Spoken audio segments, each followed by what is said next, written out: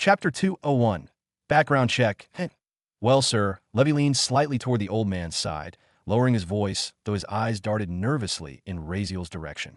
You know, you really shouldn't say the name Virulent in front of him. Yograja's brows lifted, his wrinkled but sharp face twisting in mild confusion. His voice, however, was anything but discreet. Why not?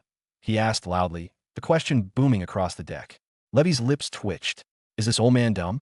He was whispering, trying to keep his words subtle, to avoid stirring the hornet's nest that was Razeal's temper. Anyone with common sense could see that saying the word virulent around him was like stepping on glass. But here Yograj was blurting it out without restraint, like a child asking why fire was hot. Levy felt cold sweat bead at the back of his neck. Democrat Minnesota it, old man. Now you've done it. If this idiot snaps, I'm on the same ship. If he sinks it in anger, I drown too. His eyes flicked nervously toward Razeal, praying, hoping he hadn't heard. But when his gaze landed on him, his stomach sank. Razeal was already looking their way. There was no explosion, no flare of anger or fury, just those deep black eyes, steady and unblinking. That, in itself, was far more unsettling. Yograj followed Levy's panicked glance and, realizing what the fuss was about, scratched his chin. Ah, so it's about him then? His curiosity sharpened like a blade. What's the problem, lad? You got issues with the virulence too? Razeal's voice came calm, steady, almost too plain for the weight of the words. Well, that too. But I think why he's whispering is because I was a virulent. Before. He said it without fanfare, without hesitation. A fact laid bare. His face remained still, almost detached, but the air around them shifted instantly, heavy with the weight of the name. Levy's expression twisted like a man who had just stepped on his own trap. Esset, Esset, Esset. Razeal's gaze slid to him then, sharp as glass, and Levy felt a chill crawl down his spine. And Razeal continued, his tone deliberate. I don't really care if you use the name in front of me. I don't mind if you say it before me or after me, since it's neither a regret nor a shame for me. On the contrary, I'm satisfied with what I've done. His voice carried no tremor, no crack. But don't try to hide it. Don't tell people not to say it. That makes it look like I forbade you, or it's a shame for me. Like I'm too weak to hear it. And I am not. The words cut clean and cold, like a blade sliding across the skin. Levy lowered his head instantly, his hands rising in a placating gesture. I misunderstood you then. I thought, well, I was just trying not to cause problems. I didn't mean anything bad by it. Razeal said nothing more, but the weight of his silence pressed heavily on Levy's shoulders. Yograj, however, had not missed the meaning. His curiosity burned brighter now, his old eyes narrowing as he studied Razeal with new interest. So, you're saying you really are from the virulent family? He asked, tilting his head, his tone probing. His gaze swept up and down Razeal's frame as if measuring the boy. He stroked his chin thoughtfully. You must be from a collateral line, then. One of the distant branches, right? Maybe a diluted lineage? Or perhaps the virulents have started recruiting outsiders, which would explain. He trailed off, nodding to himself as though arranging puzzle pieces. Well, I suppose I was absent from the world for 30 years. Anything could have happened. He continued muttering, his words spilling like a stream. Since you don't have the usual traits. No purple hair. No D.O. purple eyes. None of the markings that scream virulent. I'd wager one of your parents came from outside the bloodline. Dilution, maybe? The other blood overpowered the virulent side, since it be too diluted. That's the only explanation. He nodded firmly, as though the matter was settled in his mind. Razeal didn't flinch, didn't hesitate. His response was flat, decisive, spoken like iron. Not really. I was from direct and pure lineage. Yograj's eyes widened slightly. Huh. Razeal met his gaze steadily, unblinking. I am the son of the first-ranked virulent. Direct lineage. The deck went still. Even Yograj's immortal heart skipped a beat. He blinked several times, the disbelief plain on his face, as though he were trying to determine if the boy was mocking him. Slowly, his eyes shifted to Maria, then to Levy, searching for confirmation. Levy, caught in the middle, gave a weak nod, his green eyes flicking nervously toward Razeal. He had no desire to get torn apart in this. Maria, however, only crossed her arms, her aqua hair swaying gently in the sea breeze. She didn't speak, but the small, deliberate dip of her head was enough to confirm it. Yograj exhaled slowly, his chest rising and falling with the weight of revelation. For once, the man who had lived through centuries, who had carried divine blessings, looked unsettled. Direct lineage, he murmured, more to himself than to anyone else. His gaze returned to Razeal, scanning his white hair, his black eyes, his plain expression. Nothing in him looked like the fabled virulence. And yet, if this was true, even Aurora's lips parted soundlessly, her breath catching in her throat as the truth sank in. A shiver ran down her spine, her body trembling before she even realized it. He's the direct lineage of the virulent family. The words echoed in her mind like a thunderclap. Her voice, barely more than a whisper, slipped out without her meaning to. The true heir. The meaning of son of the ranked one struck her with full force. Her chest tightened as pieces of rumors and whispers she had once dismissed as idle gossip now began to align into something weird clear. Her pink eyes narrowed, unease swirling inside them. Wait, if he's the son of Lady Marisa, then he's him? Recognition dawned, followed swiftly by dread. The stain of the four ducal families, the one the whole empire despised. The rapist. She had read the papers, skimmed through the gossip columns. Everyone who lived in the empire had heard the name, though whispered in contempt, spat like venom. The boy who tarnished one of the most prestigious bloodlines. The walking disgrace. Her hand shook slightly as the thought continued. And he's here, with me, on this ship. Her eyes widened until her pupils dilated, the full realization settling over her like a cold, suffocating tide. He escaped. He actually escaped the empire. After all that, the vastness of the sea surrounding them suddenly pressed down on her chest. There was no land, no guards, no safe imperial walls. Just endless water in this boy.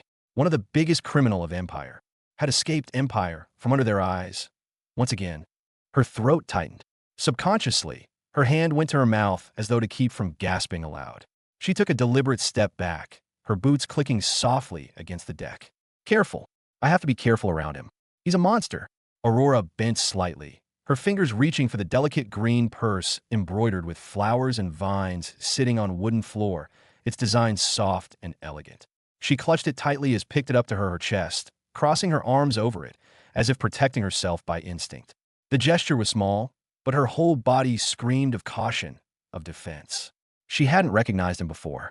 The portrait plastered across newspapers hadn't matched the young man she now saw.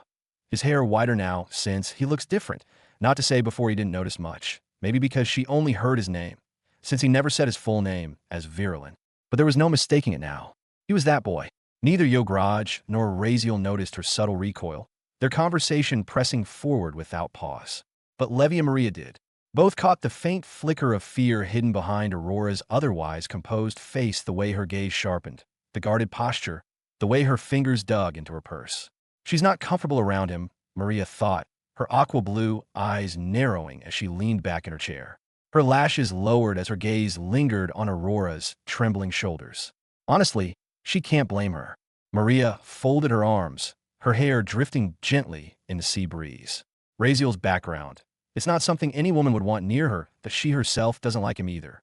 Not because of how he acts now, but because of what he is, what he had done. Her thoughts slipped back, unbidden, to their academy days. Back then, she had chosen him as her target. Yes, because she wanted to shine brighter, to pull attention to herself. But her disgust hadn't been entirely false. How could someone like him even step into the royal classroom? How could the academy allow it? It had felt shameful, disturbing, like a smear on the empire's face. Others had stayed quiet, too afraid to confront him. But Maria, she had stood up. Even if partly for attention, she had been right. That much she knew. Her eyes returned to Aurora, silently agreeing with her discomfort. Meanwhile, Yograj's booming voice shattered the tension like a hammer. So you mean, you're the son of him and her? Wait, don't tell me she actually married? And had a son? The immortal old man's mouth hung open in disbelief, as if someone had just revealed the sun had turned black. Raziel's reply came calm, almost bored, as though he were reciting the time of day. Well, yeah, they did. Yograj blinked rapidly, his thick brows twitching. Wait. He held up his hand, tried to process. So you mean, you're the son of Lady Marisa Virulent? And done well. He grimaced, words faltering as he struggled to phrase the forbidden thought. Do you mean she with her brother and that whole family purity thing? Did that happen? The bluntness of it drew a sharp intake of breath from both Levy and Maria. Even Aurora flinched. But Raziel? He simply nodded. A single, silent motion. Confirmation. The air froze. Shock still lingered on the old man's face, sharper than anything words could fully describe. His mouth opened, closed, then opened again as if trying to form a proper reaction, but failing miserably. He scratched the back of his head, his long black hair shifting with the sea breeze, eyes narrowing on Razeal with a mixture of disbelief and awkward nostalgia. "So you're his son, huh?" Yograj muttered at last, the words heavy as iron. "By the gods, never thought I'd see the day." He sighed, rubbing his temple. "Honestly, I never expected Lady Marisa to actually go through with her family's traditions. But I guess she must have changed herself. Bent to it." His tone wasn't mocking, but there was regret in it, like he had hoped for something different. Raziel's black eyes glinted. "You knew her." His voice was casual, almost disinterested, though there was a subtle sharpness under his calm that made Maria glance at him sideways. Yograj nodded slowly, lips twitching into the faintest smile as memory stirred. I knew her. She was like me, full of freedom, always reaching for the wide, open sky. She had that kind of spirit untamed, refusing to be chained." His eyes softened, looking somewhere far beyond the ship. Raziel only gave a slight nod in return. His expression didn't shift. He looked utterly detached, as if Yograj's nostalgia was little more than irrelevant noise. But the old man pressed on, his voice dipping with something almost fatherly. "And you should be respectful when speaking about her. She's your mother." Or, he tilted his head, catching the faint tension in Raziel's face. "Or maybe you don't like her much. That was a mistake." Raziel's eyes snapped sharply to him, a dangerous flash igniting within them. His voice dropped cold, clipped. "That is nothing for you to remind me of, old man. Keep your tongue to your own business." The weight of his glare was enough to silence even Aurora's quiet fidgeting. For a heartbeat, the air between them thickened like a storm on the horizon. Yograj only shrugged, raising his hands as if to ward off the hostility. "Don't mind me," he said lightly, though his eyes flickered with caution. "I just got nostalgic. Comes with age, I suppose. Memories sneak up on you, even when you don't want them. But fine, I'll keep my mouth shut." Yograj wasn't done probing. After a moment of silence, his brow furrowed, and his voice returned to its curious tone. "Still, what happened with you, boy? Having the purest, virulent bloodline, yet no visible characteristics, not a trace. No purple eyes, no silver hair. That doesn't happen by chance.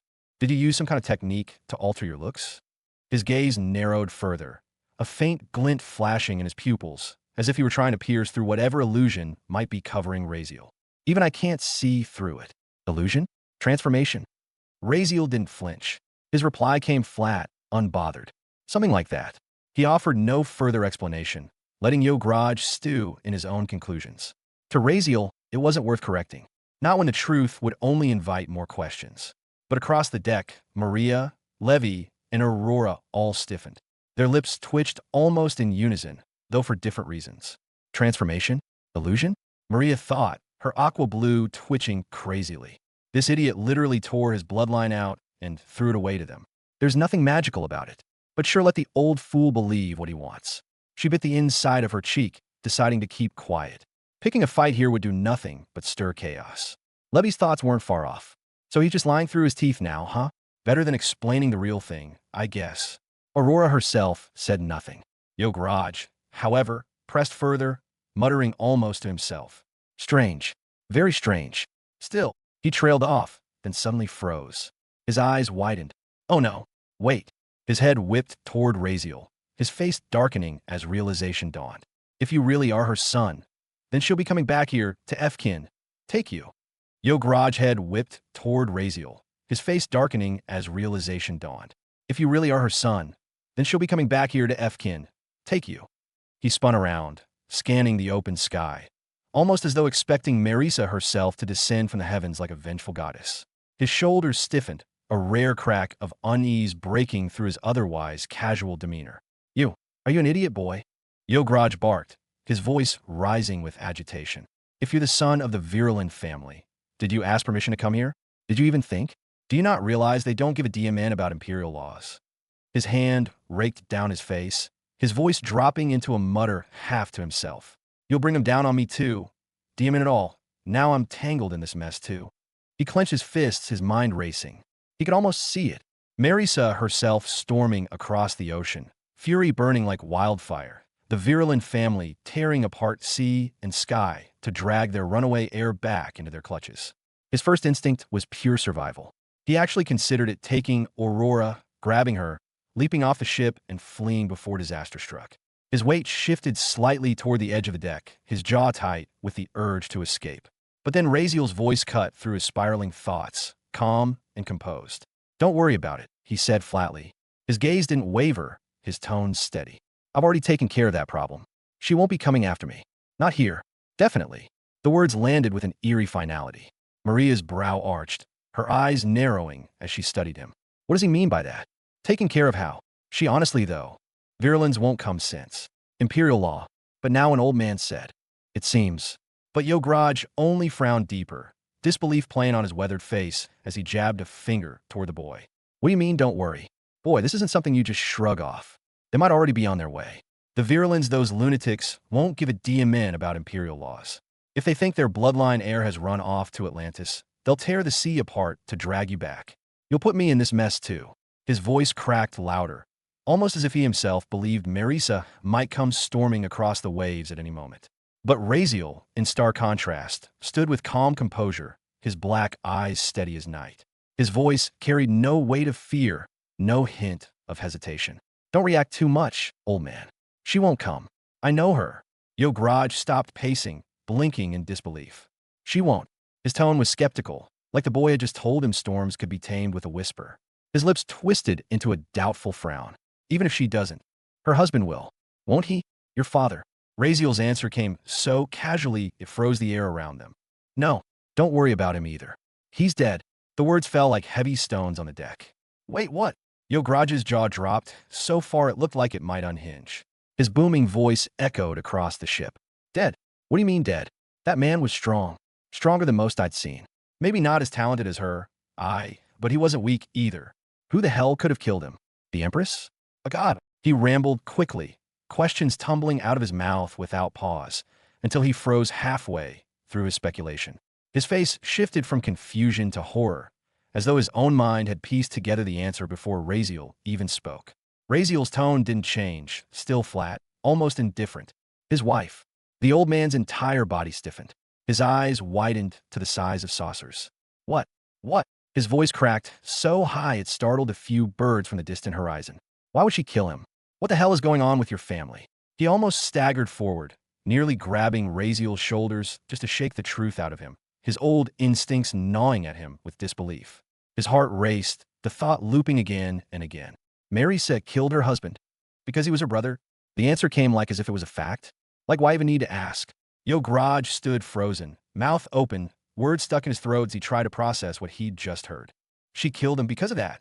His voice cracked again louder. Wait, but didn't she already know? She married him, didn't she? She must have known before the wedding, so why? Why in the gods' names would she? His questions spiraled into confusion, looping endlessly. He scratched at his scalp, pulling at his long hair as though answers might fall out with the strands. His mind simply couldn't piece together the logic. Raziel, on the other hand, only shrugged, his face calm. I don't know, but she did. The boy's voice carried no weight, no sorrow, no confusion. It was the tone of someone talking about spilled milk rather than a mother killing her own brother-husband. That only made Yograj's brain itch even more. The old man's jaw twitched. His mind was already spinning, but he forced himself to ask the question that now burned in his chest. His voice came in bursts, stuttering with urgency. Wait. What about you then? He pointed a crooked finger right at Raziel's chest as though poking the truth out of him. You're the heir of the virulent family now, aren't you? With your father dead, doesn't the responsibility fall on your shoulders to take care of the bloodline's future? Even more reason for them to come here, and Yograj leaned forward like a hound, catching the scent of madness. His words poured out faster than his wrinkled brain could organize them. You have a sister, don't you? Right? You must, don't you? His eyes narrowed, catching the faint flicker on Raziel's face. Barely a reaction, but enough for him to leap on it like a starving wolf. Ah, you do, don't you? So tell me, boy, are you going to marry her too? To keep the family going? His voice had risen to a shout, the questions tumbling out of his mouth in a mess, like dice rattling across a table. He was so wrapped up in his own frenzy, he didn't even notice Maria choking slightly on her drink at the bluntness of it, or Levy blinking so rapidly he looked like his eyelids were broken. Aurora simply froze at absurdity of words. Raziel blinked, staring at Yograj as though the old man had grown horns. His reply came slow, flat, almost incredulous. No, why would I marry her? Yograj flung both arms into the air, looking like he was about to pull out what little hair he had left. To keep the family lineage pure, boy. The purity. The eternal purity. His finger jabbed the air as though the word itself was divine law. The Virulins have been doing this for generations. Generation after generation. Direct lineage only. His tone was so matter-of-fact, so absolutely certain, that Levy nearly coughed into his hands. Maria rolled her eyes so hard she nearly saw her brain. Aurora just muttered under her breath. This is insane. Razeal tilted his head slightly, confusion flickering across his usually cold features. What are you talking about, old man? Who said anything about marrying? Yograj blinked back at him, frozen mid-gesture like a statue. His mouth flapped once, then twice. I mean, isn't it important? You and your sister. You're supposed to marry, right? For the family? To lead the Virulins, to produce the next heirs. He waved his hands wildly, his voice rising with each word until he was practically screeching. To have a son and daughter who can do the same DMN thing again, so the future generations continue. Isn't that the whole bloody point? The old man's voice cracked like a rooster at dawn. Raziel's answer was calm, his voice even, as though explaining math to a particularly dense child. Yeah, I'm aware of that tradition and ritual very well. But there isn't anything about marrying your sister. The silence that followed was thick. Then Yograj's entire face scrunched up in disbelief, like a man trying to swallow vinegar. Then what about having pure lineage, boy? His hands trembled with the sheer force of his frustration. How do you get kids then? His voice had risen so high Levy thought the old man might actually pop a vein. Razeal didn't even flinch. Who said you need to marry to have kids? Every virulent of pure lineage has the right to marry the spouse they choose, whoever they love. Family or not, they have every right. Marriage is about choice. The bloodline continues regardless.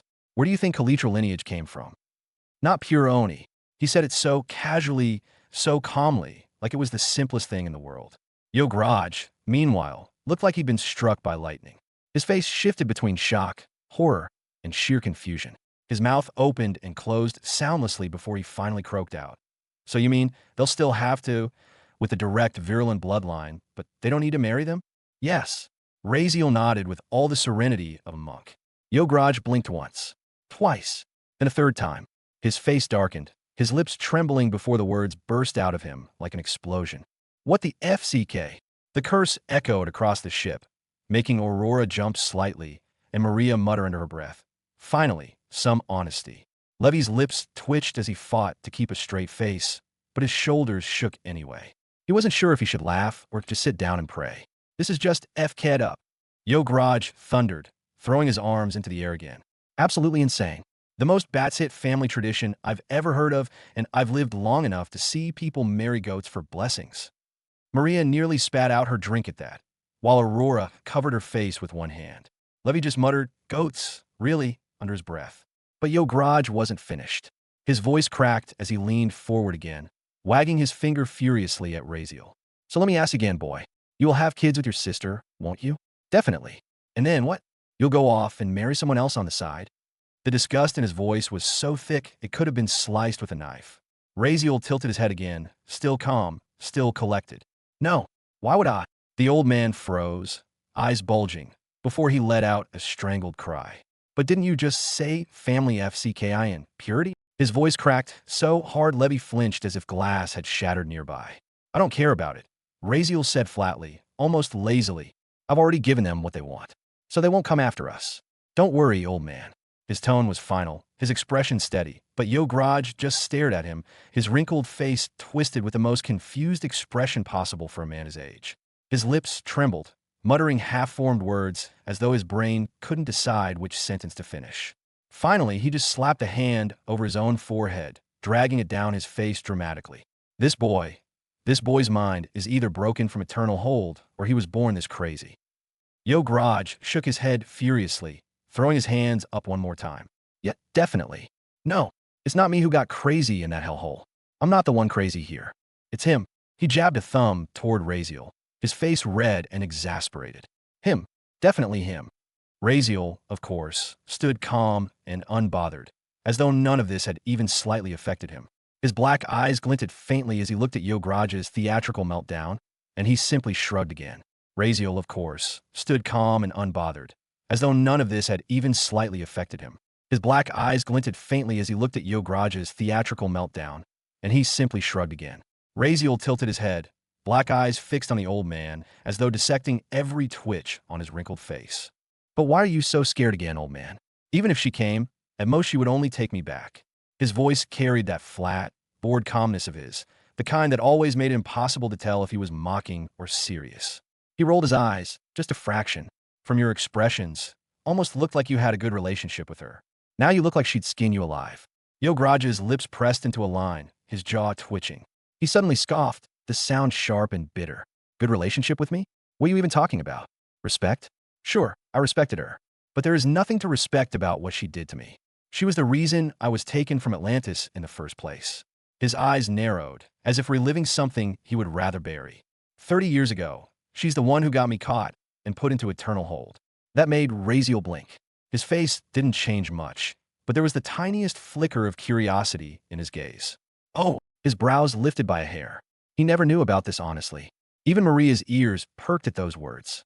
Levy leaned forward, intrigued, while Aurora's pink eyes shifted toward her said father with a mixture of confusion and disbelief.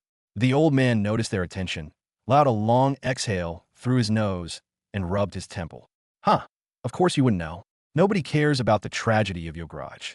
He puffed his chest and then let it sag, his voice carrying both pride and exasperation. But I remember it perfectly. I'd gone out to sea because where else would I be? There was no way I would return to that hellhole of a land.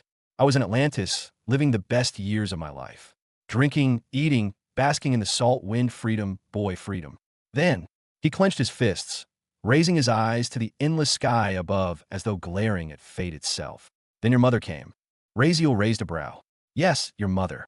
Yograj pointed a finger at him, stabbing the air like the accusation itself was enough to make Raziel flinch.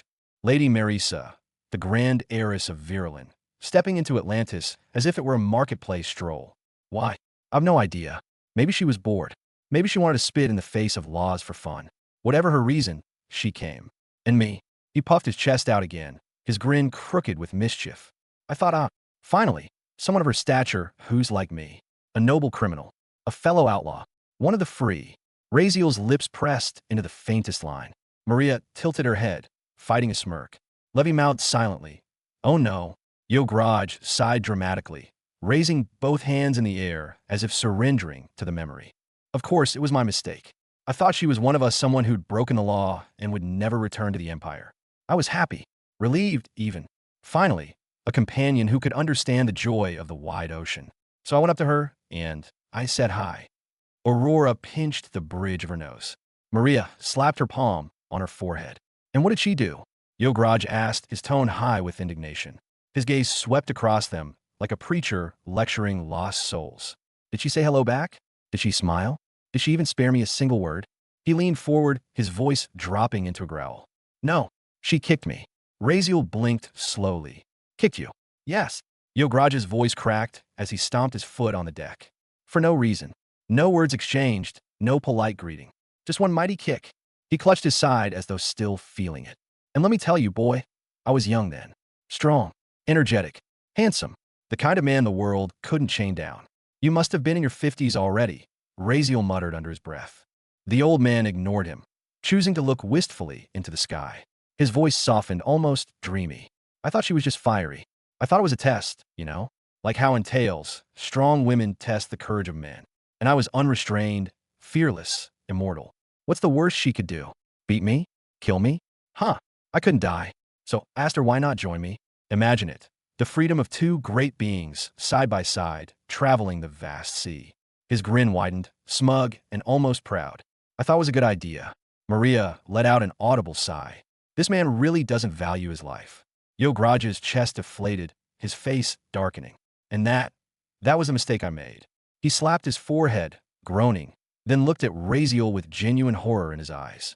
Because that woman, your mother, she went absolutely insane. From that moment, she attacked me. Not once, not twice, but endlessly, unrelentingly. His voice rose with every word until he was shouting. She killed me again and again. Do you know what that feels like? To be immortal, boy, but to die 1,000 times at the hands of the same woman. It's worse than torture. Maria burst out laughing, but quickly turned it into a cough, when Yograj glared at her. Aurora's lips trembled, caught between sympathy and disbelief. Levy, meanwhile, was leaning against the railing, his face red as he bit down hard to keep from laughing out loud. I was strong back then, Yograj ranted, stomping the floor with each declaration. I had absorbed the abilities of one noble beast and two relicas. I was unstoppable, and yet your mother didn't care. She just kept killing me, again and again. No mercy, no pause, not even a sip of water in between.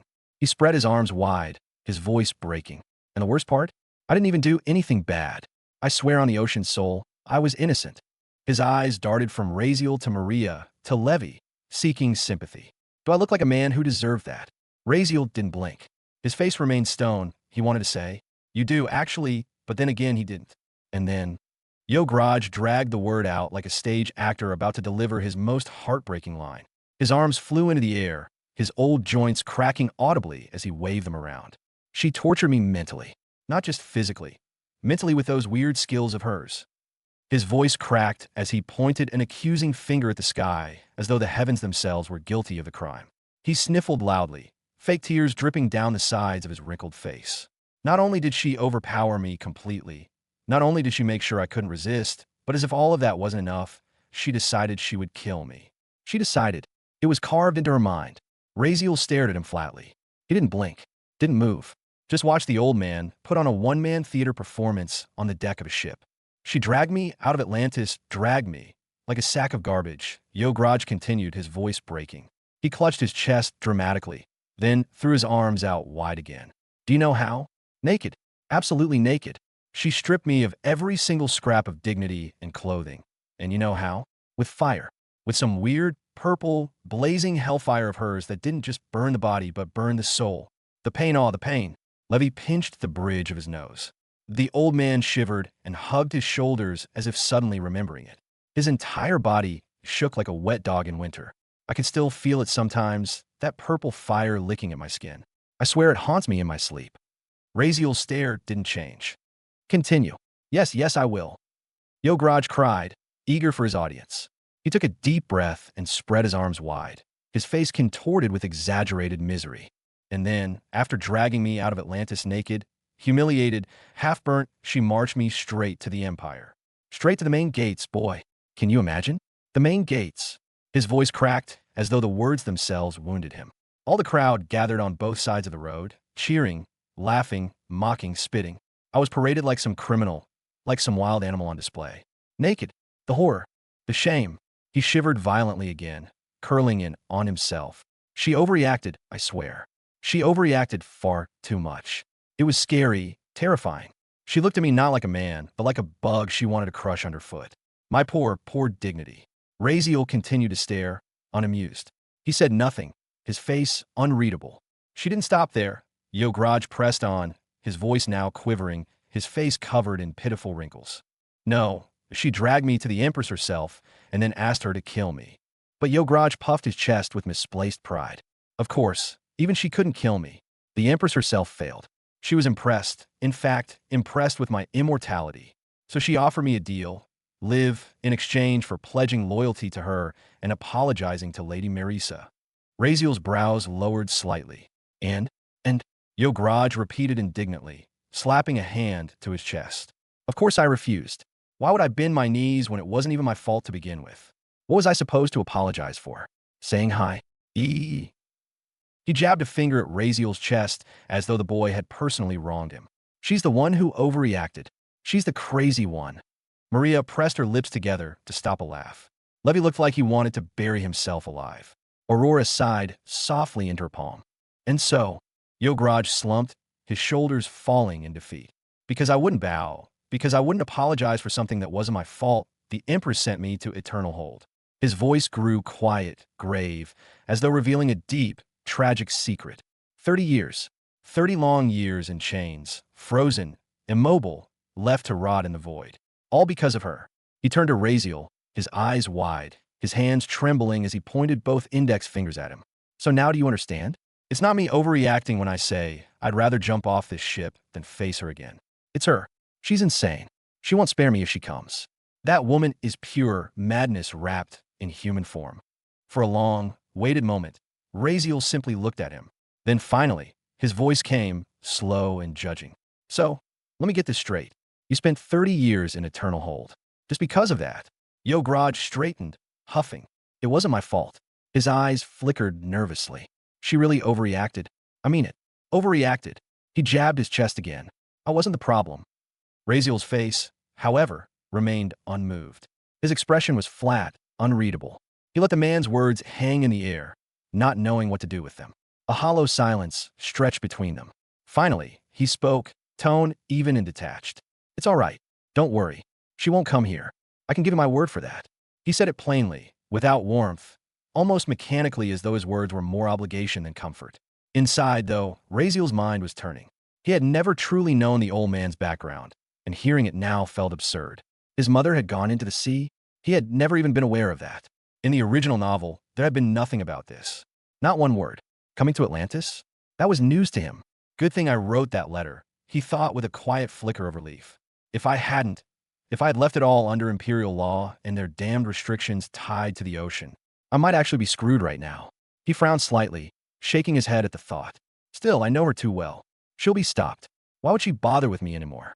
I gave them the Virulin's royal bloodline essence. What more could they want? I'm worth nothing to them now. Taking me back would only humiliate the family. They'd rather keep their dignity than risk a scandal. Wasn't that the reason they cast me out in the first place? To save their name? The bitterness of that thought lingered as he studied the old man again. Host, the old man really had a tragic story. I kind of want to give him a hug. The voice of the system echoed softly in his mind, breaking the heavy silence. Raziel's lips twitched, almost into a frown. Oh, so you're still alive? He muttered inwardly. I thought you'd gone silent forever. You don't say a word for such a long time, and now you finally popping up with commentary. His tone was dry, tinged with sarcasm. It's not me, host. It's you. You've been too busy. That's why it feels like I've been quiet. Really? Raziel raised an eyebrow in his thoughts, genuinely surprised by that response. Meanwhile, on deck, Maria, Levy, and Aurora were staring at Yograj with a combination of disbelief, pity, and exasperation. Yes, do it again, and keep repeating it. Raziel's voice was calm, but the weight in it made it sound like an order carved into stone. He stood with arms folded, black eyes narrowing slightly as he watched Levy in front of him. He was swinging a wooden sword again and again in the same simple motion. The wooden weapon wasn't much to look at. Raziel had made it himself, after breaking down a small table inside the ship's cabin. The material had been useless furniture a few hours ago, but with his system function, automatic blacksmith, he'd reforged it into a training weapon in mere seconds. It wasn't sharp, not deadly, but it was balanced enough for practice.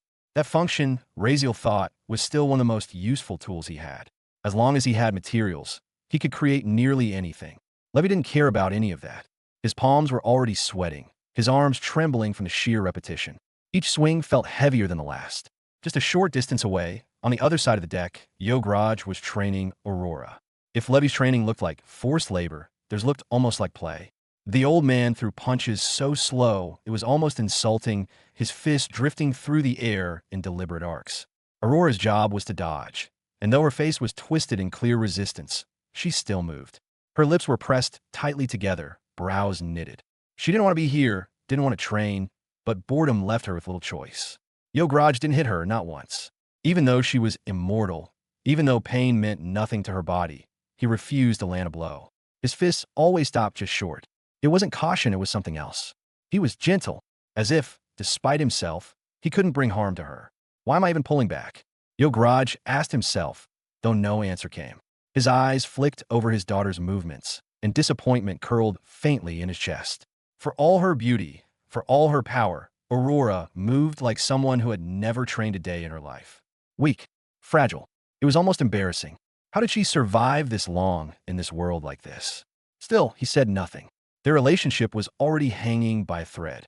If he voiced his disappointment, if he mocked her weakness, she might shut him out entirely. And wasn't he supposed to be learning how to be a father again? So he swallowed the words, kept his expression neutral, and threw another slow punch for her to dodge. Time slipped by in this strange rhythm. The sound of wood striking air came again and again from Levy's side of the deck. The muffled shuffle of Aurora's feet followed Yograj's heavy breathing on the other. Finally, the silence broke. Levy bent forward, exhaling harshly, sweat dripping down his forehead. He looked like he'd been climbing mountains with bricks tied to his arms. Boss, isn't it enough already? I'm dead. Completely dead. How about a little break? My body, he wiped his forehead with his sleeve, his voice cracking. My body's lost every ounce of motivation. It won't move anymore. He sounded like a beggar pleading for mercy. Razeal's expression didn't soften. If anything, his eyes narrowed further. Without warning, a shadow sword materialized in his palm, long and sharp, dripping with that unnatural black aura. He raised it lazily, but the threat was clear. 100 more strikes, he said. The words fell like a blade. Levy froze, his face draining of color. His throat bobbed in a hard swallow. The shadow sword gleamed menacingly in the sunlight, and suddenly his imagination supplied images he didn't want: his arm being sliced off, his leg falling to the deck. Raziel's cold voice saying, "Complete the training, and I'll reattach it." He almost gasped out loud. "Why, yes, boss," Levy stammered, lifting the wooden sword with trembling arms. He threw himself back into the motions, each swing more desperate than the last. He didn't trust Razeal, not one bit. That calm, unreadable face could hide anything. And Levy wasn't about to gamble his limbs on the chance that he was bluffing. So he swung. Harder. Faster. Without pausing, without daring to breathe too deeply. Razeal smirked faintly, just at the corner of his lips, and lowered the shadow, sword back to his side. He didn't dismiss it. The black weapon stayed in his hand, its weight heavy in the air, a silent reminder for Levy to keep going. On the other side of the deck, Aurora and Yograj's training looked almost peaceful compared to the brutality happening here. Neither of them broke a sweat. They couldn't; their immortal bodies simply didn't exhaust like mortals did. Finally, Yograj dropped his fists, stepping back. Aurora immediately stopped moving, relief flickering across her face. She crossed her arms and looked at him with thinly veiled irritation, as if silently saying, "Are we done now?" Yograj ignored the attitude. Instead, he bent down, scooped an apple from the table where Levy had abandoned it earlier, and rolled it in his hand thoughtfully. He turned toward his daughter. "Show me your ability," he said. His voice was calm, but his eyes glimmered with curiosity. He extended the apple toward her, holding it steady in his palm. "How you give emotions to non-living things, that let me see." Aurora's lips pressed tighter. She looked at the apple, then at her father. No, the refusal was immediate. Sharp. Her chin tilted up defiantly. Yograj blinked. "No." His brows pulled together. "You can't do it? But don't want to show him. That can't be right." He leaned closer, studying her face. She wasn't joking. She wasn't hesitating. She was flat out rejecting him. "But isn't this your ability?" he pressed. He turned the apple slightly, almost as if presenting it to her again. "Why can't you? Do you need a specific type of object? Or some kind of energy source? Is it limited to certain conditions? Or..." His voice quickened as his mind raced through possibilities. "Maybe there's a time restriction? A cooldown? Can you only use it at specific intervals?" "No, it's not that I can't. I just don't want to," she said flatly, her tone carrying a finality that didn't invite further pushing. Her hands folded together at her waist, fingers twisting slightly as though her body betrayed her own discomfort. "It's not a good thing to do." Yograj tilted his head at her refusal, the apple still sitting heavy in his palm. His dark brows knitted. His expression caught somewhere between patience and irritation. He hadn't been trying to force her, not yet. He just wanted to see, to understand the ability she'd inherited. The very ability chosen for her by the sun called Divine Boon. "Then why?" he asked after a beat, his voice lower, probing. "Why not? You can use it. We'll just look at it. What need to refuse?" Aurora hesitated. She lowered her gaze, her voice quiet but clear. "Because it hurts." Yograj blinked, thrown for a moment. "Hurts?" "Yes," she said, lifting her chin again to meet his eyes. Her voice was steady, but her hands clenched against her skirts, as if even speaking about it made her uneasy. "Whenever I try to use my ability on something, my whole body hurts. As if it's the price I pay. A side effect. The bigger the thing I try it on, the heavier it feels. The pain grows worse, depending on the size, the weight, even the nature of the object. It spreads everywhere, in my bones, in my chest, in my head. It's exhausting." Her honesty silenced the air around them. Even the gulls overhead seemed to fall quiet. Yograj looked her up and down, his broad shoulders sagging as if he had just been told the most nonsensical thing in the world. His daughter, with divine boon flowing in her veins. Immortal, protected by blessings that most mortals would kill to have, refusing to use her gift. All this time, he murmured under his breath, shaking his head before his voice grew louder again. "You don't use your ability just because it's painful. His tone carried disbelief, almost insult. Aurora's didn't look away. Yes, because it hurts. He rubbed the bridge of his nose, closing his eyes for a long moment as if praying for patience. Then he lowered his hand and gave her a flat, almost incredulous look. How much pain? He asked, still trying to make sense of it. Aurora breathed slowly, her voice soft, nearly reluctant. Very much. Sometimes it feels like knives in my skin. Other times like something is crushing my ribs. If the object is small, like a pin or a ring, I can endure. But the larger or heavier it is, the worse it becomes. Some things are unbearable. She paused, then added honestly, that's why I avoid it unless I absolutely must. I don't like the way it feels. Yograj stared at her, expression unreadable for a long stretch of seconds. Then his lips parted, and he gave a humorless laugh. Look, girl, he said, his voice carrying that hardened edge born from decades of battles. It's just pain, nothing more. You shouldn't care so much about it. He leaned forward, his sharp eyes locking onto hers. Get used to it. Pain only lasts for a time. It fades, but your strength remains. That pain is the cost, the weight of your power. You are a mortal, girl. If anyone can endure it, it's you. His words cut through the air like an unrelenting sermon, but Aurora's face didn't change much. I don't like pain. Her voice was sharp, almost childish in its defiance, but there was an undertone of something deeper, a philosophy, a choice. And why should I? Where am I going to go with all this strength anyway? What's the point of it? I don't care about becoming some warrior, or a king, or a queen. I don't need ambitions carved out of blood. I just want a small life. A beautiful life. One with happiness, without pain, without suffering. She turned her face slightly to the side, sunlight outlining her profile. Is that so wrong?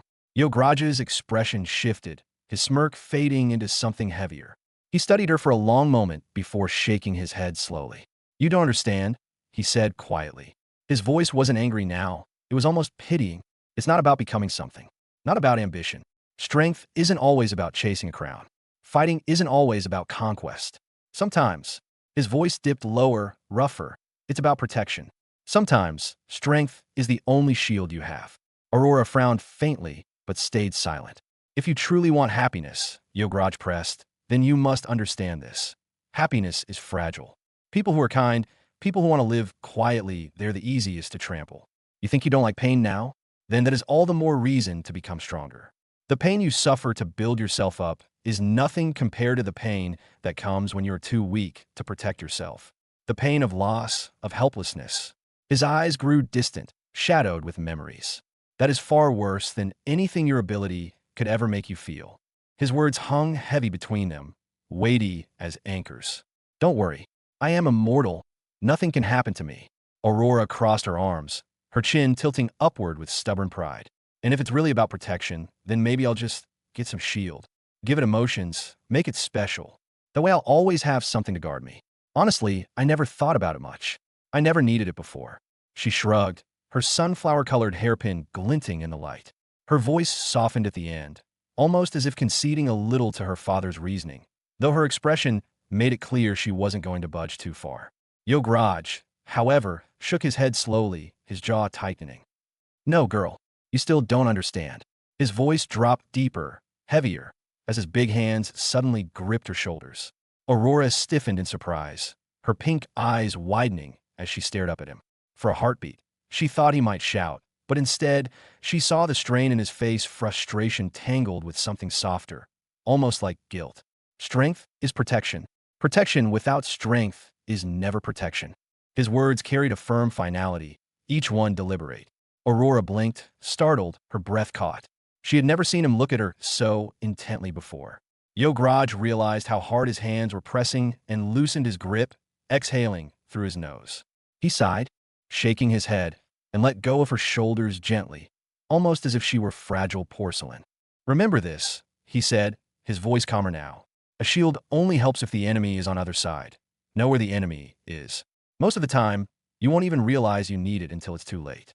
A shield won't save you if you never have the strength to raise it in time. For several seconds, silence stretched between them. Father and daughter simply stared at one another, neither willing to give ground.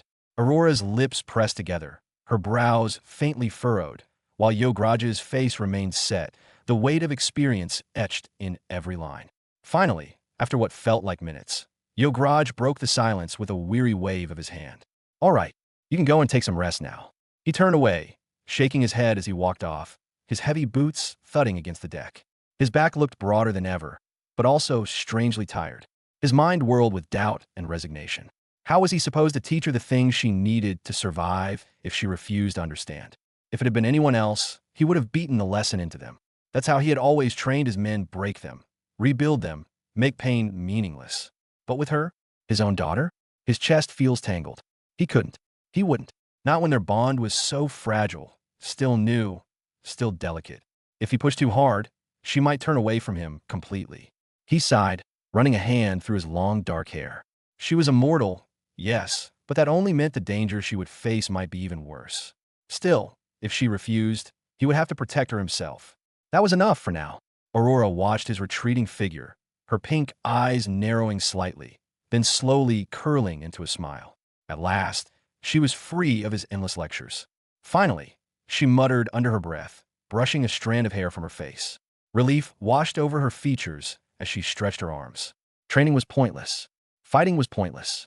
Why couldn't people just live in peace, civilized, happy, without all this obsession with strength and pain? She shook her head, amused at how seriously he took it all. As she turned away, her gaze drifted across the deck and landed on Levy. He was still swinging the wooden sword Razeal had given him. His body trembled violently with each motion, sweat pouring down his temples, his chest heaving as if he might collapse at any moment. His tongue nearly lolled out, his face red and strained. Every swing looked like it might be his last, yet he forced his arms to keep moving. Aurora froze, then chuckled lightly. Oh, this was the man she had slapped when she first arrived, Aurora remembered. She couldn't help but chuckle as she looked at him now exhausted, drained, and so worn out he almost looked like he might drop dead if forced into more training. She covered her mouth to hide her giggles, her eyes glinting mischievously. She raised her brows at him, up and down, deliberately teasing. Her look said everything without words. See? My training was easy. Already done. I got away. And look at you still stuck suffering under him. Her gaze flicked to Razeal, who stood nearby, holding his shadow, sword casually, his sharp black eyes watching Levy like a hawk. The contrast was almost comical. One teacher was strict and merciless, the other soft and overly gentle. Aurora tilted her head, smirking, as if to say, look at the difference between your master and mine. Levy glanced back at her, and he understood instantly.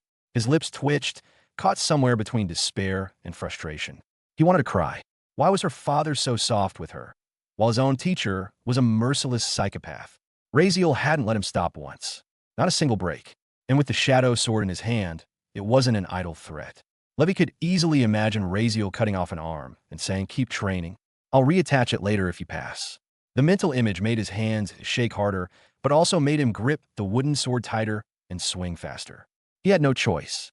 Aurora almost wanted to laugh at his expression, her shoulders trembling as she turned away, clearly entertained. She slid gracefully across the deck, her skirts brushing against the wood, and settled down beside Maria, the aqua-haired noble girl who sat with her usual composed poise. Levy wanted to groan, to shout, to beg for mercy. Instead, he clenched his teeth, his arms burning as though they were on fire. Razeal's gaze softened just slightly. He smirked faintly at Levy's determination, but kept his shadow sword at the ready, tapping it lightly against his shoulder. The silent reminder was enough to keep Levy swinging. Minutes crawled by, feeling like hours. Finally, when Levy's arms were little more than jelly and his wooden sword barely lifted above his knees, Razeal spoke. All right, you can go too. Levy froze mid-swing, his eyes going wide in disbelief. He stared at Razeal as though he hadn't heard right. Go, Razeal repeated calmly, reaching out to pat him firmly on the back. Levy almost collapsed forward at the force, but relief flooded him so fast he could barely breathe. He dropped the wooden sword. Razeal nodded faintly to himself. Not bad. For a first day, that was good enough. Levy dragged himself to the table, his arms dangling like wet noodles, his tongue hanging out as if he were on the verge of collapse. With a heavy sigh, he dropped into a seat and let his head slump forward onto the cool round table. His cheek pressed against the wood as he breathed in short, shallow bursts. Across from him, Aurora was already seated, her chin propped delicately on her hand. She tilted her head at him, her pink eyes sparkling mischievously. Seeing him look so utterly destroyed was amusing to her, and she didn't bother to hide it. A soft laugh slipped from her lips, the kind that made Levy feel like someone was laughing at him rather than with him. Maria, sitting quietly beside Aurora, didn't laugh, though her eyes flickered down at Levy with the faintest trace of disapproval. She didn't say anything, but the way she lifted her cup of water with elegant precision, the way she looked at him as though he were an animal crawling on the table rather than a person that silence spoke louder than words. Levy groaned, feeling the judgment radiating from both sides. Ugh, cruel world, he muttered into the table. A little further off, Raziel walked across the deck, leaving this small group behind. His steps were unhurried, his expression calm, his long shadow stretching under the golden hues of the sinking sun. He moved to where Yograj sat at the far edge of the ship's railing, the old man's frame silhouetted against the endless expanse of sea. Yograj didn't notice him at first. His elbows rested on his knees, his large hands folded loosely together, his sharp eyes staring far across the horizon as though trying to find something beyond the line where sky met ocean. His broad shoulders slumped slightly, a rare show of weariness. Raziel settled down beside him, leaving just enough space that their shoulders didn't touch. He didn't say anything. The sound of the waves crashing softly against the ship's hull filled the silence between them, and the wind tugged at their hair and clothes. Time passed slowly, the two of them simply sitting side by side, the weight of unspoken words hanging in the air. Finally, Raziel broke it. His voice was light, calm, almost too casual. "So, why did you lie about that story?" Yograj didn't answer immediately. His jaw tightened, and his gaze remained fixed on the vast ocean. The silence stretched, thick and heavy. Raziel tilted his head slightly, his dark eyes narrowing as if to press the question further. I mean, even an idiot could tell how idiotic it was. Yograj exhaled slowly, a sound caught somewhere between a sigh and a grunt. "I didn't lie. Not everything, at least. That was exactly how it happened." His tone was flat, almost defensive, but it lacked conviction. Raziel let the wind brush against his face, his eyes closing briefly. "You left a part out." Yograj's lips pressed into a thin line. "If you went straight from Atlantis to the Eternal Hold," Raziel continued, his voice calm but firm, "then how was she born in between that time?" He didn't open his eyes, his words cutting through the air like a blade. Silence again. Raziel opened his eyes slowly, glancing sideways. His lips curved into a faint, knowing smile. "She didn't ask you how or where you met her mother. She seems to already know, but she doesn't ask, and you don't tell. Both of you are just avoiding it. Smart, maybe, living only in the present, without digging into the past." Yograj's shoulders shifted, a small movement that betrayed the tension coiling within him. For a long time, he said nothing. Then, finally, his voice came, rough and low. "She and I, we're not asking questions we don't want answers to." His eyes narrowed as he stared at the rolling waves. "Some truths just hold you back. Sometimes, silence is the smartest choice." Raziel raised a brow, listening without interrupting. "I honestly don't even know what to say about it," Yograj admitted at last. His voice carried regret, but also a strange detachment, like someone recounting a wound that never truly healed. "I didn't want to hide it from her, but I didn't want to tell her either. So I left it unspoken. Let her guess what she will, let her imagine her own answers. Maybe that's better than giving her the truth." The truth being, Raziel said evenly, "You didn't even know much about her mother. It just happened." His tone was quiet but sharp, probing. Yograj didn't say anything. His silence said more than words. Raziel continued, his gaze steady. "You went into Eternal Hold 30 years ago. She's 29, which means it happened just before. A few days, a week maybe, nothing more. You didn't even know. She was just born of chance." The old man didn't argue. His eyes lowered, shadowed by the weight of memories he'd tried to bury. After what felt like an eternity, Yograj's voice came again, rough with something heavier now. I wish I had found someone worthy to be her mother. Someone I could have chosen. Someone who cared. But it was just a fleeting thing. A mistake. Not love or intent. Which was nothing but chance." His hands clenched briefly on his knees before loosening again.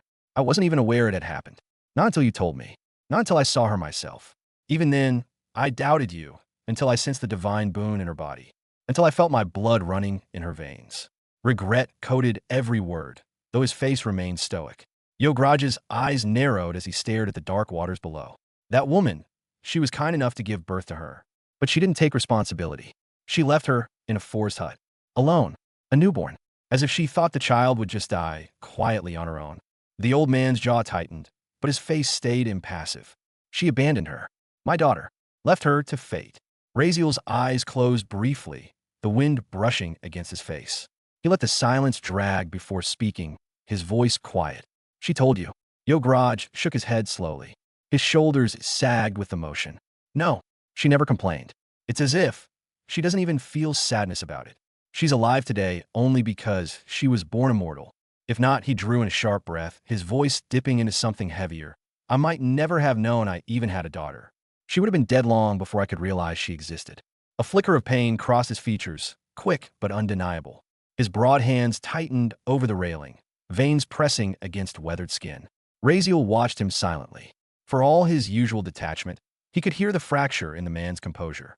I don't even understand why Aurora agreed to come with me now, Yograj whispered. I thought she would hate me. She should hate me. But we've been going on fine. Too fine. She hasn't shown me anger, not once. Not a word of resentment. It's as if it never happened to her. Razeal's gaze lingered on him, his eyes sharp, his tone quiet but cutting. Maybe she just wants your presence. Maybe she just wants to know what it's like to have a father, even if it's late. So she's holding back, swallowing her dissatisfaction, pretending for your sake. The words landed like stones. Yograj finally turned his head to look at Razeal, his eyes tired but unsettled. No, he said firmly. That's worse. If she cursed me, screamed, even struck me, I would accept it. I deserve it. I am the reason she carries those memories. But this silence. He exhaled heavily, shaking his head. This isn't forgiveness. It's pretending. And that isn't healing. That is poison. He rubbed the back of his neck, sighing heavily. She's holding it in, and I can see it. She's faking it, pretending to be fine, but I know she isn't. That isn't good. It'll eat her alive, eventually. For the first time, his voice cracked faintly, the edges of sorrow slipping through. He looked down at his hands, staring at the scars as if they might tell him the answers he couldn't face. Razeal leaned back slightly, letting the wind brush through his hair. After a pause, he asked the question that had lingered at the back of his mind from the start. So, do you hate that woman? Yograj's head lifted slowly. His expression, surprisingly, was calm. No, it's not her fault. She was kind enough to at least give her birth. She carried her for 9 months. That is something. More than I did. I don't deserve to hate her. His voice grew quieter. If anything, it was my fault. I should have found a worthy mother for her. It was my responsibility, and I never took it. The sea wind whistled between the gaps in the railing, filling the silence. I never even wanted to have a child, he admitted, his eyes distant. You know why, don't you? Razeal gave only a low hum in response, offering neither agreement nor denial. Maybe if I had controlled myself that day, Yograj continued, voice roughened by the confession, I wouldn't have condemned my daughter to such a fate. Her past was painful. Her future will be worse. Even her present, she lives now, as if she's afraid to look back, and even more afraid to look forward. She carries it all in silence. And his voice broke off before returning softer. I don't know how to handle that. I just want to give her everything she lost because of me. His gaze shifted, and Razeal followed it. Aurora sat some distance away at the round table. Maria and Levy were beside her, but even among them, she looked isolated. Her eyes were lowered, her hands tracing absent circles around the sunflower-shaped hairpin she always carried. Her presence was like a shadow, her silence heavier than words could be. Yograj's lips pressed together, his eyes softening as he watched her. I think you should talk to her, Razeal said finally, his tone quiet but steady. Spend more time with her. You don't have much time left. Yograj chuckled weakly, though there was no humor in it. If I had known I had a daughter, I would have bent my knees without hesitation. What would pride matter? I wasted so much time. His voice lowered to a whisper, almost lost to the sea. But it seems fate had other plans. If I wasn't thrown into eternal hold, and if you hadn't come to pull me out, I might never have known her at all. The admission hung heavy in the air. Razeal leaned forward, his sharp eyes narrowing slightly, though his lips curled into the faintest smile. Fate, huh? I wonder what it wanted to lead you both toward. But alas, his smile deepened, cold and knowing. I have a bad relationship with fate. How could I ever let it act as it pleases? How dare try? He said in his head. The ship drifted quietly across the dark sea, its sails pulling steady against the wind. The salt air was cool, heavy with the smell of brine. Razeal leaned against the railing, his sharp eyes fixed on the endless horizon, though his mind was elsewhere. For a long while he said nothing, until finally he turned slightly toward the old man, sitting at the far edge. I heard, Razeal began slowly, his tone calm, but probing, that Atlantis uses a completely different kind of power system. Something not like magic or aura at all. His gaze narrowed as he studied Yograj's expression. Is that true? The old man, who had been lost in his own heavy thoughts just moments before, blinked, The weight in his eyes shifted as though Raziel's words had shaken him from those lingering regrets. He rubbed at his temple, then gave a low chuckle. You're aware of that much, Yograj said, lifting one brow at him. Well, you're from that family. I suppose they might have let some scraps of knowledge trickle down to you. His tone carried both mild surprise and the faintest trace of curiosity. Raziel didn't reply immediately. His eyes fell back on the ocean, its black surface broken by silver moonlight. He wasn't about to admit it aloud, but the truth was he hadn't found anything useful in his family's library. There might have been fragments buried somewhere, but Atlantis had never been a focus of his studies. At that time, he'd never thought it mattered. Not until now. His knowledge came mostly from the novel The Fragments, the passing mentions, the small hints scattered here and there. Atlantis had never been deeply explored in those pages. But now they were heading straight into it. That meant ignorance was dangerous. He needed at least a foundation. Just tell me what I need to know, Raziel said at last, his tone firm but not demanding. We're going there soon, and I can't afford to walk in blind. The old man paused, rubbing his chin thoughtfully. His gaze drifted back out over the waves, as if weighing where to begin. That is important indeed, but where to start? His voice trailed, quiet, almost to himself. Raziel broke the silence. Relicas, he said simply. I know ocean dwellers can't use magic or aura, so they rely on those instead. Living artifacts. I've read somewhat of them. Yograj's eyes sharpened at the word, and he gave a short nod. Relicas. Yes, that is where their power comes from. Their strength, their so-called magic. Everything begins and ends with them in Atlantis. Raziel said nothing, simply waited.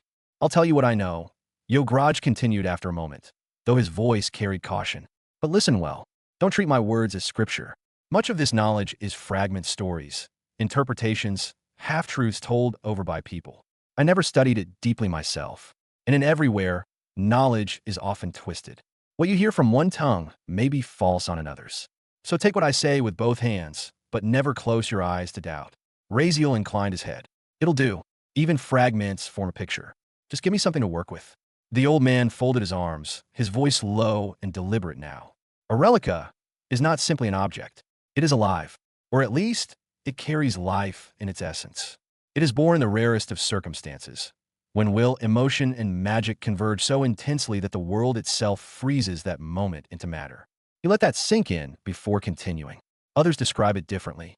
Some say a relica is crystallized emotion, a shard of the world's memory, formed when a feeling burns so fiercely that reality itself refuses to forget it. Raziel listened quietly, his expression calm, but his mind attentive.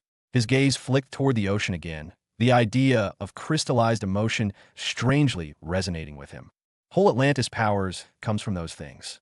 Relicas, living objects, born of moments too strong to be forgotten. Well, he admitted, I honestly don't know if calling it magic is the right word. Magic, aura, those belong to the surface world.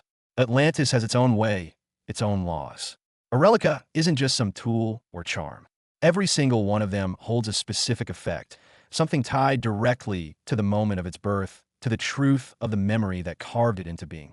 He paused, gesturing vaguely with one hand, as though shaping the thought in the air. That effect doesn't change. It isn't like a spell you can twist, bend, or reshape. It's fixed, immutable. And yet, when you wield it, it doesn't always reveal itself fully. Anyone can grasp the surface power, force it to work, bend it crudely, but the true strength of a relica. His tone dipped into something, or almost reverent, that can only be brought out through resonance. Raziel's eyes narrowed, though his expression remained neutral. He could feel the weight in the old man's words, the conviction carried by experience. Resonance? He asked softly. Yograj gave a short nod. Yes. The wielder has to accept the emotion bound inside the relica. Grief, hope, sacrifice, love, happiness, whatever birthed it. You must bear it, make it your own. Let it seep into you. Only then does the relica recognize you. Only then does it breathe with you. He gave a small shrug, though his voice softened, almost like he was repeating something once told to him long ago. Once accepted, a bond forms part emotional, part spiritual. Some say even part soul. That's resonance. I don't really know, since never really bothered with it, the old man said with a shrug. It was true. Since they were living, he could absorb their abilities. Unlike the Atlanteans, who had to work hard to resonate with their relics, he could simply absorb them. And once he did, that ability was as no struggle, no resistance. I don't have any personal experience, but I've heard the saying pass from one Atlantean to another. His voice dropped lower, steady as he spoke the words with a faint gravitas as if trying to replicate the exact word and moment he heard them being said. You don't cast with a relica. You feel, and it answers. The phrase lingered in the air, heavy, as though the sea itself hushed to listen. And when it answers, Graj continued after a breath. You must understand that answer. Because in Atlantis they say power is not strength. Understanding is. Razeal tilted his head slightly, his lips twitching into the faintest of murmurs. I see. I see. He fell silent, lost briefly in contemplation. The idea resonated with him in ways he couldn't quite put into words. The old man leaned back against the railing, his eyes distant. Atlantis is no small place. It's cut into 7 seas, 7 vast circles, each ruled under a sea lord. Each of those lords holds a mythical ranked relica, the kind of thing that could change the course of nations. Each sea is its own kingdom, with its own laws governed under one, but yet different, it has its own dangers. Together, they form the great circle of Atlantis. To live there is to live under the shadow of those relicas. Oh, which circle will we enter when entering that entranceway to Atlantis? Razeal asked, his gaze steady as he turned toward the old man. The old man rubbed his chin, thinking for a moment, his eyes narrowing as if dragging old knowledge from deep memory. Oh, you want to go to Ocean Black, right? He said finally, tilting his head. Then we've got to go to the very center of the 7 seas, to the Royal Ocean. That's the true heart of Atlantis. It's there we'll find the clues you're looking for. As I told you before, it never stays in one place. The Ocean Black shifts. But if we make it to the center, we can figure out where it is. Razeal's eyes sharpened. His voice carried no hesitation. From that entrance, can we go directly into the Royal Ocean directly? He was mapping the structure of the journey in his head, even as he spoke, seeking the shortest, cleanest path forward. The old man shook his head firmly. No, the entrance only takes us to the 7th, the outermost sea, the gates of Atlantis. From there, we'll have to cross each sea, one by one, before we reach the Royal Ocean. His tone was patient, but carried the kind of certainty that comes from long years at sea. Razeal frowned. His brows furrowed slightly, the faintest flicker of irritation in his otherwise calm face. Is there no alternative way for that? That would take too long. The old man chuckled under his breath and glanced at him sidelong, the corners of his lips curling. What are you so hurrying for, boy? Enjoy the journey. There's no other way, not unless you can rewrite the sea itself. But I'll tell you this, it'll be fun.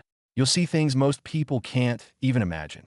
His voice softened into something almost nostalgic, a seafarer's affection for the mysteries of the deep. Razeal exhaled slowly, the irritation fading into silence. He didn't argue further. Instead, he leaned back slightly, letting the quiet stretch between them. The waves slapped gently against the ship's hull, the gulls circling high above like drifting scraps of white in the endless blue. Time stretched. At last, Razeal sighed again, pushing himself to his feet. He turned from the old man and walked toward the round table where Levy and the others sat. His footsteps were steady, deliberate. The old man didn't move. He stayed on the railing, staring out into the endless sea. His shoulders seemed heavy, burdened by thoughts he didn't share. Whatever haunted him now, he wanted time alone with it. Razeal reached the table and slid into a chair beside Levy. Levy glanced at him immediately, still looking worn and tired from training. His exhaustion was written across his face, though some rest had eased it slightly. His arms still ached, but he sat upright when Razeal appeared, as though presence alone demanded attention. Aurora stiffened. She went on guarding herself in that subtle, cautious way of hers, though her expression tried to remain indifferent. Her face gave away nothing, but her body told the truth. Every muscle was quietly alert, her posture straightening unconsciously. She didn't trust him, didn't want to. To her, Razeal wasn't just another boy, he was the stain she had read about, the rapist, the criminal. That reputation hung around him like a shadow, no matter how calm and nonchalant he was looking all this now. Maria didn't tense, but neither did she engage. Sitting across from him, she turned her head deliberately to the side. Razeal sat down, leaning forward slightly, his elbows brushing the table.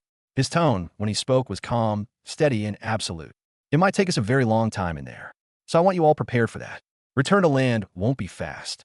His eyes swept the 3 of them slowly, weighing them each in turn. There are 7 seas in Atlantis, arranged in circles. We'll have to cross them all to get to the center, and from the center, we'll also have to leave. It won't be simple. It will be complicated. He paused, letting the words sink in before continuing. Which is why you three need to start getting along with each other.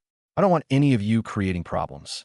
It will be best if you learn how to behave together and how to think of each other as allies, not obstacles. We don't know much about Atlantis, and that makes it even more important that none of you become problems. Not for yourselves, and definitely not for me. His voice didn't rise, but the edge of authority in it left no room for argument. Not for yourselves, and definitely not for me. His voice didn't rise, but the edge of authority in it left no room for argument. Levy was the first to respond, his tired face softening into something more determined. He nodded quickly, almost eagerly. I understand, he said, voice low but earnest. His body was aching, but definitely doesn't want to become target of boss. Maria, after a long pause, gave a small, reluctant nod of her own. She didn't speak, but the message was clear. She accepted the warning, whether for her own sake, or because she knew there were things she wanted from Razeal eventually. She wasn't about to challenge him openly. Aurora, however, stayed silent. She didn't nod. She didn't shake her head. She just sat there, her guard up, her silence louder than any word she might have given. Razeal's gaze lingered on her a beat longer, then moved on to Maria. Also, he continued, don't use your water affinity magic in Atlantis. Definitely not in front of people. That would become a problem. The same goes for all of you. He looked at other two. Don't use your abilities where others can see. You'll only attract the wrong kind of attention. His eyes narrowed slightly as he leaned back in his chair. Atlantis has a different system. Their power doesn't come from magic. They don't use what we use. If you use your abilities in front of them, they'll see you as an anomaly. And that kind of attention will be dangerous. The words Razeal had spoken left the table in silence, but silence didn't mean peace. His warning about Atlantis, about their powers being seen as anomalies, lingered in the air like a storm cloud, which made them all a little surprised, mostly Maria. She, more than anyone else, raised her eyes with a sharp flicker of disbelief. For the first time since he sat down, her mask of indifference cracking a little. There's a place in this world where magic cannot be used, where the power system itself is different. Her noble upbringing had taught her to think she knew more than commoners. More than most. But this was something not even the thickest of books in the Academy library had hinted at. Curiosity burned behind her expression, though outwardly she maintained her usual icy front. Razeal noticed, of course. He noticed everything. Without giving her the satisfaction of acknowledgement, he leaned back in his chair and continued. His tone was calm, but carried that same absolute weight as before. More reason for you all to focus on your physical fighting. That might be the best way to survive without drawing attention. Maria's brow furrowed. Notice? She repeated, her voice cool, aristocratic, but threaded with genuine confusion. Won't our appearances alone give us away? We definitely look nothing like them. I don't know how they look, but they'll for sure notice us instantly. She wasn't wrong. If the people of Atlantis had a different system, a different world altogether, wouldn't they stand out like painted masks at a funeral? Razeal didn't even blink. Don't worry about that. I will prepare it for you all. Everyone will blend in. Or did you think my plan was to simply stroll into the ocean without having my own preparation? His eyes locked onto hers, calm but sharp. Did you think I was going to rely on your little tricks with water magic so that we could breathe down there? The words cut. He didn't say them cruelly, but plainly coldly, as if pointing out the obvious stupidity of the thought. Maria said nothing in reply, but her silence betrayed more than words. Her annoyance flared in her eyes. However carefully she hid it. Of course she had thought exactly that. Of course she had assumed her presence here was tied to her water affinity. Why else would he have brought her along? She thought back to the deal they'd made. She had promised to be of use to him in the ocean, that she would not be a burden. She thought that was why he allowed her aboard. But what if that wasn't the reason at all? Her thoughts twisted darkly. Was it just easier to bring me here than kill me on land? Her arms crossed, posture still prim and proper like the noble woman she was, but the truth churned in her eyes. Then, why is he keeping me alive? Does he plan to kill me later? Or is there something else? Confusion gnawed at her, but she didn't let it reach her face. Outwardly, she stayed the same, chin high, lips pressed thin, eyes sharp like knives. The perfect mask of a noble lady, always pretending she was above it all. Razeal, as if sensing the storm in her silence, but choosing to ignore it, turned his gaze away. His arms folded across his chest as he leaned back his chair, perfectly at ease. Also, he said plainly, you should talk to the old man. Ask him about the things you'll need to survive in Atlantis. Learn from him. It will be best for all of you. The three of them, Maria, Aurora, and Levy, nodded almost in unison. None said a word. The air was thick with awkwardness. And so, Silence reigned at the table. The ship creaked as the waves carried it forward, the salty breeze brushing against their faces. For Razeal, the silence wasn't uncomfortable. Awkwardness was something that existed between people who cared about such things. For him, silence was simply silence, a natural state of existence. Still, boredom gnawed at him. He had never been someone who sat still without thoughts or purpose.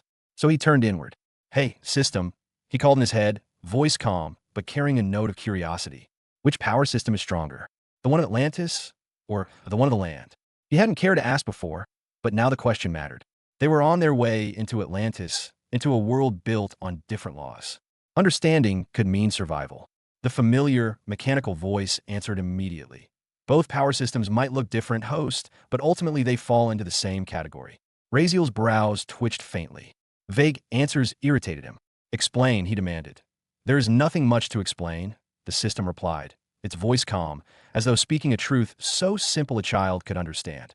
In both systems, whether on land or in Atlantis, a being's personal power will always be limited. Power that comes from within is small. You can only do so much with it. Raziel stilled, his eyes fixed on the horizon, but his thoughts spiraled inward. Power from within is small? The words rolled in his mind like stones grinding together. He frowned faintly, irritation flickering behind his calm expression. "Elaborate," he pressed. "Give me examples. What exactly do you mean?" The system seemed to pause for the briefest moment, as though deciding how best to phrase its explanation. "Very well. Let's begin with something simple. Take your own physical strength, host. No matter how much you train, no matter how extraordinary your body becomes, that strength has limits.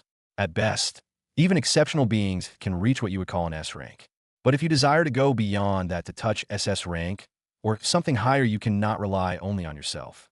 You must come back to the same source as everything else, the universe. Its energy, its power, its laws." The words resonated with him. No matter how great a being is, their influence will always be finite compared to the infinite complexity and power of the universe itself. Raziel's frown deepened, his arms crossing. He didn't interrupt, waiting for the system to continue. "Consider aura and magic. You believe they are yours, drawn from within your body. But that is an illusion. They do not belong to you. You absorb them from the universe. You manipulate what is already there, bending it, shaping it, using it. That is why some excel and others fail. It depends not only on willpower, but on how much of that external energy you can draw upon." The system's voice was steady, almost detached, but every word rang with finality. "In truth, all strength comes from the world around you. Even what you call physical strength exists because you absorb energy from the world through food, through breath, through sunlight and air. Your muscles do not burn alone. They burn with what the world provides. How much power one can wield is always tied to how much one can borrow, steal, or resonate with the universe." Raziel's eyes narrowed faintly. "And Atlantis? Atlantis is no different, only dressed in a different skin. Their relicas, those living objects formed by emotion, memory, and are simply another manifestation of the universe's power. They are crystallized fragments of the world's memory, storing strength the same way a gemstone stores light. To wield a relica is to borrow from the universe once again. Do not be fooled by appearances. The source is always the same." Silence pressed against him, broken only by the sound of waves slapping the ship's hull. "So, you mean I can never truly be strong on my own?" Raziel asked at last, his mental voice calm, though his brows tightened slightly. "Then no matter what I do, I will always have to rely on the world around me. Yes." The answer was blunt, merciless. "There is nothing shameful in this, host. It is simply the truth. Every being relies on it, whether they realize it or not. They breathe air. They consume food. They bathe in light. They take an aura, magic, relica resonance. All of it comes from the same source, the world. Even the so-called strongest cannot escape this law. It is eternal." Raziel's jaw tightened. He remained outwardly calm, but his mind churned. "I see," he thought, but unease coiled inside him like a snake. Then what happens if the universe itself stops giving? If the world decides I am unworthy? What if I ask and it refuses? It was not just idle thought, that he knows it very well, his inability to use mana. The rejection of aura, his very bloodline stripped from him. He did not lack will. He did not lack hunger. But the world itself seemed to scorn him, to deny him the tools others wielded freely.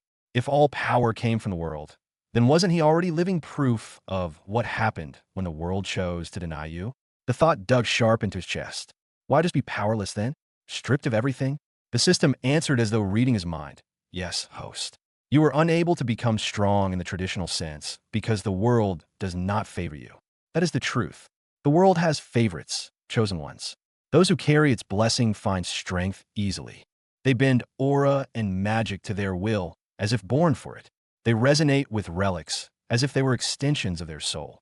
The world makes their path smooth. As for other, they just create ways themselves to get these things from world. The difference is that for some world itself makes the way, and for someone they personally would have to. The system's tone was cold, unflinching. But you, host, the world has rejected you. That is why what is effortless for others is a battlefield for you. That is why your struggle is greater, your path crueler. It is not that you lack talent. It is that the world itself has closed its doors to you. Razeal's expression did not change. He just sat in silence, his eyes drifting toward the horizon where the endless blue sea met the sky.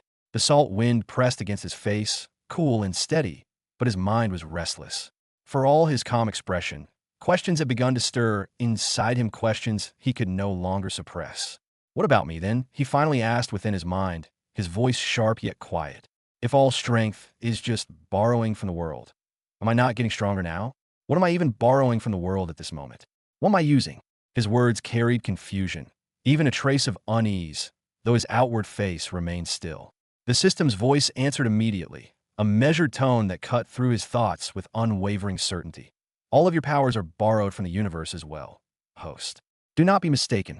Razeal's brows twitched slightly, though he gave no other reaction. Take your obsidian skeleton, for example.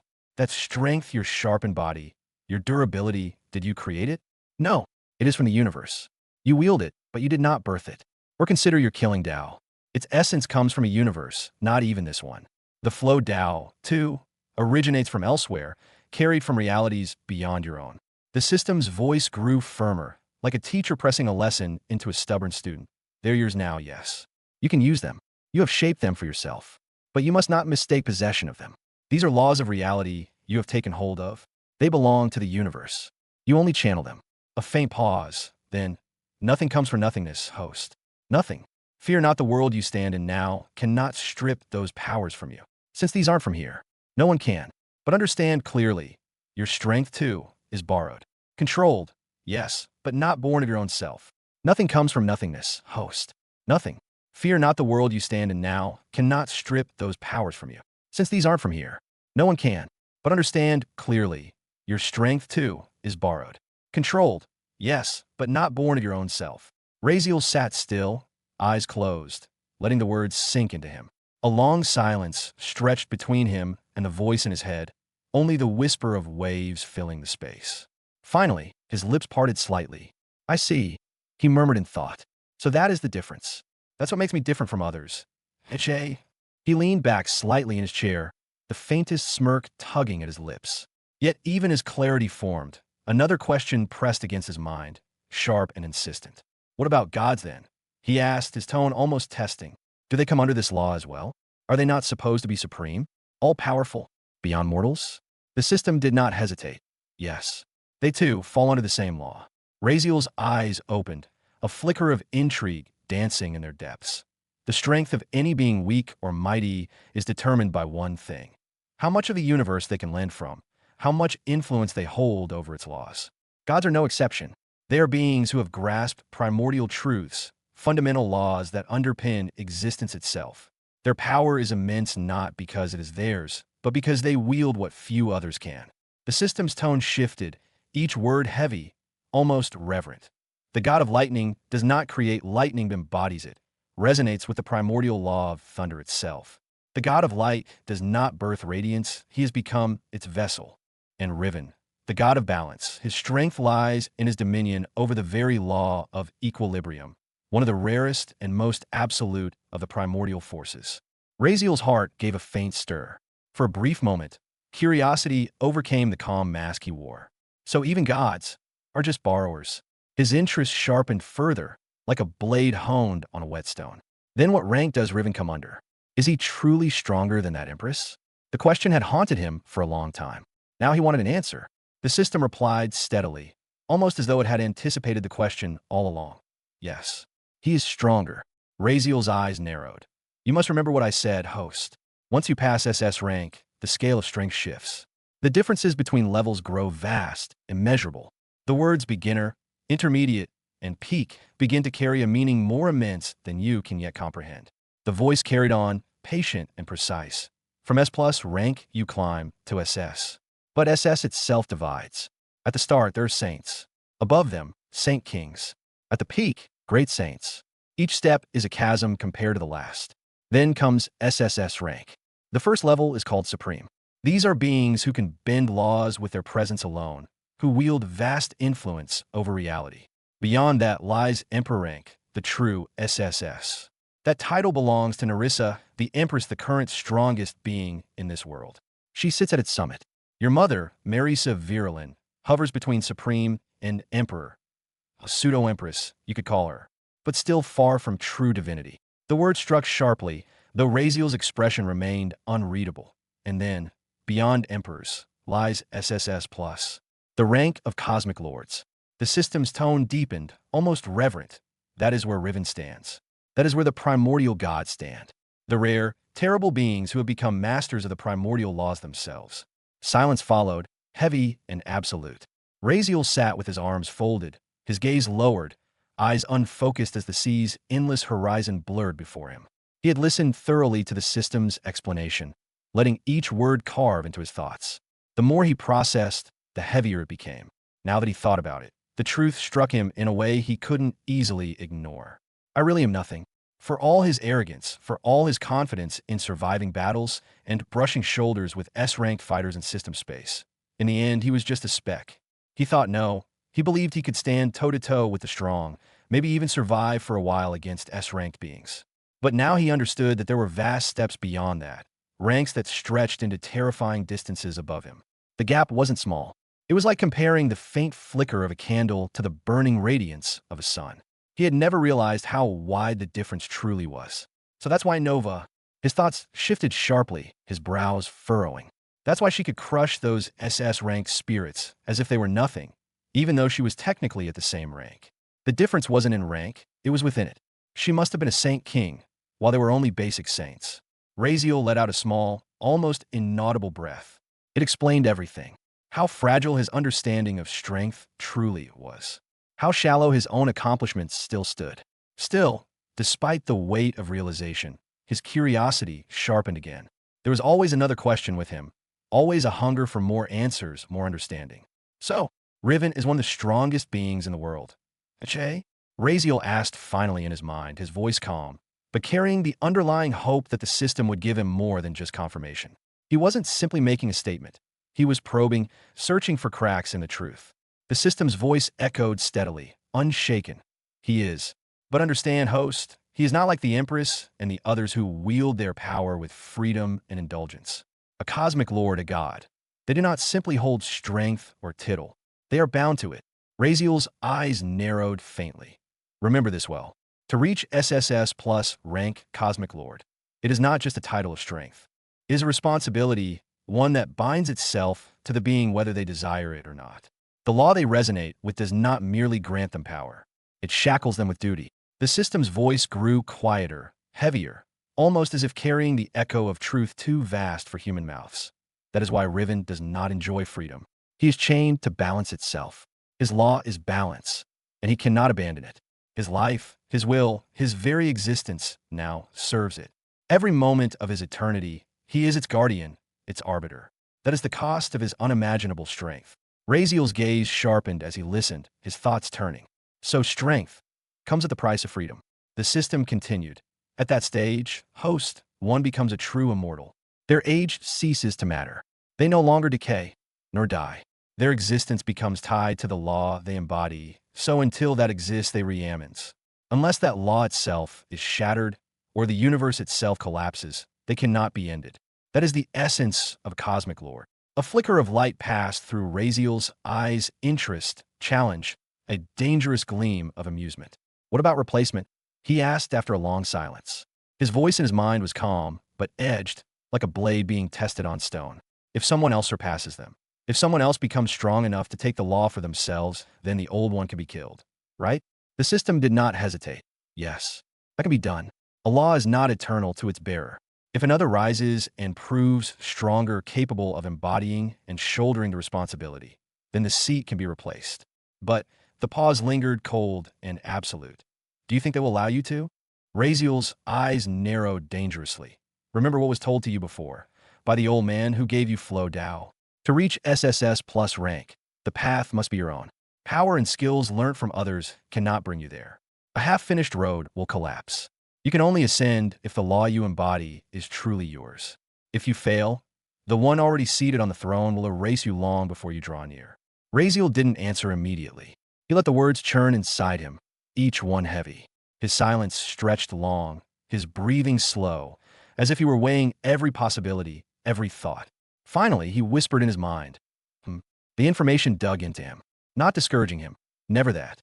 It only sharpened his hunger further, made him want more. Then, after a long pause, he asked another question. I can still come to that rank easily, right? His lips curled slightly at the corner. I already have 2 Daos, 2 primordial laws. If I train enough, master them, then I will reach that level. And this universe doesn't have anyone occupying those thrones. The path is open. It's mine to claim. The system's reply came slowly, almost reluctantly. I do not know. I will not say it is impossible. But remember this, host. Both of these Daos are dangerous. More dangerous than you understand. Raziel's gaze deepened, but he said nothing. The ones who pursued them before you, those who try to reach the end of these paths, they were destroyed by them. Not because of enemies, but because the Daos themselves devoured them. They reached a point where understanding them was no longer possible. The law demanded more than their existence could bear. The system's tone sharpened, carrying the weight of warning. Killing Dao, do you know what it asks of you? To reach its peak, you cannot simply wield it. You must become it. You must be killing incarnate, until your entire being embodies slaughter. That is the price for mastery. And flow Dao, its burden is no lighter. To reach the end of its current, your body would need to become indistinguishable from the universe itself, flowing with every particle, every star, every tide of existence, even flow of fate and time. Do you truly understand the strain that would place on mortal flesh? Silence.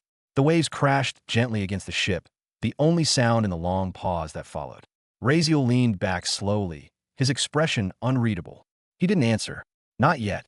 He let the warnings sink in, let the weight of them coil in his chest. But beneath his calm surface, something else stirred. Not fear, not hesitation. Something darker, sharper, and more relentless. Ambition. Raziel wasn't the kind of man to stay buried in heaviness for long. He let out a small breath, shaking his head as if to push the oppressive weight aside. Don't worry, he told himself. I'll find a way for it. Even if not, there are other paths. Always other paths. He refused to chain himself to despair. If one road was blocked, he would carve another. Still, curiosity tugged at him. His eyes narrowed as a new thought surfaced. Oh, also, what about those X-rank villains? He asked within his mind, his tone shifting into one of sharp interest. Do they also use the universe's powers? Do they master laws like the gods and cosmic lords? The system's reply came slowly, but with weight that made Raziel straighten a little. Those entities are beyond comprehension. They're not merely masters of laws, host. They exist far above them. For gods, the laws are chains of responsibilities, burdens that tie them to their strength. But for X-ranked villains, laws are like slaves. They do not bow to laws. Laws bow to them. The words dropped like thunder in his head. The difference is vast, so vast you cannot yet understand it. Words will fail to explain. Only if you one day experience their presence will you grasp what above laws truly means. Imagine this, where you and others must bend, cultivate, or master techniques to touch reality. Those beings need nothing. The universe itself obeys their will. Reality reshapes itself because they exist.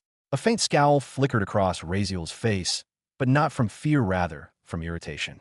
A faint scowl flickered across Raziel's face, but not from fear, rather from irritation. Yeah, whatever, he muttered inside his head, brushing it off with a mental wave. That's too far away to matter right now. Like someone telling me about a galaxy on the other side of creation, too distant, too meaningless to dwell on. Why should I waste thought on something so far I can't even see it? Even so, a tiny ember of unease lingered beneath his dismissal. He let it go and asked something else, something that had been clawing at the back of his thoughts since earlier. So then how strong were those people I met in system space? The ones marked as SSS-ranked? You never specified clearly before. Which of them? Was the Cosmic Lord? This time, the system's answer came crisp and immediate.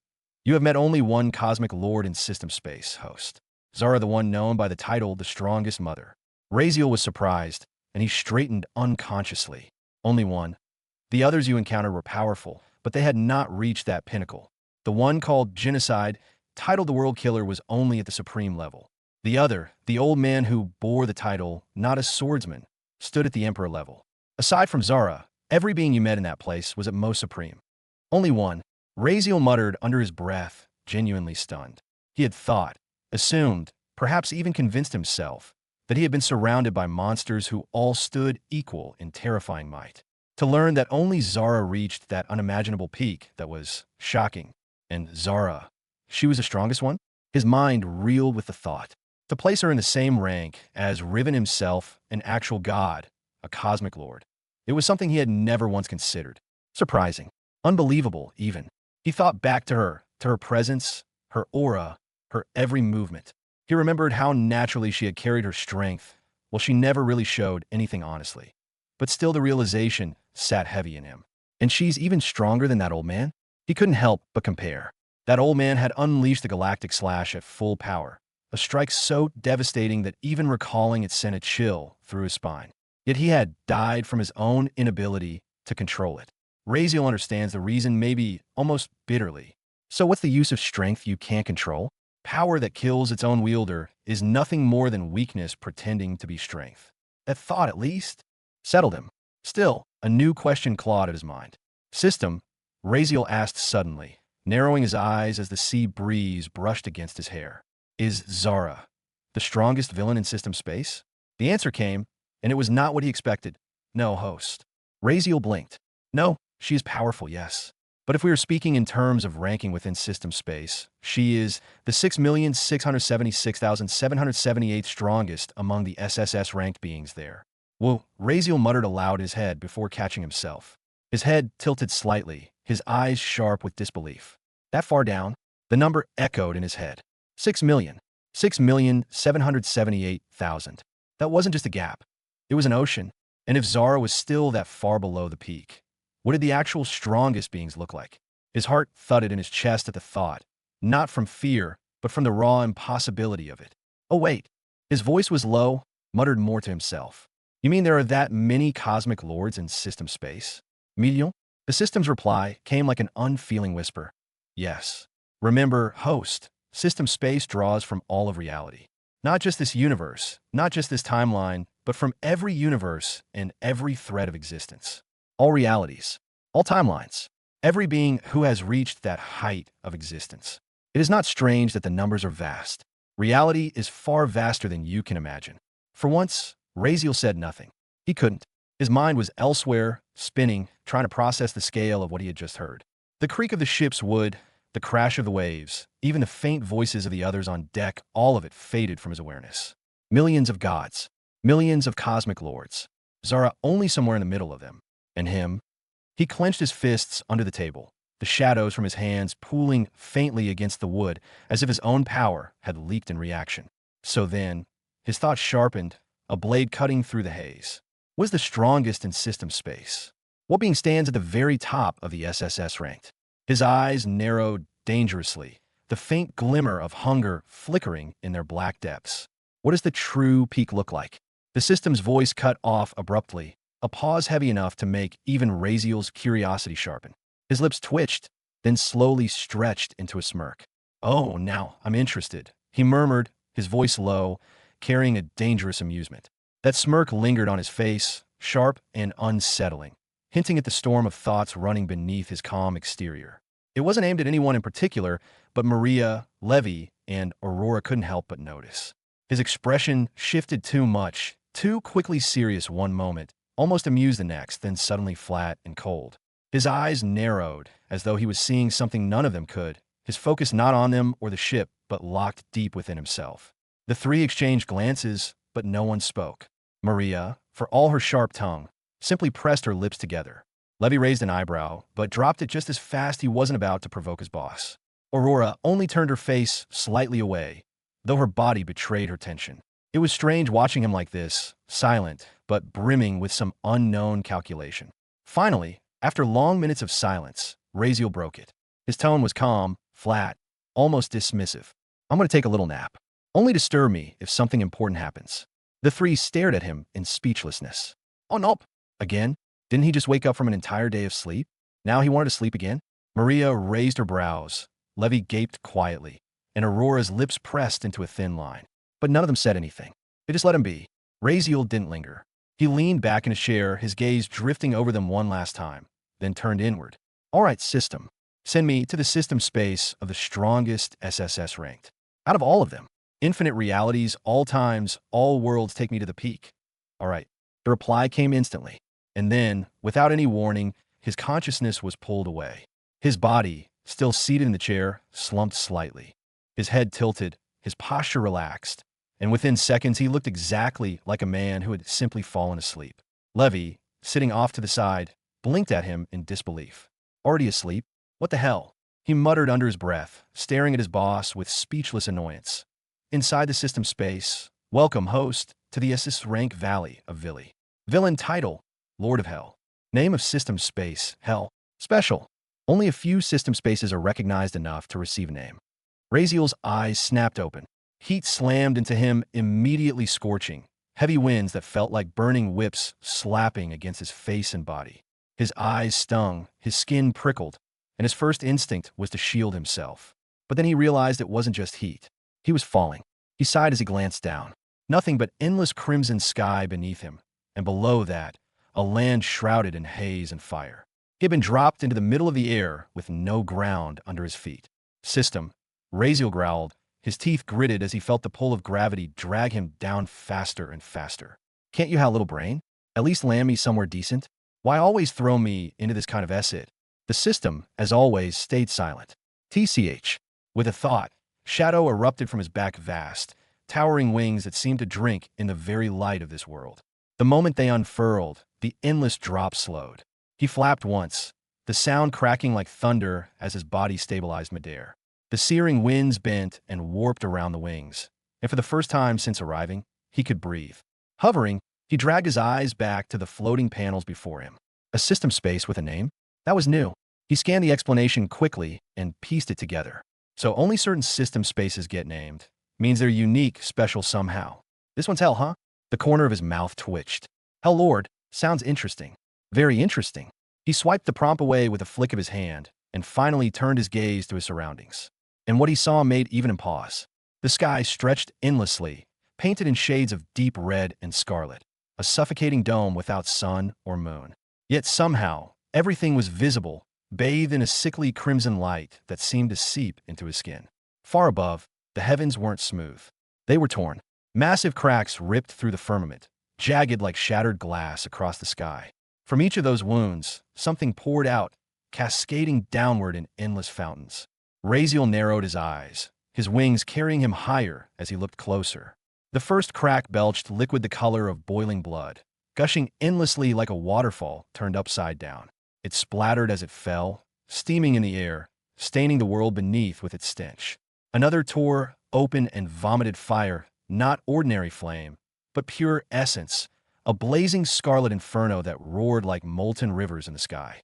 It was so bright it seared his vision, and yet it did not fade. Farther off, a crack bled something stranger, white streams that looked solid, tumbling downward like avalanches. Bones, skulls, countless pieces of human remains, polished to a sickly gleam, pouring endlessly like macabre snow. And these weren't the only ones. Thousands of these sky fountains stretched across the horizon, each disgorging some nightmare substance, each feeding the land below with blood, fire, or bone. From where he floated, he could only glimpse a fraction, but the further his gaze traveled, the more he saw millions, maybe more, scattered across this endless crimson firmament. The heat was unbearable. Every gust of wind carried not just warmth but weight, a pressure that settled deep into his chest and muscles. It was like the entire world was pressing down on him, smothering him, testing whether he was allowed to breathe here. He exhaled slowly, his lips curling into the faintest smirk despite the suffocating air. Well, he muttered to himself, guess I really am in hell. Guess I really am in hell, Raziel muttered to himself, a dry smirk pulling at his lips. He looked down finally, the hot air brushing against his face like burning sand. Below him, where all those massive fountains struck the ground far below kilometers down, maybe more the impact spread outward into rivers and pools. Wherever the boiling red streams met the ground, they formed lakes, then split again into countless smaller rivers flowing in every direction. Interesting place, Razeal murmured, softly whistling under his breath. Honestly, this place has a weirdly soothing feeling to it. Even though it looks like hell, it really did. Despite the twisted sky and the burning heat, his body felt almost relaxed, like a deep, calm euphoria spread through every cell of his body. It didn't feel oppressive, it felt freeing, almost like his body belonged here. Still, he shook his head. Nope, not to think too deep about that. As his gaze followed the glowing red rivers below, something caught his eye. Movement. At first, he thought the ground itself was shifting, but when he squinted, he saw them creatures. A countless number of them. Groups of strange, red-skinned beings roamed below. Some had twisted horns curling from their heads. Others had sharp, animal-like faces. Many were hunched, crawling on all fours. A few had extra limbs. Some were missing parts entirely. Yet they all wandered aimlessly, mindlessly. What the hell are those? And why? Razeal muttered, narrowing his eyes. Those are demons, host. The system's voice echoed calmly in his mind. Low-rank demons known as imps, the weakest form of existence in hell. They're born from crumbs of greater evils, fragments of sin-given form. With almost no intelligence, barely conscious, they make up 99.7% of hell's entire population. Razeal listened silently, eyes still watching the creatures below as they clashed, roared, and wandered without direction. Yeah, I get that, he said flatly. But that's not what I meant. What I meant was, since what do system spaces have this many living things inside? Isn't there usually just one, whatever ranked villain in each? He frowned, still hovering in the air, his shadow wings steady against the heat. This looks like a whole DMN world. An entire population. What's up with that? This system space received a name, host. Razeal raised an eyebrow. Yeah, I saw that. Hell. You gonna tell me what that means? When a system space receives a name, it signifies that the villain's existence is not contained in one body or identity. Their presence spreads, unbound, fractured across countless vessels. Every being here shares that one essence. They are all fragments of a single existence. The villain is not a person this time, but a collective consciousness. Razeal's eyes flickered slightly. So what you're saying is, the villain is all these creatures. Correct. They are part of him, and he is them. It's an exception to the usual rule. Some entities simply transcend standard definitions of individuality. Razeal muttered, rubbing the back of his neck. That's weird, but okay, I guess that makes sense. A world full of idiots ruled by one massive idiot. He shrugged slightly, not bothering to think too deeply about it. The logic of the system was strange sometimes, and he'd long since stopped trying to make complete sense of it. Still, the sight below pulled at something inside him, a faint, strange attraction. He looked around. That feeling, it was everywhere, pressing lightly against his chest, pulling at him from all directions. But one particular direction felt stronger, almost like a whisper calling him closer. He tilted his head slightly. That way, huh? Without another word, Razeal spread his wings wide. The enormous shadows stretched out behind him, absorbing light from the crimson sky. Then, with one strong flap, he shot forward, cutting through the burning air like a black meteor, streaking toward its target. Looking nothing more than a blur of darkness, streaking through the air, his wings slicing the heavy crimson sky as he shot toward one direction. The distance he crossed in mere seconds was vast, hundreds of meters vanishing beneath him as the scorched wind toward his face and clothes. Below, the ground stretched endlessly. Everywhere he looked, hordes of those imp-like demons filled the landscape, crawling and swarming over every patch of land like insects. It was impossible to find a single piece of ground not crawling with them. They were everywhere, clawing, snarling, screaming. Some leapt gleefully into the rivers of blood and molten bone that flowed through the cracked earth, splashing and thrashing like it was a game. Others gnawed on bones, tearing at skulls with their jagged teeth. A few were setting each other on fire, cackling in madness while they burned alive, only to be replaced by another group doing the same idiotic thing. It was chaotic, mindless, idiotic. Razeal didn't slow down. He didn't come here to study their behavior or whatever primitive nonsense passed as joy for them. His expression remained calm, almost bored, as he continued flying forward through the smoldering air. And then, after traveling what felt like at least 100 kilometers from where he'd first appeared, something strange caught his attention. Up ahead, drawn starkly against the burning landscape, was a giant circular line on the ground. It looked like it was made from white powder ash or crushed bone, perhaps with intricate blood patterns and strange inscriptions drawn inside. He noticed something immediately. The imps didn't cross it. Thousands of them stood at the edge of that line, crowding and pushing against one another, but not a single one stepped over it. It was like some invisible command held them back, an unspoken law etched into the very earth. Razeal hovered above, frowning slightly. A barrier, he murmured. The demons on the other side weren't attacking. In fact, they seemed distracted. They were jumping on each other, biting, wrestling, even laughing, or whatever passed for laughter in their twisted throats. One imp was being held down by 4 others while another bit its tail, or maybe its ass. Razeal couldn't really tell. Yeah, fun activity, he muttered, shaking his head. Demons are freaks. Still, the white ring intrigued him. Whatever it was, it clearly served a purpose. Maybe a defensive boundary, or the start of some lord's domain. Well, there was only one way to find out. Razeal flew straight over it. Nothing happened. No shockwave, no resistance, not even a flicker of energy. He passed through as if it wasn't even there. Thought so, he said dryly. Works only on idiots. He kept flying, crossing another 50 or 60 kilometers before the ground began to change again. The horizon in front of him shimmered, and for the first time since arriving in this burning world, something massive appeared a city. And not just any city. It was enormous. A sprawling infernal metropolis stretching farther than his eyes could see. But what stood out most wasn't the city itself. It was what towered over it. At the center stood a castle so huge, so impossibly vast, that even from this distance hundreds of kilometers away, it dominated the skyline like a mountain. Its dark spires stabbed the red sky, piercing through the drifting clouds of red smoke. The walls were layered in black stone veined with molten red, and each tower seemed to radiate faint waves of energy. Razeal slowed slightly, eyes narrowing as he took it in. Demon, that's big, he muttered under his breath. Around the castle sprawled what could only loosely be called a city in massive houses, halls, towers, and fortresses made from the same obsidian-like material, forming a chaotic but strangely structured civilization. Yet even with all that space, the castle itself easily took up 2/3 of the entire territory. He couldn't help but let out a low whistle. And they say the pyramids were the biggest structures ever built by humans, he said, voice tinged with sarcasm. Look at that thing. Even one brick of that castle's wall could probably crush a pyramid flat. He tilted his head, wings adjusting slightly as he glided closer.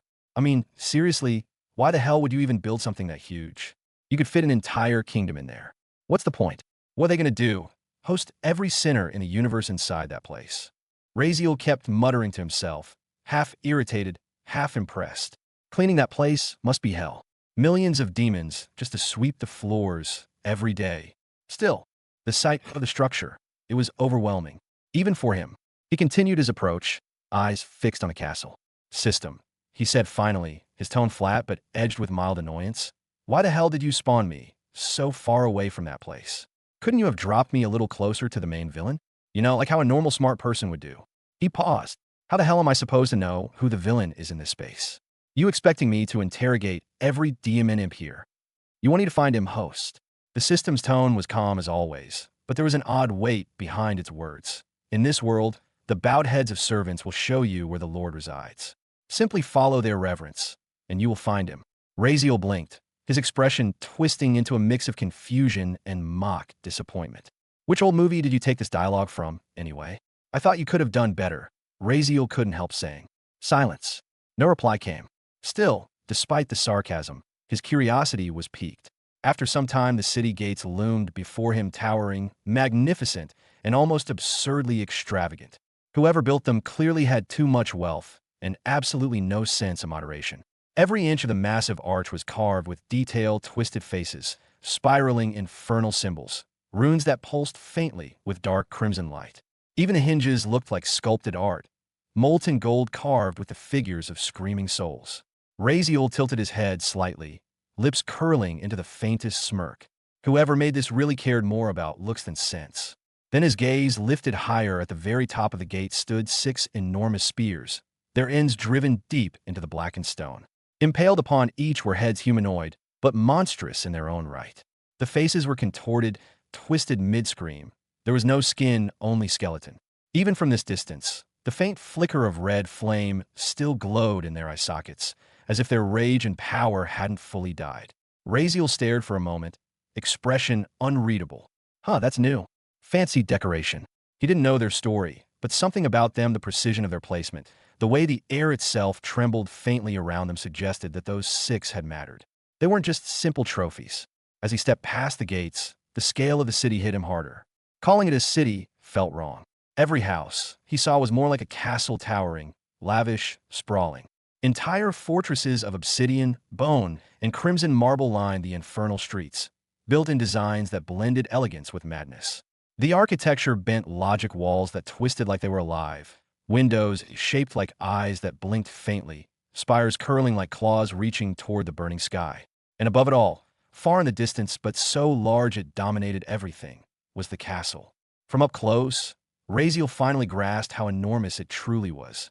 What had looked huge from kilometers away now looked impossible. The bricks alone, each one the size of the houses surrounding it, built up into a mountain of carved power and arrogance that stabbed into the sky. He couldn't even see the peak clearly from this angle now. It disappeared into the hazy red clouds above, faint lightning flashes illuminating its jagged outline. Raziel exhaled slowly through his nose, muttering, "People really overcompensate, huh?" He didn't waste more time marveling.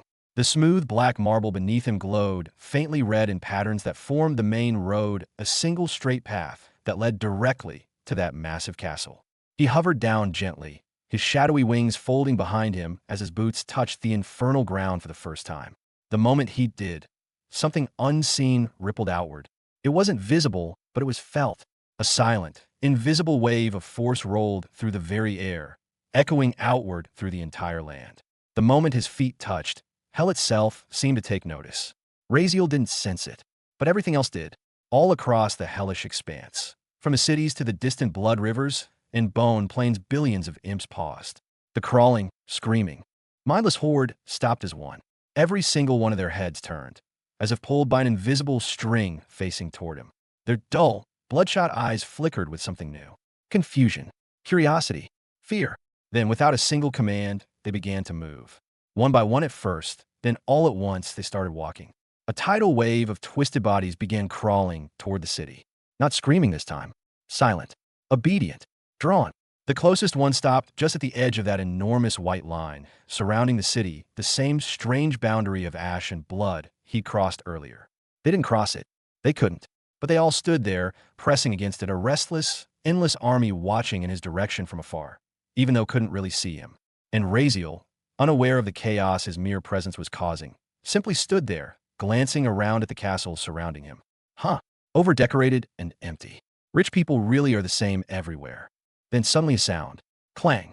His eyes flicked up just as the massive golden doors of one of the nearby castles slowly swung open. The noise echoed through the city, metallic and heavy, like thunder crawling through the air. From the dark interior, someone stepped out. No, not someone. Something. A figure emerged, moving with a slow, deliberate grace that carried danger in every step. She was tall, easily 6 feet, with curves that could make even statues jealous, her skin a pale shade that almost glowed under the crimson light. She wore a sleek black suit, or rather, what was left of one. The outfit looked more like a suggestion of clothing, torn in all the right places to hide and reveal in the same breath. A bone-white skull of a goat covered her head, long, curling horns twisting up and out, the hollow sockets glowing faintly red. The mask was intricate, ancient-looking, carved with runes and cracks that pulsed like veins. Her steps echoed lightly against the marble as she walked toward him. Raziel turned slightly, one hand in his pocket, the other brushing a strand of hair from his face as he looked at her. His expression was calm, sharp eyes half-lidded, studying. She stopped only a few feet away from him, tilting her head ever so slightly to one side, the skull mask creaking faintly as she did. And then she sniffed, literally leaned in slightly and sniffed the air around him like some kind of predatory animal. Raziel just blinked at her, eyebrows arching slightly. Then, without warning, her hand rose to the mask. She gripped it and with a smooth, almost fluid motion, ripped it off. The skull disintegrated into ash the moment it left her face, scattering into the hot wind like smoke. And beneath it, Raziel found himself staring at a face both terrifying and enthralling as he raised his one eyebrow. Her features were sharp, too perfect, almost sculpted, eyes as black as voids, their centers glowing red like molten embers. Her lips were curved into a smirk that wasn't human, alluring, cruel, and wickedly confident all at once. Long black hair tumbled down her shoulders, streaked with strands of deep crimson that shimmered faintly in the infernal light. Everything about her screamed danger and temptation. Razeal couldn't help it. One corner of his mouth twitched upward. Well, that's dramatic. She didn't speak at first, just kept staring at him, her eyes roaming his face, his body. Her tongue flicked over her lips slowly, a faint glow of heat radiating from her as she leaned closer. Then, finally, she smiled wider, and her voice, soft, sultry, smooth as honey dripping down a blade, broke the silence. "Want to sleep with me?" Razeal froze mid-thought, his mind halting like it had just hit a wall. "Huh?" he said flatly, blinking at her. "Want to sleep with me?" At the sudden words of this devilish-looking woman, Razeal froze in place, completely speechless. For a moment, his brain just stopped. The way she said it, so casual, so direct, made him pause, unsure if this was some kind of demonic joke or an actual invitation. This was definitely a first for him, so much that he didn't even know what kind of reply he should have. After all, he was just a cute and naive kid from World of Nick, but before the woman standing before him could say another word, another voice came. "No, this human is mine, to Taki. First give him to me, Delina."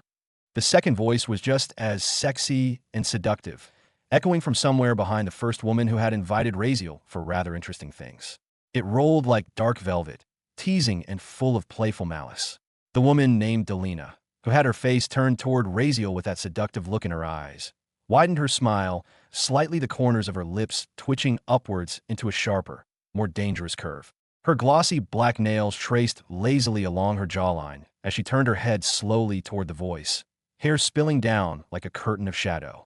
Razeal tilted his head, his dark eyes narrowing slightly as he looked toward the new arrival. Out of another neighboring castle, a monstrous, Baroque structure built of black stone and lined with blood-red carvings, stepped another woman. She was tall, her long legs moving with the slow, deliberate sway of a predator. She wore even less than the first woman. What little fabric there was clinging to her body like smoke, revealing pale, flawless skin streaked faintly with crimson tattoos. Her presence was bold, brazen, a direct challenge to Delina. Razeal couldn't help but note. Flat. The second woman's lips parted into a slow, teasing smile. "I saw him first, so he is mine," Delina said, her voice as sweet as poison dripping from a dagger. "Who cares about that? The thing to be care about is that I am more sexier and hot than you." The other woman replied immediately, her voice like a whip crack. "So, he can have better fun with you, why not let him?" The tension between them was thick and electric. Their voices cut through the heavy air like blades. Delina's smile sharpened. "Sexier my A-shoal dash. Nothing in front nor in back. Even an imp's outside blunderies wouldn't want to put his head in those hard legs of yours. Stay in your place, you disgusting whore." Her tone remained soft, sweet, even, as though flowers were spilling from her mouth, but the words themselves were knives dipped in acid. The woman walking before her almost glowed, her eyes red, the crimson light flaring for a second like a warning flame. Her seductive smile didn't falter. "At least I am not a slut who puts everything that moves in herself whatever and whenever she sees," she said slowly, her hips swaying with each word. "This mortal with intoxicating presence, he's still a virgin. Let me have it. At least that be deserving for him." Her voice was like velvet dragging over steel. Razeal's expression twitched just slightly at that word. Virgin. The woman's body moved like sin itself. Every step an invitation, every breath deliberate. Her presence was heavy, heady, and hot, as if it could melt the iron beneath their feet. Any ordinary mortal would have collapsed under that gaze already, consumed by lust and terror. But Razeal was not ordinary, of course. Both women had sweet, devilish smiles on their faces as they sarcastically humiliated each other. Their smiles didn't waver. Their eyes stayed locked on each other's, glittering with venom and amusement alike. If it had been any other women, they would have been screaming by now, clawing at each other's throats. But these two, they seemed to enjoy it, their insults like a twisted form of affection, a demonic version of flirting. Still, beneath the surface of their mockery, the truth remained clear. They were fighting over who was going to take this boy for themselves. "So embarrassing, host. She called you virgin." The system's voice rang in his head, accompanied by a short burst of static-like laughter. Razeal didn't react outwardly. His face remained neutral, his eyes calm and unreadable. Internally, though, his mind churned. Why are they acting like this? Do they find humans tasty? Lustful? Is it because of my face? Or maybe, are there no men here? Are they just desperate? The behavior seemed bizarre to him. This wasn't what he had been expecting when he entered hell. He had thought the demons would be vicious, cruel, and bloodthirsty. Not this friendly. Certainly not this interested. He stood with his hands loosely at his sides, watching them bicker. His shadow wings twitched faintly behind him. The red sky above flickered with lightning, throwing jagged shadows across the cracked marble street. The demoness's bodies shimmered faintly with heat, their steps leaving faint scorch marks on the stone. The air smelled of smoke, iron, and sweet, cloying perfume. Oh, now I think about it, you seem to be virgin in your past lifetime too, right, host? The system's voice came again, thoughtful and irritatingly cheerful. Doesn't this depress you? Wait, should I add this in status window for you too? Might as well become shame and motivation for you to find a better mate. Start reproduction and start you. Shut up, Villy, Razeal muttered in his head impatiently, brushing aside the system's usual teasing tone. His dark eyes didn't move from the two demonesses still bickering a few steps away. Tell me, what are these? I mean, they aren't imps, right? Or just ones with humanoid skin. And they definitely don't seem to be looking smart enough to be the main villain here or anyone important. His tone was flat, but there was the faintest edge of irritation beneath it. Not toward the demonesses, but toward the system that wouldn't stop its nonsense moments earlier. He didn't care about that virgin comment. Really, he didn't. Things like that didn't matter to him. If he wanted to lose it, he could have done so long ago easily, without effort. It wasn't like women were a problem for him. But Razeal had long accepted that lust was a man's greatest weakness, the single thread that could unravel even the strongest will. And he wasn't going to let that thread wrap around him. Lust blinds men, he knew. It makes men foolish, predictable, desperate. And Razeal wasn't about to let himself become any of those things, not now, not ever. So he didn't bother reacting to the ridiculous bickering of the demonesses, nor the system's idiotic taunting. He stood there calmly, his expression unreadable. The air around him shimmered faintly, rippling with the faint heat of hell's crimson sky. Even the ground beneath his boots was alive, breathing, pulsing, as if made from molten veins beneath marble. The scent of sulfur and burnt roses lingered faintly around, strange but oddly fitting. A faint static hum passed through his mind, and then the system's voice returned, quieter this time measured, almost studious. Don't misunderstand from their looks, host. These aren't just some everyday beings in hell. They're the beings called devils, the greater demons. Oh, Razeal's brows lifted slightly. What's the difference? I thought that's all the same. Demon and devil. There's a vast difference, host. The system's tone sharpened, the hollow, echoing voice filling his mind as though lecturing from the depths of an ancient archive. A demon is a lesser, evil spirit, often a servant, minion, or the living manifestation of darkness, chaos, or sin. Demons vary. Some are mindless beasts of destruction. Razeal listened silently, arms crossing over his chest as the air shifted slightly, remembering those imps he saw when coming here. At the very bottom of the hierarchy lie imps crawlers, parasites, the mindless scum that make up nearly all of hell's population. Above them, the lesser demons' raw emotions made flesh, rage, hunger, envy. They obey stronger wills, but often tear each other apart, ruled by nothing more than instinct. Then come the fiends, or mid-demons. These have intellect, enough to plot, deceive, to lead their lesser kin. They begin to understand sin as power, learning to corrupt rather than destroy. Most of them crave ascension, fighting and bargaining to crawl upward in the hierarchy. The voice of the system grew deeper, the hum of static almost rhythmic. And after them, the greater demons. These beings, after awakening, take on the title of devil. They are far superior to demons, intelligent, cunning, wielding high sorcery and dark knowledge. They hold the power to form contracts and manipulate souls. These are ancient creatures. No one is born a greater demon. One must become one, through recognition, through devouring, through rituals, or other paths unknown to mortals. Razeal's gaze turned back toward the two women still standing in front of him, the very same ones still glaring daggers at each other, their seductive smiles sharper than blades. The way they looked at each other, eyes narrowed, lips twitching, could have been mistaken for flirtation if not for the killing intent faintly shimmering beneath their skin. The air itself between them was dense, almost vibrating from the tension of their presence. Thought it wasn't looking much impressive to him. Just seemed so. They hold immense power and knowledge in hell, the system continued, also called the high-ranking demons. But make no mistake, devil isn't a separate species. It's a title, a mark of ascension. All devils are demons, but not all demons are devils. Raziel smirked faintly, brushing his thumb along his chin as he processed that. So, a devil's like a noble, huh? The highest class? Something like that, host. I see. He shifted his stance as he studied the two so-called devils. The first one, Delina, had that look of practiced seduction, the kind of smile that had destroyed empires. The other, the tall and brazen one, was pure provocation, confidence in physical form.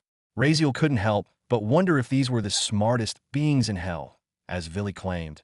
Why were they acting like spoiled, lust-starved children arguing over candy? I see.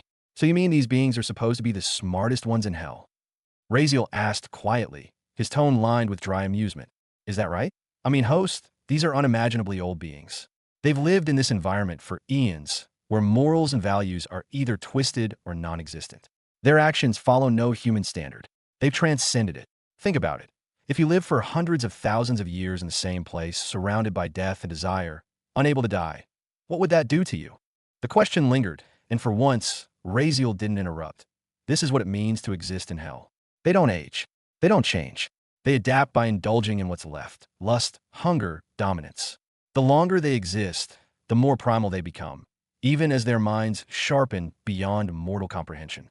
They are the perfect contradiction, brilliant, yet depraved, elegant, yet monstrous. So don't look at them with mortal eyes, host. Devils and demons aren't bound by your world's ideas of good or evil. They're beings born from chaos itself, temptation given form, greed with a face. They act by instinct, by whim. They don't need a reason. They are just superior beings than humans.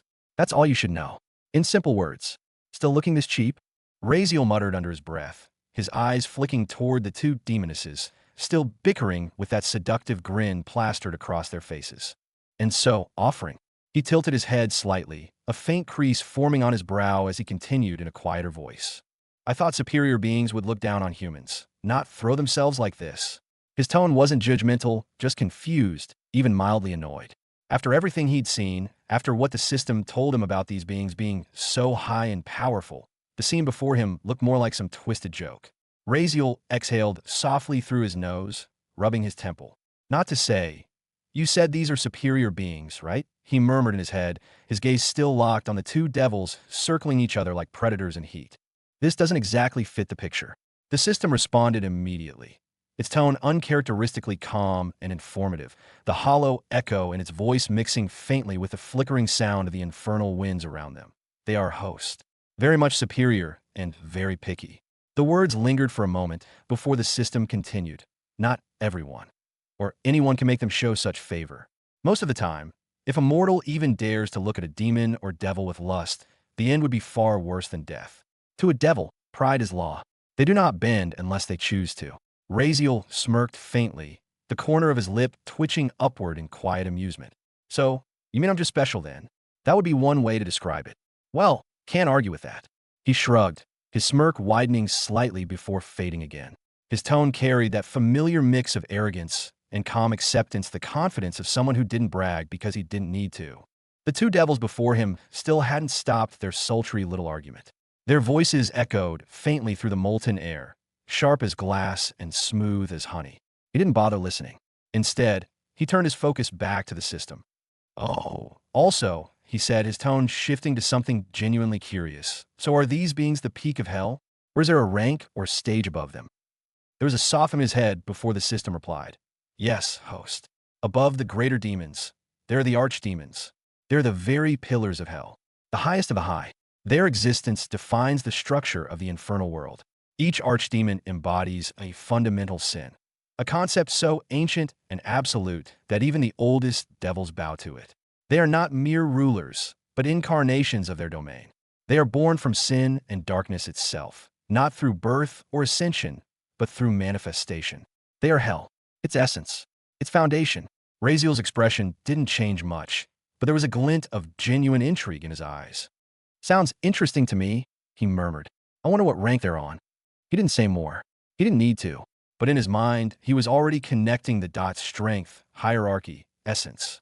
The world of hell wasn't chaotic. It was structured, defined by rules so deeply rooted they bordered on divine order. He folded his arms and looked around, taking in the flickering horizon. It was strange the deeper he went into this infernal world, the more alive it felt. The ground itself breathed. The air tasted like inner heat and sin mixed together. And yet, he felt nothing but calm. Far, far beyond Razeal's location, hundreds of thousands of miles across Hell's crimson expanse, another presence stirred. The sky trembled faintly, as if the world itself recognized a ripple in its essence. 6 colossal silhouettes hovered in the air. 6 beings draped in the purest black, so dense it swallowed light whole.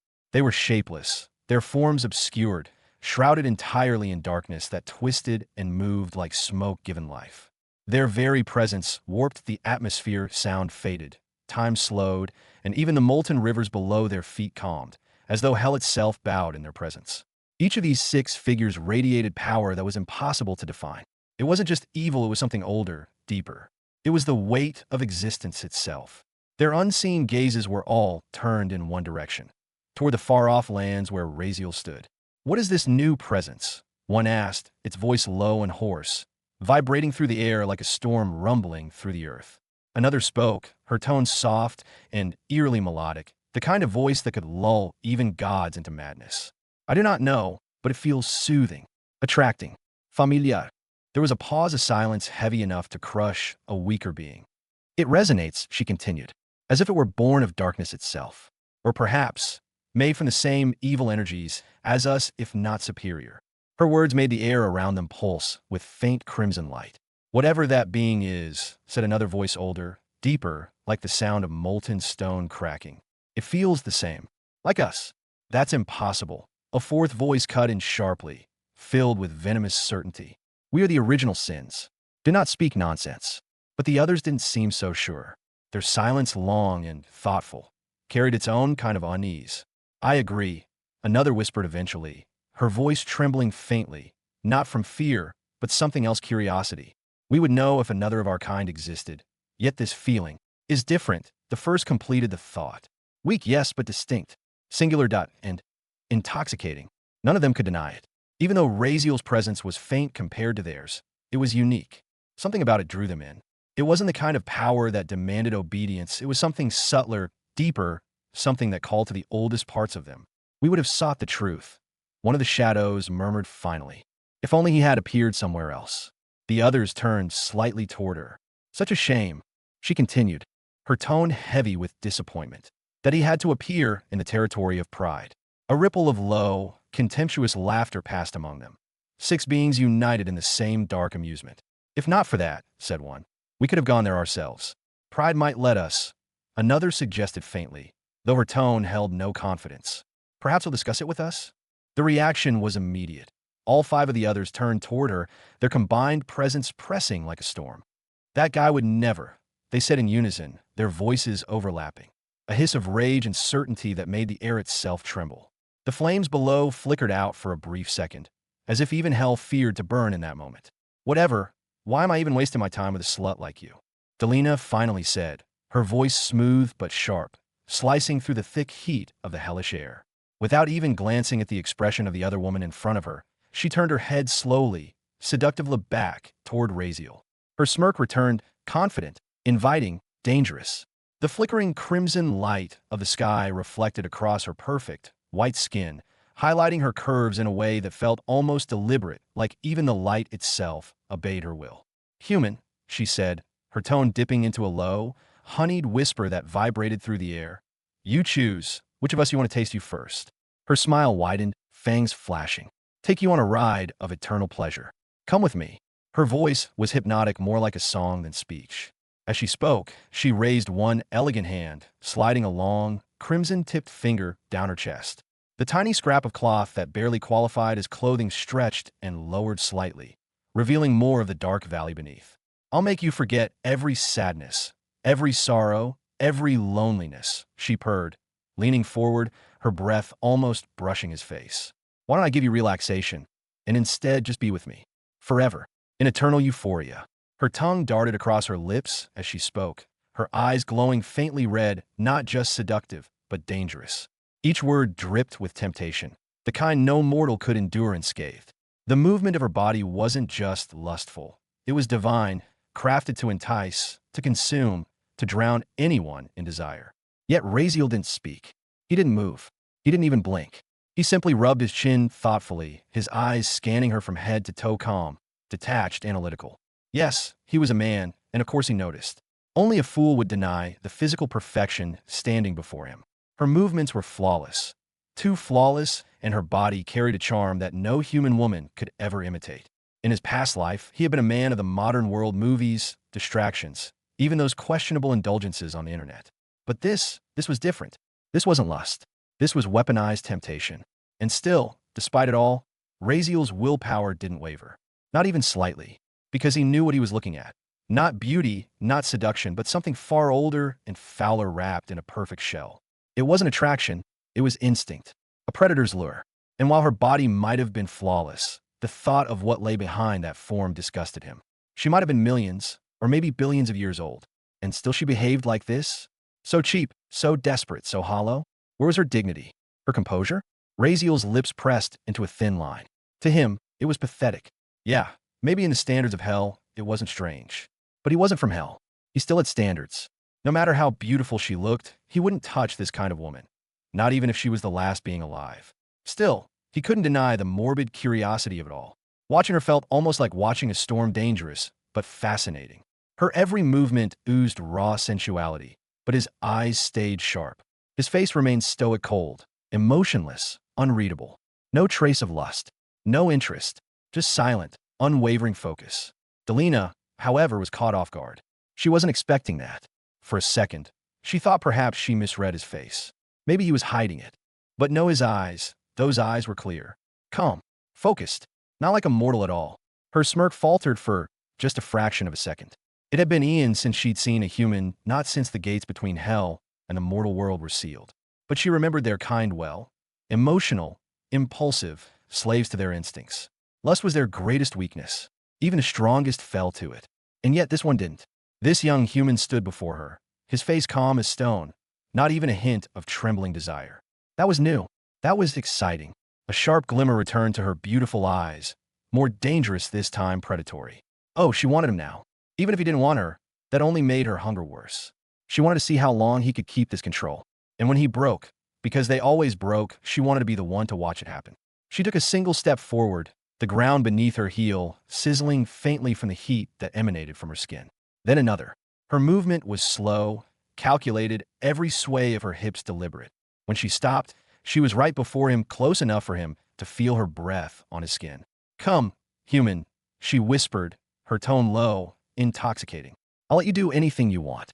At least try me once. Her voice trembled slightly on that last word, as if she herself was beginning to lose control of her composure. I won't even mind if you want us both together, she added, her lips curling into a sinful smile. I just want to smell you, eat you, feel this intoxicating essence close to me. How about it? She leaned forward, her body almost brushing against his. The warmth radiating from her was almost unbearable, not just physical heat, but something deeper, better. She tilted her head slightly, and her lips hovered near his neck. For a moment, Razeal just stood there not saying anything. Wanted to step back, but then paused as wanted to see what she wants to do. She leaned in and sniffed him. Her lips barely touched his skin, but that single breath was enough. Instantly, her eyes went wide. Her body shuddered violently, her back arching. Her pupils dilated to solid black as a tremor ran through her entire being. Her toes curled. Her fingers twitched. A low, guttural moan escaped her throat, not one of pleasure, but of shock, as if she'd just inhaled something divine and poisonous all at once. Her face twisted between confusion and ecstasy. Her breath grew ragged. For the first time in who knows how long, Delina looked weak. Even she didn't understand what was happening. The sensation that shot through her veins was unlike anything she'd ever felt before, an explosion of warmth, cold, hunger, satisfaction, and despair all at once. Her demonic mind couldn't even process it. It was intoxicating, terrifying, addictive, and all of it from just a single breath of him. From behind, the other woman stared at Delina's trembling body, her expression twisted between confusion and curiosity. Her crimson eyes widened slightly as she tilted her head, trying to understand what she was witnessing. What happened to her? She thought, her brows furrowing. She looks in such a strange pleasure. It was odd, even for a devil. She'd seen countless forms of pain, lust, and madness in this forsaken world. Yet this was something different. Delina's body trembled not from agony, not from fear, but from some unnatural ecstasy, her chest heaving, her lips parted in uneven gasps. The onlooker blinked, licking her lips unconsciously. Mortals really are strange, she mused to herself. To think just the smell of this one makes her act like that. Even she could feel it faintly, that pull in the air, that intoxicating presence radiating from a human boy standing a few feet away. It was like the scent of something forbidden, a sweetness that burned at the back of her throat. For a brief second, she even felt the urge to step closer, to reach him, to claim him before Delina could. But before she could think more, her eyes narrowed sharply. Because, clutch, the sharp, wet sound of something being pierced tore through the thick, suffocating air. It was followed by a faint, dripping noise, slow, rhythmic, like the heartbeat of something dying. Then came a voice, calm, cold, and merciless. "All right, this is enough." The tone carried no emotion, just a flat, chilling certainty. Her eyes darted to the human, to Razeal, and her lips parted slightly. His hand was buried elbow deep inside Delina's chest. The scene was so abrupt, so raw, that even the watching devil froze for a moment, her fangs faintly showing from between parted lips. Blood dripped from Razeal's forearm in a slow, deliberate rhythm, painting the red ground beneath him in streaks of even more scarlet. Then, with one harsh motion, slurp, he yanked his arm back. Blood spattered the air, hot and crimson. In his grasp, clutched tightly in his right hand, was a heart, a deep, dark red thing, still thumping faintly in his grip. It pulsed weakly, as though refusing to die. Delina didn't move. Her eyes rolled upward, her lips trembling slightly as her knees buckled under her own weight. Her body shook uncontrollably, but not in fear, in something much darker. Her breath came out in shivers. Her body twitched, almost euphoric. She took one staggering step back, her skin glowing faintly as black veins crawled under her pale surface. Yet her expression didn't show pain. Instead, she looked lost, blissful, her face frozen in a look of overwhelming pleasure. Her open wound gushed blood, yet she didn't even seem to notice it. Razeal stood silently, watching her, his face unreadable. He glanced down at the still beating heart in his hand, the sound of its pulse faint, but loud enough to fill the air between them. He frowned. He wasn't sure why he had done that. His expression darkened slightly, brows drawing together. Something about her had irritated him. When she leaned in close, her intoxicating scent filling his lungs, her soft whisper brushing against his ears, something had stirred inside him. A flicker of heat, lust, and he hated it. That one fleeting emotion, that momentary surrender to her aura, disgusted him deeply. It made him feel weak, as if she was toying with him, as if she was trying to make him something less than he was. It disgusted him. It felt like she was trying to seduce him, which, obviously, she was. The thought alone made his stomach twist. Before he knew it, he'd acted on impulse. She crossed a line anyway, coming so close without permission. Not that he needed a reason, but still. He didn't say a word. Blood ran from his fingers, dripping onto the dark marble floor. He said nothing, and even before his thoughts could spiral further, a voice broke through, shattering them completely. Ah! A long, drawn-out moan echoed across. Razeal's head snapped up slightly, his gaze narrowing. The sound was unlike anything else, soaked in pleasure, sultry and trembling, enough to make even the air around them shiver. He turned his head, and what he saw made even him pause. Delina stood, barely, her legs shaking, her body glistening faintly under the crimson light. Both her trembling hands were between her thighs. Her eyes were closed tight, her lips parted as she gasped, her chest rising and falling in quick, sharp breaths. She looked utterly lost, her expression twisted into something between ecstasy and madness. Her back arched, her hair clinging to her sweat-damp skin, her voice breaking into another breathless moan as her body convulsed. He noticed a faint shimmer of liquid running down her thighs, thick, glistening under the red sky. The sight made him twitch his lips sharply. He looked from her trembling body to the still beating heart in his hand. It was thumping faster now. Even the heart was reacting. What the FCK? The words almost escaped him, but he stopped himself. His face remained blank, though inside. His thoughts churned with confusion and faint irritation.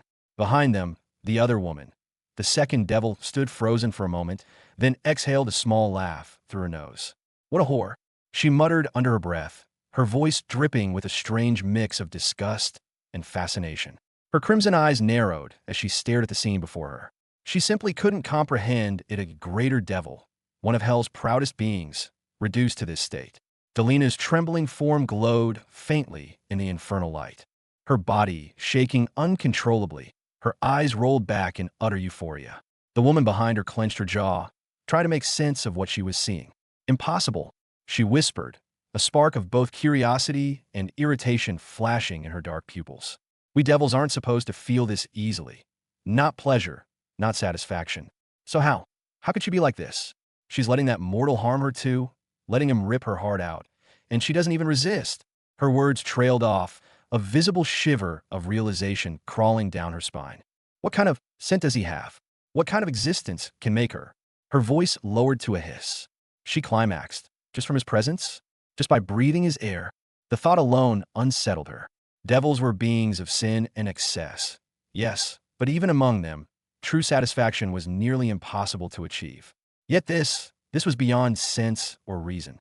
"He's special," she admitted softly, licking her lips unconsciously as if tasting the tension in the air. "But this is just Fkin weird." Still, her curiosity burned hotter. She took a hesitant step forward, her taloned feet echoing softly against the obsidian floor. She wanted to ask Delina, "What did you feel?"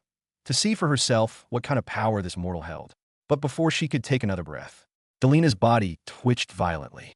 Then her eyes snapped open, wide, glowing, and unmistakably in the shape of hearts. The other woman froze. The air thickened instantly, charged with a heavy, almost intoxicating energy.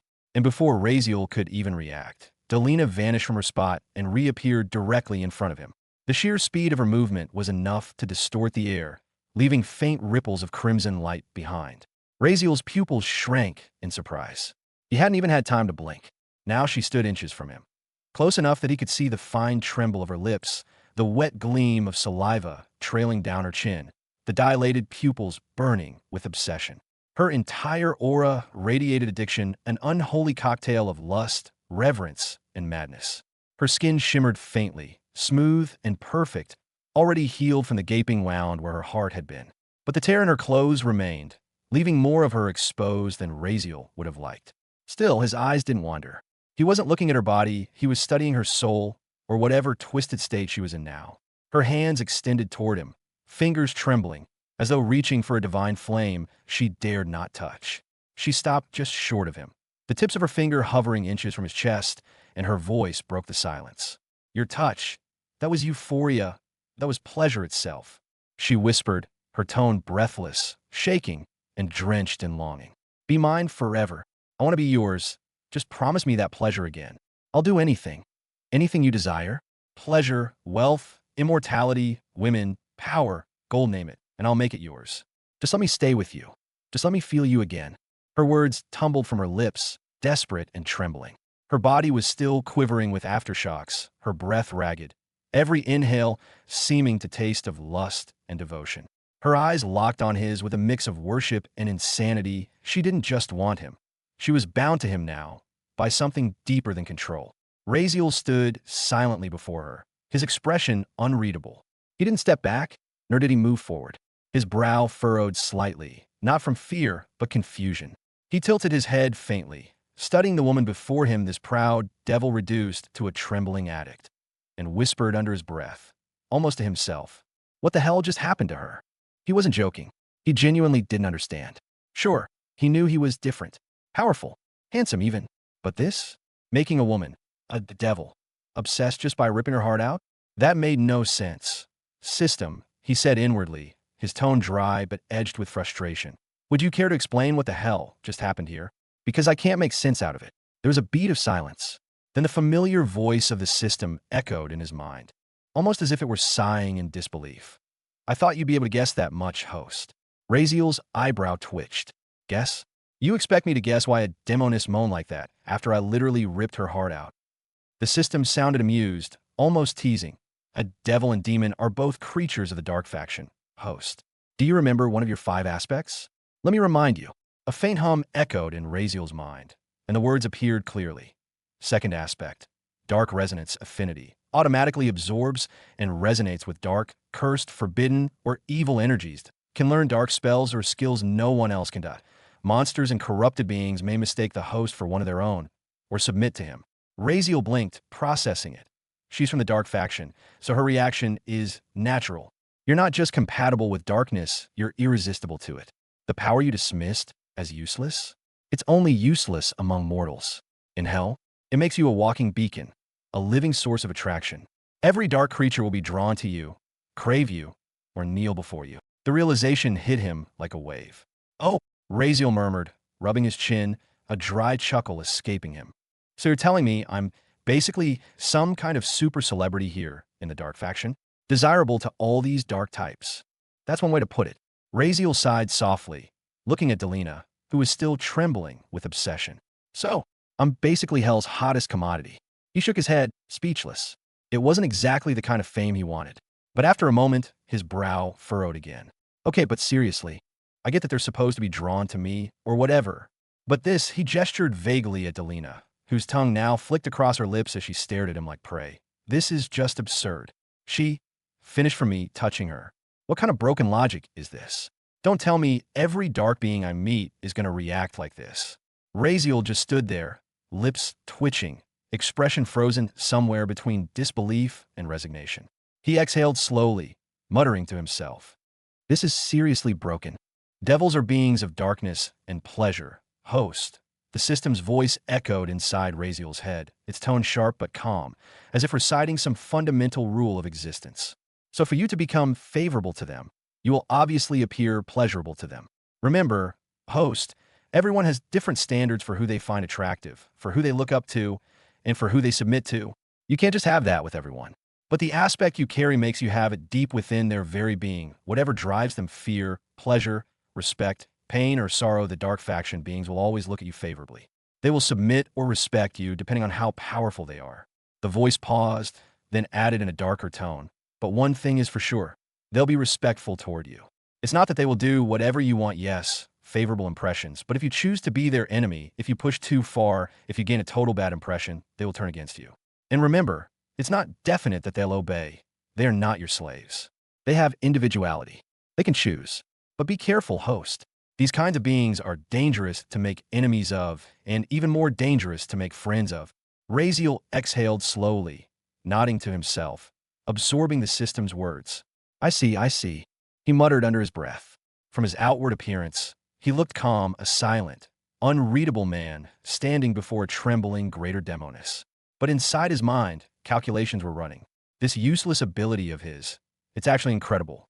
More than how useless he had thought it before. His crimson eyes slid toward the woman in front of him. Delina was still there, her tongue slipping out of her mouth, saliva glistening as it dripped from the corner of her lips. She was giving him a look no mortal woman ever had, a look that was equal parts hunger, lust, and reverence. Her body language was a slow, hypnotic sway, almost feline, but the madness in her eyes betrayed something far deeper. Raziel's face, however, remained cold, disgust flickering in his eyes for a moment before he suppressed it. He kept his expression under control, his breathing even.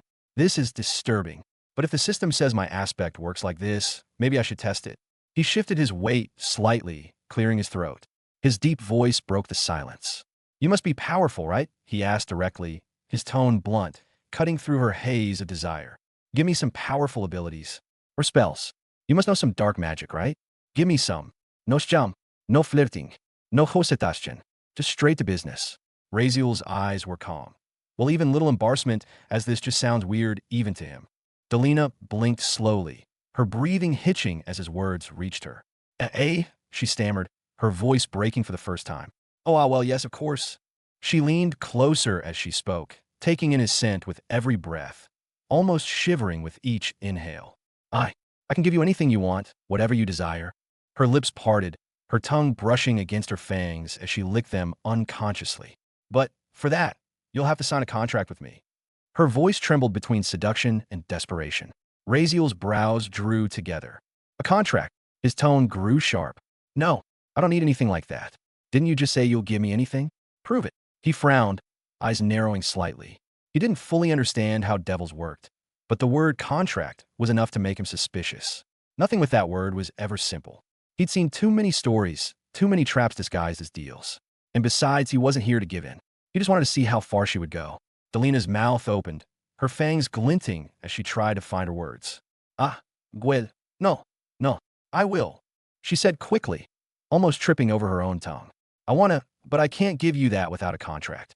Not because I don't want to, but because it's how we work. A devil can't lend, share, or give her powers, her knowledge, or even anything else to anyone without a contract. One must first sign a contract with a devil. Only then can the exchange happen. As she spoke, her eyes glowed faintly, a flicker of dark runes appearing briefly on her skin before fading. She licked her lips again, her gaze flicking down to the still throbbing heart in Razeal's palm, remembering how rough he had been. Her body shivered involuntarily. But she purred softly, her lips curling into a dangerous smile. Don't worry about it. Her voice dropped lower, husky and full of promise. I'm willing to sign a slave contract with you. I'll be your slave instead. All you have to do is keep satisfying me with pleasure. I won't even care what you do to me. You could be as rough as you want. Her eyes half-lidded, the glow in them deepening as her voice trembled with both lust and anticipation. Believe me, you won't regret it. Her gaze fell to his hand again, to the heart still pulsing there. She remembered that moment, the pain, the euphoria, the overwhelming wave of sensation. Let's sign a contract, she whispered, her voice like velvet over steel. I was about to tell you even before. You'll have adventures beyond your imagination. I'm a greater demon. You won't be disappointed. I'm very useful. Delina took a step closer, her aura wrapping around him like smoke. I'll fulfill your every dream, your ambition, even your pleasure or desire. Her words were like a spell, each syllable crafted to tempt, to lure. Her eyes burned with deep obsession as she stared into his face, her breath quickening. Sign a contract, human. You will never regret it. Sign the contract, human. Delina's voice came out low and heavy, her tone dripping with both lust and command. The edges of her lips curved upward as she slowly licked them, her glowing eyes narrowing with greedy expectation. You will never regret it. Her words hung thickly in the air, sultry, persuasive, and far too confident. It wasn't merely an offer. It was a demand soaked in desire. But Razeal didn't move. He simply stood there, eyes calm, expression unreadable, his thoughts running deeper than his still exterior revealed. He wasn't stupid enough to jump at a decision like this, no matter how enticing the deal sounded. Sure, on the surface, the offer didn't seem bad at all. In fact, it sounded too good. She was strong, ancient, and undeniably powerful. And if he could learn from her, gain some of that strength, some of that mastery over dark magic, then maybe it could actually benefit him. After all, he wasn't doing any of this for lust. He couldn't care less about that part for now. What he wanted was power, knowledge, technique, control. This woman, this greater demon, might have what he needed. His gaze flicked over her once more. The confidence in her stance, the darkness rippling in her aura, even the way her words carried the weight of command. She was clearly something beyond the normal powerhouses he had seen before. She could be useful. Razeal's jaw flexed slightly. She might even know combat techniques, dark magic rituals, forbidden abilities, because truthfully, the system's space function was never enough. Every time he entered the system space, it was the same endless pattern conversation with villains who only try to kill him or torture him, not to say teach him.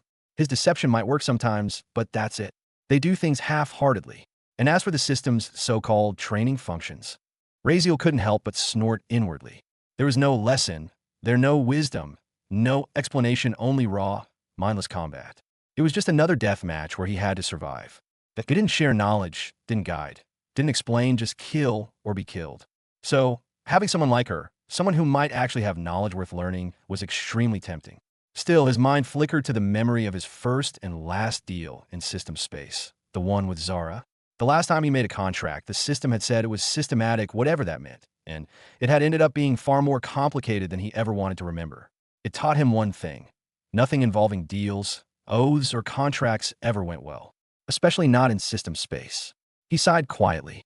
Last time I got tricked because of greed for power, and not to say he was new to it, but this time he wouldn't. System, he said in his mind, his voice firm but careful. Should I? The reply came almost instantly, calm but stern. What you want to sign is a demonic contract, host. Those are not normal. Most of them bind directly to the soul. Personally, I would never recommend this. Razeal's eyes narrowed slightly, though outwardly his expression didn't change. Demons and devils, even if they act favorable toward you, are beings of cunning and deceit. They twist words, they disguise traps under promises. Even if the contract seems completely in your favor, even if your terms look harmless and theirs look generous, there will come a time you'll regret signing it. The system's tone was steady, serious, almost cautious. I can't choose for you. My job is only to assist. You're free to accept, reject, or debate the terms before signing. But if you want my advice, only try this on a devil weaker than you. There are also contracts based on smaller and weaker demons, but for those, you'd have to perform rituals since they themselves can't create or have a right to form contracts. Greater demons like her, though, they can bind your soul the moment you agree, since they have both right and ability to create the contract themselves.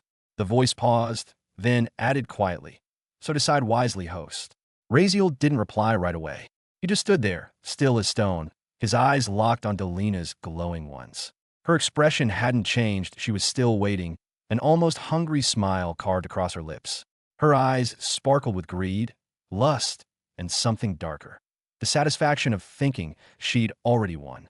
She clearly expected him to say yes. And truthfully, anyone else in his place would have. She was a greater demon, one of the highest ranks of Hell's hierarchy. To be offered a contract by such a being was a once-in-an-eternity chance. Most beings would kill, even sell their souls, to have that honor. And here she was, offering to serve him, to be his slave, even. For what? For the pleasure of his touch. It was insane. People would sacrifice everything just for a chance to be under her. And now she was offering herself, her strength, her knowledge, her loyalty, her whole being, all of it to him. Even the system space villains he'd faced before, those arrogant bastards, wouldn't have dreamed of such an opportunity. They'd have laughed in disbelief. And yet, Razeal's expression didn't change. He exhaled slowly through his nose. No need, he said simply, his tone steady, emotionless, carrying neither hesitation nor regret. Delina froze, her entire expression twisted in disbelief, her eyes widening as if she hadn't heard him right. What? Her voice cracked, turning hoarse, the confidence and seduction vanishing in an instant. Her smile faltered, replaced by a look of something sharp and dangerous. But before she could speak again, something happened. A sound cut through the heavy silence, a faint but sharp fluttering noise, like wind slicing against steel. Then, a deep whoosh echoed through the air. Razeal's instinct screamed. He snapped his head up toward the red sky and saw it.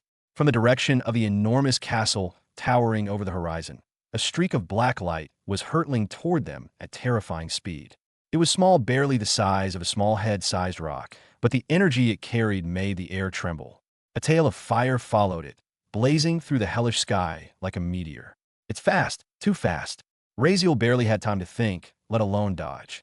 His reflexes screamed to move, but even with his heightened senses, the thing was already nearly upon him. He raised both his arms instinctively to guard himself, crossing them before his face. A rush of wind slammed into him before the object even hit. Flutter. The air shivered with the sound. Razeal braced himself, muscles tensing instinctively as the object hurtled toward him.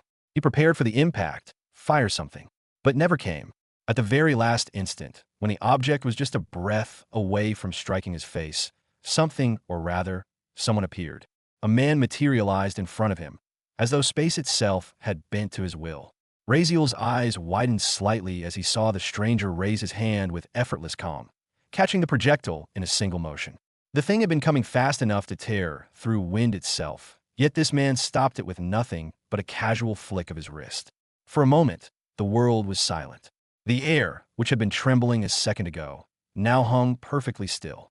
Razeal blinked, lowering his arms slightly. His eyes drifted to the thing the man had caught. A book? It was a small, black-covered tome, the edges glowing faintly red with heat from its fiery descent.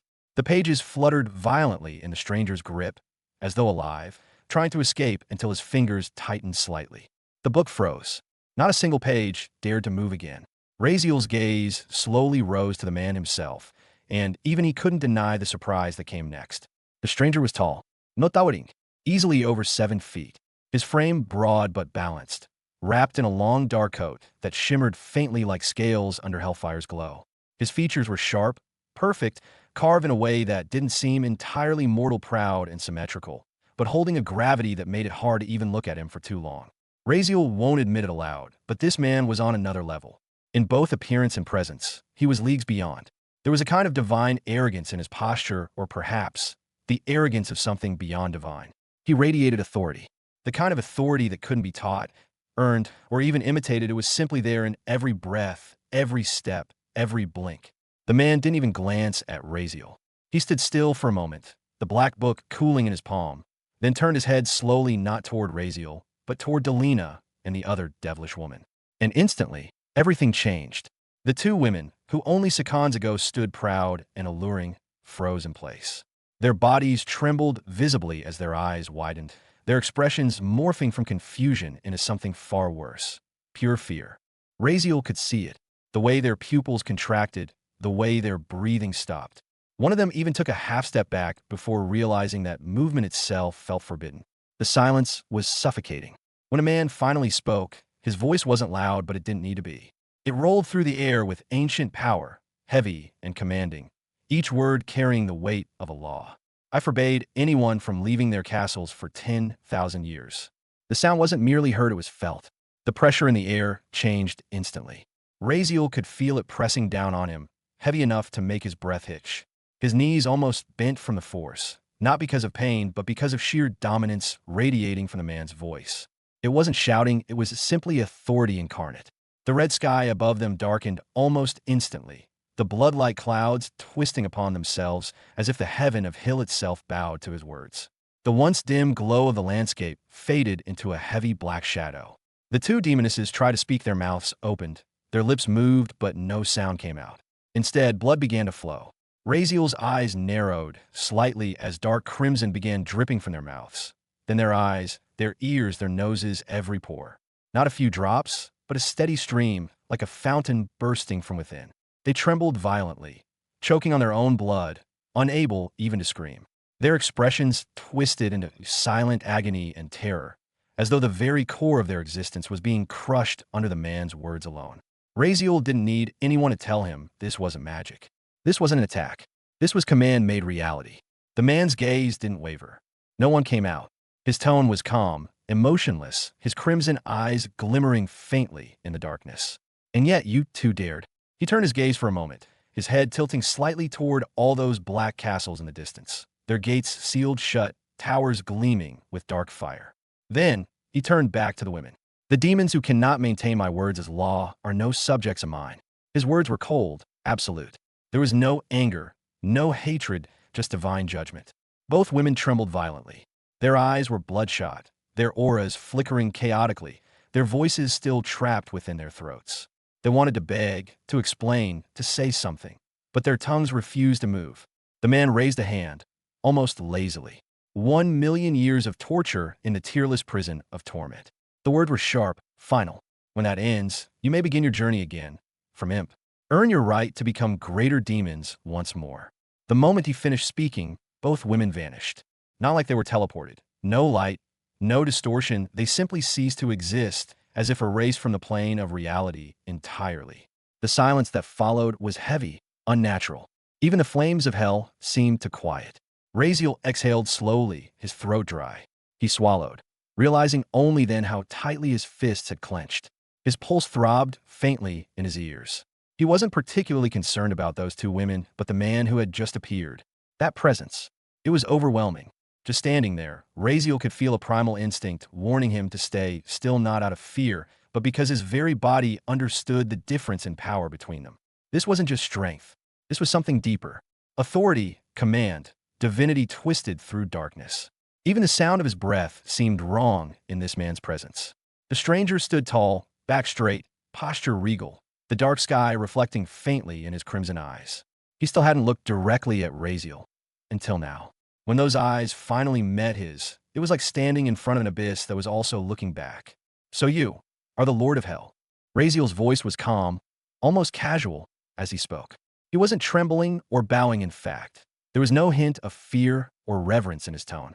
His expression was unreadable, lips drawn in a neutral line, eyes studying the towering man before him.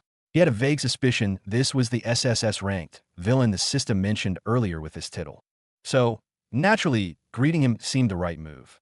Maybe it was better to stay polite. He thought, though, he wasn't all that concerned about offending anyone here. It wasn't like dying mattered inside this DMN system space anyway. But the reaction that followed was immediate. I am the king of hell, the man corrected, his tone low but cutting, the words almost vibrating through the ground. Not Lord. The atmosphere shifted instantly. A vast surge of killing intent exploded outward, radiating from Lucifer like a storm unleashed. It flooded every inch of space around them, heavy, oppressive, sharp enough to cut. The air itself seemed to scream as pressure slammed down on Razeal, heat rippling around him like invisible fire. The man's eyes gleamed with a violent red glow, flaring brighter and brighter until they looked like two suns made of blood. His expression didn't change much, still that same cold confidence, but the force behind his gaze was overwhelming, the kind of presence that made even hell itself bow. The killing intent wasn't random. It was focused, directly at Razeal, as if to say, "How dare you call me that?" But Razeal didn't move.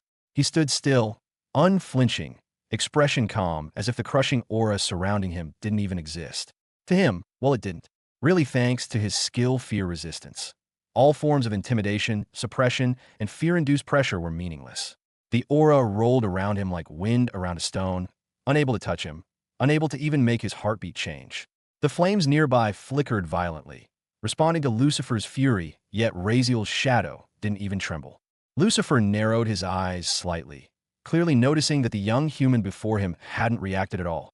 The man's crimson gaze flickered with faint curiosity. Even in the presence of his overwhelming killing intent, something that could make high-ranked demons crumble into dust, this weak human stood perfectly fine. Lucifer tilted his head slightly, his expression unreadable. "What's the difference?" Razeal asked, genuinely confused, his tone still even. Lucifer blinked once, surprised for a brief second by the audacity of the question, or perhaps by the fact that it was asked so sincerely. Razeal exhaled softly, shaking his head as if tired of the situation already. Honestly, wasn't this dude supposed to be flattered by the greeting? He muttered quietly to himself. This shitty system really doesn't give the right titles. He sighed again, scratching the back of his neck. Next time, he murmured to himself, I should just stop greeting people at all. Every time I do, they get offended instead of impressed. Lucifer's killing intent gradually receded. The pressure that filled the space around them eased like a tide pulling back into the sea. He straightened slowly, his gaze lowering to Razeal. Not in anger now, but in cold amusement, as though he was trying to understand the sheer ignorance before him. Finally, he spoke again.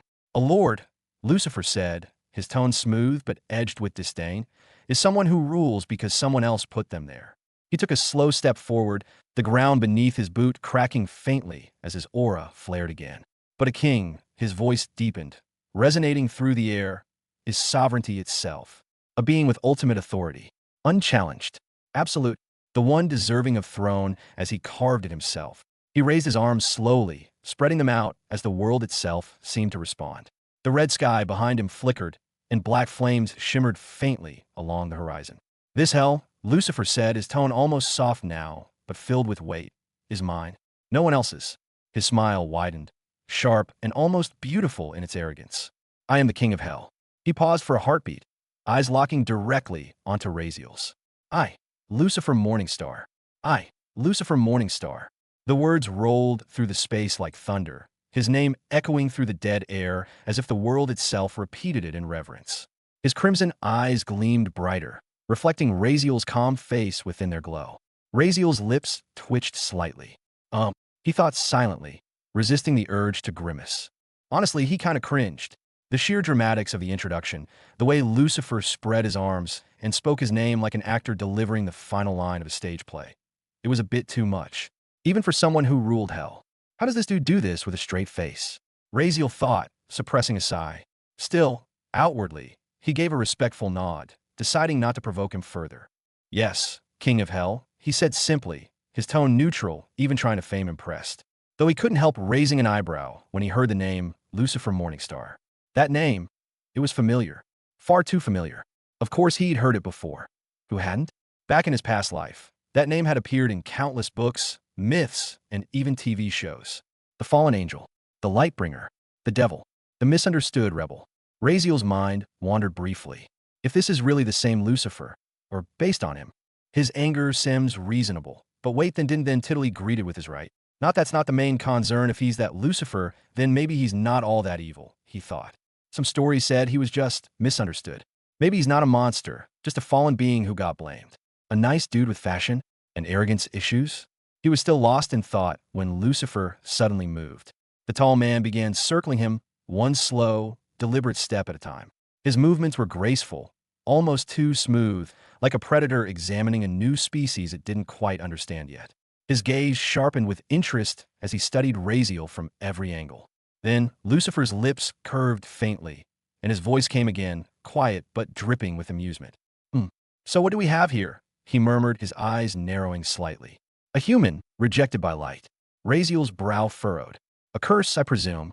Lucifer continued, tone thoughtful, like he was reading Raziel's very essence. His gaze softened for a moment before darkening again. "How interesting, very deep resonance with darkness. It almost feels as though you were born from it. Looking impossible, but again, who cares?" He tilted his head, an intrigued smile crossing his face. "Oh, but this," he said softly, eyes glimmering with faint excitement. "This is the most interesting thing yet." Raziel tensed slightly. Lucifer chuckled lowly. "The seal of fate." Raziel froze. His eyes narrowed immediately, expression turning serious. "A seal of fate?" Raziel asked immediately, his eyes narrowing slightly. The words had struck him not because he understood them, but because of how certain Lucifer sounded when he said it. They hadn't even exchanged proper introductions yet, and already they were diving into this cryptic, heavy topic. Still, there was something oddly calm, almost cool, in the air between them. A strange tension, but not quite hostile. Lucifer's lips curved into a faint, knowing smile. "Oh, you aren't aware of it?" he asked, his tone dripping with mock sympathy. "Your destiny being decided, your path written by someone else. You being handed some grand purpose by a few self-proclaimed superior beings." As he spoke, disgust twisted his perfect features. It was faint but unmistakable, a deep, genuine disdain that flashed in his crimson eyes. He almost spat the words out, as if the very thought of those superior beings left a bad taste in his mouth. Raziel just nodded slightly, his expression calm. He didn't interrupt. He knew what Lucifer was talking about. Well, at least partially. He had always known something was binding his life, controlling his journey since the day the system came to him. But he hadn't known it had a name. Seal of Fate. So that's what it's called? Huh. He thought silently, making a mental note. Lucifer studied him for a moment, eyes narrowing with amusement. "You won't believe me," he continued, his tone softening slightly, "but this kind of thing, it resonates with me." He gave a quiet chuckle, the sound low and deep. "No wonder that book was flying toward you earlier. Seems like fate itself wants to FCK itself again." Raziel's brow furrowed. "The book?" he asked quietly, glancing toward Lucifer's hand. The same hand that had caught the black tome just moments ago. "You mean that thing which almost hit me?" Lucifer didn't answer. Rather, Lucifer's tone turned oddly calm as he tilted his head slightly. "Well," he said, "seems like fate has already decided everything for you, human." Then, with a soft grin that didn't quite reach his eyes, he added, "You're going to die soon." The words hung in the air like a dagger. Raziel blinked, then exhaled quietly. His voice, when it came, was steady. "Well," he said, his tone firm and unshaken as a smile appeared on his face, "I won't let that happen." Lucifer paused mid-step. For a moment, silence stretched between them. Then, very slowly, his lips curved upward. "Oh, he murmured, an almost playful glint lighting up his crimson eyes. "That confidence. I like it." He took a step closer, the faint sound of his boots echoing against the molten ground. His tall form cast a long shadow over Raziel as he looked down at him, a mixture of curiosity and intrigue dancing across his face. "You know," Lucifer said, his tone dropping to a low, amused purr, "you can call on me anytime." Raziel blinked. "What?" Lucifer grinned wider, eyes glimmering with wicked intent. "I have some payback to give to those so-called gods," he said, his voice almost venomous. "I'd love nothing more than to tear down the heavens and drag their light into the pit where it belongs." As he spoke, his aura flared briefly, dark energy rippling outward like waves of living flame. "My army is thirsty for blood," Lucifer continued, his expression sharp and regal. "And you?"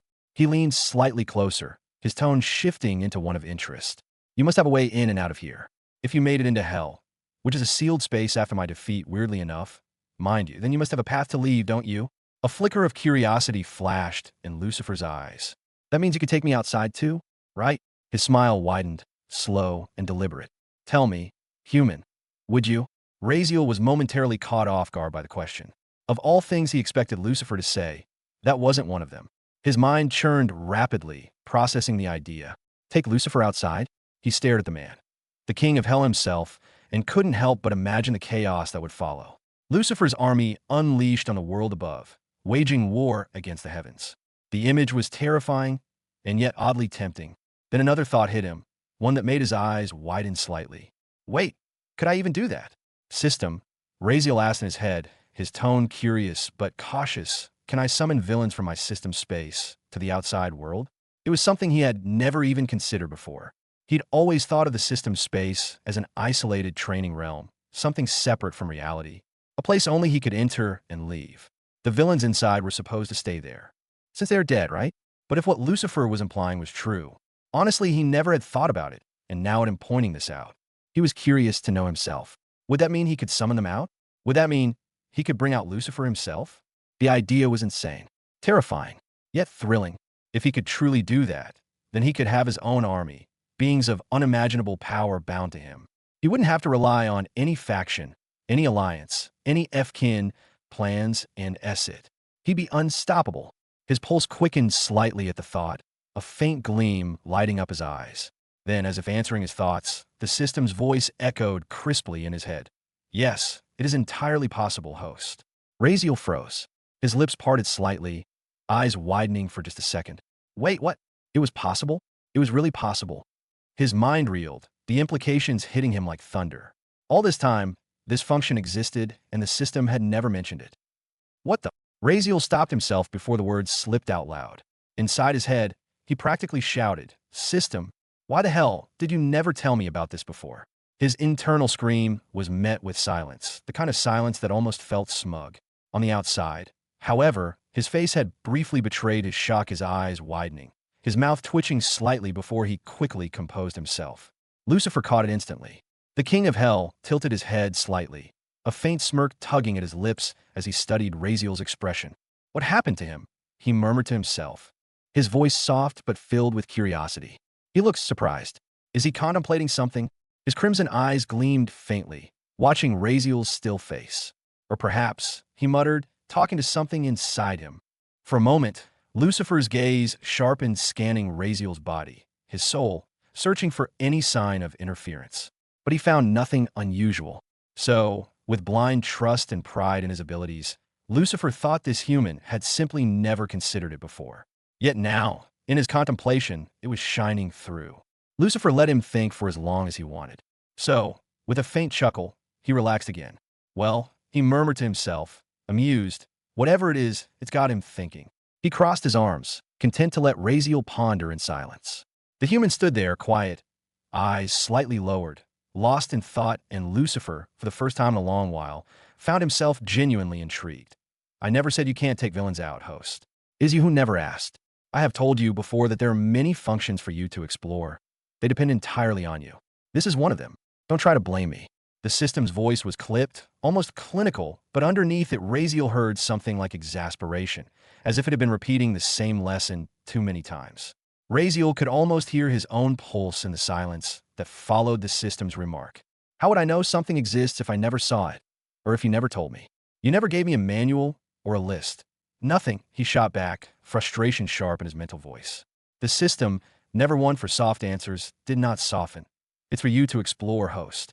I am not here to babysit you. I am here to help you become a villain with standards, one of the finest and strongest.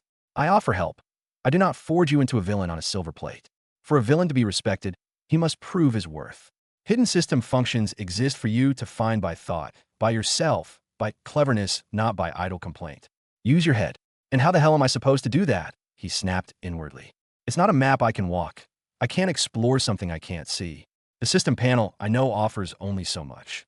I've stared at it countless times. He let the frustration out of his chest as words, because sometimes making the complaint solid helped. Ask questions, the system answered, faster this time, as if to cut off the protest. Imagine what functions a villain might need. Probe the menus mentally. Where the main functions hint, lesser functions sometimes wait. You cannot expect the system to be your gardener and also grow the fruit for you. Silence pressed after that. Razeal took a breath. There was truth in the system's hardness. If he wanted shortcuts, he would pay for them. If he wanted to build something that lasted, he had to dig. He let the small, thrumming angst of being called inattentive fade into the background and shifted focus. He had a clearer, more practical need. How to get villains out of system space into the world where they could work for him.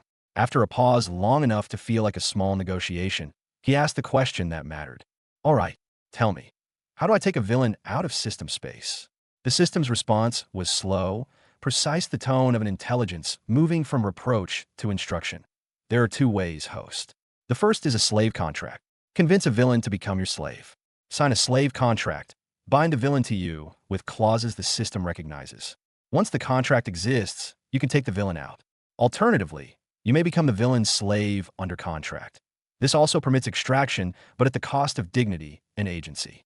Contracts create enforceable credibility. The villain is prevented from breaking the covenant to murder the summoner outright. You may set time periods, clauses, and protections. During the contract scope, the villain can harm you according to the terms, but cannot kill you, because the contract's metaphysical seals forbid it. And second is just take them out. Without a contract, the system said it's voice flat and factual. But unlike the slave option, in this one neither of you will have control over each other. A villain can totally harm you, even kill you, and there's no time limit. Be careful. Also, you cannot put a villain back after you take one out. Remember, this option exists primarily to test the host's capabilities as a villain. Can he persuade and manipulate a villain into working for him without fear? Razeal listened with all of his attention. Either you become so strong that taking villains out matters little, or you accept the risk, the system continued. There's more than a 90% chance of being hurt or manipulated, and roughly a 70% chance of being killed if you use the unrestricted option. Even the slave contract isn't safe. Making a villain your slave still exposes you to about a 40 to 50% chance of harm, depending on the villain. Villains can be dangerous even when bound. They cannot directly attack you under contract, but they can still find loopholes. The information echoed in Razeal's mind like cold, heavy metal clanging in an empty hall. He listened intently, his expression calm, but his mind spinning rapidly behind his eyes. Every word the system spoke carried weight. Every number sounded like a threat disguised as logic. Razeal focused deeply, absorbing each word like it was carved in a stone, yet a small frown creased his face. He had expected danger. Nothing new for him, but these odds were absurd. 90%, he muttered under his breath. That's not a risk. That's SSS-dashed. The slave contract option. It was slightly better, sure. A risk, but manageable, maybe. The other options? They were insane. He wasn't stupid. He knew better than to gamble his life on an uncertain function. Becoming a slave himself? Absolutely not. That was one thing he was sure of. He was never going to make himself someone's puppet, even if it was for a limited time. He'd die first before bending his knee to anyone. That was certain. Not to say his eternal arrogance train. It's never going to let him, even if he wants to. And as for taking a villain out freely, without a contract, permanently? No, that was impossible. At least not until he was 100% certain there wouldn't be a single risk to it. He couldn't afford the kind of reckless confidence. Not now. Not when even the system was warning him with those terrifying percentages.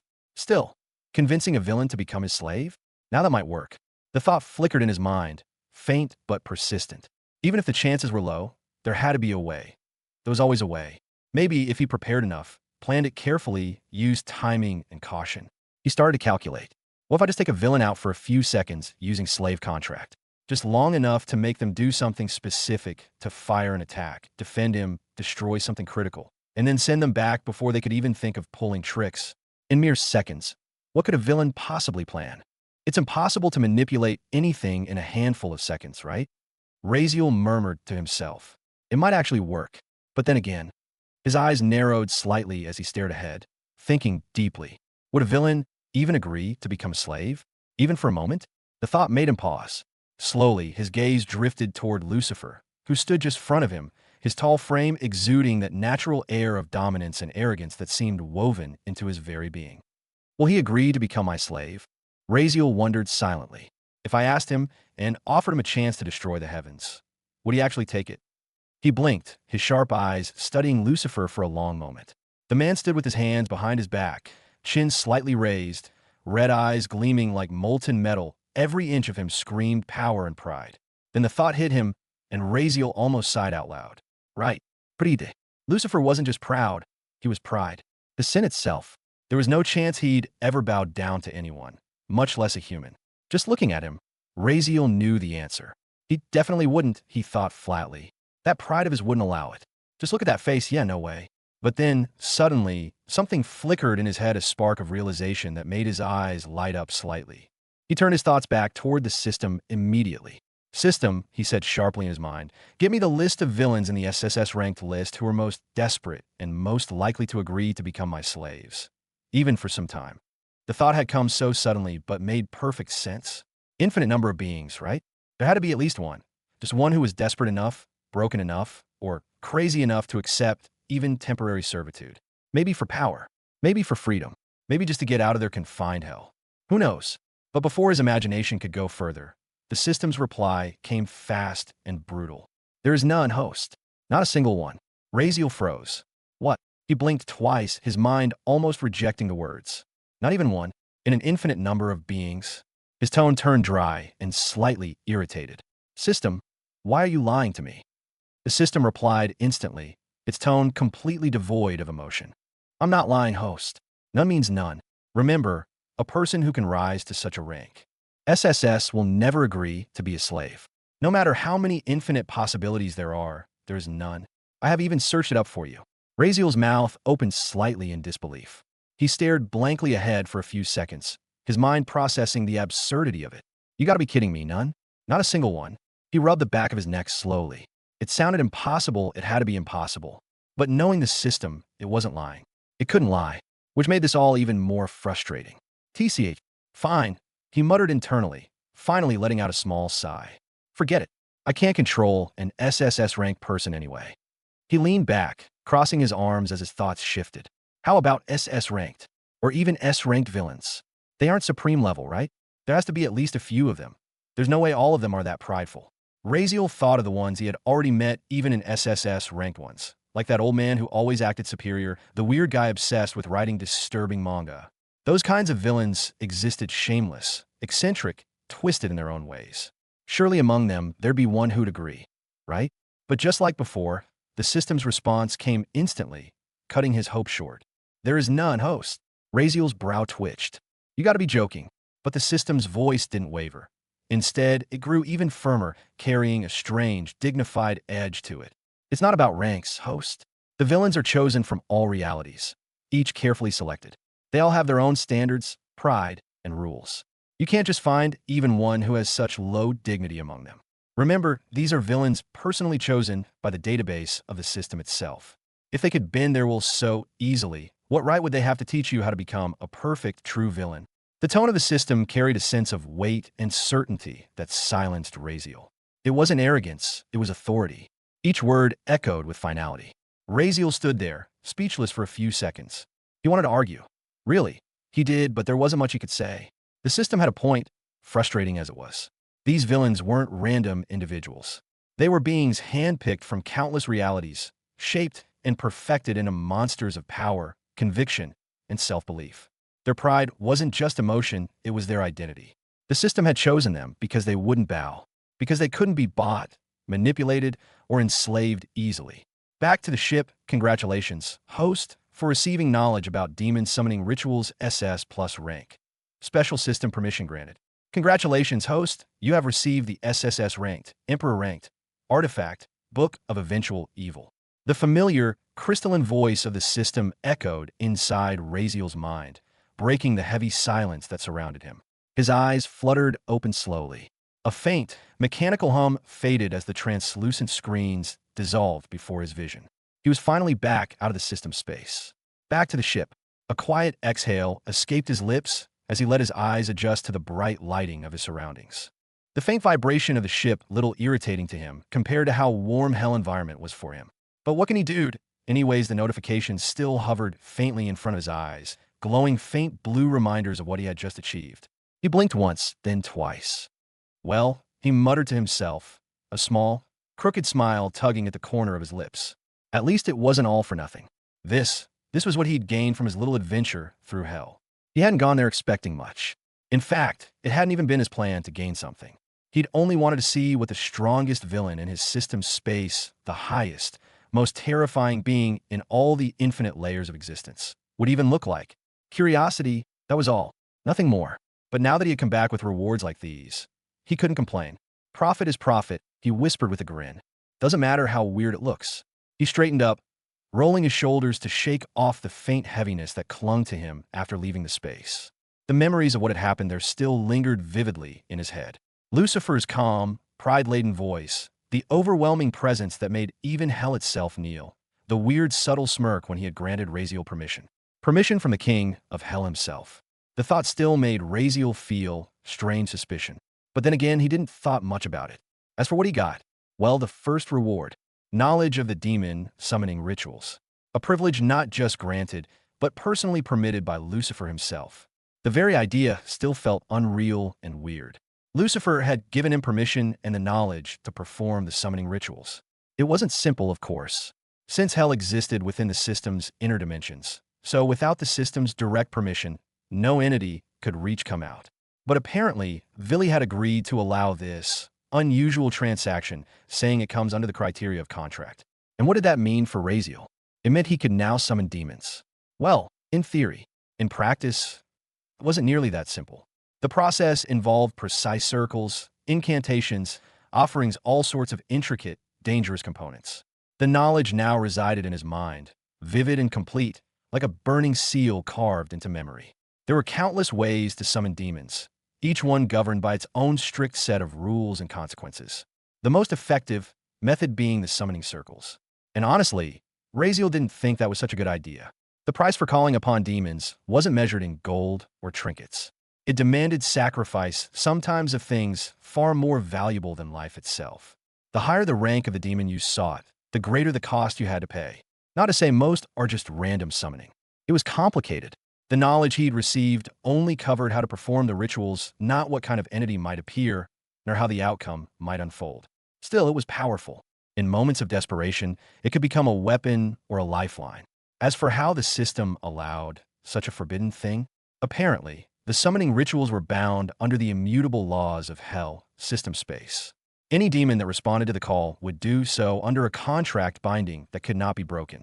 The price for their service would already be paid during the ritual, and the demon would be obligated to complete their task. If they failed or refused without cause, hell itself would punish them, and Razeal, the summoner, will be compensated by the hell. Of course, demons had the right to reject a contract if the exchange was too unbalanced, if the summoner demanded too much while offering too little. The system hadn't explained the finer details, claiming it depended on too many variables. Razeal hadn't pressed for more. He'd figure out when the time came. For now, there was no need to dig deeper into a power he wasn't yet ready to touch. Still, there was something else that had left him stunned: the second gift he had received from Lucifer himself. The Book of Eventual Evil. A genuine SSS-ranked artifact, Emperor grade. Even thinking about it made him little happy, though. Razeal doesn't really get what's up with Lucifer. At first, the guy was weirdly nice to him, even gave him that summoning thing. Razeal figured maybe Lucifer just wanted to stir up some chaos in this world through him. As for the demons he let Razeal use, he didn't think much of it. Lucifer didn't seem to care about them anyway. Maybe it was just a game to him, or maybe he just wanted to see if Razeal could lead them toward outside world. Just as experiment, maybe? He doesn't really know. Razeal, of course, had been suspicious before. It wasn't like he could just trust something that came directly from Lucifer. A.F. Kin, king of demons, wasn't exactly famous for handing out harmless gifts, as he had thought, so there was always a catch. There always had to be a catch.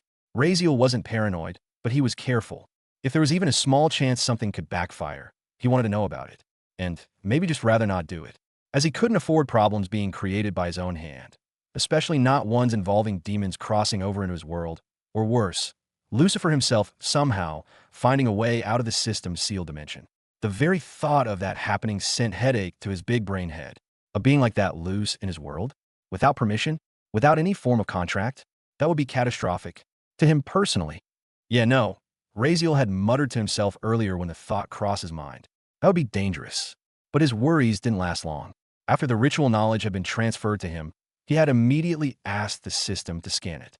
Every detail, every fragment, every drop of information that came from Lucifer Razeal had demanded the system to check if it was safe. The response had come shortly after, calm and assured. Analysis complete. No foreign control or corruption detected. The ritual knowledge is safe. No entity or dimensional breach can occur without host permission. Full guarantee confirmed. That had been enough to ease his doubts. When the system guaranteed something, Razeal believed it. Even if he refused to call system almighty or all-powerful, Razeal knew what it was capable of. The fact that it could contain and control countless beings, some powerful beyond imagination, long dead for don't know what absurd power. That was proof enough. The system's existence alone was beyond comprehension. If it claimed something was safe, then it was safe. So Raziel hadn't thought much about it, as if system giving him the all-clear, then that's it. He'd just trust it. And so he did. He accepted Lucifer's gift, the knowledge, the permission without overthinking it. Maybe he's just a kind soul, Raziel murmured sarcastically to himself, though he immediately followed that thought with a soft snort. Yeah, right. Lucifer and kind didn't belong in the same sentence. Still, he couldn't be bothered to dig into the reason behind it. Maybe Lucifer was being generous out of amusement, or maybe it had something to do with Raziel's own nature. Whatever it was, it didn't matter. The system had given its guarantee, and that was all the assurance he needed. Raziel wasn't someone who wasted energy worrying about intentions he couldn't control. He was still thinking about all this when something suddenly stirred in his right hand. A faint movement, subtle, barely noticeable at first, which for a long moment he'd been ignoring as his mind was still caught in minute thoughts, but then the feeling became clearer now, and even more deliberate. Thump, thump, thump. It was steady, rhythmic, alive. Raziel blinked, his gaze lowering to his hand. He'd nearly forgotten about it entirely. As his eyes adjusted, he saw it clearly, the thing resting in his palm. A heart, a dark red, thumping heart. Its surface glistened faintly, still slick with blood. Every pulse sent a tiny vibration through his fingers, the sensation oddly real, almost human. Oh, Raziel muttered softly, blinking once, twice. It's the heart of that demoness.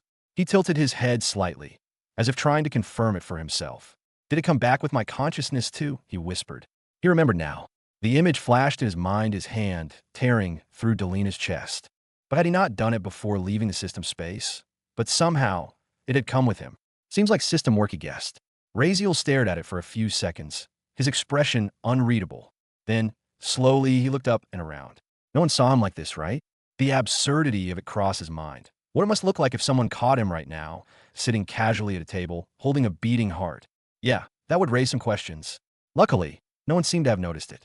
In front of him sat Maria, arms crossed, her posture relaxed but her eyes sharp. She glanced his way, briefly, probably annoyed he had been motionless for so long, but when she saw him awake, she only rolled her eyes and looked away again, muttering something under her breath. She couldn't see what he was holding beneath the table.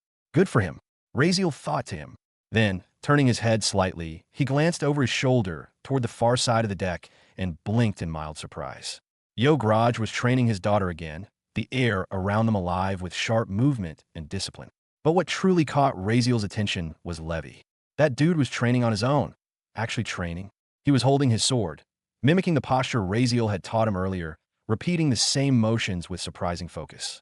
Raziel raised a brow. Well, that's unexpected, he thought. For a second, a faint smile flickered across his face. Guess he's not as hopeless as I thought. Everything seemed fine. No one had noticed the heart in his hand. Even if they did, Raziel probably wouldn't care much, but still, he preferred to avoid unnecessary drama. He could already imagine the awkward explanations that might follow. And honestly, he don't think he would have explained anything either. He didn't owe anyone an explanation. But at the same time, why create more problems when things were finally quiet? Not worth it, he murmured under his breath, shaking his head slightly. His gaze drifted back to the heart in his hand. It continued to beat, faintly thump, thump, each pulse echoing softly through his palm. What am I even supposed to do with this? He thought, frowning slightly. He hadn't planned to bring it back. It hadn't even been intentional. And yet, there was still alive, somehow, as if defying logic. The surface of the heart shimmered under the dim light, the veins glowing faintly, filled with a strange demonic essence. It looked alive, almost sentient. He stared at it for a moment longer, then exhaled. Well, whatever, he said quietly. Let's just put you somewhere safe for now. Without thinking much more about it, he reached out with his free hand and activated his shadow storage. The shadow beneath the table rippled as a dark void formed silently. Before placing the heart inside, though Raziel noticed something else, the blood still clinging to his hand and arm. Thick, dark, demonic blood. He sighed softly. Can't just leave that either. He raised his hand slightly, activating his blood manipulation skill.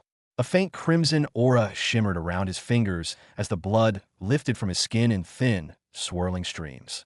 Like liquid threads, it coiled together, returning into the heart, sealed neatly within. With that done, Raziel dropped the organ into the shadow space. It vanished instantly, swallowed by the darkness, the beating still continuing inside shadow space. He leaned back in his chair again, his hand now clean, his face calm as if nothing had happened at all. For a moment, he simply sat there in silence, staring at his open palm. Why didn't he throw it away? He didn't know.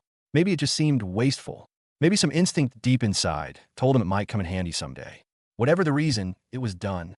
Raziel flexed his fingers once more, the faint red light fading from his skin, and muttered softly to himself. Maybe it'll be useful later. He wondered. And then finally, Raziel asked, "System, give me that book of eventual evil I got. System, give me that book of eventual evil I got." His voice echoed faintly in his head as he leaned back on the chair, waiting. Without a word from the system, something began to materialize before him, slow at first, like smoke gathering and solidifying into form. A dark book emerged from thin air, landing on the table with a heavy thud that reverberated through the wooden surface. Its black cover was old and uneven, as if scorched by eons of fire. The edges glowed faintly red, like embers that refused to die out, radiating a faint warmth almost as though the book itself was still burning from one side. It looked ancient, heavy, and undeniably alive.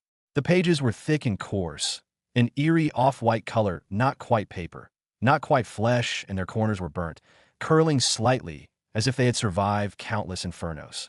Even a faint smell of ash lingered in the air. Everything about the book screamed danger. The aura around it was dark, suffocating, and ominous, yet strangely beautiful in its own way.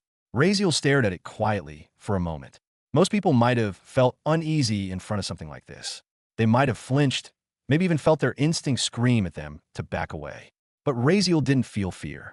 In fact, it felt oddly comfortable. That heavy darkness that clung to the book, that deep, ancient malice, it wasn't foreign to him. It resonated faintly, like an echo meeting another echo in the same vast void. He tilted his head slightly, his lips twitching into the faintest smile. "Yeah, definitely from the dark faction," he murmured, almost amused. He didn't open the book. Not yet, of course, since he could already feel the power radiating from it, pulsing faintly, whispering something inaudible beneath the surface. It was the kind of energy that promised knowledge and destruction all in the same breath. Raziel remembered clearly how he'd received it. Lucifer had simply extended his hand toward him, that calm, knowing smile on his lips, the kind of smile that gave away nothing but weird vibes. "You can have it," he'd said in that deep, smooth voice. "The book seems to like you very much." That was all. No explanation, no condition, just those words. And that, of course, had made Raziel suspicious as hell again. No one handed out gifts like that without reason. But after the system had scanned it and confirmed there was no trap, no hidden curse, and no trick woven into its structure, Raziel's suspicion faded into indifference. Especially after finding out what kind of thing it was. AF Kin, SSS-ranked artifact. Once he heard that, the rest didn't really matter anymore. If it was that powerful, then he'd take it. Sure, the name Book of Eventual Evil sounded ominous, the kind of name that practically screamed, "Don't touch me." But Raziel wasn't the type to be intimidated by names. "System," he called out, his eyes narrowing slightly as he studied the tome's surface. "What does this book do again?" He honestly wasn't entirely sure of its abilities. Lucifer had only said it would be useful, but hadn't elaborated. And knowing demons from old fictions, that could mean anything from a world-ending weapon to a cursed diary that whispered your death date. A faint chime rang in his head. Then a new panel appeared before his eyes. Artifact status window, name, Book of Eventual Evil, rank, SSS, Emperor grade, type, Sentient Grimoire / Forbidden Tome origin, born from darkness and evil itself alignment. Pure malevolence description, a book not crafted, not created, but born. It emerged where light could never exist, formed from the first breath of corruption, the eternal echo of darkness. From the moment evil took its first and ever thought, this book came into being. Ability, knowledge of dark, evil, and forbidden etched within this artifact holds the complete and unfiltered knowledge of all things dark, evil, and forbidden. The truths of corruption, the essence of malevolence, and the secrets of destruction and despair all are inscribed within its pages. Warning: the Book of Eventual Evil cannot be destroyed, sealed, or stored. It bears an independent will and influence. Exposure to its contents may alter the reader's mind, perspective, and moral alignment. The longer one interacts with it, the stronger its psychological influence becomes. Be cautious. Tag code read by system. Proceed with extreme caution. Raziel silently read through the panel, eyes narrowing slightly. Knowledge about dark, evil, and forbidden, huh? He murmured, leaning back slightly tapping the table with his fingers. He wondered what that truly meant. Dark magic? Forbidden rituals? The kind of truths that mortals and gods alike weren't meant to touch. It could be anything or everything. He tilted his head, thinking. The possibilities that kind of knowledge held were almost infinite and equally dangerous. Still, he didn't feel intimidated. If anything, he was intrigued. The warnings, however, did catch his attention. It wasn't every day the system actually warned him about something. In fact, this was the first time he'd seen such a direct alert. That was unusual. He rubbed his thumb against his chin, thoughtful. Then his gaze dropped to the book again, studying it in silence. The faint heat from its charred edges pulsed gently, matching a rhythm that almost felt like a heartbeat. It was alive in some way. Sentient, perhaps. And yet, Razeal didn't sense hostility from it, not toward him, at least. The darkness surrounding it wasn't pushing him away. If anything, it seemed to recognize him, the same way Lucifer had said. A faint smirk tugged at his lips. Influence my personality, huh? He said quietly, almost laughing. Yeah, good luck with that. He was confident. Perhaps too confident that no book could change him. His personality, his will, his nature, they were already forged in things darker than this. If something like that could sway him, it would have done so long ago. Still, he couldn't deny the book's presence had weight. Even just sitting there, it felt significant, like holding a piece of a living concept, something ancient and far beyond mortal understanding. Though can't store or seal it, huh? That line from the system's warning replayed in Raziel's mind, sparking a curious glint in his eyes. Well, that's interesting, he murmured quietly. He looked down at the dark, ominous book resting in his hands, now the book of eventual evil, its surface still radiating a faint warmth. The scorched edges pulsed with dim red light, alive like molten veins. Curiosity overtook him. He wasn't the type to just accept something strange without testing it himself. Let's see about that, he said under his breath. He raised his hand, the book balanced in his palm. His other hand flicked slightly, and shadows began to gather before him, a dark mist coiling into form above the table, swirling with fluid motion. The shadow distorted down his feet as raised up the table, the shadow in front warping subtly as his shadow storage opened. A black void moving like an ink. Raziel's eyes gleamed faintly red as he pushed the book forward, attempting to store it like he would any other object. The moment the book touched the edge of the shadow, a sudden resistance struck him, like pressing two magnets together. The shadows rippled, struggling to consume it, but the book didn't budge. It was as if some unseen barrier surrounded it, repelling his shadow's pull entirely. He frowned, pushing harder. The shadow rippled again, but no matter how much force he used, the result was the same. The book refused to enter. Raziel's expression turned sharp. Really? He licked his lips and focused his energy, letting his shadow expand further, dark tendrils wrapping around the book's sides, trying to drag it in. Nothing. The darkness resisted. Or maybe it wasn't the shadow that resisted, maybe it was the book itself. The moment his shadow tried to engulf it, the book pulsed faintly, sending out a vibration through the air, a low hum, deep and unsettling. The shadow shivered, then broke apart like smoke being scattered by wind. It's resisting me, Raziel muttered, lowering his hand slowly. The shadow storage collapsed back into nothing, dispersing quietly above the table. He looked down at the book again, expression thoughtful. So, I can't store it in my shadow. That was annoying. Raziel leaned back in his chair and sighed, staring at the object resting in his palm. Now how am I supposed to carry this thing around? His eyes narrowed as he turned it over, studying every detail. The surface still radiated that faint, eerie warmth. This wasn't just any artifact. It was defying him, whose shadow could consume almost anything. He had even absorbed wind spears conjured by Silva and attacks strong enough to put hole through mountains, into his shadows without effort. Yet this book, it didn't even move an inch. Weird. He tapped a finger lightly against its cover, a faint metallic sound echoing. So it can't be stored in shadow, maybe not in spatial rings either. Wait, system, you took this out from your system space or something? I didn't even have it in my hand, right? Why not put it back where you were holding this book and give it to me only when I really need it? Raziel asked in his head without hesitation. Wasn't this the loophole? No, host, I can't do that. Well, as a system, of course I can take this for distribution since it's the first time.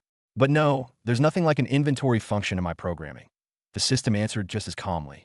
Hearing even system rejection, he just sighed softly, shaking his head. Great. Now I've got a cursed, unstorable book that just wants to sit in my hands forever. For a second, he imagined himself carrying it everywhere, sleeping, walking, eating. The thought made him roll his eyes. That's just perfect, he muttered, sarcasm dripping from his tone. But then again, the more he thought about it, the more sense it made. The book was evil, not in the metaphorical sense, literally in its nature. It was born from darkness and malevolence, not made or forged by anyone. Maybe this inability to be sealed or stored was part of its very existence, a way to ensure that wherever it appeared, people would find it, read it, fall into it.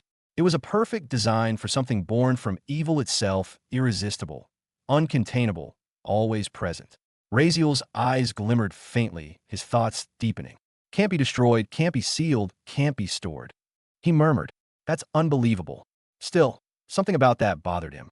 Unbelievable wasn't the same as impossible. He frowned, tapping his finger against the book. How can something be truly indestructible? There's no such thing as absolute immortality. Everything ends eventually. He thought about it for a moment longer before speaking up again in his mind. System, can it really not be destroyed? He asked silently. It is very hard to destroy, but it can definitely be destroyed at one point. The system's calm voice filled his mind. As I've scanned it before, the cannot be destroyed statement appears because even when it is destroyed, it simply regenerates itself into the same exact state it was before. Raziel blinked. Don't be confused, host. Everything has a limit. Even the very center of star can be destroyed under the right condition. A quiet chuckle escaped his lips. I see. That makes sense. He nodded slightly to himself, lightly drumming his fingers against the book's cover a slow, thoughtful rhythm. Well, that's good to know, he murmured, more to himself than anyone. He was still mulling over the system's words when he suddenly felt a pair of eyes on him. That subtle pressure, that sensation of being watched. His gaze lifted slowly. Across the table, Maria was staring at him, or rather at the book in his hand. Her eyes were wide, unblinking, her expression strangely blank. She wasn't just looking. She was lost in it. Her pupils were slightly dilated, her breathing slower than usual, as if she was caught in some invisible trance. Raziel frowned faintly. What happened? He asked calmly, his tone cutting through the quiet air. Maria blinked suddenly, as if snapping out of something. Her shoulders twitched slightly as she shook her head, confusion flickering across her features. Nothing, she said quickly, almost too quickly. Her voice sounded uncertain, like even she wasn't sure what had just happened. Then, after a short pause, her gaze drifted back to the book again, though this time with more awareness than before. What is that? She asked, her tone cautious but laced with curiosity. Raziel's frown deepened slightly. It's nothing too, he said shortly, lowering his hand and placing the book on his lap, out of her line of sight. The movement was casual but deliberate. Maria's brows furrowed slightly, her gaze following the motion. She wasn't fooled. Nothing, huh? She didn't buy that. She leaned back in her chair, crossing her arms with a small huff. Her eyes lingered for a moment longer before she looked away, feigning disinterest. Oomph. Who wants to see that half-roasted old thing anyway? She muttered under her breath, turning her gaze toward the open ocean beyond the deck. Acting like he's guarding some great treasure. Raziel glanced at her briefly, his lips twitching faintly at her reaction before his eyes returned to the book. Her earlier expression replayed in his mind. The trance-like stare, the way her eyes had glazed over it wasn't normal. She was tempted, right, system? He asked silently in his head, one hand resting lightly on the book in his lap. The book of darkness and evil naturally radiates attraction, host.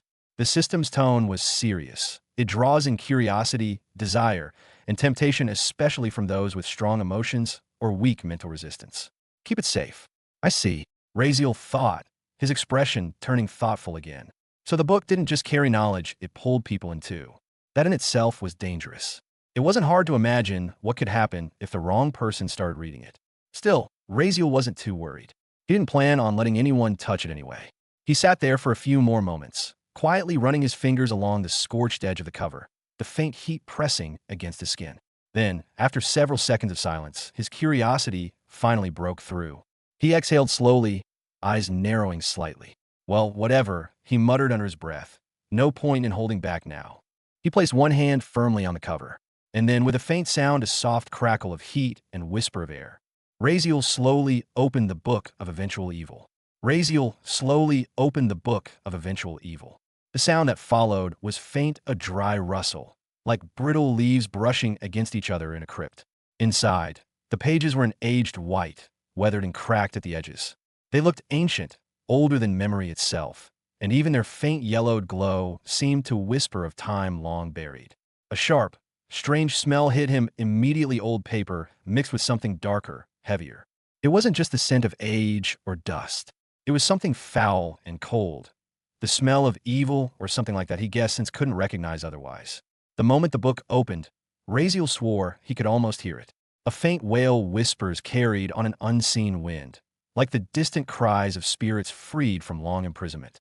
For an instant, he even saw dark shapes flicker across the edge of his vision, ghostly silhouettes rushing out from the pages, faces twisted in agony, soaring toward him as if finally released from their cage. The air around him turned cold. A shiver brushed down his spine, though not out of fear. It was something else, a strange, alien thrill. Then he blinked once, shaking his head lightly. Illusion, he murmured, forcing himself to dismiss it. Or maybe just my head playing tricks. He thought the moment he broke the thought, the air calmed. The whispers faded. The illusion, if that's what it was, vanished like smoke. Raziel exhaled softly. Then, without wasting another second, he lowered his gaze to the first page and began to read. At first, the writing looked strange and unrecognizable language, the letters long and curling like living things, ancient symbols that almost shimmered on the page. Yet, oddly enough, he understood every word.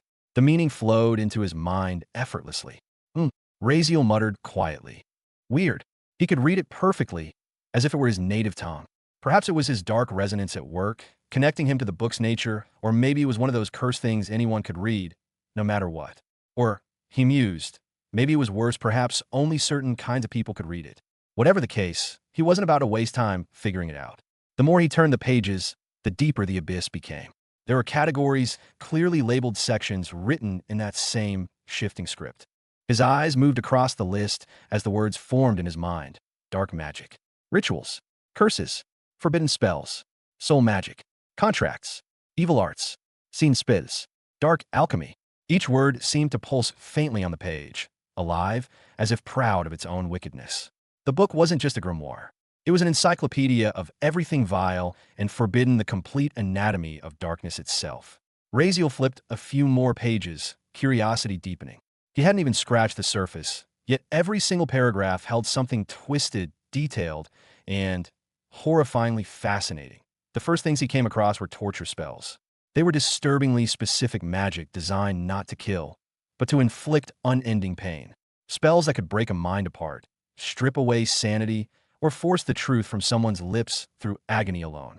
Raziel read one description where the caster could make the target's blood boil under their skin while keeping them alive, the effect meant to soften the spirit for questioning. He exhaled slowly, eyes narrowing slightly. Charming, he muttered dryly. The next section was even worse. Spells centered on control. Here the book described techniques so depraved they bordered on the absurd. Ways to enslave a person's will, rituals that would turn a victim into a puppet bound by invisible threads of command. One method in particular caught his eye. It involved nurturing a parasite, a tiny insect raised through dark alchemy that would lay an egg capable of surviving in a human host. Once planted inside a victim's stomach, the egg would hatch and begin to devour the host slowly, piece by piece, from within. It was said to be impossibly hard to detect and agonizing beyond measure. Raziel's expression didn't change much, but his fingers stilled on the page. That was unpleasantly creative and sickening. Somebody had a lot of time and hate, he muttered, flipping the page with a frown. Another curse caught his eye, one that twisted fate itself. It described a ritual to curse a person's bloodline, ensuring that every child born from that cursed individual would come into the world broken, either in body or mind. He stared at the line for a moment, his gaze darkening slightly. That's low, he whispered, even for devils. The further he read, the clearer it became most of these spells weren't about power or gain. They were made purely for suffering. They weren't tools of ambition. They were weapons of cruelty. To use these, one had to completely surrender to hatred, to despise someone enough to craft their pain inch by inch, even after death. Raziel exhaled quietly. Pitiful, he murmured. You'd have to hate someone a lot to use this kind of thing. Then he reached the section labeled Forbidden Spells. And that's where things became truly fascinating. The first spell that caught his attention was one called Soul Flame. The description was simple and horrifying. It was a fire that didn't burn flesh, but souls. A flame that inflicted pain directly to the spirit, leaving no visible scars, no traces, no remains. The ritual required the collection of living souls, merging them together until they ignited into a pure, burning light. The more souls you fused, the stronger the flame became. But the price was terrible. Each time the flame was used, the very souls composing it were burned away forever, consumed by the act itself. A weapon that destroyed both the enemy and the essence it was built upon. Raziel felt a faint weirdness crawl through him as he read. The description was so vivid that for a moment, he imagined what such a fire would look like: a silent, invisible inferno that devoured everything from the inside out. Anyone caught in it would feel their life being erased, their being reduced to ashes unseen. A perfect killing tool. Silent, final, and untraceable. Raziel could see why it was forbidden. It was the kind of magic no one could counter, a flame that burned not the body, but soul itself. He turned another page and found the next spell. The blasting curse. A curse placed inside a person's body, invisible and dormant until activated by the caster's voice. The moment the trigger word was spoken, the curse would explode, destroying the target from within, leaving nothing but fragments. Raziel arched an eyebrow. Convenient, he muttered dryly, though there was a flicker of interest in his tone. He leaned back, his fingers brushing the edge of the book. The pages hummed faintly under his touch, almost as if alive, responding to his presence, whispering things he couldn't quite hear. He didn't know whether it was the knowledge itself or the book's nature, but as he read, the air around him seemed to grow thicker, darker, like the very act of reading was changing the space around him. Each spell he saw was worse than the last, creative, vicious, and crafted with an intelligence that made cruelty into art. And yet, Raziel couldn't deny it. It was fascinating. He wasn't drawn by malice, but by curiosity. This was the anatomy of evil laid bare, the raw truth of darkness with no disguise. It was the kind of knowledge that broke most minds into temptation. But Raziel wasn't most people. And then Raziel flipped another brittle page of the book, the edges darkening his fingertips faintly, as if the ink itself was alive. His eyes scanned the next section. Evil arts. Now, this one was something else. It started with a detailed explanation, not about simple spells or tricks, but about the process of imbuing objects with raw evil energy. To do that, one first needed to collect energy from corpses, a minimum of 100. The book stated it bluntly, as though gathering energy from 100 dead bodies was a trivial errand. Raziel's brows twitched slightly as he continued reading. The more corpses used, the stronger the effect would be. The energy had to be extracted from their flesh and bound into an inanimate object: a blade, a piece of jewelry, a ring, anything non-living, transforming it into a cursed artifact. He leaned closer as his eyes traced the description. The resulting object would spread corruption to whoever touched or wore it, seeping into their mind and body like poison. The side effects listed were extensive: progressive mind erosion, insomnia, nightmares that blur into waking hours, a gnawing irritability that grows into violent rage, lust without satisfaction, anxiety without rest. The more he read, the worse it became. Even the lowest level cursed item, the book promised, could drive a person insane or make them kill themselves within 10 years. And higher grade ones? They could shatter the soul long before the body ever broke. Raziel exhaled slowly, closing the book for a brief moment, tapping his finger on the cover. All that from just a necklace? He muttered quietly to himself, his tone flat, half incredulous. Here he opened the page again, scanning the symbols. Collecting energy from corpses, he murmured under his breath. These people were truly insane. But his curiosity didn't stop there. He flipped further, scanning for something that caught his eye, and then there it was. A spell name glowed faintly on the next page. Whisper of the Unborn. Even the name itself sent a subtle weirdness down his back. He read carefully. A forbidden spell that summons the echoes of souls who were never born. Lingering fragments of existence that never came to be. The moment he processed the meaning, Raziel's face curious. The spell didn't just deal with the dead. It called upon the spirits of the unborn. Echoes of what could have been, the remnants of unrealized lives. The book described their cries, how they seep into the mind of the caster, whispering endlessly, their sorrow and rage gnawing away at sanity until the person broke completely. Their suffering would become yours, their pain, your constant companion. It wasn't a curse to use against someone else. It was something that could destroy the user too. Raziel blinked once, then slowly sighed. Who the hell even thinks of something like that? He muttered, flipping the page again, but slower this time. Each new spell seemed more twisted than the last. He skimmed through one that could erase someone's memories entirely, not just the mind, but the emotional imprints tied to them, leaving the person hollow, a walking void. Another described how to induce eternal lust in someone a state of endless desire without any satisfaction, their body burning with need they could never fulfill. There was a spell that caused pain whenever the target got close to someone they cared about, ensuring that love, warmth, and connection would only ever bring agony. Razeal's eyes narrowed slightly. And then there was another, a spell to force love itself. It twisted emotions, bending someone's heart until they believed they loved the caster, even if it meant destroying everything they were. And one about eating someone's eyes to watch what those eyes had watched previously before. His brow twitched. All fked up as it, Razeal muttered out loud, his voice sharp with disgust. He couldn't help it. His expression darkened, and his lips pressed into a thin line as he continued scanning the page. Every new line was another display of depravity. Every spell seemed less like an act of power and more like an obsession with suffering. What kind of mind even comes up with this? He said, eyebrows furrowing deeply. What kind of person sits down and designs this level of acid? He leaned back slightly, staring at the open book in front of him, the faint red light reflecting in his eyes. Magic wasn't easy to make.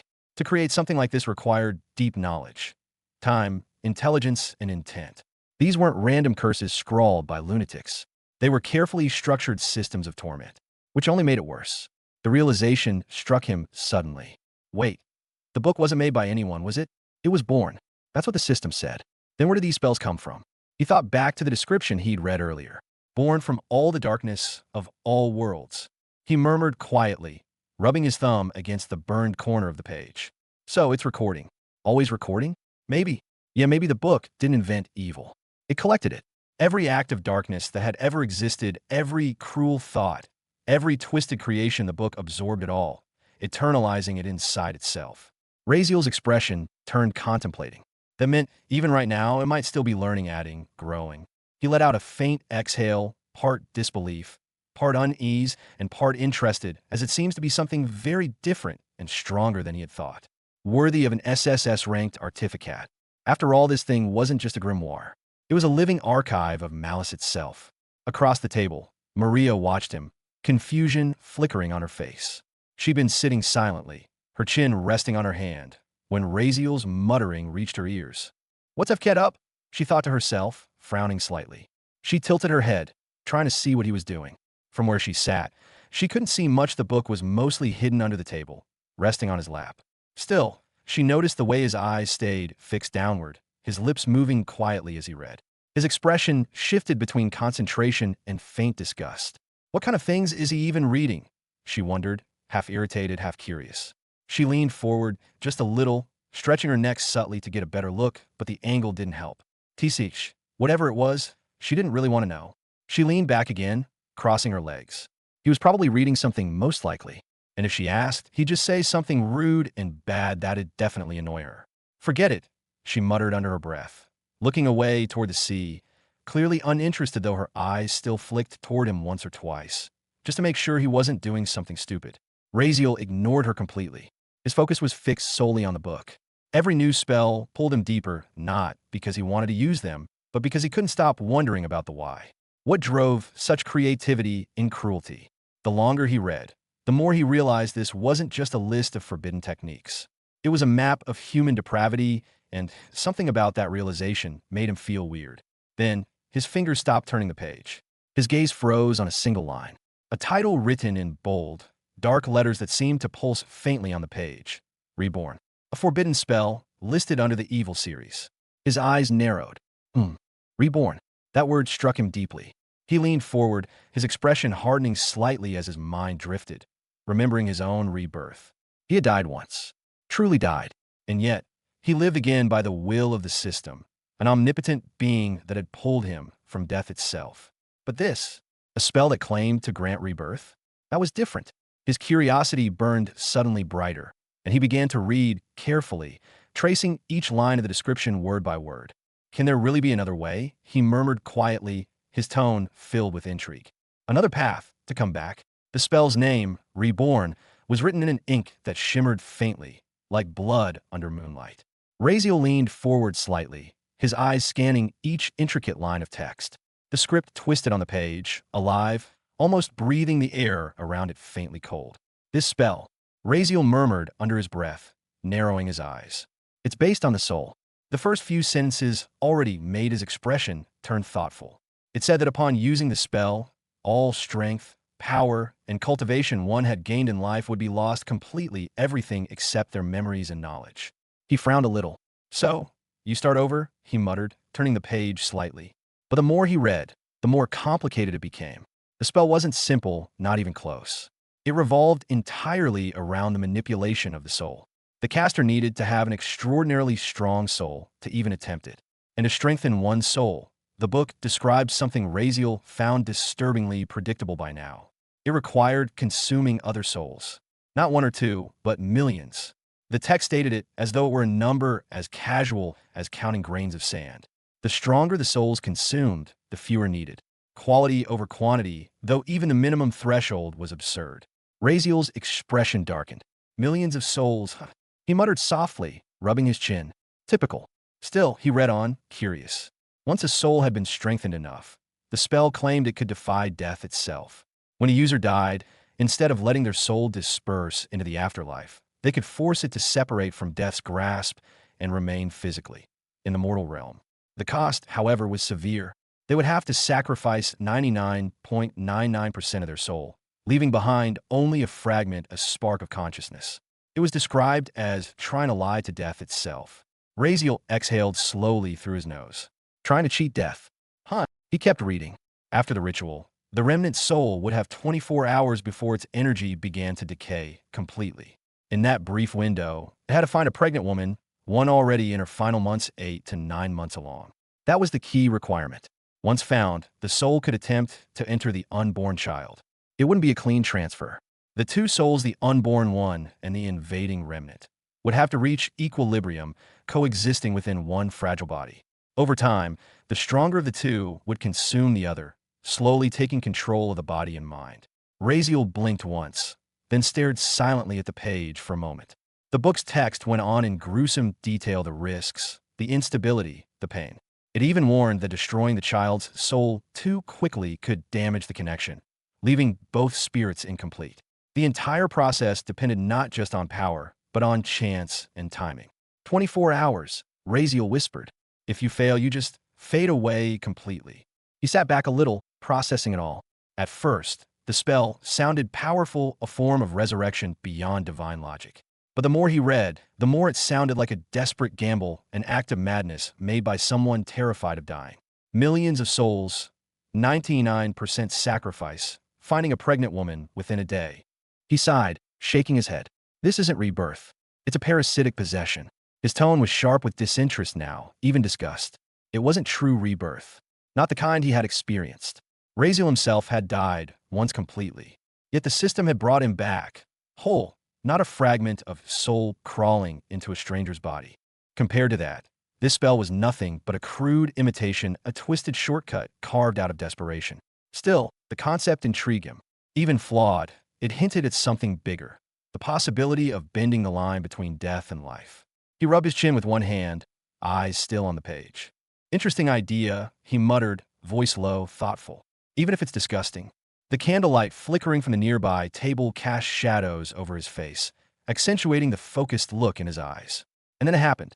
The book of eventual evil suddenly shivered in his lap. The air around it warped, as though reacting to his mix of fascination and rejection.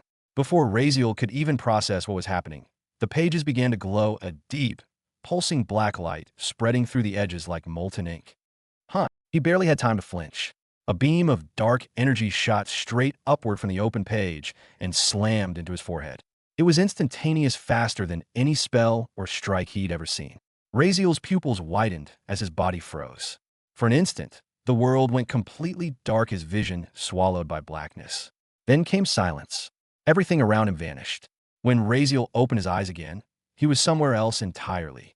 The air was thick, damp, and heavy with the scent of burning candles. The world was dark, not the absence of light, but the kind of darkness that pressed against your skin. He looked around quickly, instinctively alert. Rows upon rows of women stood across the floor, hundreds of them, all wearing long black dresses and veils that covered their faces completely. They stood motionless, silent, their heads bowed in eerie synchronization. The only visible feature beneath their dark garments was the shape of their round, swollen bellies. All of them were pregnant.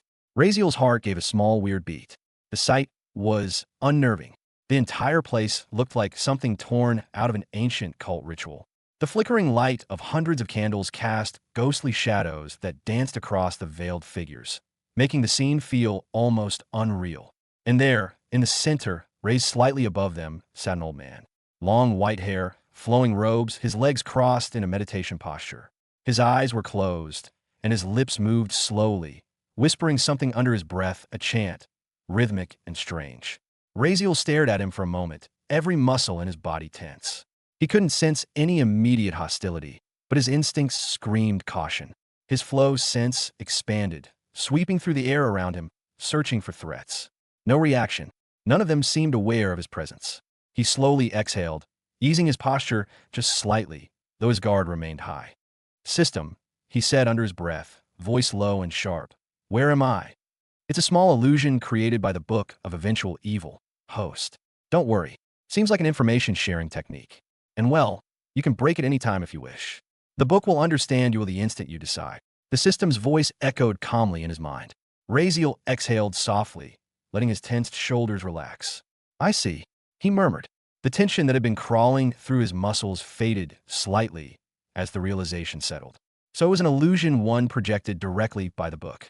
He glanced around again at the hundreds of still, veiled women and the flickering candlelight painting eerie shadows across the dark room. Even knowing it wasn't real, something about it still pressed heavily against his head. His mind instinctively replayed the moment the beam of black energy had burst out from the book and struck him. The speed, the sensation hadn't been painful, but it had felt invasive, like something had reached into his consciousness and pulled him somewhere else entirely. "I need to learn mental arts," he muttered to himself, his tone more serious than usual. "And how to break illusions." That thought dug itself deep in his mind. Before, he could have ripped through any illusion easily. His mental resistance had once been among his greatest strengths. But now, he frowned slightly. After his mental stat dropped from S rank to B rank, that resilience had become one of his weaknesses. He couldn't afford that kind of vulnerability again. "I'll redevelop it," he noted silently to himself, carving the promise into the back of his thoughts. For now, though, he focused his attention back on the illusion. The air was thick, heavy with the scent of candle wax and something faintly metallic. Raziel's sharp gaze moved over the scene, the veiled, pregnant women standing still like statues, the dim room, and the old man sitting cross-legged on the raised platform ahead. From the arrangement, from the dark atmosphere, Raziel could already guess where this was going. Still, he watched quietly, folding his arms, his expression unreadable. Then, without warning, the old man, still murmuring softly under his breath, reached into his robes and pulled out a dagger. Raziel's eyes narrowed. The blade glinted faintly in the candlelight before the old man suddenly, and without hesitation, plunged it into his own forehead, right between his eyebrows, the tip burying deep into his skull. Blood streamed instantly, running down his face and dripping onto the platform beneath him. Raziel blinked once, but didn't flinch. The man's chanting stopped. His body wavered slightly before collapsing forward with a soft, dull thud. Silence followed. The veiled women didn't move, didn't cry out, they just stood there, facing the direction of the corpse. The stillness was suffocating. Raziel tilted his head slightly, eyes calm but sharp, watching everything unfold with cold curiosity. Then he saw it. From the dead man's body, something began to emerge, a faint, luminous outline. A soul, pulling itself free from the corpse. It looked exactly like the old man's, same posture, same face, just transparent, glowing faintly white. But as it rose, Raziel noticed something strange. A small, almost invisible fragment broke away from the main soul like a thin thread snapping loose from its end. It drifted downward, sliding beneath the lifeless body, almost hiding under the folds of his robes. The fragment was so tiny, so subtle, that even Raziel nearly missed it. He frowned, his eyes narrowing further. "What's that?" he murmured, leaning slightly forward. And then, before he could process what that shard meant, space itself tore open above the body. A sharp rip sound echoed through the silence like the very air was being shredded. From that tear, a massive dark hand reached out. It wasn't human. Its form was rough and jagged, covered in what looked like layers of blackened, thread-like flesh stitched together. The fingers were too long, clawed, dripping with something like ink. The hand shot down instantly, grabbing the main soul by the neck.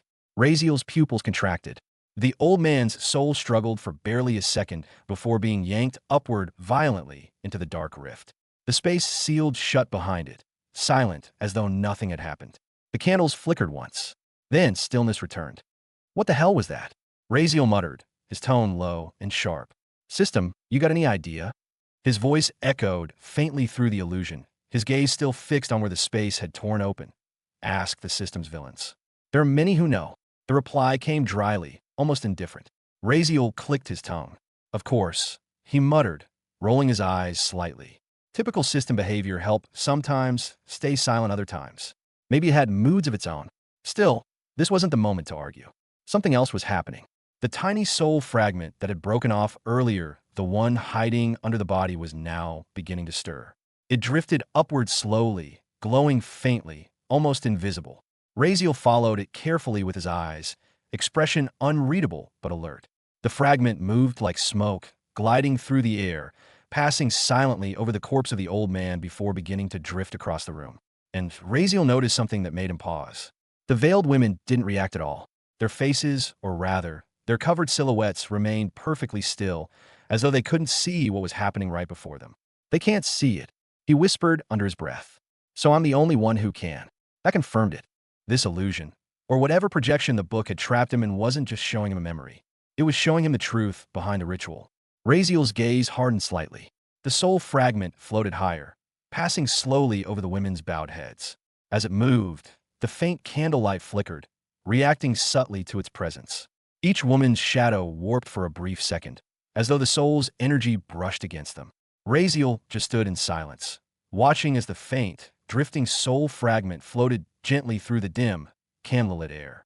Its glow was faint, almost fragile, like a dying ember refusing to fade. The room was utterly still. The hundreds of veiled, pregnant women stood motionless, forming a silent circle beneath the old man's corpse. The candles flickered, their flames swaying softly as the soul moved past them, illuminating the folds of black veils for the briefest of moments. Raziel's gaze followed every subtle movement, his expression calm but sharp, as though unwilling to miss even a single detail. The fragment hovered before one of the women, lingering uncertainly in front of her. Then, without warning, it drifted forward and slipped into her body through her stomach. Her posture stiffened slightly, her veiled head twitching ever so faintly, and then nothing. The soul came back out a moment later, trembling, flickering weakly as though rejected. Raziel's brows furrowed. Rejected it, he murmured under his breath. But didn't like it. Whatever the reason, the fragment floated away again, gliding toward another woman. It entered her the same way, through the stomach too, a faint pulse rippling across her black robe, and again, a few seconds later, it came out. Rejected? It tried again with another, then another. Each time, the same result until, finally, after the fourth or fifth attempt, the soul seemed to hesitate. It hovered for a long moment, then darted forward, this time sinking directly into one woman's stomach, disappearing through her skin. The glow vanished, and this time, it stayed. Raziel's eyes narrowed, his hand resting thoughtfully against his chin. Is that it? He wondered quietly, his tone more curious than anything else. A full minute passed. The soul fragment didn't come back out. Nothing moved. The room returned to that eerie, candlelit stillness. Raziel tilted his head slightly. So this is how the spell works? But just as he thought it was over, just when he assumed the scene had ended, something shifted. The woman whose body the soul had entered suddenly tensed. Her posture straightened, rigid, unnatural. Then she looked down, her hands slowly rising to her belly. Raziel's eyes followed, his expression subtly changing. The woman's hands trembled as her fingers pressed against her abdomen, feeling the surface through her robes. Then, with visible confusion, she lifted the fabric, revealing the pale curve of her bare stomach beneath the candlelight. And then, to Raziel's growing unease, her stomach moved. A visible ripple ran beneath her skin, something shifting, pressing outward from the inside. Raziel's eyes narrowed slightly. His heart almost beat differently. The movement became more violent, the shape beneath the skin distorting as though something was clawing to get out. What the? He muttered, unable to finish the sentence. The woman froze, her hands still resting on her stomach, and then, with horrifying suddenness, two tiny shapes appeared beneath the stretched skin. Hands! They pressed against the inside of her abdomen, distorting the flesh grotesquely. And then, before Raziel could even process what he was seeing, those tiny hands tore through. The skin split open, blood spraying outward in a wet, violent burst. The woman's scream tore through the silence raw, agonized, echoing against the cold stone walls. Raziel's face went blank. He didn't move, just watching his eyes locked on the disgusting scene before him. The woman's stomach had been ripped wide open, a jagged wound that pulsed with crimson. Blood streamed down her legs, staining her black robes a deep red. And from within her torn flesh, a small figure pushed its way out, an infant, drenched in blood, its tiny body trembling as it clawed upward. It was wrong. Its eyes were open, fully open, far too early, the pupils dark and clouded with something ancient, something evil. It looked nothing like a newborn should. Its expression was aware, disturbingly aware, as though it had already lived a lifetime of malice. The infant's hands gripped the edges of the wound, pulling itself free from the woman's torn abdomen, its body slick with blood and tissue. The umbilical cord still connected it to her, swaying slightly as the creature stepped onto the ground. It stood, on its own, barely formed, trembling, soaked in red, yet standing upright on tiny legs. The woman's screams hadn't stopped. They grew hoarser, her body convulsing from blood loss. But even in her agony, she did not move to stop it. She didn't reach out, didn't fight. She just screamed, her hands limp, her head thrown back as tears of blood streaked from beneath her veil. Around her, the other women began to react, but not in panic, not in fear. They turned their heads toward her in unison, and then, as though on some silent command, they began to chant. Low, rhythmic, in a language that Raziel couldn't understand. Their voices merged, echoing eerily through the dark chamber. It wasn't mourning. It wasn't horror. It was praise. Celebration. Some of the women stepped forward, their movements slow, deliberate. Their chanting grew louder, turning almost joyful, their veils shaking slightly as they raised their hands toward the bloody infant standing before them. Raziel just stared, his face expressionless but his eyes cold. The child, if it could even be called that, stood silently, its black, depthless eyes fixed on nothing.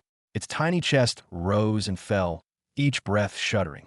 The air around it seemed to darken, faint wisps of shadow curling off its skin. Even without touching it, Raziel could feel the energy radiating from it, raw of all wrong. An aura that wasn't born of life, but of corruption itself. The women's chanting grew wild. Some knelt, some raised their arms higher, their voices trembling with ecstatic devotion. The room felt heavy, oppressive, as if the walls themselves were holding their breath. Raziel didn't move. He didn't even know what he could feel at this point. Salt? Disgust? Confusion? His mind went silent, his usual composure fractured by the sheer grotesqueness of what he had just witnessed. Finally, his lips parted slightly, and he exhaled a slow breath. System, he said quietly, his tone flat but weary, can you maybe wipe out my memory of this scene that just happened? There was a brief pause before the mechanical voice answered. Apologies, host, but I have no function like that. Perhaps you should ask the villains. Some of them specialize in mind manipulation. Raziel blinked once, silent for a moment. Then he sighed faintly, rubbing a hand over his face. Of course, he muttered dryly. Figures. He turned his gaze back toward the scene before him, the blood, the chanting, the infant that should not have existed. This was so unneeded, he said quietly, his voice carrying a trace of disbelief. He didn't even know how to describe it. The horror of it, the meaning behind it, the sheer violation of life and death he had just seen. He just stood there silent, still, and speechless, watching the nightmare unfold, knowing that even if the system couldn't erase it, he would never forget it anyway. Back to reality, the world around him returned with a soft hum, and the whispering shadows of the illusion faded away like smoke. Raziel blinked slowly, his focus returning to the present, the creak of the ship beneath him, the faint sound of waves crashing against the hull, and the cool breeze brushing against his skin. He was back. The heavy book of eventual evil still rested open on his lap, its faintly scorched edges gleaming with dull crimson lines that pulsed like a heartbeat. With a slow exhale, Raziel closed the book, his fingers tracing the rough cover once before pulling his hand back. There are some interesting things in there, he muttered to himself, his voice low. Then, after a short pause, he added, interesting, yet disgusting. He leaned back slightly in his chair, gazing out over the ship's deck as his mind drifted over what he had seen inside the illusion, the grotesque rituals. The whispers of dark, twisted knowledge etched within those pages. It was valuable, yes. Dangerous, definitely. But right now, he had enough on his plate already. Maybe, he murmured, tapping his fingers lightly on the book's surface, I should first think about what kind of spells I should even learn, which ones will actually be useful for me now. He pondered thoughtfully. After all, his arsenal was already vast. The system had granted him countless skills: offensive, defensive, mystical, and strange. What he lacked wasn't power, but direction. He couldn't afford a rush. Not with something like this. Impatience would only lead to chaos.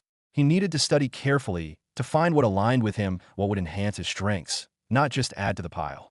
He was still deep in thought when a familiar, weary voice broke through the sound of the waves. "Oh, boss, you woke up." Razeal turned his head slightly. Levy had just returned from training, his steps dragging as he came closer. Sweat clung to his forehead, his breathing rough and uneven.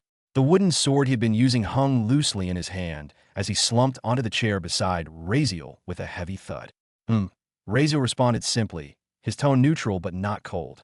He shifted slightly, placing his left hand over the dark book resting in his lap, crossing one leg over the other as he glanced at Levy. His expression was unreadable, as usual, calm, distant, but somehow aware. Levy leaned forward, resting his arms and head against the round wooden table. His chest heaved as he tried to catch his breath, the exhaustion visible in every movement.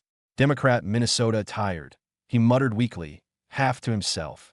For a moment, neither said anything. The sound of the sea filled the silence. Then Razeal, after a quiet pause, finally spoke, his voice calm and measured. "Good warm-up." Levy froze for a second, his face still pressed against the table, before he turned his head slightly toward his boss. His eyes twitched. "Warm up?" he thought silently, biting back the sigh that almost escaped his mouth. But before he could say anything, Razeal extended an apple toward him. He didn't even look at Levy while doing it, just handed it over absent-mindedly, as if it were the most natural thing to do. Levy blinked, caught off guard, then slowly sat up. He took the apple from Razeal's hand, eyeing it skeptically for a second. Another apple. A small smirk twitched at the corner of his lips as he took a bite anyway. The warm-up and a F-kin apple again, he thought. Still, he didn't complain. The crisp sound of the bite echoed faintly in the quiet air. Razeal didn't speak either. He simply picked up another apple. Wherever it came from, even Levy didn't know, and bit into it calmly, his eyes distant, as though his mind was still elsewhere. For a few moments, there was only the soft sound of chewing and the rhythm of the ocean. Then, suddenly, Razeal seemed to remember something. He glanced down at the book of eventual evil still resting in his lap. "Oh," he said, his voice even. Levy looked up mid-bite, eyebrows raised slightly. Razeal turned the book toward him, revealing its faintly glowing pages covered in the strange, intricate script, a language twisted and elegant, almost alive in how it curled across the paper. "Can you read this?" Razeal asked, tilting the book so the light caught the faded letters. "Tell me what's written here." Levy blinked, lowering his apple. The request was unexpected, to say the least. He stared at the book, its dark, half-burned edges, the faint crimson light leaking from between its pages, the aura that seemed to make the air around it subtly colder. His first thought was that the thing looked ancient, like something that had crawled out of history itself, or maybe bullshit. What the hell had Boss even found something like this, 200 meters down ground? Still, he didn't say anything. He leaned closer, trying to make sense of the markings on the page. But the more he looked, the less sense they made. The letters weren't even letters anymore, just shifting shapes, curling symbols that moved the moment he tried to focus on them. His head started to ache slightly. Finally, he frowned, leaning back and rubbing his temples. "Nah, boss," he said simply, shaking his head. "Can't read a DMN thing. It's like gibberish." Razeal studied him for a moment, then nodded slowly. "I see." He closed the book again, resting his hand lightly on its cover. The faint glow faded instantly, leaving only the blackened edges and the smell of old parchment. "Seems like not everyone can read it," he murmured, half to himself. Maybe only certain people could read it, those with specific traits, alignments, or powers, as he had thought. Or perhaps, he frowned slightly, or maybe it's the book itself. He recalled the artifact's description. A sentient grimoire. It was alive in its own way. Thinking, reacting, choosing. Razeal tapped the cover lightly with his finger. "So maybe it decides who can read it," he thought. "Maybe it's making sure I drop my guard, pretending no one else can read it, so I won't treat it as a threat." The idea wasn't impossible. In fact, after everything he'd seen inside the book, it felt perfectly in character for it. Still, his expression remained calm. "Doesn't matter," he thought, his tone inside his head almost cold. After reading what's inside, It's better if no one else touches it anyway. He let his hand rest on the book a little longer before finally removing it. Levy had gone quiet again, munching on his apple without saying anything. And across from them, Maria sat in her chair, watching them in silence. Her arms were crossed, her eyes half-lidded, expression unreadable. She didn't say a single word, just quietly observed, her gaze shifting between Razeal, Levy, and the strange dark book that now sat quietly on his lap. The deck was quiet again, the kind of silence that came after a long stretch of steady ocean wind. The ship groaned softly beneath them, swaying gently in rhythm with the sea. Levy had gone back to lazily munching on his apple, half slouched in his chair beside Razeal. Maria still sat across from them, arms crossed, her gaze distant though faintly observant, as if she were too tired to comment on whatever strange thing might come next. And then, out of nowhere, Razeal spoke. "Would you feel accomplished?" he asked suddenly, voice calm, "and even if I killed you right now, and you died?" Levy froze mid-bite. His eyes widened, his throat working awkwardly as the last bit of apple nearly got stuck halfway down. He coughed once, forcing it down hard before blinking rapidly at his boss, disbelief and mild panic flashing in his face. "Boss, did I do something wrong?" Levy asked quickly, voice slightly strained. He sat up straighter, putting the apple down on the table as his nerves spiked. He had long since learned that Razeal's moods didn't always follow logic. Sometimes the man could sleep quietly for hours, and sometimes, well, he'd ask questions like this. Maria, sitting across the table, raised an eyebrow at the sudden shift in energy. Did this guy's periods come again? She thought flatly, fighting the urge to sigh. She didn't move, but her posture subtly changed, her body tensed just slightly, a silent instinct that told her to be ready in case things went sideways. Razeal, meanwhile, looked at Levy with calm curiosity, as though he hadn't just dropped a question that could give a man heart failure. "No," he said evenly, shaking his head once. "I'm just asking casually. Answer me." Levy blinked, still not entirely sure if this was a joke, a test, or some kind of hidden threat. But Razeal's expression was neutral, not malicious, not amused, just curious. After a few seconds of awkward silence, Levy hesitantly replied, "Jumem, Gwel, no. I wouldn't feel accomplished," he said, scratching the back of his neck. "Since, well, I haven't really done anything to feel accomplished about." The honesty in his tone was plain. Razeal nodded a few times, his expression thoughtful. He murmured softly. "Fair enough." Levy relaxed a little when he didn't immediately get stabbed or thrown overboard. But then, Razeal's eyes turned slightly distant again, that same quiet look he got when his mind wandered into places other people couldn't reach. So then, he continued, voice steady. "What would you need to feel accomplished? What's your dream? The thing that would ultimately make you happy?" The question came out genuine this time. Razeal wasn't testing him. He wasn't mocking him. He was simply asking, curious, because he himself didn't know. He didn't know what accomplishment meant to him, or what dream could fill the strange, empty purpose that now lingered behind his calm exterior. But he wanted to understand. Maybe, he thought, by learning what others wanted, he could catch a glimpse of what he was missing. Levy blinked again, surprised by the shift in tone. "My dream," he repeated slowly. The word rolled awkwardly on his tongue, like something he hadn't said in years. He frowned, lowering his gaze to the half-eaten apple in his hand, his reflection faintly visible on its smooth surface. He hadn't really thought about it before, not seriously. His life had been one long stretch of doing what he could to survive, to serve, to follow orders, to live another day. But now, faced with the question, he actually tried to think about it. A strange silence hung between them for a few minutes, broken only by the sound of the waves slapping softly against the hull and the faint creak of wood beneath their feet. Finally, Levy exhaled slowly and looked up. I'd want to die in my mother's lap," he said quietly, almost hesitantly. Razeal blinked once, caught off guard by the simplicity of it. "Huh?" he asked, eyebrows raising slightly. "That's your dream?" Levy nodded with a small, almost embarrassed smile. "Yeah," he said. "That's it. No bigger desire I can think of." He looked out toward the sea, his expression softening. "I want to die in my mother's lap. So much that even when angels come to take me, they get confused, as they wouldn't know where to take me, since I'd already be in heaven." The words were quiet, sincere, and the small, wistful smile that followed them was the kind Razeal didn't see, often gentle, pure, almost peaceful.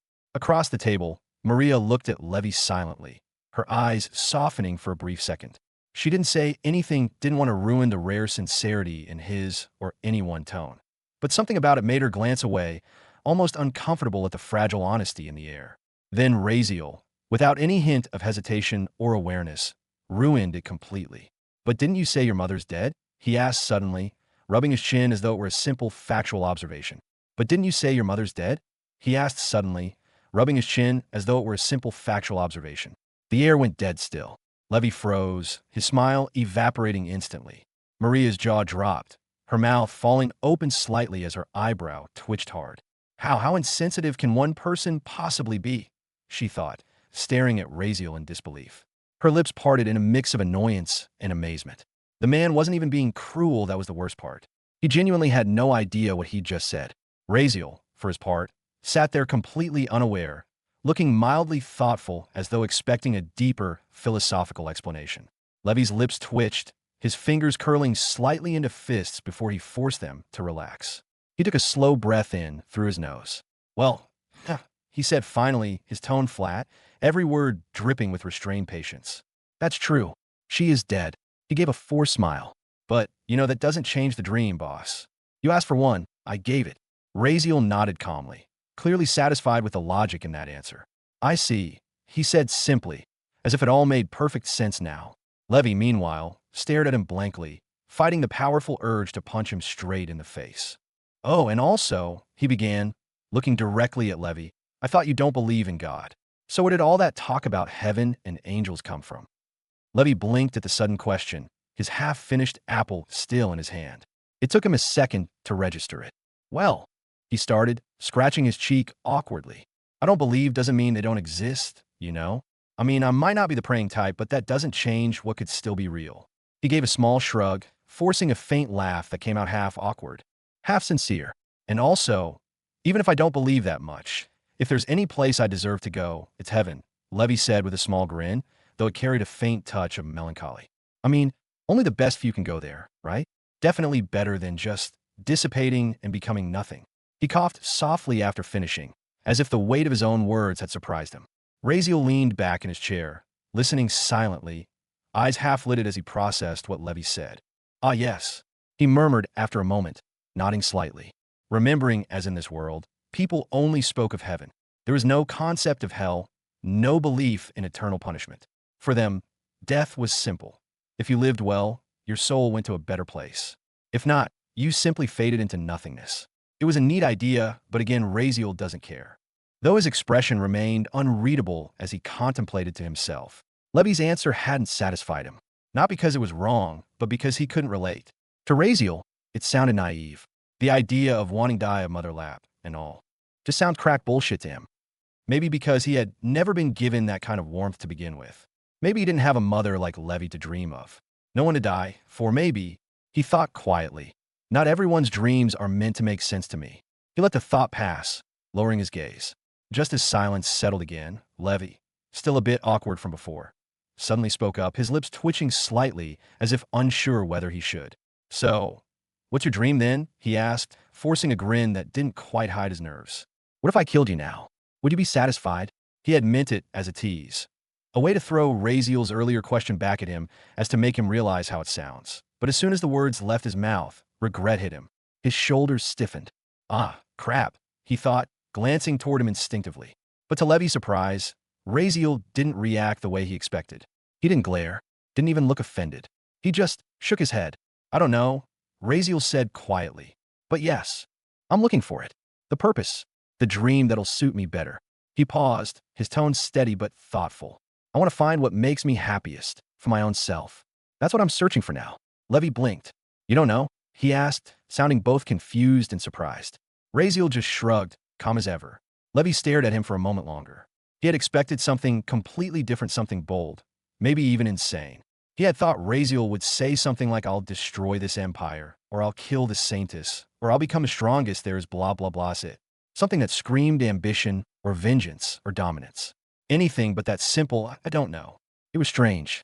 The man who had defeated Arion, fought Silva, and challenged nobles, and even duke families alike, all without hesitation, was now saying he didn't even have a dream. Levy scratched his head, trying to make sense of it. Well, that's kind of weird, he muttered honestly. Razeal just gave a faint smile, not denying it. The younger man hesitated for a moment, then leaned forward slightly, his curiosity now mirroring Razeal's earlier. So, how are you this strong then?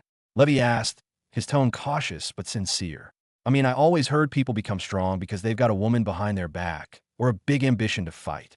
He hesitated, then continued quickly, but now that I think about it, you've got neither. So how? He braced himself for an annoyed glare or sarcastic response. But Raziel just looked at him, calm, almost amused. Oh, that. Raziel's tone was casual, almost too calm, the kind of calm that carried quiet defiance beneath it. Well, I mean, why not? He said, leaning back slightly in his chair. He rolled his shoulders lazily and continued. I just think this might be one of the things that makes me happy. His voice was steady, but there was something dangerous under it, that faint, flickering edge that showed itself whenever he spoke about the world, as if it were a puzzle he'd already solved. It's all around me, he went on. People like that. The kids of big names, famous families, noble bloodlines, rich businessmen. People born with everything handed to them. He gestured lazily with one hand, a small wave through the air as though brushing away invisible dust. They always act the same, like the world bends for them. If something happens, they've always got a safety net. They'll say things like, Papa will take care of it, or my family will handle it. A small grin crept up the side of his face. I'd just like to test that, he said, voice soft but sharp, to see how far it takes for them to realize that safety doesn't always exist, that their world can break just as easily as anyone else's. He leaned back, folding one arm across his chest while the other rested lazily on the book. Let's see when they start feeling something real, fear, desperation, whatever. Maybe that's where my own little satisfaction comes from. Raziel shrugged lightly, like he'd just mentioned something trivial instead of laying bare a personal philosophy. I just do it because it makes me feel good, he said, lips curling faintly. Satisfying even, whoever they are. I just want to remind them that being born with a silver spoon doesn't mean it won't melt. His grin widened slightly as he spoke, the calm surface of his expression breaking into something more feral. Because me? He paused, his voice dipping lower, eyes darkening. I made my base alone. Myself. Not flying on anyone else's name. Not on father. Not on anyone's mother. No inheritance. Not even anything from this world. Everything I have, I built and got with my own hands. The grin turned faintly manic, his teeth visible now, the kind of grin that wasn't about joy but about victory, defiance, pride earned from suffering. Levy stared at him, slightly unsettled. His eyes flicked toward Maria instinctively, unsure if she'd caught the subtle sting in Raziel's words. She had. Maria's expression had fallen completely blank, but her eyes, cold and sharp, were fixed on Raziel. Her lips pressed into a thin line, and for a second, her jaw twitched. She didn't need to say anything. Her silence said enough. Her thoughts, though, were loud. He's talking like he wasn't born into a F-kin Duke family himself. And she never said her family will take care of anything. Maybe. Well, she doesn't remember now. But, she muttered inwardly, biting the inside of her cheek. What a load of self-righteous crap. Still, she didn't speak out loud. She just turned her gaze toward the ocean again, lips tight, jaw tense, pretending she wasn't irritated. Levy caught all that. Her quiet reaction, Raziel's grin, the strange tension that seemed to thicken the air. He hesitated before speaking again, his voice breaking the momentary silence. But why? He asked softly, a frown forming between his brows. Why is there even a need to? Raziel turned his gaze to him, silent, waiting. I mean, what's the point in fighting with them anyway? Levy continued, shifting slightly in his chair. You could have just not made enemies, right? You'd still be fine. He scratched at his neck nervously. I don't really know everything that happened, but I don't think you got much profit from those fights in the Empire, right? The conversation, which had started with idle questions, had turned into something heavier. Raziel's grin faded a little. His jaw clenched briefly, and for a second, there was a flicker of something darker in his expression, something that looked like irritation or even buried anger. Well, that, he started, his tone suddenly sharp, almost venomous. Who the FCK even wanted a D? He stopped mid-sentence. The words hung there for a fraction of a second before he swallowed them down, closing his mouth and exhaling sharply. He leaned back again, expression flattening. His eyes turned distant. The brief outburst gone as quickly as it came, replaced by that same indifferent calm. He shook his head, a soft chuckle escaping him, low and humorless. He didn't explain. Levy stared at him, uneasy. He could sense Raziel had almost said something real, something raw, but pulled it back at the last second. The silence stretched between them again, until Raziel finally broke it. Let me teach you something, he said quietly. Levy straightened a little. It's important, Raziel added, tone serious now, eyes narrowing slightly. One should. I believe as long as you have the strength to stand on your own 2 feet, mess with whoever and whatever you want. He leaned forward slightly, resting his elbows on his knees. The faint light from the lantern reflected in his eyes. Because to me, he said, voice growing steadier, the worst kind of person is the one who has strength but won't use it, rather hides it. The one who can fight but doesn't. The one who can change something but doesn't even try. He tapped a finger once on the table, the sound sharp in the quiet air. Why should you? He asked, tone lowering. Why should you hold back? It was more a statement than a question. Levy blinked at him, processing his words, unsure how to respond. But you? So Levy started hesitantly. We don't feel fear then. Razeal tilted his head slightly, eyes focusing on him again. I mean, Levy continued, struggling to put his thoughts together, I just don't understand how you're able to do what you do. You definitely can't be as strong as a duke, right? And still, I heard you offended Duchess Arabella in front of a crowd. No less. He trailed off, his words softening, unsure if he'd just stepped too far. But Razeal didn't look offended. Instead, he let out a quiet breath through his nose. Almost a laugh, but without amusement. It's a simple thing, he said calmly. He paused, his eyes dropping briefly to the table, then lifted them again to meet Levy's. Well, actually, it's an interesting thing, he said softly. About fear. He leaned forward slightly, elbow resting on his knees, hands folded together. His voice lowered, steady, and controlled the kind of tone that made people listen. Look fear in the eyes, he said, and it will disappear. Levy froze, caught by the seriousness in his tone. The nature of fear, Razeal continued, is that you never look at it. People avoid it. They run. They close their eyes, pretend it's not there. He leaned closer, his gaze sharp and unwavering. But if you turn your eyes back, if you look right at it, face it head on, it stops mattering. Fear doesn't survive when you acknowledge it. It only grows when you ignore it. All you need to do, Razeal said softly, is do it. For a long moment, the only sound on the deck was the soft creaking of the ship and the distant whisper of the waves. Levy stared at him, speechless. The confidence no, the certainty in Razeal's tone was unnerving. There was no hint of doubt in his voice. He truly believed every word. Well, Levy started, but the words caught in his throat.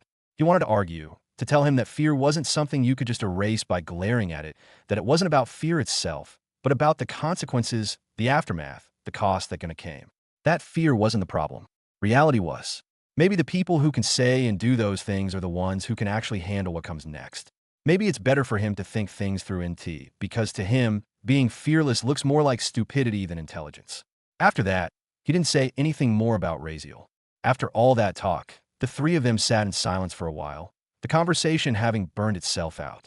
Words had turned into quiet, not uncomfortable, but heavy in its own way. The sun had begun to dip below the horizon, stretching long streaks of orange and crimson across the sky. The golden light danced faintly across the ship's deck, glinting on the metal railings and dark wood, reflecting over the calm waters that surrounded them. No one spoke. The mood had settled. Levy leaned back lazily on his chair, spinning an apple core idly between his fingers, still stealing side glances at Razeal every now and then like he wasn't sure if another strange question was going to come out of him. Maria, meanwhile, stayed quiet, her eyes turned toward the horizon, her face unreadable.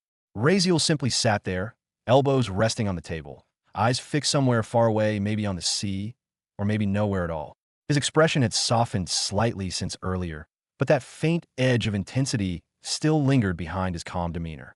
As the evening deepened and the last light began to fade, they finally began preparing dinner. Not very simple food, dried exquisite meat, bread, fruit very fancy, which Maria took out. It was quiet, the kind of quiet that came when everyone was too lost in thought to bother talking. Levy, always the one to break silences, finally spoke. Boss, you want to eat something? Razeal turned to him and shook his head once. No, I'm good, he said simply. Levy frowned, glancing at the apples near Razeal's hand. You sure? You can't just keep eating apples forever. Razeal gave the faintest of smirk. Maybe I can. Levy just sighed and dropped it. Maria watched them quietly, but didn't comment either. The air between them wasn't exactly tense, it just felt distant. Everyone seemed to be in their own world now. Before long, night fell completely. The once warm deck was now lit only by the faint glow of lanterns and the silvery shimmer of moonlight spilling across the sea. The sound of soft waves and the gentle rocking of the ship filled the air. As the others began settling down for the night, Razeal stood up from his seat and approached Yograj, who was finishing up his meal near the railing. I'll take night watch, Razeal said quietly. Yograj turned to him, blinking. You sure? You don't need rest. Raziel shrugged. I've taken enough already. Also, you might be immortal, but not invincible. Even you need rest. The older man chuckled softly, shaking his head. That's true. Without sleep, it'd be irritating for me. Raziel didn't say anything more, and with that, Yograj didn't argue further. He nodded once and went below deck, joining the others who had already started drifting into sleep. Soon, the ship grew quiet. Only the soft sound of the ocean remained, the rhythmic slosh of waves brushing against the wooden hull. The stars shimmered faintly above, scattered across the dark sky like shards of broken glass. Raziel sat back down at the round table, alone now. His surroundings were bathed in dim light, the faint lantern glow barely reaching his face. He exhaled softly, then looked down at his lap where the Book of Eventual Evil rested. Its cover glimmered faintly under the moonlight, the black surface glowing with faint red lines as though heat still pulsed through its edges. Without hesitation, Raziel opened it. The familiar, eerie scent of something ancient, burnt parchment, and a faint metallic tang rose into the air. The pages were filled with that strange, shifting script that only he seemed able to read. He began again, quietly scanning through line after line of text. There was something about the way his eyes moved across the pages, sharp, precise, focused. He soon realized something. These spells, the curses, the rituals, the forbidden arts weren't actually that difficult for him to learn. In fact, they felt strangely natural. The moment he started reading, the words and meanings flowed into him almost effortlessly, as if his very existence resonated with them. It was like the darkness in the book recognized the darkness within him. He could feel it, the smooth hum of dark mana running through his veins as his body responded instinctively, adapting to the information. Every spell he studied settled in his mind with ease, memorized not through effort but by instinct. He smirked faintly at the realization. So this is what it feels like to be made for something, he muttered under his breath. Still, even with his affinity, the process took time.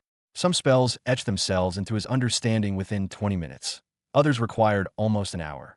He noticed the difference depended not on the complexity of the technique, but on the nature of it.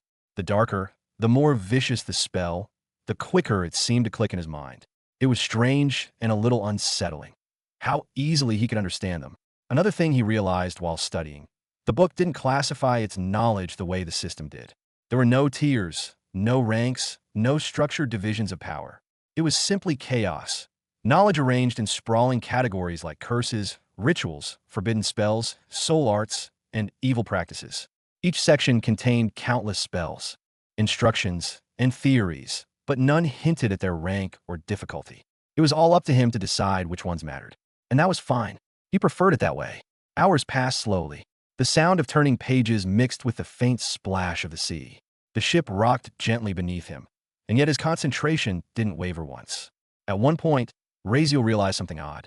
Even though it was long past midnight and the little light of moonlight had nearly shadowed down with darkness, he could still see the book's words perfectly. Every line was crystal clear, glowing faintly on the page. He frowned slightly. Must be another effect of the book, he murmured. Convenient. The more time he spent with the grimoire, the more strange little details he began to notice, as though the book itself was alive, adjusting itself to suit him. For a moment, Raziel thought about using his system's training function. It had a time acceleration feature that could make the learning process far more efficient. The idea was tempting. He imagined spending a few hours in the accelerated space and coming out with hundreds of spells mastered, all while mere minutes passed in the real world. He even reached out to the system. But just when he had tried, the system shattered his confidence, saying he couldn't do it. The reason? He couldn't take the Book of Eventual Evil inside, because of the book's own effects. Raziel didn't really understand why even the system couldn't handle it. But the system explained, though, with the strongest being, all it can do is pull the host consciousness into the training function, not the body itself. And since the book is a sentient being separate to host being itself as also a physical object, it can't be taken in unless it's soul bonded with the host. Raziel couldn't make sense of it, but he didn't argue. And since he couldn't use his cheat ability to accelerate time and instantly learn everything from the book, Raziel decided not to complain. He knew it would be pointless, the system wouldn't listen anyway. So instead of wasting time arguing, he focused on what mattered, reading the book carefully and learning the most important things for himself. And so Raziel sat alone at the round table. The Book of Eventual Evil opened before him. The world around him was wrapped in silence, the kind of deep, endless quiet that only the open sea could create. Raziel's eyes moved steadily across the text, dark ink on pale, time-worn parchment, absorbing everything like a wormhole. His expression was calm, focused, yet there was something almost unsettlingly serene about him, the stillness of a predator at rest. Then a sound. It was soft, distant, but distinct, barely a breath against the silence. Raziel's keen hearing picked it up instantly. His eyes shifted, narrowing slightly as his focus drew away from the book. He tilted his head ever so slightly, listening. To any other being, it would have been indistinguishable, a whisper carried by the ocean breeze. But to Raziel, whose senses were honed beyond human measure, it was as clear as someone speaking beside him. He closed the book slowly, fingers lingering over its blackened cover, and turned his gaze toward the cabins below deck. He could hear everything, every subtle detail within 200 meters around him. The rhythmic breathing of those asleep, the gentle shuffle of the waves against the wood, even the faint crack of wood expanding under the salt and cold. But one sound stood out among them, one voice, low and trembling, murmuring from behind a closed cabin door. "No, my bloodline." It was Maria. Her voice was weak, almost breathless, like someone caught in a nightmare. "No, don't take it. My powers, my ability." Raziel stayed still, listening quietly. Her voice wavered, breaking at the end of her murmurs, barely audible but filled with tension, fear, pain, and loss intertwined. Raziel's eyes narrowed slightly, though his face remained calm. "Seems like she's not all that cool about giving her bloodline up after all," he thought, resting his chin lightly on his knuckles as he stared toward her cabin. He didn't move or say anything. He just sat there, silent, thoughtful. Sometimes choices can be scary, even if one makes them willingly, even knowing they're going to bring you down at one point. But if you still choose them, then there must be a reason strong enough behind it. He exhaled softly. Her choice, he murmured quietly to himself, before turning his gaze back to the book. The night carried on.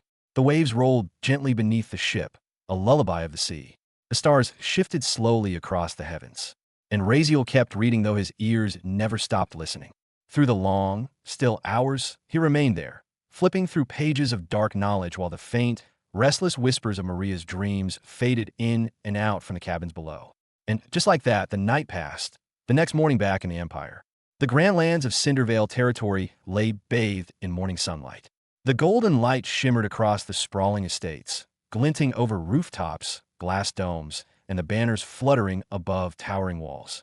At the heart of the territory stood the majestic dragon-web or ducal castle, an enormous fortress that pierced the clouds, its peaks crowned in silver and crystal, its walls glowing faintly with enchantments.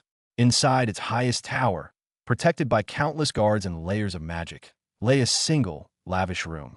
The air, there was still, filled with the faint scent of incense and flowers. Silk curtains framed windows of polished glass, through which sunlight streamed in, golden and soft. And upon a magnificent bed carved from enchanted gold and adorned with embroidered sheets lay a young woman, Nancy Dragonweaver. Her skin was pale, almost luminous under the light. Her long, icy blue hair spilled over the pillows like liquid frost, glimmering faintly as she stirred. Her eyelids fluttered once, twice, before finally opening. For a moment, her gaze was unfocused.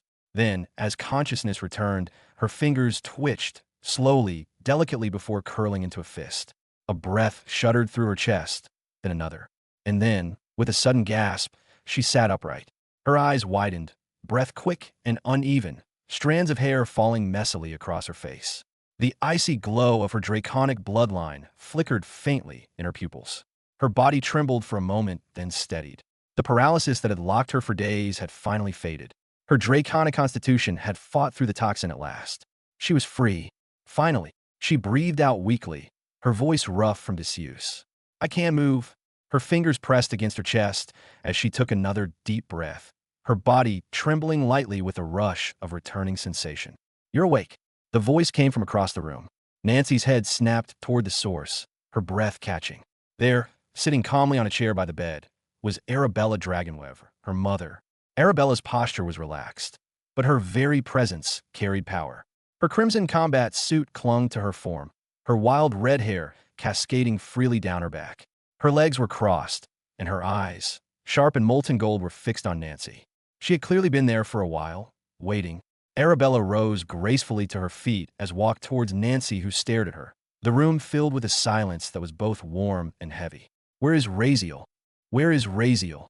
Nancy's voice cut through the stillness of the chamber calm, but firm enough to command her mother's attention. Her tone didn't tremble. It carried the precision of someone who had spent too long thinking, too long trapped inside her own mind. The court didn't decide that he's a rapist, right? He didn't try, it wasn't him. Those were her first words after days of forced silence, sharp, direct, and coldly clear. Even though her body had been still for 4 long days, she hadn't been asleep. Paralysis had locked her body, but her consciousness had remained painfully awake, aware of every moment that passed. She had been alive inside, that frozen body, trapped within herself. It had been a cruel existence, one where she couldn't speak, couldn't move, couldn't scream. Just watch the world pass around her while her mind raged endlessly. It was all so complicated. First came the anger of fiery, trembling rage toward Rangard. Then, like a shadow creeping in, came fear, the dreadful thought of what if Rangard had actually succeeded? And then, everything became tangled and confusing again. What if Razeal had truly taken the blame for something he hadn't done? She couldn't understand what he was planning, why he would take such a terrible accusation upon himself, claiming that he had tried to rape her. But how could she just let him do that? It would be wrong, terribly wrong, to let him suffer for something he didn't do, especially when he was the one who had saved her from that dark, horrifying fate that almost consumed her. Arabella, now, stood beside her bed, her crimson armor reflecting the soft light spilling from the ornate windows. Her red hair, slightly disheveled, caught the faint glow of the rising sun. That bastard, she finally said, her tone steady, firm, but not cruel. Don't worry about him. He's fine. Arabella's words were blunt, her voice carrying the kind of quiet authority that silenced the air itself. You tell me instead, how are you feeling? Any pain? Any discomfort? How is everything? She took a step closer, her sharp eyes scanning Nancy's face. You aren't afraid, are you? After what happened? Her tone was flat, yet it carried an undertone that only a daughter could recognize. Concern, unspoken but real. I checked you myself, Arabella added. Physically you're fine, but if there's anything else, even something small, tell me. We could talk about it. It's all right. Nancy looked at her mother quietly, the faintest shadow of a smile crossing her lips. Don't worry, mother, she said softly. I'm Euphina. There was no tremor in her voice, no hesitation. Just certainty. Her expression was still, her eyes calm and clear. Seeing her mother's composed demeanor had reassured her more than anything else could have. If Arabella said Razeal was fine, then she believed it. Her greatest worry dissolved in that instant. Arabella studied her daughter for a moment longer, then slowly reached out her hand. Her fingers brushed through Nancy's pale blue hair, a rare, fleeting gesture of tenderness from a woman who almost never showed it. Calm down, girl, Arabella said quietly, her tone softening just slightly. I'm with you. You're a strong girl. Nancy didn't respond. She didn't need to. Her eyes drifted shut for a moment as she sat there in silence, accepting the touch, accepting the comfort. Inside, she wasn't calm, she was filled with emotion she had yet to process. Rage, humiliation, fear, all of it still existed somewhere inside her, but none of it showed on her face. She kept it contained, locked behind that quiet, composed expression. Arabella didn't speak either. She just stood there, fingers tangled in her daughter's hair, her gaze steady and unreadable. She could feel Nancy's restraint, the way her daughter was forcing herself to remain still, to remain strong. That same strength both pained her and made her proud. I'm with you, girl, Arabella finally said again, her voice low but sincere. Whatever it is, don't worry. And don't be afraid. That was my mistake, giving people like that the right to be near you. Her tone hardened just slightly. For that, I apologize. Nancy opened her eyes again and looked up at her mother. The faintest flicker of surprise crossed her expression. Her mother, the Duchess Arabella Dragonwev, the unyielding pillar of the empire. Apologizing? Still she shook her head slowly.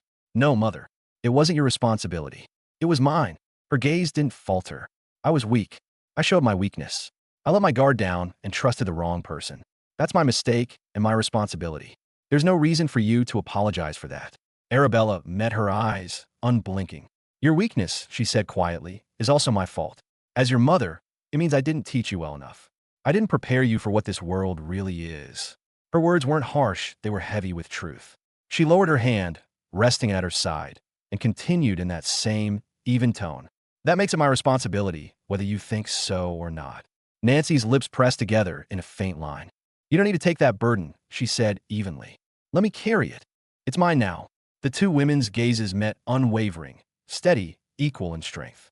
Arabella's stare softened ever so slightly, as if searching her daughter's face for any crack in that calm exterior, any sign of fear or weakness or pain. There was none. Nancy wasn't pretending to be strong. She was strong in her silence, in her composure, in the way she faced what had happened without breaking. After a long moment, Nancy moved. She pushed the blanket aside with deliberate grace and swung her legs toward the edge of the bed. Her movements were smooth, unhurried, the poise of someone who knew exactly what she was doing. "No, don't move, you should take some rest for now." Arabella's voice was firm, a command layered beneath maternal concern as she frowned, stepping forward to stop her daughter. Nancy had already moved to sit on the edge of the bed, the sheets slipping off her as she pushed herself up. Her movements were deliberate, controlled, like someone who had already made up her mind before even opening her eyes. "No, Mother," Nancy said quietly, her tone calm but unwavering. "I've taken enough rest. There's something very important I need to do." She stepped down gracefully, her bare feet meeting the polished marble floor with a faint sound. As Arabella instinctively reached out, Nancy gently caught her mother's wrist and moved it aside, not harshly, but with quiet insistence. "Important." Arabella's frown deepened, confusion flickering across her composed face. Important what? If it had been any other day, she would have forced her daughter back into bed without a second thought, not out of cruelty, but sheer authority. That was how she operated, order and discipline. But this time, Arabella hesitated. After all, for her daughter this might be a very sensitive time. Her daughter's calm, steady eyes told her this wasn't some impulsive rebellion. It was something else, something heavier. And despite herself, Arabella decided, for once, to listen first. "I need to go somewhere," Nancy said again, her voice steady as she turned toward the door. Her long, pale hair fell softly over her shoulders, catching the morning light like frost. Arabella's hand shot forward, catching Nancy's wrist before she could take another step. "Tell me first," she demanded, her voice sharp but lined with worry. "Don't act like this, girl. You're making me worried." The words came out unguarded, the kind of words Arabella almost never said. She wasn't used to speaking like a mother, not this way, not so openly. But they slipped out now, as if breaking through the cracks of her usual armor. Nancy paused. For a moment, she didn't move, didn't struggle.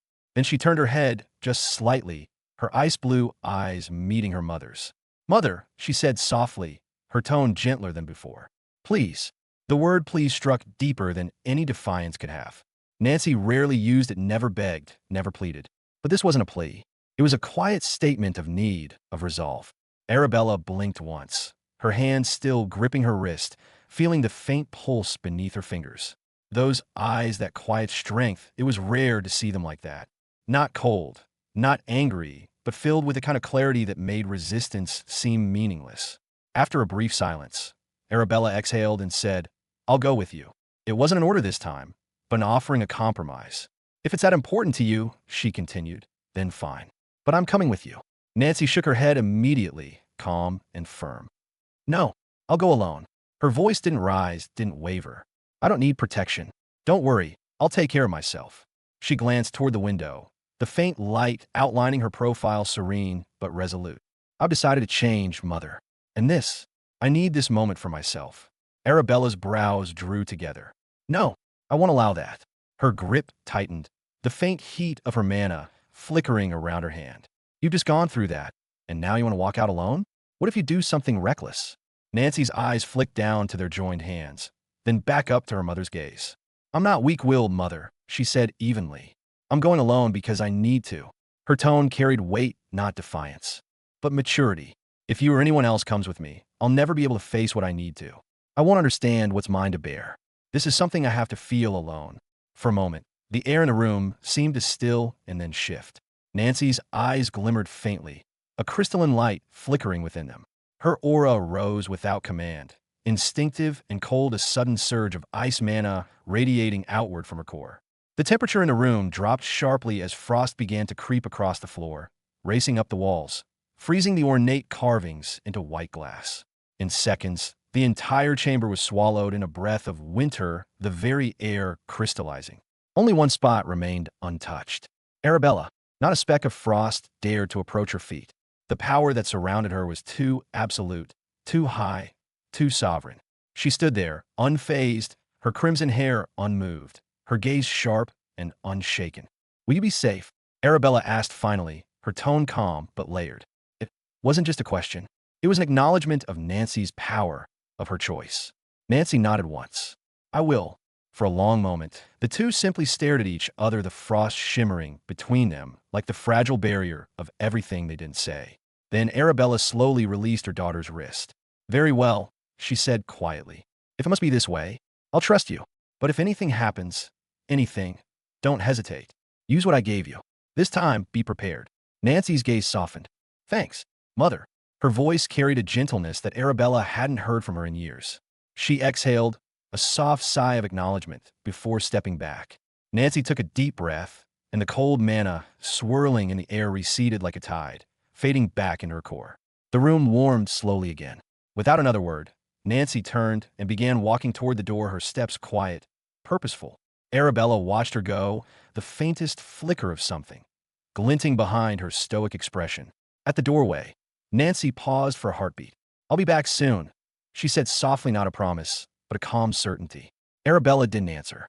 She simply nodded once, silently.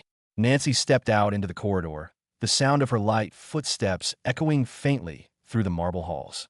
Then, with a final glance toward the open world beyond the windows, she crossed through the castle's threshold and out into the open air. The wind met her immediately, cool, crisp, alive. Behind her, a radiant shimmer of ice blue energy flared. From her back, two vast crystalline wings unfolded, magnificent and translucent, each feather-like shard glinting like carved sapphire under the sunlight. With a single graceful motion, she spread them wide. Frost scattered in the air like falling petals. Then, with one powerful flap, she launched herself upward, breaking through the air, disappearing into the vast expanse of the morning sky. The castle below shrank, its towers fading beneath her as clouds brushed past her face. The air grew thin and bright, cold biting against her skin, a feeling she welcomed. It was grounding. As she flew, her thoughts replayed, quiet but relentless. Her eyes, cold and unyielding, softened as they remembered his gaze, that boy's gaze. The way Razeal had looked into her eyes, with a motionless steadiness, yet filled with something she couldn't name. Strength? Understanding? She could still hear his voice, word for word, echoing through her head. Go to Riven, a boy with white hair and white eyes. He's your brother's classmate. He cannot lie to anyone. Ask him. He will tell you everything. Nancy repeated the words under her breath, as if trying to memorize each syllable, each tone. She didn't know whether what Razeal said was true or not, but something about it, about the weight in his voice, the absolute certainty in his tone, had struck deep within her. That moment, the faint sense of dread that had run down her spine, it wasn't fear of him. It was fear of truth. Because even without evidence, she knew. She had felt it when he said those final words, "Your fate is already written. For years. That's all you have." The thought made her chest tighten, her wings falter slightly before steadying again. She didn't know why those words felt so heavy, or why that strange sadness had settled deep within her being ever since. But she needed answers. No, not wanted. Needed. And she would get them. So she flew faster through the brightening sky, over the stretching empire below, following only the pull of that quiet promise she had made to herself. To find Riven, to find the truth, and perhaps to understand why those emotionless eyes of Razeal had seemed to carry such unreasonable understanding when they looked at her. Inside the academy's back garden, Nancy stepped quietly through the marble archway that led into the open courtyard. The garden stretched out before her, elegant and tranquil, lined with carefully trimmed hedges, marble benches, and fountains shaped like spiraling dragons. Morning light spilled across it in soft beams, scattering over the wet petals of blooming lilies. But none of that beauty caught her attention. Her gaze was sharp, fixed ahead, searching. Is that him? Nova's voice murmured faintly in her mind as eyes narrowed slightly, spotting the figure under the large sycamore tree in the distance, a boy, sitting cross-legged in the shade, speaking with a girl who had long, light brown hair. They seemed completely at ease, their quiet conversation occasionally breaking into soft laughter. The boy was impossible to mistake. His hair were pure white, like freshly fallen snow under moonlight. And his eyes, even from here, she could sense something unnatural in them. Too still, too clear. So this was him. After asking around the academy about where this Riven was, she had found herself here, though, truthfully, her asking had felt more like ordering. The moment she spoke, the academy staff and students had hurried to comply, answering immediately and directing her to this garden. Now she was here, and there he was, Without hesitation, Nancy started walking toward them. Riven was still seated, his expression serene, lips curved in a faint, pleasant smile as he listened to the girl speaking animatedly beside him. It was the kind of smile that seemed to come easily, but even as Nancy's presence entered the garden, even though her aura naturally pressed upon the surroundings like cold air before a storm, Riven's demeanor didn't change. He had already noticed her, long before she appeared from the archway. The girl beside him, however, did react. Her laughter faded as she sensed the shift in atmosphere, her words slowing until she finally stopped altogether. She blinked, confused, looking in direction of Nancy's approach. When she saw who it was, her eyes raised slightly in recognition. Everyone in the academy knew Nancy Dragonweaver, the icy prodigy of the Dragonweaver line, daughter of the infamous Duchess Arabella. Even though she wasn't admitted in academy yet, but the influence was so greater, not to say she was just about to join next year. It was all around the gossips in academy, but the coldness in Nancy's eyes now. That quiet, frozen expression made the girl instinctively shrink back a little, unsure if she'd done something wrong simply by existing in this scene. Before she could think much further, Riven stood up slowly, brushing off his coat with a small, polite motion. His smile didn't fade. "Wait for me here," he said gently to the brown-haired girl, his tone kind, casual, but final. "I'll be back for our lovely chatting." The girl blinked again, uncertain, wanting to ask, "Do you know her?" But Riven had already started walking. He crossed the grass calmly, his steps soundless. Nancy stopped when he was only 2 steps away. The morning air between them was crisp, unmoving, as though the entire garden itself was holding its breath. "You're here," Riven said with that same kind smile. Nancy's expression didn't change. She studied him quietly, her cold eyes scanning his face. Up close, he looked even stranger. His skin was smooth and unblemished, his features delicate yet eerily balanced, almost too perfect, too symmetrical, as if crafted rather than born. And those eyes, white, completely white, yet alive with depth like still water that reflected everything and revealed nothing. He looked young, 16 or 17 perhaps, but there was something impossibly ancient in his gaze, something that made her feel, against her will, as if he already knew her. The feeling unsettled her. "You knew I would come?" Nancy asked after a pause, her tone neutral. There was no accusation, only quiet observation. "I did." Riven inclined his head slightly, his smile remaining gentle. "He told you, didn't he? So of course, I knew you would come." He folded his hands behind his back. "You must have many questions for me. It's your right to ask. And as the preserver, it is my duty to answer." Nancy frowned faintly at that last word. "Preserver?" "Yes," Riven said simply, as though the word needed no explanation. His eyes, those pure white pools, reflected her face perfectly. Nancy didn't press the question, not because she wasn't curious, but because it wasn't the most important thing right now. She had other questions, far heavier ones. She looked at him in silence for a long moment. Words gathered at the edge of her mind, but none of them felt right. There were too many questions, too many emotions, tangled together, and she couldn't decide where to start. During her 4 days of paralysis, she had thought endlessly, over and over again. Questions that spiraled into more questions, none of which gave her peace. Even now, standing before him, she didn't know what to ask first. Why was he the one to have answers? What exactly was he supposed to preserve? What did any of this have to do with her? And more than that, why did just standing near him make her chest tighten? The truth was, though she would never admit it aloud, she felt weak. Coming here, to ask questions of someone else, to seek truth she couldn't reach on her own, felt like weakness. Nancy Dragonweaver didn't ask for help. So why did she? She hated that feeling, hated the dull heat in her chest that she couldn't name. Frustration, perhaps, or shame, maybe even fear. She refused to call it fear. Her cold mask stayed firmly in place, her face unreadable, her tone level. But inside, her mind moved fast, sharp thoughts clashing against each other in silent turmoil. The paralysis had left her trapped with herself, her mind echoing with Razeal's words that cut deeper than she wanted to admit. "It wasn't your fault. It was the world that wanted it to happen to you." That line had haunted her. It made her furious at the world, at herself, at whatever force thought it could decide her fate. But underneath that fury was something colder, quieter, and more terrifying. Fear. Because if it wasn't her fault, and not theirs either, then it meant her suffering wasn't random. It was world's plan. That thought scared her more than anything.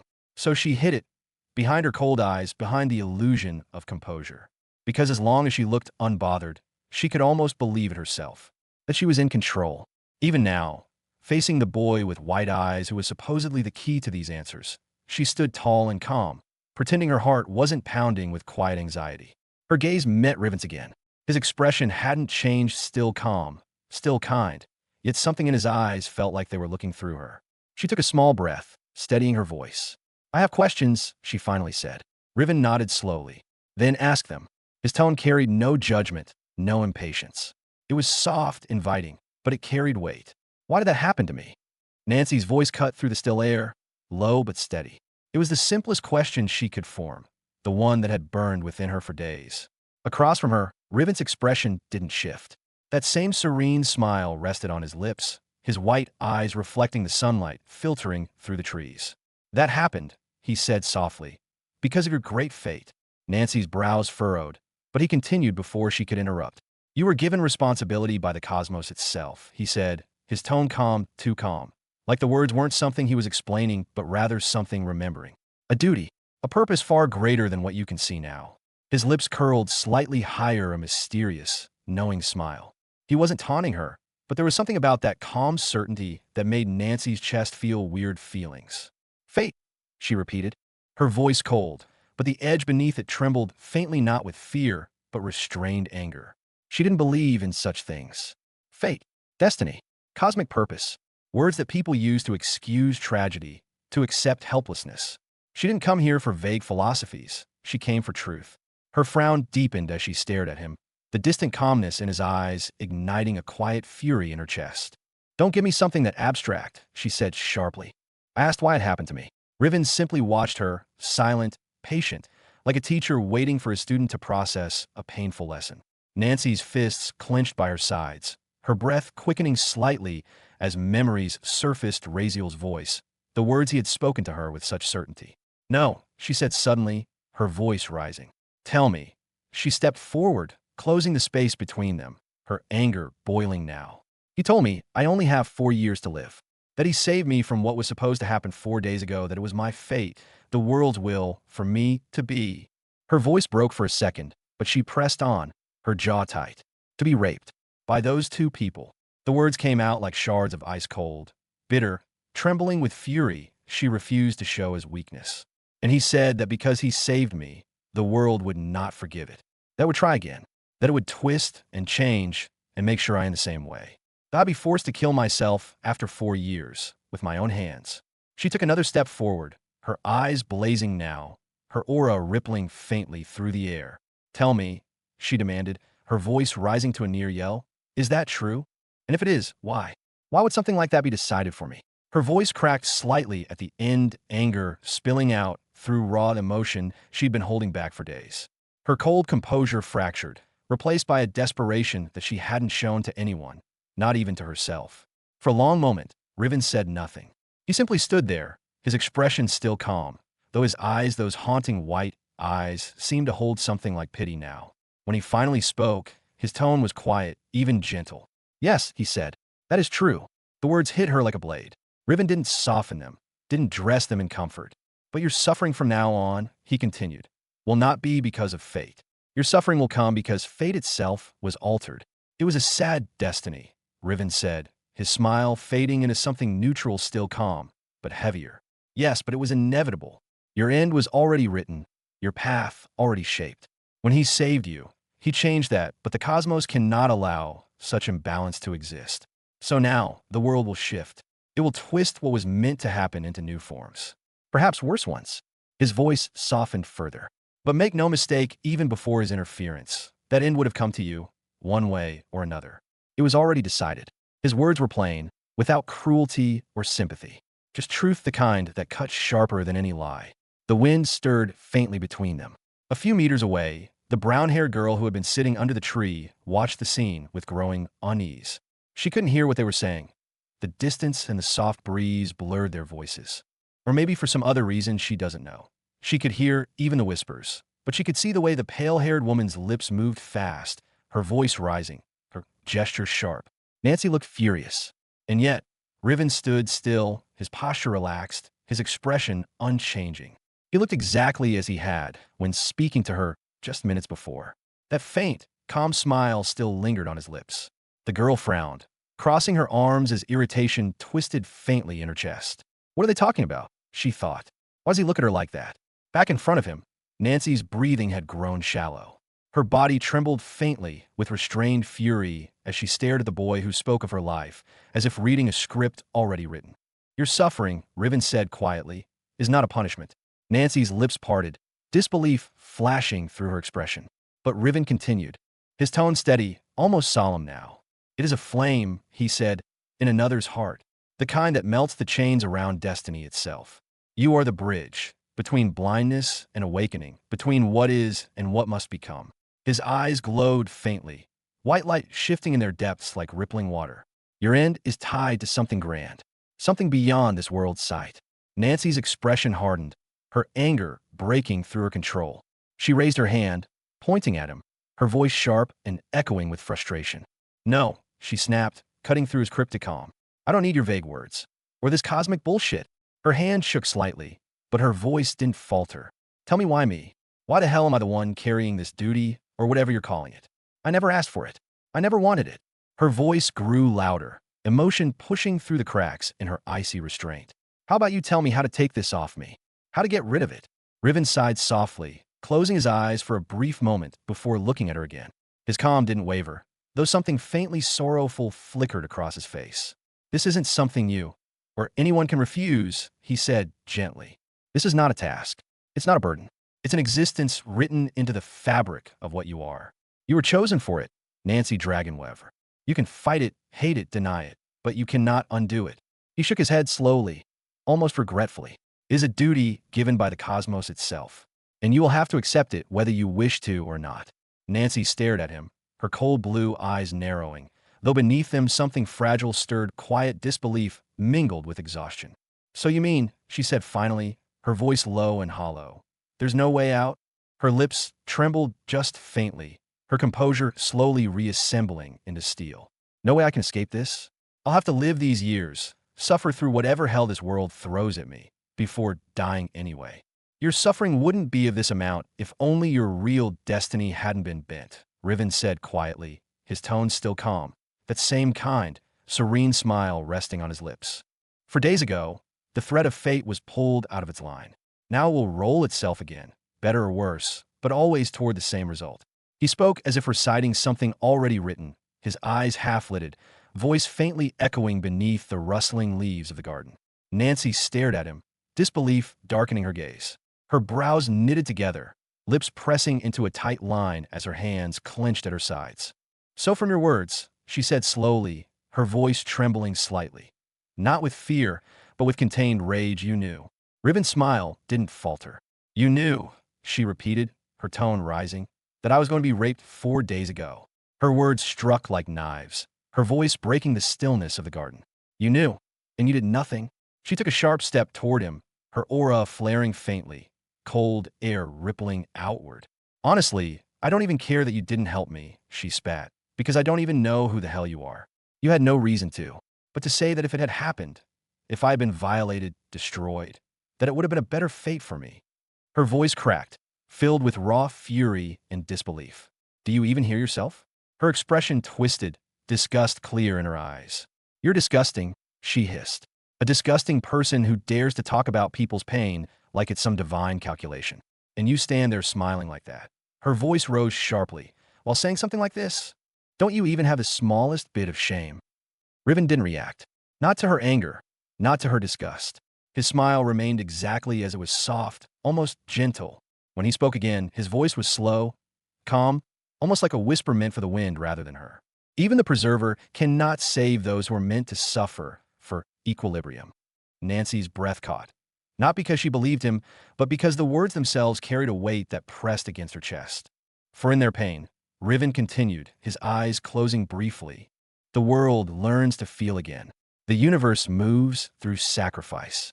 It is not mercy. It is correction. He opened his eyes, the white of them glimmering faintly as sunlight caught their surface. Your duty may be filled with sorrow and suffering, but through that pain, the world will become better. Your torment is not meaningless, Nancy Dragonweaver. Take it as a sacrifice for the greater good. His tone didn't waver, as if he were describing something as natural as the change of seasons. Nancy just stared at him, her lips parting slightly before she let out a bitter, breathless laugh. Greater good? she repeated softly, her voice trembling with restrained fury. What great good could possibly come from something like this? Her gaze hardened, her words now laced with venom. There's no justice in this. None. She took another step toward him, her expression sharp and furious. What kind of stupid, twisted argument are you even trying to make? Her aura flickered again, faint shards of frost forming at her feet, melting instantly under the sunlight. If she didn't need answers from him, if this strange boy wasn't the one who supposedly knew the truth Razeal had spoken of, she would have struck him already. Every fiber in her body wanted to. Riven tilted his head slightly, his white eyes unblinking. Justice? He repeated, his tone calm, almost curious, as though tasting the word. Then he smiled again. There is no justice in nature. Nancy froze, her expression caught between shock and disbelief. Justice is a human invention, Riven continued, his voice smooth and steady. A convenient illusion, one that the universe does not acknowledge. He stepped closer, his calmness both infuriating and suffocating. A tiger eats a deer, or a fish, or whatever it finds weaker than itself.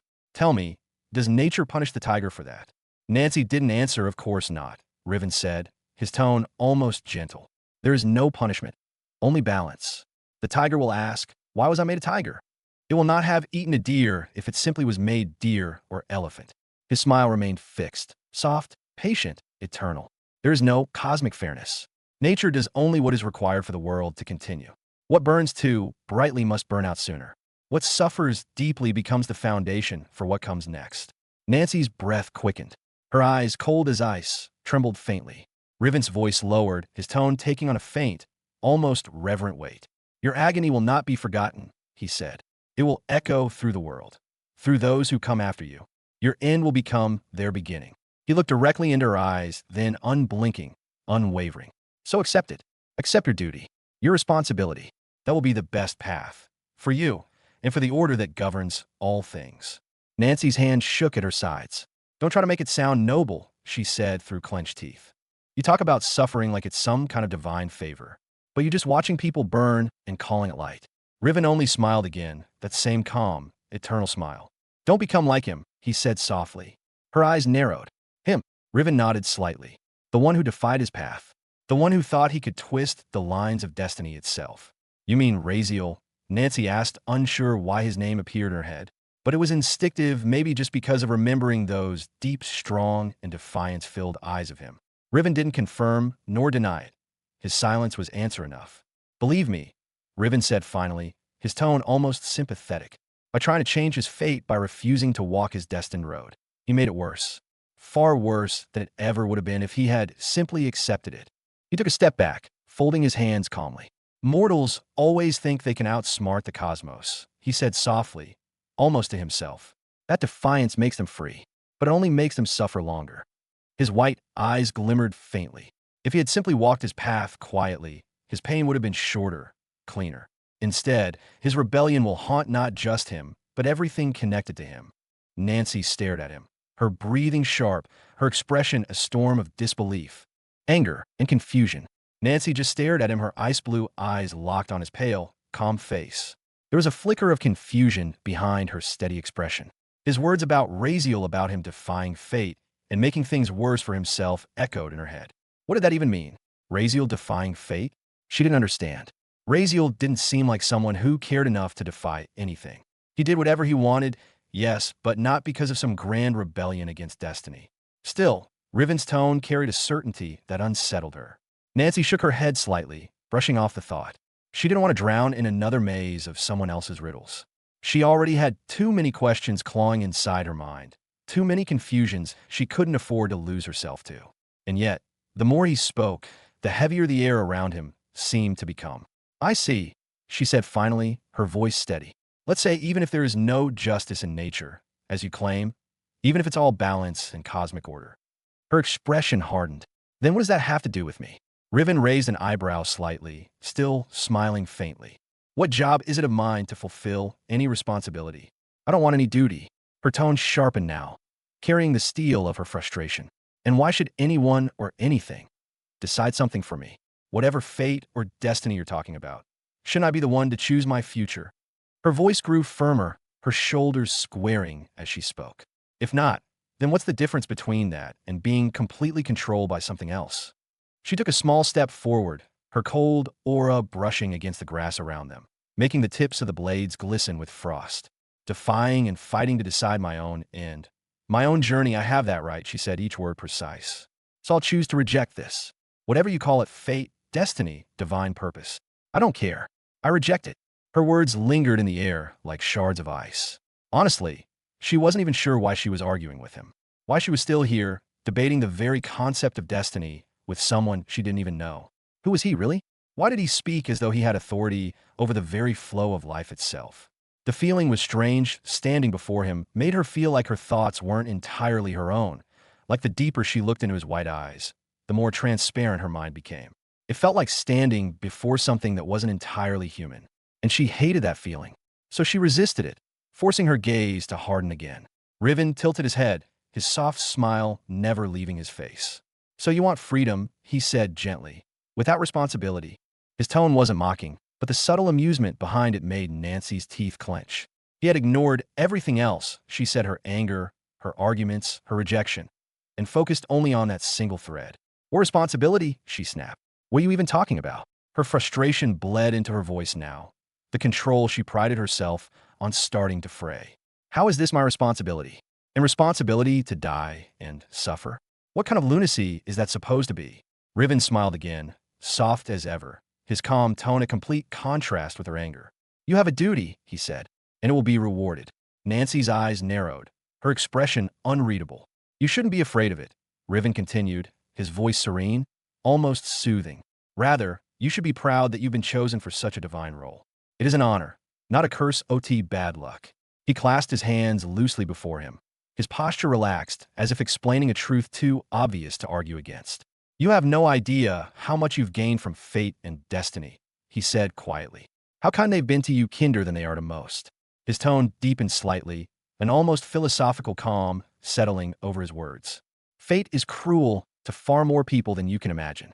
It has been merciful to you, Nancy Dragonweaver, and it still will be, even after your death. He paused, his gaze steady and unervingly compassionate. Your soul will find pleasure in the eternal paradox of warmth, happiness, and peace. Nancy stared at him, and for a moment, she was speechless. Not because she was convinced, but because she couldn't even process the absurdity of what she was hearing. Riven continued, his expression unchanging.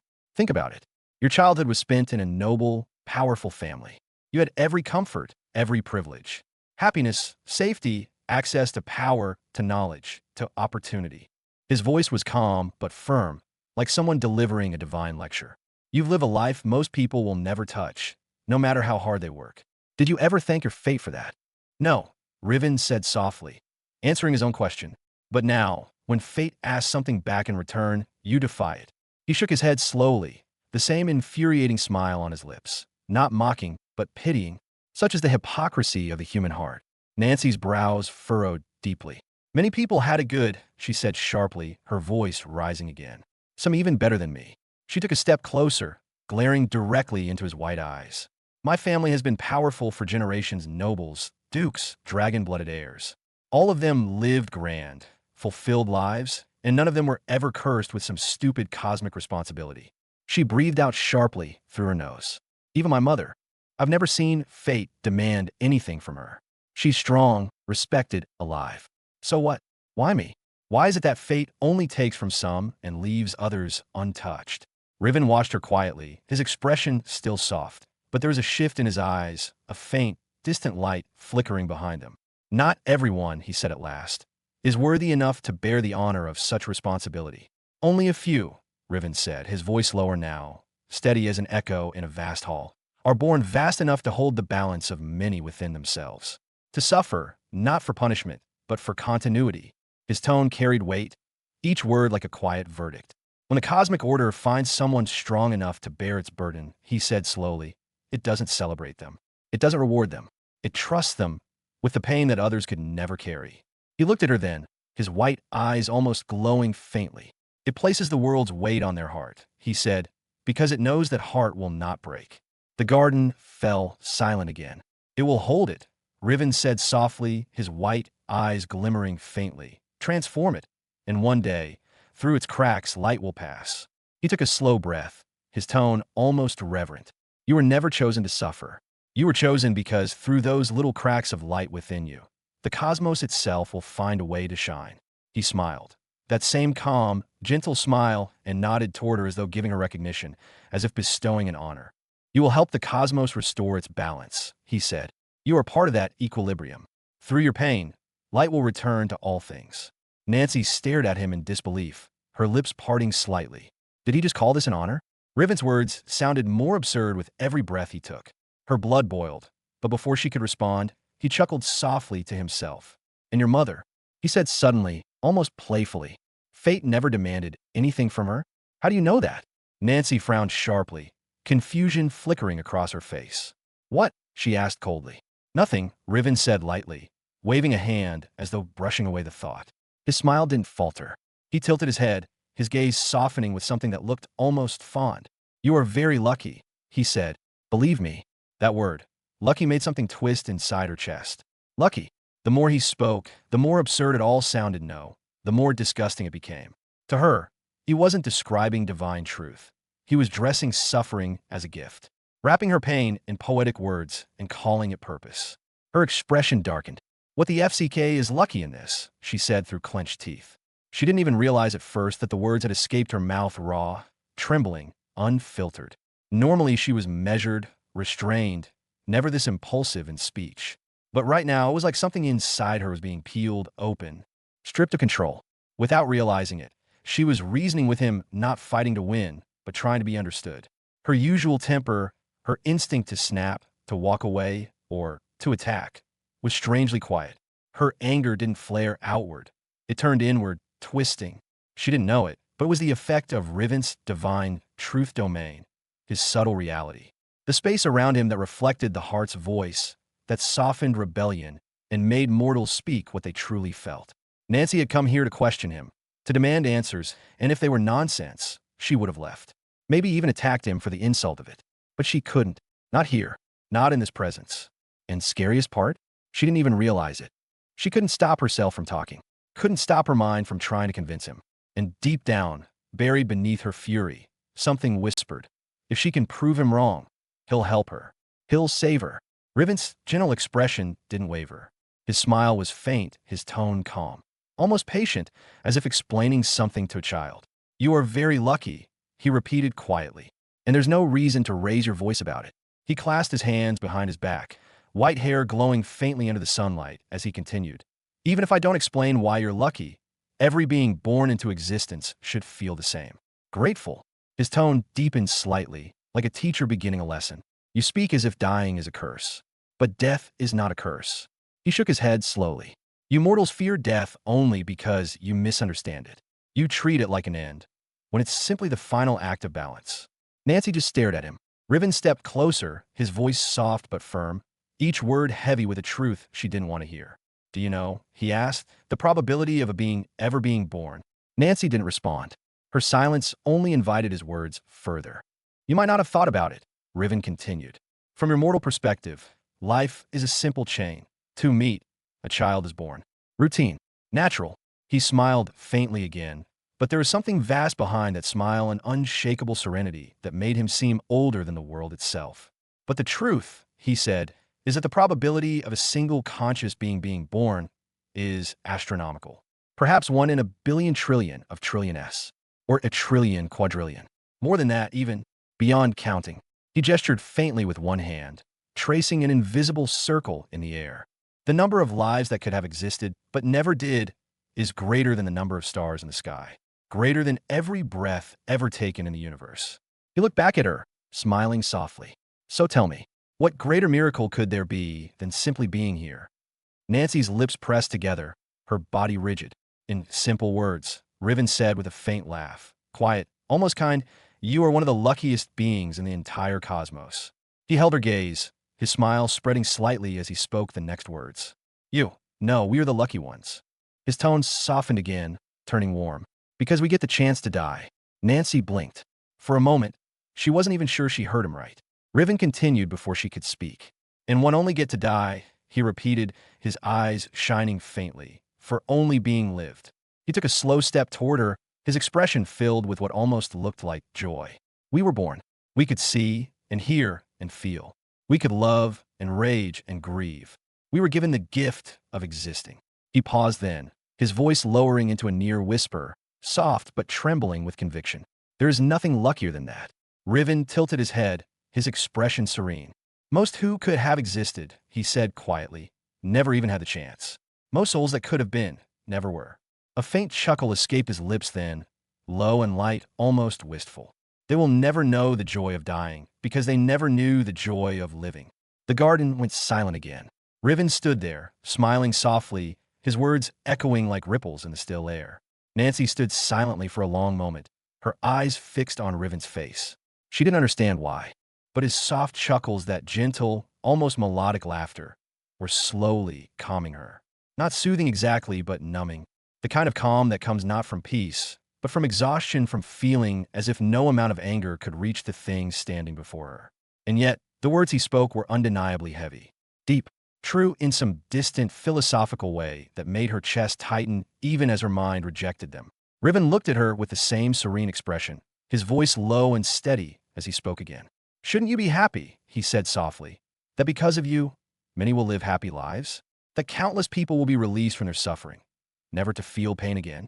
His white eyes shimmered faintly as he tilted his head. Tell me, if you could trade your pain for their peace, wouldn't that be beautiful? He smiled faintly, his tone warm as though speaking of something sacred. I think many great-hearted souls would give their lives joyfully if they knew that by their sacrifice, thousands could live without sorrow. And in your case, he paused, almost admiring her, your sacrifice would bring peace to trillions. He looked at her with quiet reverence. Is that not something to be proud of? Nancy blinked once, slowly, then shook her head. Her lips parted before she even realized she was speaking. Will they know? She asked quietly. Will they know that it was me who suffered for them? It wasn't an accusation, not even defiance. It was a genuine question, one that slipped past her restraint without permission. She didn't even realize she'd spoken until the sound of her own voice reached her ears. Riven smiled at that. A small, tender smile, but one with an infinite sadness behind it. They will not know your name, he said gently, but they will carry your soul in their strength. Your pain will become their courage. He looked at her with soft, almost mournful eyes, and that is immortality beyond memory. For a moment, she couldn't move. She just stared at him at that calm, eternal smile and felt a strange, hollow ache in her chest. Riven mistook her silence for understanding. He smiled a little more, as though relieved. Finally, he thought, perhaps she will accept it. He didn't want to see her ruin herself any further. He already knew her fate was heavy, sorrowful, and unchanging. But he also knew that if she kept defying it, trying to bend what was not meant to bend, her pain would multiply beyond imagination. Even for him, a preserver, bound to neutrality, it was difficult to look at her and not feel something human stir in him. Pity, perhaps. He stayed silent, waiting for her answer. And after a long, heavy pause, Nancy finally spoke. No, her voice was calm, steady, certain. No, I wouldn't, she continued, meeting his gaze head on. I wouldn't let anyone or anything decide something like that for me. Her eyes hardened, their blue glow intensifying. Yes, I'm thankful to be alive. I'm thankful for whatever impossible probability let me exist. She took a step closer, her voice sharper now. But if my life was given to me only to be controlled, to be dictated by someone else, then it isn't worth living. Her words were like steel now, each one measured and deliberate.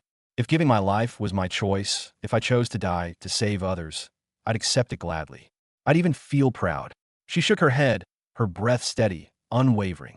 But to have that choice made for me, to be told my suffering is for the greater good without my consent.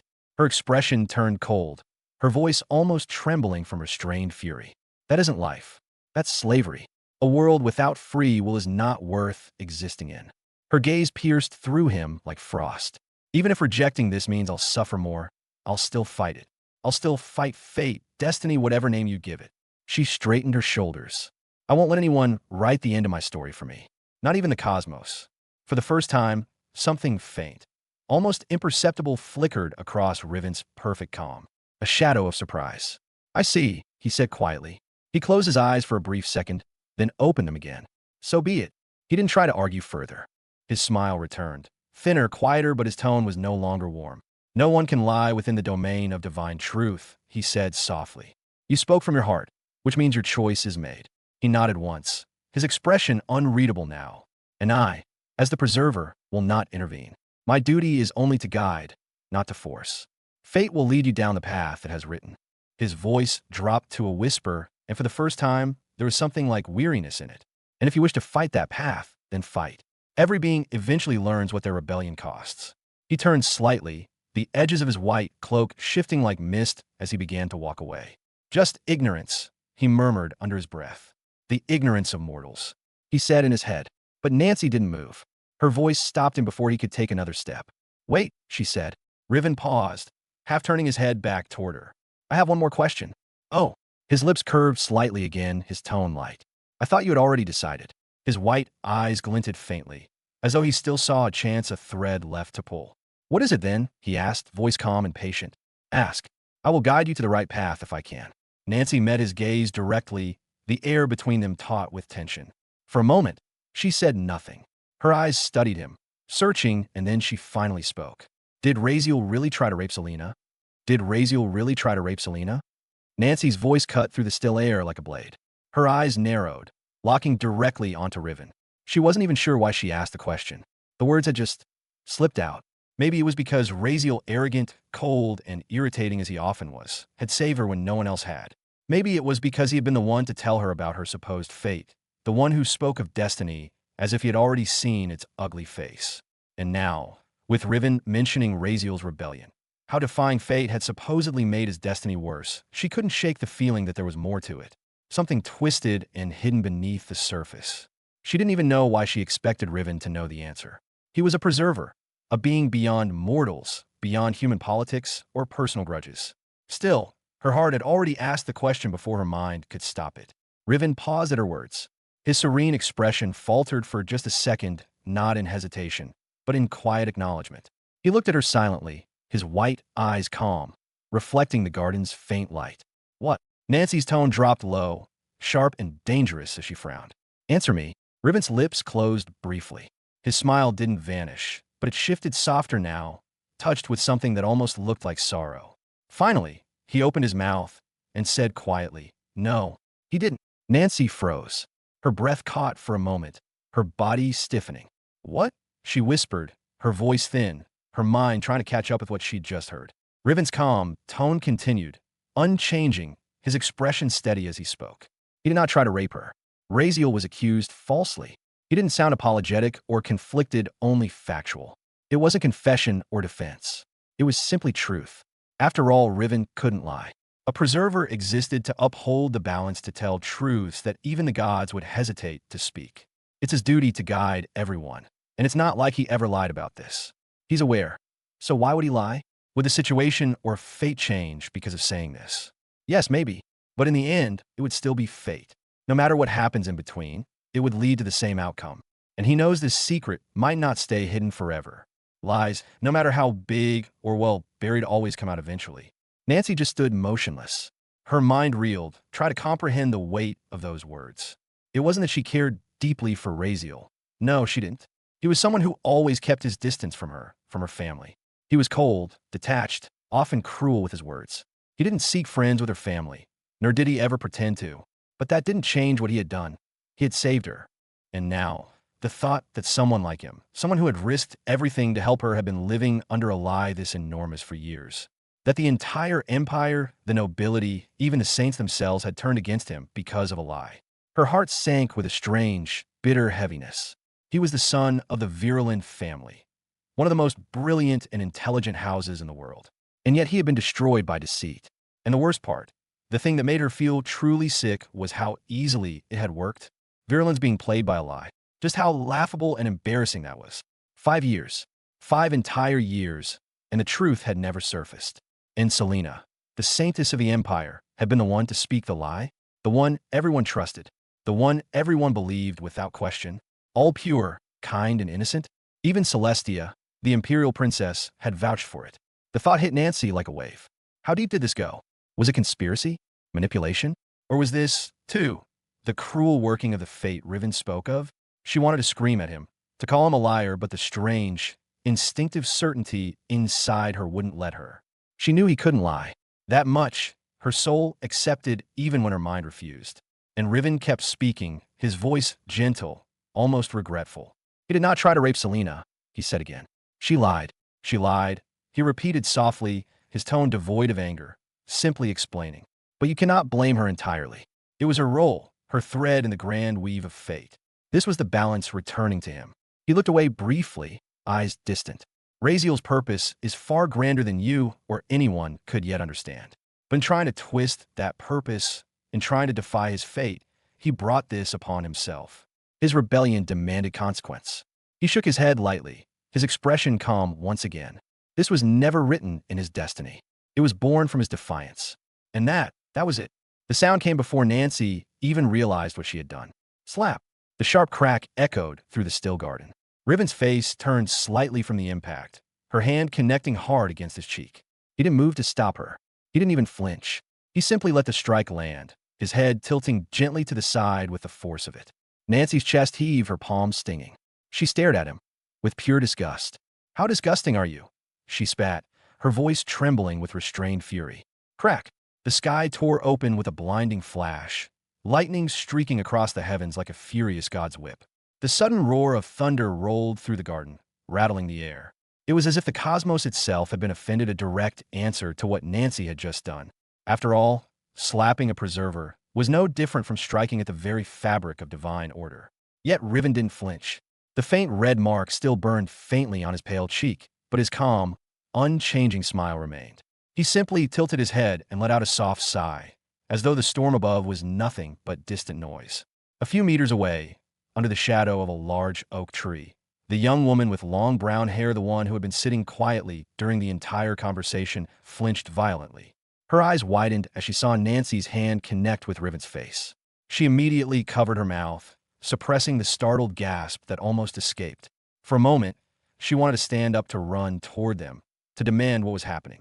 But she stopped herself. For some reason, she couldn't hear what they were saying. No sound carried from where they stood. It was as if an invisible barrier surrounded them. But even from a distance, she could see their faces clearly. Nancy's expression was pure fury. Riven's calm, unwavering, almost amused. The brown-haired woman frowned deeply. What's their relationship? She muttered under her breath. Why would she slap him like that? Her mind raced. Did Riven do something wrong? Or, oh gods, was that his ex-girlfriend or something? The thought made her frown harder. Or did No, he wooed. Did he try something with her? Her hands tangled into her hair in irritation, scratching her scalp as she bit her lower lip. She wanted to intervene, but some strange, instinctive force told her to stay still. So she stayed, silently watching, unable to tear her eyes away. Riven finally broke the silence, his voice calm and almost weary. It wasn't me who did it, he said quietly, nor was it I who spread it. He turned his gaze back to Nancy, unbothered by the lightning still grumbling faintly above them. I never lied. I never tried to manipulate anything. Everything that happened by fate's design. He spoke softly, but each word carried weight. All I did was speak the truth. And for that, you call me disgusting? His white eyes gleamed faintly, reflecting the streaks of lightning above. Tell me, what is so disgusting about truth? Nancy's lips curled with disgust as she glared at him. There's nothing for me to explain about why I slapped you, she said, her voice low, trembling with anger she barely contained. Just know that you deserved it. Her tone sharpened, every word cutting through the still air like shards of ice. You disgusting piece of acid. Riven simply stared at her, silent and serene. The faint curve of his smile never faded, and somehow that only made her angrier. She could feel her pulse pounding in her ears, her heart hammering beneath her ribs. The calm way he accepted it, the patience, the detached understanding. It made her feel sick, because in his eyes, she wasn't even a person right now. She was just another part of the order, another story playing out the way it was meant to, and that made her blood boil. He spoke of fate and destiny as if they were gods, as if everything, even pain and injustice, were divine. Talking like Razeal's tragedy. His destruction was somehow his fault, as if fate was a fair executioner instead of a cruel manipulator.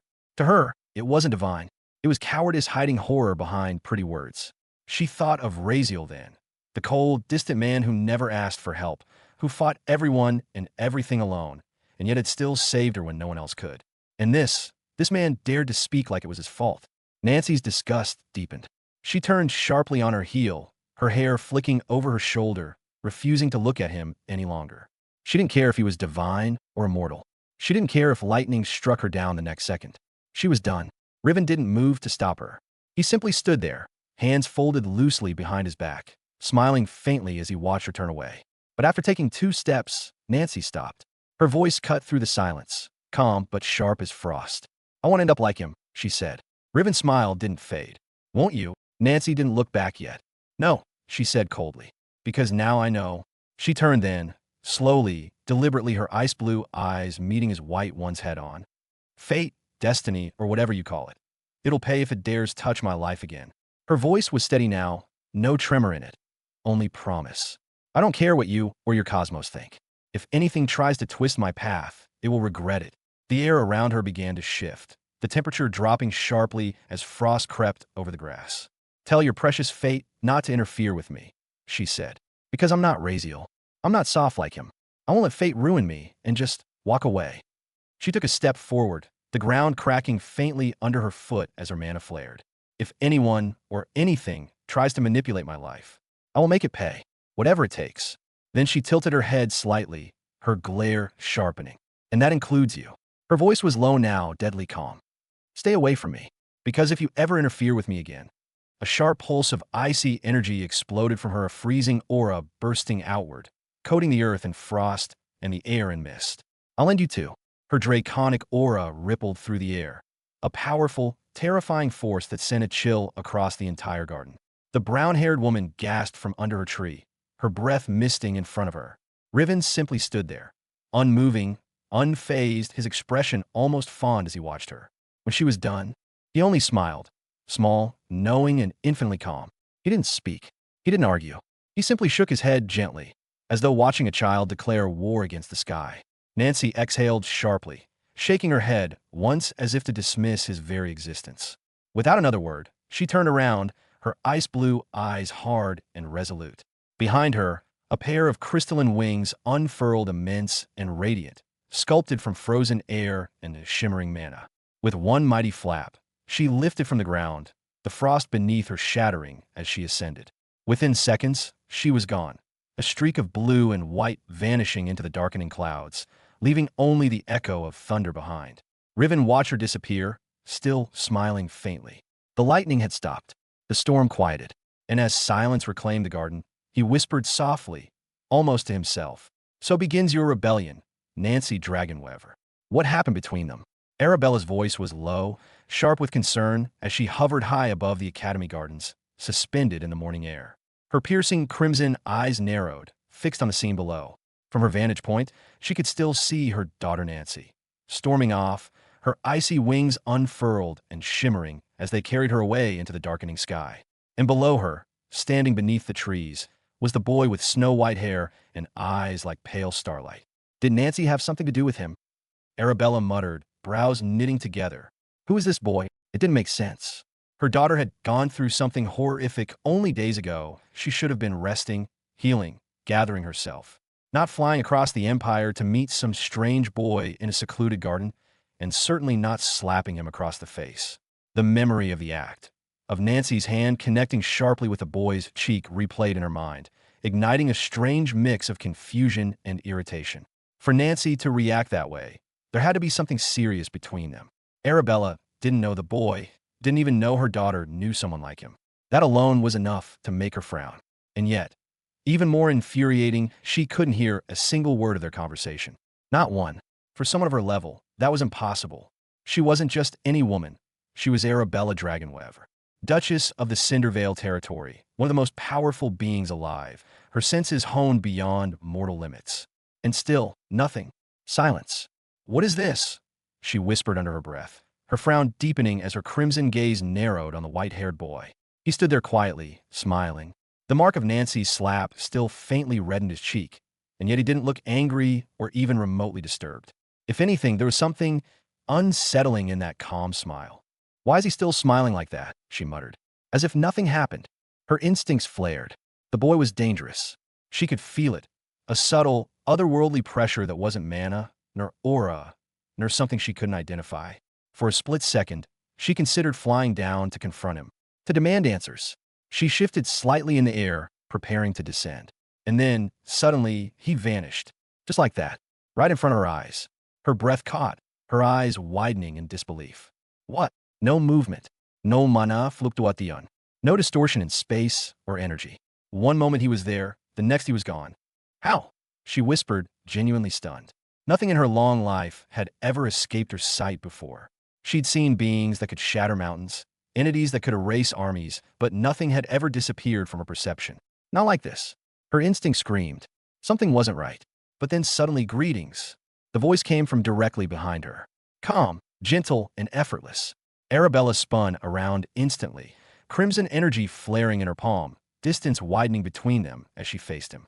The same boy stood there, floating in the air just a few meters away, white hair swaying gently, his expression untouched by hostility. Her heart pounded once sharp and heavy. She hadn't even felt a move. Who are you? She demanded, her voice cool and firm, though her eyes flickered with wariness. This can't be any 16-year-old. That is for sure. Someone taking over body of 16 years old? She was just wondering when. The boy only smiled, raising a single hand in a polite gesture. Allow me to introduce myself, he said softly, voice steady as the wind itself. I am Riven, the Preserver. He inclined his head slightly, as though in greeting to an equal. One of the three supreme gods. Arabella froze. For once, her mind went blank. Huh. He inclined his head slightly, as though in greeting to an equal. One of the three supreme gods. Arabella froze. Huh. The words took a heartbeat to sink in. Supreme God? Her crimson eyes narrowed, the faintest ripple of shock flashing across her usually unreadable face. She knew gods existed. She had dealt with many of them before. She even had a son with one, the sun god himself. That much of divine politics she understood well. Gods were prideful, arrogant creatures who toyed with mortals and considered themselves untouchable. But supreme gods? That was new. She never had heard any of them. Not in any scripture or any divine she'd ever met. Not even from the sun god himself. Yet the way he said it, the stillness of the world around him, the faint hum of unseen power in the air, it all felt real. Terrifyingly real. And then another thought struck her. A supreme god. Having a conversation with my daughter? Her expression darkened. Nancy had slapped him. The same god standing before her, untouched and serene. She was well aware of how prideful gods could be. Easily insulted, easily enraged. Many would have obliterated an entire city for less. Yet he had taken it without retaliation or any anger. That alone made him even more unnerving. Arabella's instinct screamed at her to stay on guard. Her aura coiled tightly around her, power humming beneath her skin as she watched him closely. Despite the calm mask she wore, every sense in her body was alert, ready to strike at the slightest threat. What is your relationship with my daughter? She asked sharply, her voice cold and commanding. Riven's white eyes glowed faintly in the dim light. He smiled not mockingly, not kindly, but with that same distant serenity that seemed beyond human comprehension. I have no relationship with her, he replied smoothly. Do not be concerned, Arabella. Her eyes flicked, narrowing slightly at the way he spoke her name, so casually as though he had every right to. I was merely guiding her, he continued, showing her the path she walks and the consequences that await if she resists her fate. It is my duty as the preserver, the keeper of the cosmic balance. Arabella's expression hardened. Consequences? Fate? Her tone turned sharp, demanding. What fate? What consequences are you talking about? Riven tilted his head, still smiling faintly like a teacher addressing a stubborn student. She was destined to be raped 4 days ago, he said calmly, his voice disturbingly casual, as if discussing the weather. It was the first step in the arc of her destiny, the event that would shape her life before her end. Arabella's body suddenly tensed. Riven continued, unbothered by her rising fury. Her fate was to suffer, and after 4 years, to die by her own hands. That suffering was to balance a distortion in the world's weave. But she avoided it, because of him. His white eyes seemed to flicker faintly at that a subtle acknowledgement of Razeal without naming him. Now, the balance must correct itself. The more she resists, the harsher the consequences will be. I merely told her the truth, so she might understand, accept, and prepare. As her mother, I hope you would teach her the same. He smiled faintly. That would be best. For a heartbeat, the world fell silent. Even the wind stopped. Then, how dare you? Arabella's voice trembled. Not from fear, but from pure, unrestrained fury. Before thought could follow, her body moved. In a blur of crimson and gold light, she shot toward him, her hand extended like a spear aimed for his heart. The air shattered with the force of her movement. Her aura burned through the clouds, pressure warping space itself. But before her hand could reach him, Riven moved. Or rather, he was already there. One instant, he stood yards away. The next, her world blurred, and he was in front of her. Her eyes widened. What? She hadn't even seen him move. The speed was impossible, even to her divine senses. It wasn't teleportation. It was as if reality itself had skipped a beat to accommodate his will. And then a hand touched her face. Not roughly, but gently, fingers pressing lightly against her skin, cool and firm. Arabella froze. Her entire body locked in place. The mana flow in her veins halted. It felt like invisible chains wrapped around her limbs, holding her midair. Her crimson eyes widened in disbelief as she looked at him, at the pale fingers covering half her vision. He was standing just inches away, his expression calm, almost pitying. Through the small gaps between his fingers, she could see his faint smile. That, he said softly, is such an unnecessary thing to do. His voice wasn't mocking or angry. It was simply disappointed. Arabella tried to move, but her body didn't respond. Her aura had vanished. No, it hadn't vanished. It was contained, suppressed by something she couldn't comprehend. Her lips parted slightly. What did you do? Riven's gaze softened, the faint glow in his eyes dimming slightly as he held her effortlessly in place. You are powerful, Arabella, he said gently. But power alone cannot touch what is written in the stars. He slowly released her face, stepping back as her body regained its motion. She gasped softly, the air rushing back in her lungs, mana flooding her veins once again. He didn't raise his hand further. He didn't threaten her. He didn't even move to defend himself again. He simply smiled. I mean no harm to your daughter, he said quietly. But fate has already marked her. You may protect her from mortals, from beasts, from gods even, but not from the design of the cosmos itself. There is nothing to be offended about in this, Riven said softly. His voice, calm and almost too gentle for the weight of his words, rolled across the sky like a ripple in still water. She has gained much from fate, he continued, white eyes unblinking, tone as steady as the wind. It is merely her destiny. Let her follow it. You may guide her however you wish, lead her where her heart demands, though I had hoped you would help her understand the order that governs all things. He paused, the faintest hint of pity brushing the edge of his tone. Still, I will not intervene between you and her.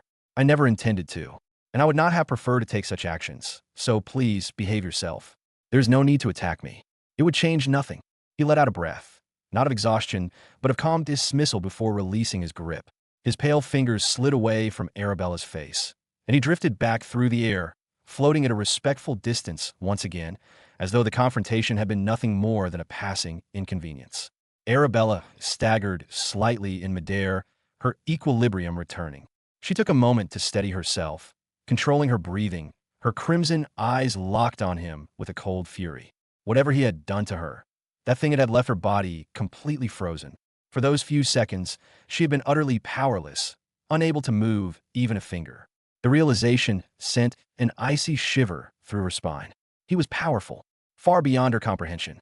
But who could blame her reaction? His words had been insulting, arrogant, monstrous. Speaking so casually about her daughter, and saying that such vile things were her destiny.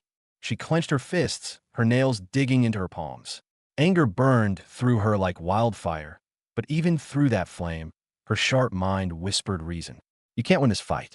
So she forced herself to breathe, to steady her heart, to calm the rage that threatened to burn her from the inside out. Riven watched her quietly. His expression remained the same, calm, almost gentle, but the faint curve of his smile suggested amusement. You should not be disappointed, he said finally. Your daughter has gained far more than you realize. Fate has been exceedingly generous to her. His tone was faintly patronizing, and that only made Arabella's jaw tighten. He continued, she gained a good family. Had you not found her that day, had you not taken her in and adopted her, she would never have survived long enough to realize her potential. She would have lived a life far worse than you could imagine. Then, with that same unnerving calm, his smile deepened. Isn't that right, Arabella Dragonweaver? Arabella's eyes widened slightly. How did you, she began, but her voice faltered as realization struck. He knew, not guessed or assumed. He knew, her secret, the truth she had buried deep under decades of silence, was something only she knew. and yet this being spoke it like it was carved into the air itself. Her mind raced. How much does he know? Should she contact the Imperial Empress? The Council of Dukes? The Church? Or whole Empire powerhouses? A god had appeared within the Empire, one beyond their knowledge. That was no trivial matter. But her thoughts were cut short when his next words reached her. She's lucky, Riven said softly, almost with affection, to have a mother like you. You seems genuinely concerned and scared for her. He chuckled lightly at the brief flicker of hesitation that crossed her face. The sound, light, genuine, almost warm, made her frown even deeper. There was something about his tone that she couldn't quite decipher. Mockery? Admiration? Pity? She didn't ask. She wouldn't. And before she could decide what to say, Riven was gone. Just like that, a flicker of white light, a faint whisper of air, and he disappeared. The space where he had been standing was now empty, the sky silent. Arabella hovered there for a few seconds longer, staring at the emptiness he'd left behind. Her breathing was still uneven. For the first time in decades, she felt truly powerless. Then, slowly, she turned her gaze toward the horizon, toward her home. 10 minutes later, at Dragonweaver Castle, Arabella stood on the balcony of the main hall, arms crossed, her expression unreadable. The faint rush of wings drew her attention. She looked up just as Nancy descended from the clouds, her ice-blue wings folding neatly behind her as her boots touched the stone courtyard. The shimmering frost on her feathers faded into mist before vanishing completely. "You're back," Arabella said, her tone neutral but her gaze steady. "Yes, Mother." Nancy's voice was calm, polite, restrained. "You were waiting for me." Arabella turned and began walking inside without answering right away. "I was concerned," she said at last, her voice carrying softly through the hallway. Nancy followed, her pale eyes watching her mother's movements carefully. There was something different about her, a faint stiffness in her posture, a quiet weight in the air. "What happened, Mother?" Nancy asked, stepping beside her as they walked through the corridor. "You seem different." Arabella stopped. For a moment, she said nothing. Then, slowly, she looked over her shoulder at her daughter. "As I told you," she said softly, "I was only concerned." Her eyes lingered for a moment longer, sharp, assessing before she turned again and continued down the hall. Nancy frowned faintly, but said nothing more. Maybe her mother was just worried, she thought. She could understand that. Still, something about the air felt heavier than before. After a few quiet minutes, Nancy's voice broke the silence again. "Where is he?" she asked suddenly. 5 minutes later, Nancy found herself standing before a crimson door, the one that led deep into the castle's inner chambers. She opened it. A blast of hot air hit her instantly, the heat thick and suffocating. The room glowed faintly red, the stone floor cracked with veins of molten energy running beneath it like rivers of lava. Nancy stepped inside. Her ice-blue hair fluttered slightly in the rising heat. In the center of the room, chained to the floor, knelt a man. His skin was covered in burns and bruises, his wrists mangled where the shackles bit into them. His back was bent, his head hanging low, strands of black hair falling over his face. He barely moved. Only the faint, shallow rise and fall of his chest showed he was still alive. As Nancy's footsteps echoed across the floor, he slowly lifted his head. His dull, pain-clouded eyes looked up and froze when they met her icy gaze. Nancy stared down at him. Her expression was blank, empty, but the faint tremble in her fingertips betrayed the storm she was holding back. "Oh, don't worry," she said quietly. Her voice stretched slightly, almost melodic but hollow. "I've just come here to reward you for your loyalty." Rangard eyes widened on fusion, flickering for only a second before being replaced by dread. Nancy raised her right hand slowly, and from the air itself, shards of frost began to gather. Crystals formed around her arm, spinning, merging, and lengthening until they shaped into a massive sword of pure, translucent ice, nearly as tall as she was. The air around her dropped instantly in temperature. Frost spread across the floor in an expanding circle, meeting the red glow of lava and hissing into vapor. Nancy didn't hesitate. The sword came down. A sound, sharp, clean, final cut through the air. And then the screaming began. It was raw, terrible, and endless, echoing through the walls, bouncing off the molten stone. Nancy's face didn't change. Her eyes stayed cold, her expression calm, but her grip tightened, her body trembling slightly with each swing. The blade rose and fell. Again and again, the sound of ice meeting flesh, the dull thud of limbs hitting the floor, the smell of blood and vaporized heat. No words, no mercy, only the sound of her breathing, deep and steady, as she unleashed every drop of anger, every trace of humiliation, and every shard of vengeance buried inside her. She didn't know how long it lasted. Minutes, maybe hours. But when it ended, when her arm finally stilled and the sword melted into mist, the room was silent again. Nancy stood there, covered in blood and steam, staring down at the lifeless body. Her chest rose and fell slowly. Her eyes were cold, but deep inside them, something flickered, something fragile, on the verge of breaking. And in the silence, many thoughts came to her head. She would not let anything happen to her. Whatever fate or destiny had in store, she wouldn't allow it. But how? She wasn't even sure what to do about this thing. Then, suddenly, a thought crossed her mind. Should she go to Razeal? He knew about this, right? 18th day at sea. Now later, the endless ocean stretched far and wide, waves rising and falling like breathing giants. The sunlight shimmered across the water, painting everything in silver and blue. The ship drifted smoothly, creaking softly under the push of wind and waves. So how far are we? Razeal asked quietly, his eyes fixed on the horizon. His black suit fluttered in the salty breeze. Yograj stood beside him, arms folded, the faint light in his eyes reflecting the vast sea before them.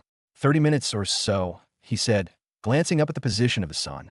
Maybe less if the current stays strong. I see. Razeal replied simply, giving a small nod before turning around. He said nothing more. He walked toward the middle of the ship and, to everyone's dismay, stopped right there. Then, without warning, the shadow beneath his boots rippled and expanded like ink spilled on canvas. Out of it began to pour things. Slimy, wet things. Organs. Scales. Eyes. Gills. Entire piles of fish parts, hearts, livers, and pieces of flesh, all glistening under the sunlight.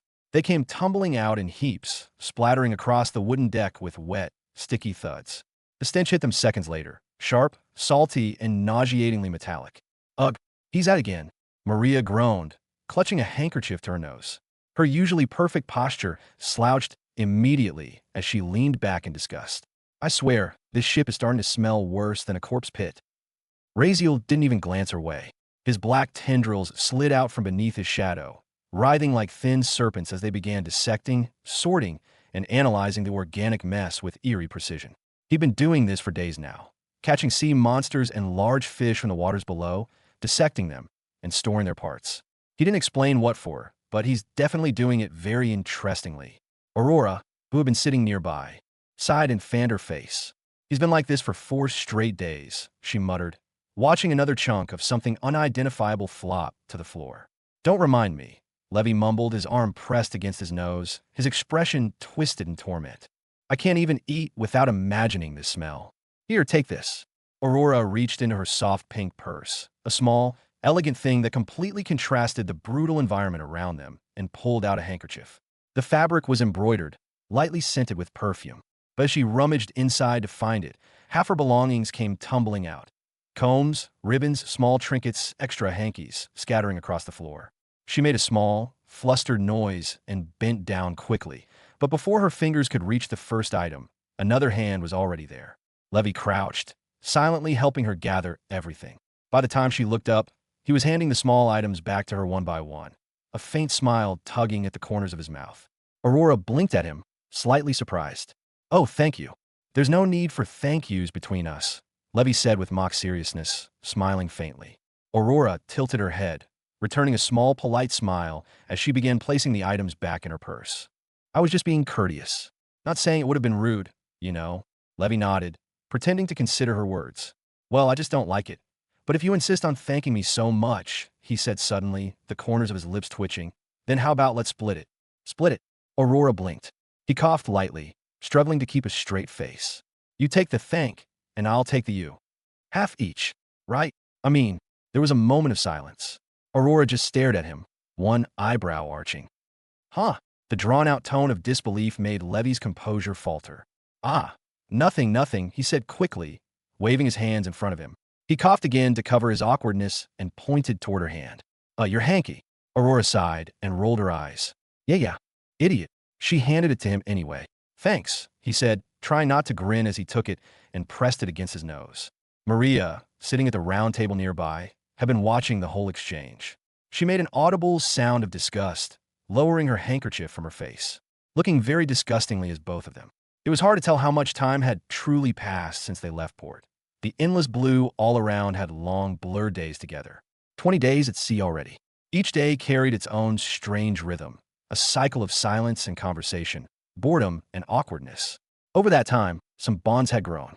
Aurora and Levy, for instance, had grown unexpectedly close, their interactions in small moments.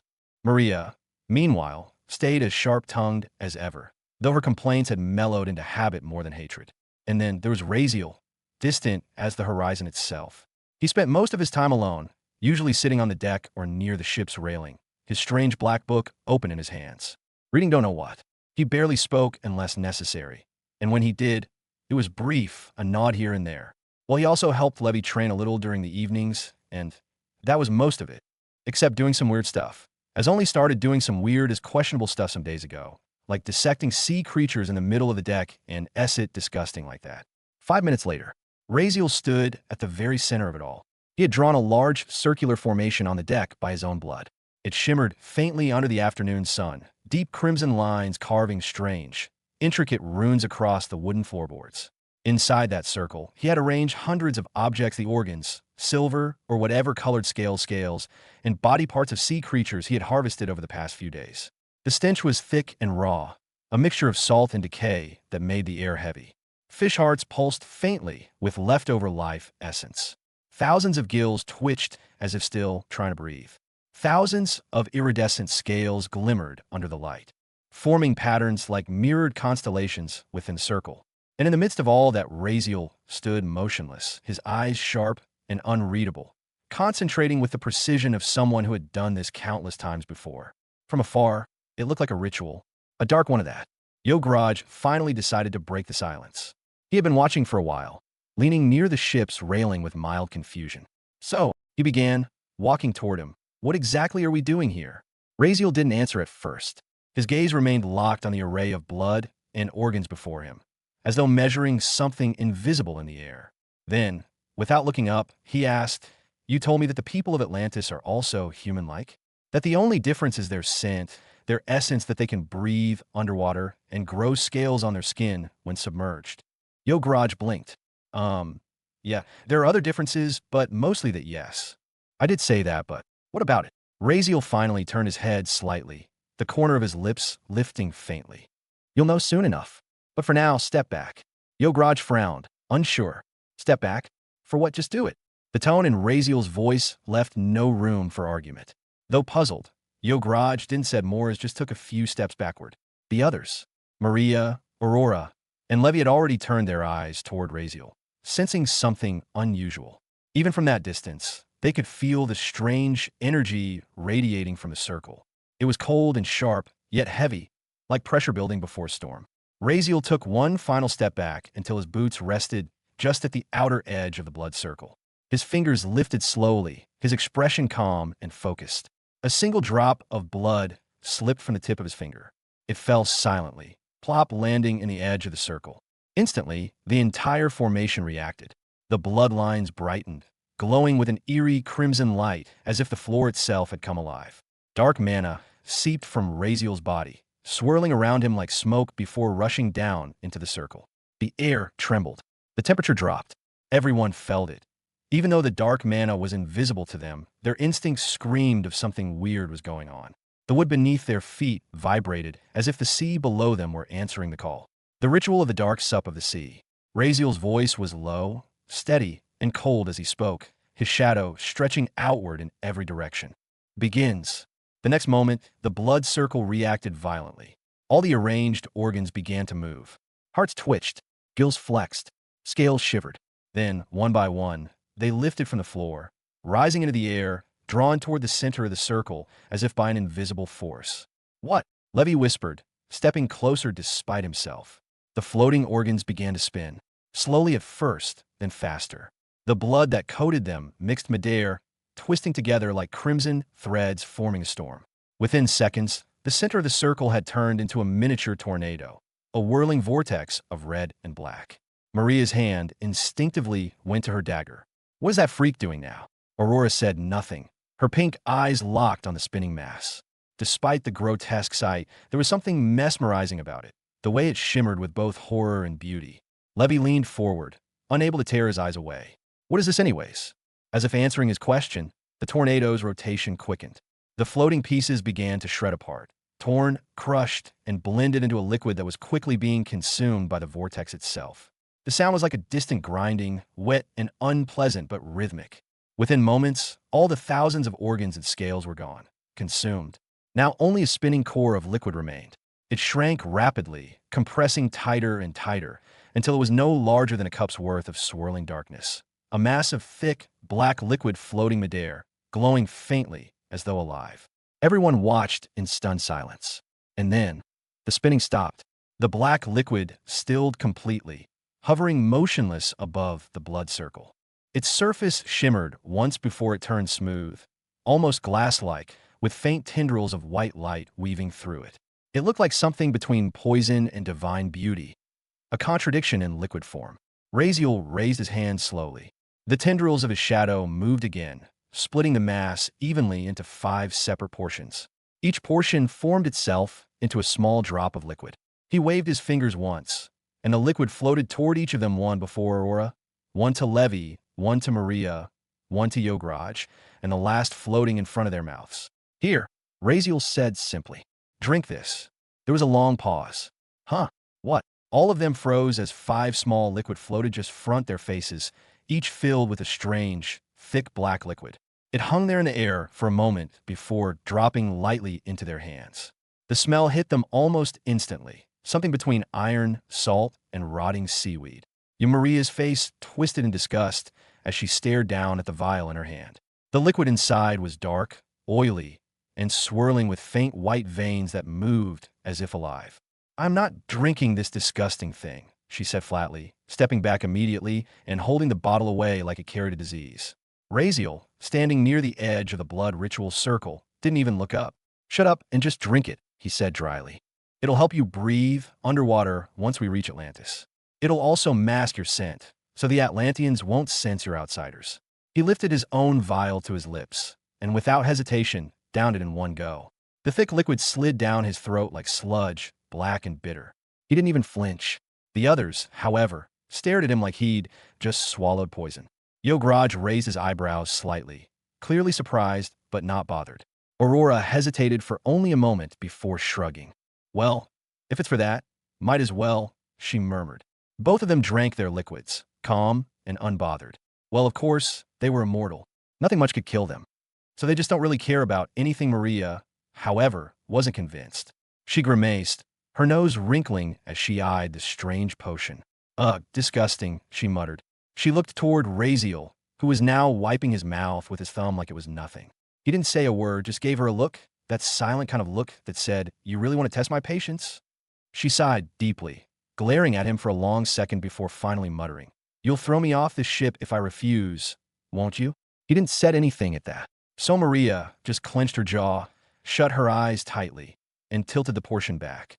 The thick, black liquid slid over her tongue, cold, metallic, and absolutely revolting. Her entire body shivered at the taste. Levy, watching this, grimaced too. Democrat, Minnesota. He hesitated for a few seconds, then forced himself to drink a share as well. For a few moments, all was quiet. Then, bletch. Every single one of them, except Razeal, bolted toward the edge of the ship, gagging violently. Maria dropped to her knees first, retching over the railing. Aurora bent forward beside her, coughing and spitting, her beautiful dark black hair falling into her face as she gasped for air.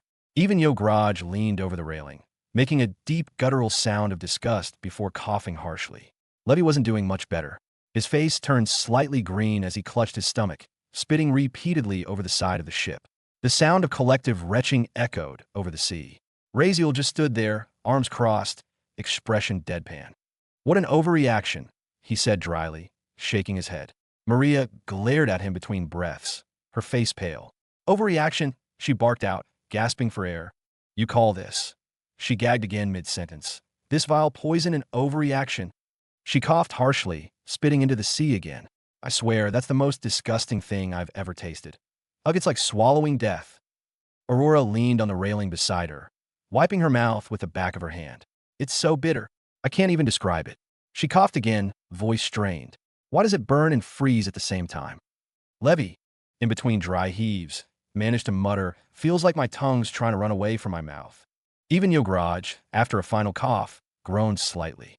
"Well," he said hoarsely, "that was worse than eating raw octopus." Raziel ignored them all.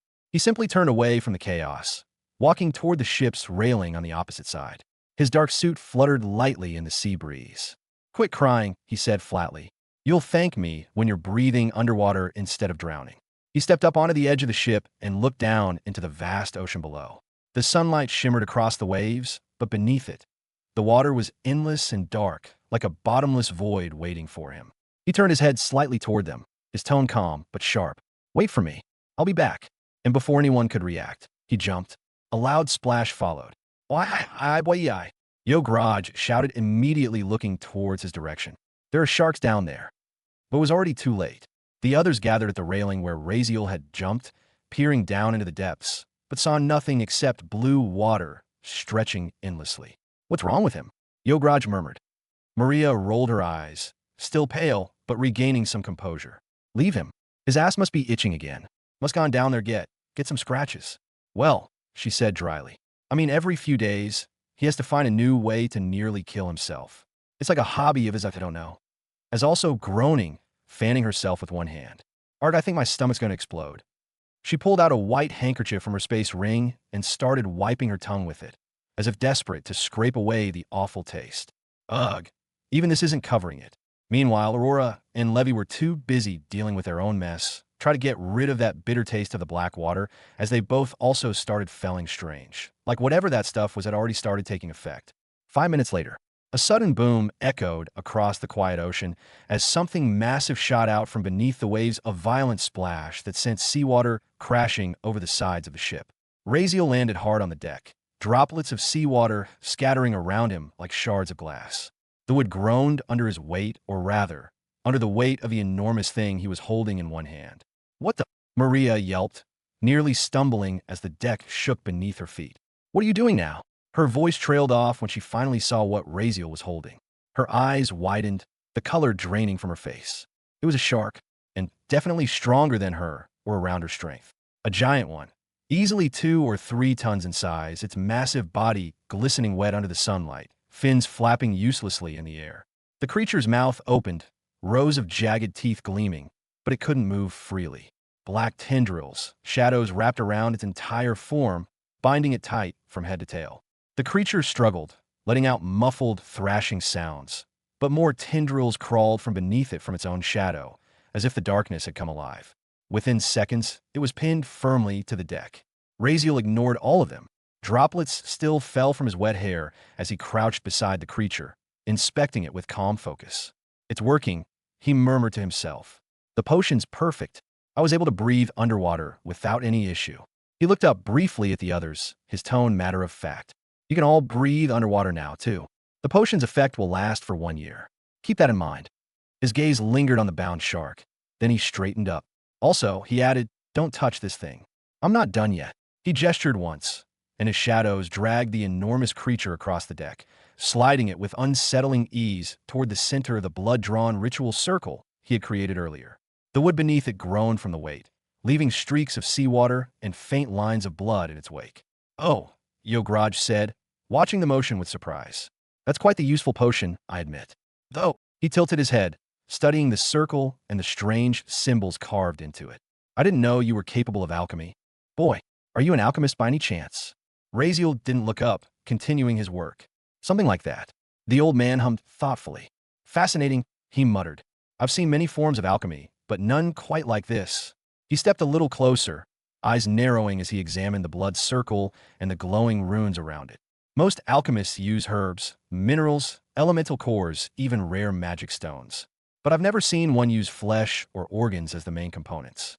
It's crude, maybe even horrifying, but seems like very effective." Yograj's tone carried genuine intrigue. Despite the grotesque appearance of Raziel's method, he couldn't help but be impressed. That was really impressive, especially for a 16-year-old kid. Sure, he might have been born into a great family, but still, not many at his age could reach that level.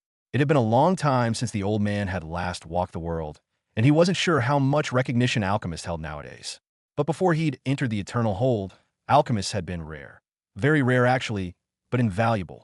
The craft was difficult, demanding not only talent but deep knowledge and endless study. There hadn't been much research or understanding of alchemy back then, and the few who pursued it faced a nearly impossible path.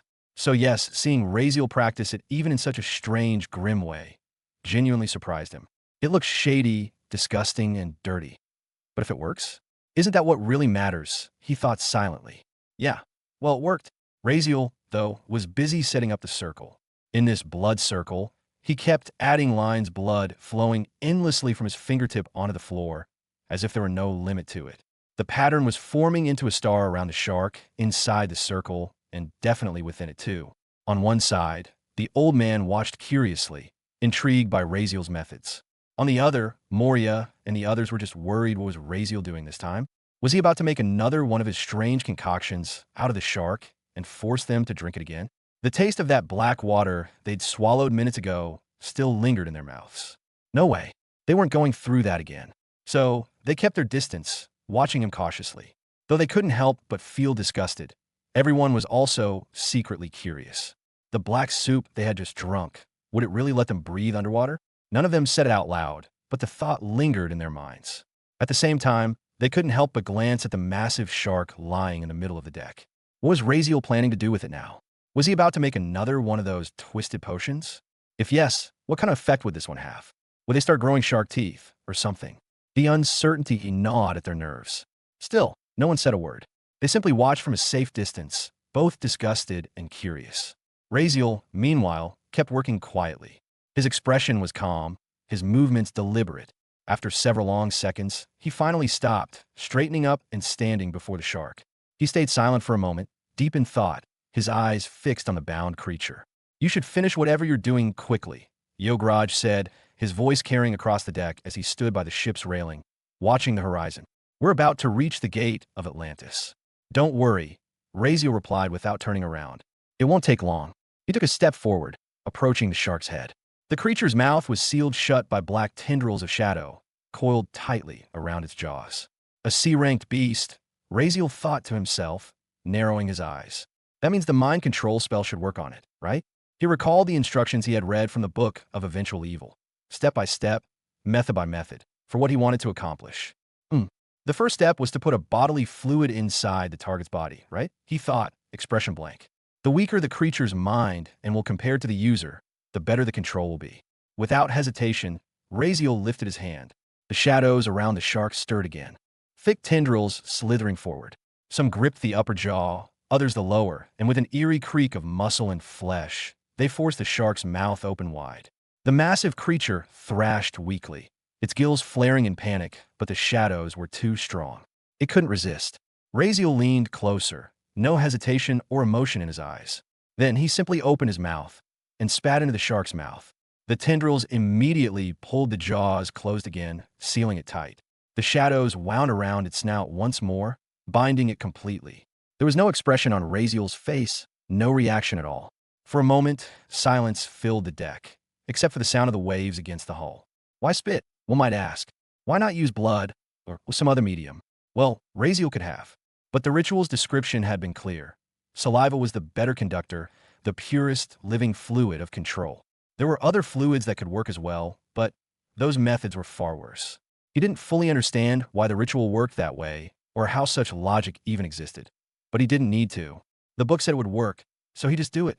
And honestly, it wasn't that difficult. Just disturbing. "You," Maria muttered from a distance, her face twisting in disgust as she watched him. Raziel didn't react. He simply turned away, walking toward the outer edge of the blood-drawn ritual circle. He spat once more this time onto the deck, right inside the circle, then raised his hand. He began to chant softly, the sound low and rhythmic, each word rolling out in a strange, ancient tongue that none of them could understand. His voice carried an eerie echo, as if the air itself was repeating after him. He made several hand gestures, precise and deliberate. His shadow flickered behind him, stretching unnaturally across the deck, its edges curling and shifting like smoke. Finally, when everything was ready, Raziel flicked his finger.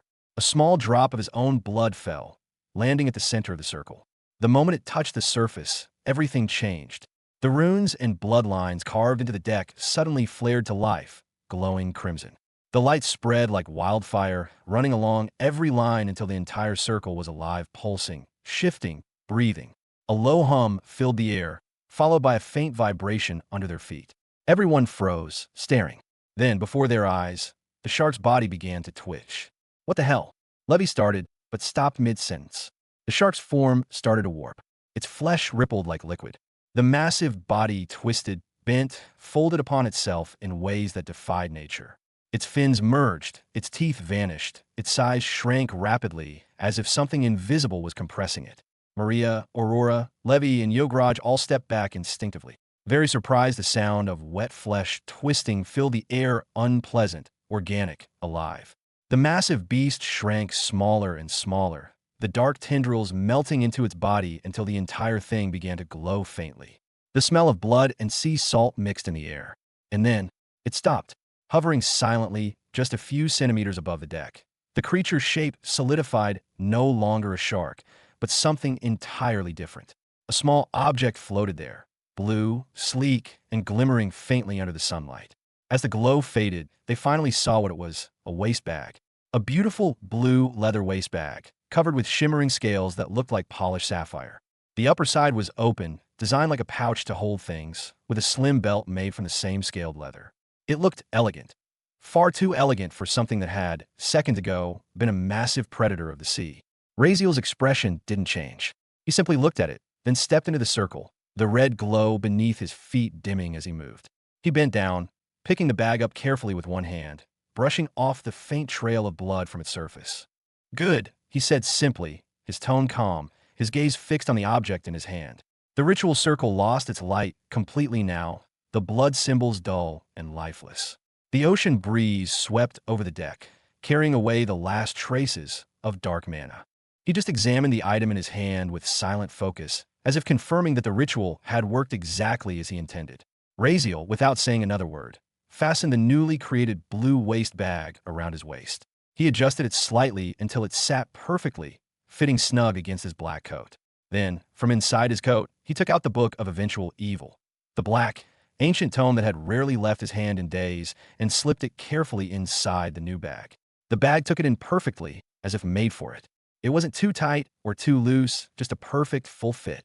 "Now this will keep it a little protected too," Razeal murmured with a faint nod, a small, genuine smile crossing his face. There was a hint of satisfaction in his tone, quiet pride. It wasn't often that he smiled, but right now he did. After all, this was his first real achievement in the dark arts. The dark transformation. It wasn't something he had found in the Book of Eventual Evil.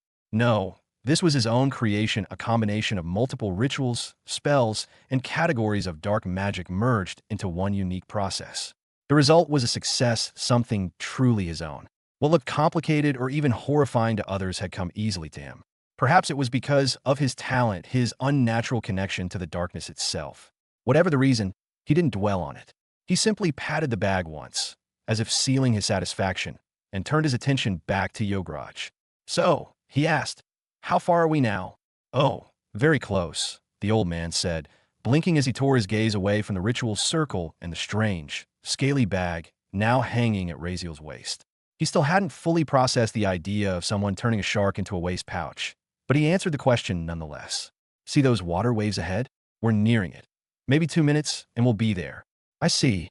Razeal nodded lightly. "Good. I'm ready." "We're all ready." He adjusted the strap of the bag one more time and turned toward the sea ahead. Maria, who had been watching all this from a distance with a completely unimpressed look, squinted her eyes. "That's it," she muttered, tilting her head slightly. "He made just a bag after all that mess?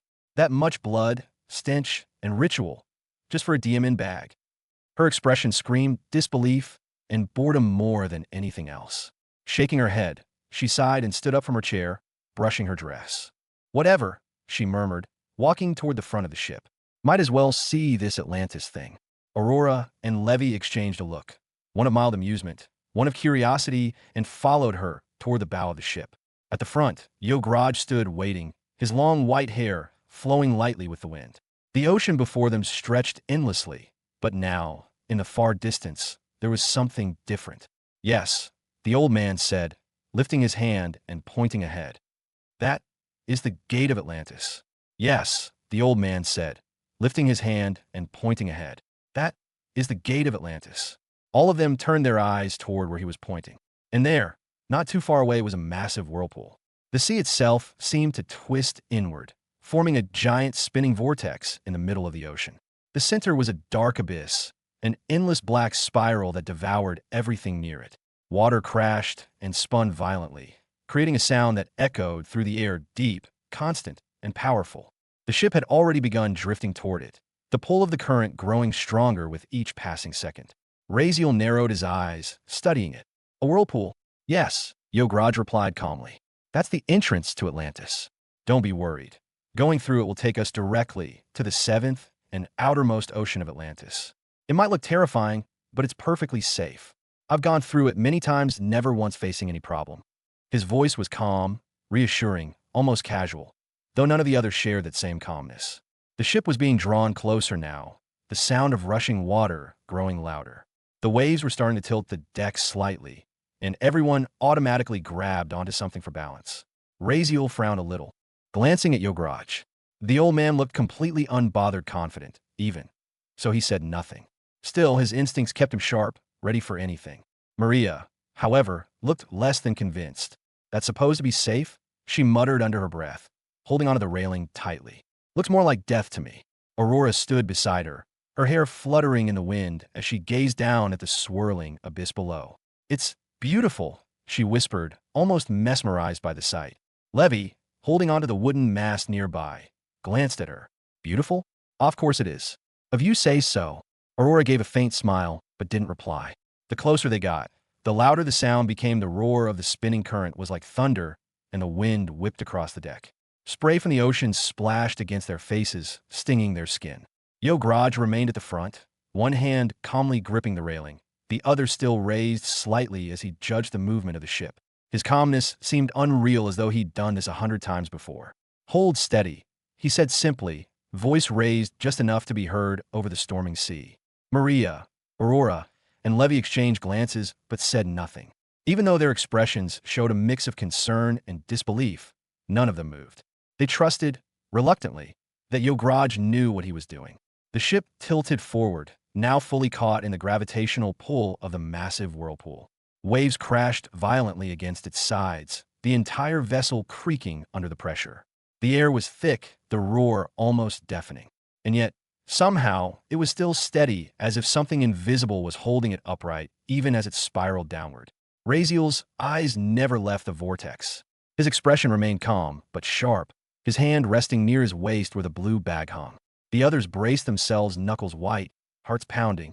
Within seconds, the edge of the ship crossed into the swirling water, and they were swallowed whole by the whirlpool.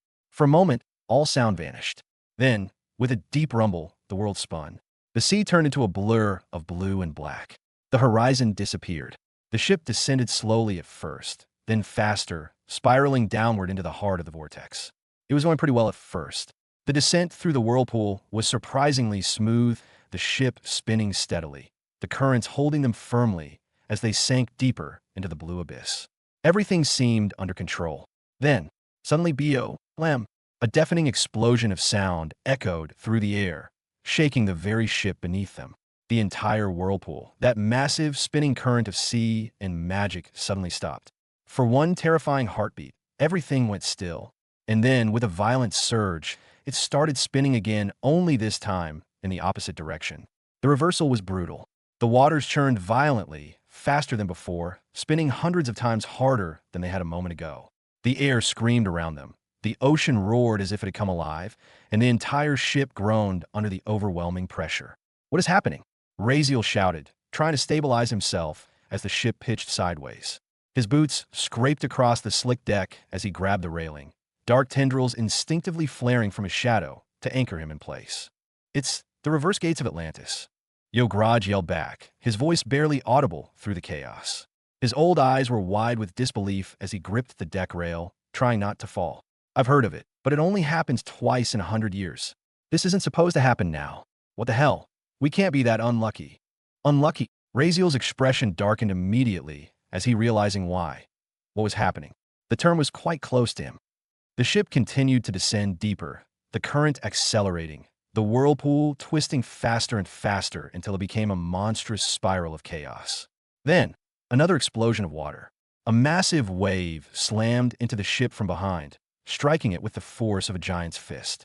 The wooden hull cracked, half the deck shattering as the vessel lurched upward, almost taking flight before slamming back down onto the raging sea. Everyone aboard was thrown violently off their feet. "Aha!"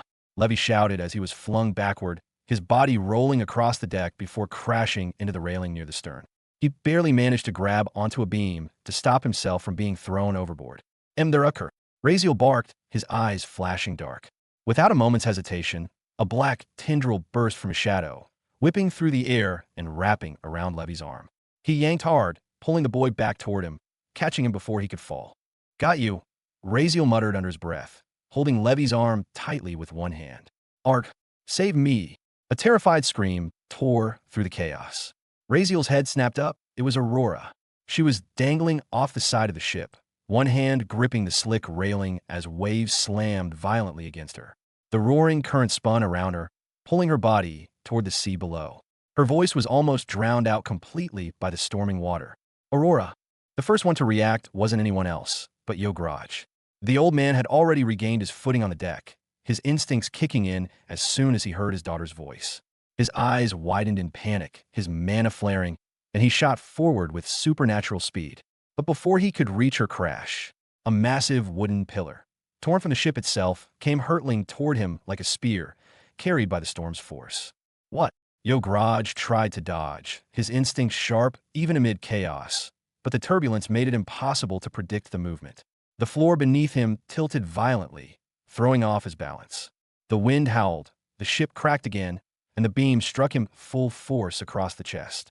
Up! The impact sent him flying, his body hurled off the ship, straight toward the spiraling vortex of the reverse gate. "Old man, what the Fkin? Hell are you doing?" Razeal shouted, his eyes wide as he saw Yograj disappear into the raging water below. Without wasting a moment, he summoned more shadow tendrils, long, dark, writhing shapes that extended toward both Aurora and the spot where Yograj had vanished. The shadows lashed out across the deck, moving like living serpents, aiming to grab them both. But before they could reach, the shadows flickered. Then suddenly, they vanished completely. "What? Now?" Razeal's eyes cursed. "Insufficient dark mana. Your dark mana has reached 0, host. I have been informing you for several minutes." The system's monotone voice echoed in his head. "It." Razeal cursed sharply, his breathing heavy. His shadows dissolved into thin air, leaving him with no way to reach them. His mind raced, instincts blazing as he turned toward the chaos around him. Suddenly, another scream cut through the storm. "Arg!" It was Maria. The ship shook violently again, another massive wave hitting it from the side, throwing her up into the air. Her body was lifted by the wind, floating helplessly above the deck, and for a terrifying second, it looked like she would be thrown overboard completely. Her eyes widened as she met Razeal's gaze midair. "Where the hell are you going now? Can't you see it's already dangerous enough?" Razeal snarled. Without hesitation, he released Levy's arm, letting him go just for a moment. Then, moving with blinding speed, he lunged upward. His hand shot out, catching Maria by the arm just as she began to fall past him. He grabbed her tightly, his grip unyielding, stopping her from being thrown into the sea. "Got you!" he shouted over the roar of the storm. Maria gasped for breath, clutching his wrist, her face pale and eyes wide. But now, he had one arm holding Maria, the other still braced against the deck for balance. And Levy, the one he had just let go, stumbled as the ship tilted again. Levy looked at Razeal, then toward Aurora. She was still clinging desperately to the railing, her fingers slipping, her body halfway off the ship. Their eyes met. Levy froze. The world seemed to slow for a brief instant. The spinning water, the screams, the chaos had all blurred into silence for him. And then it. He didn't think twice. He didn't care about the risk. Something in him, something raw, desperate, and reckless took over. Before anyone could stop him, Levy pushed off the deck and ran toward Aurora's direction. His feet slipped, his body leaned forward against the pull of the storm, but he didn't stop. He sprinted across the shaking deck, every step defying the violent waves and howling wind. He wasn't sure if he could reach her in time, or even if he'd survive it, but he didn't care.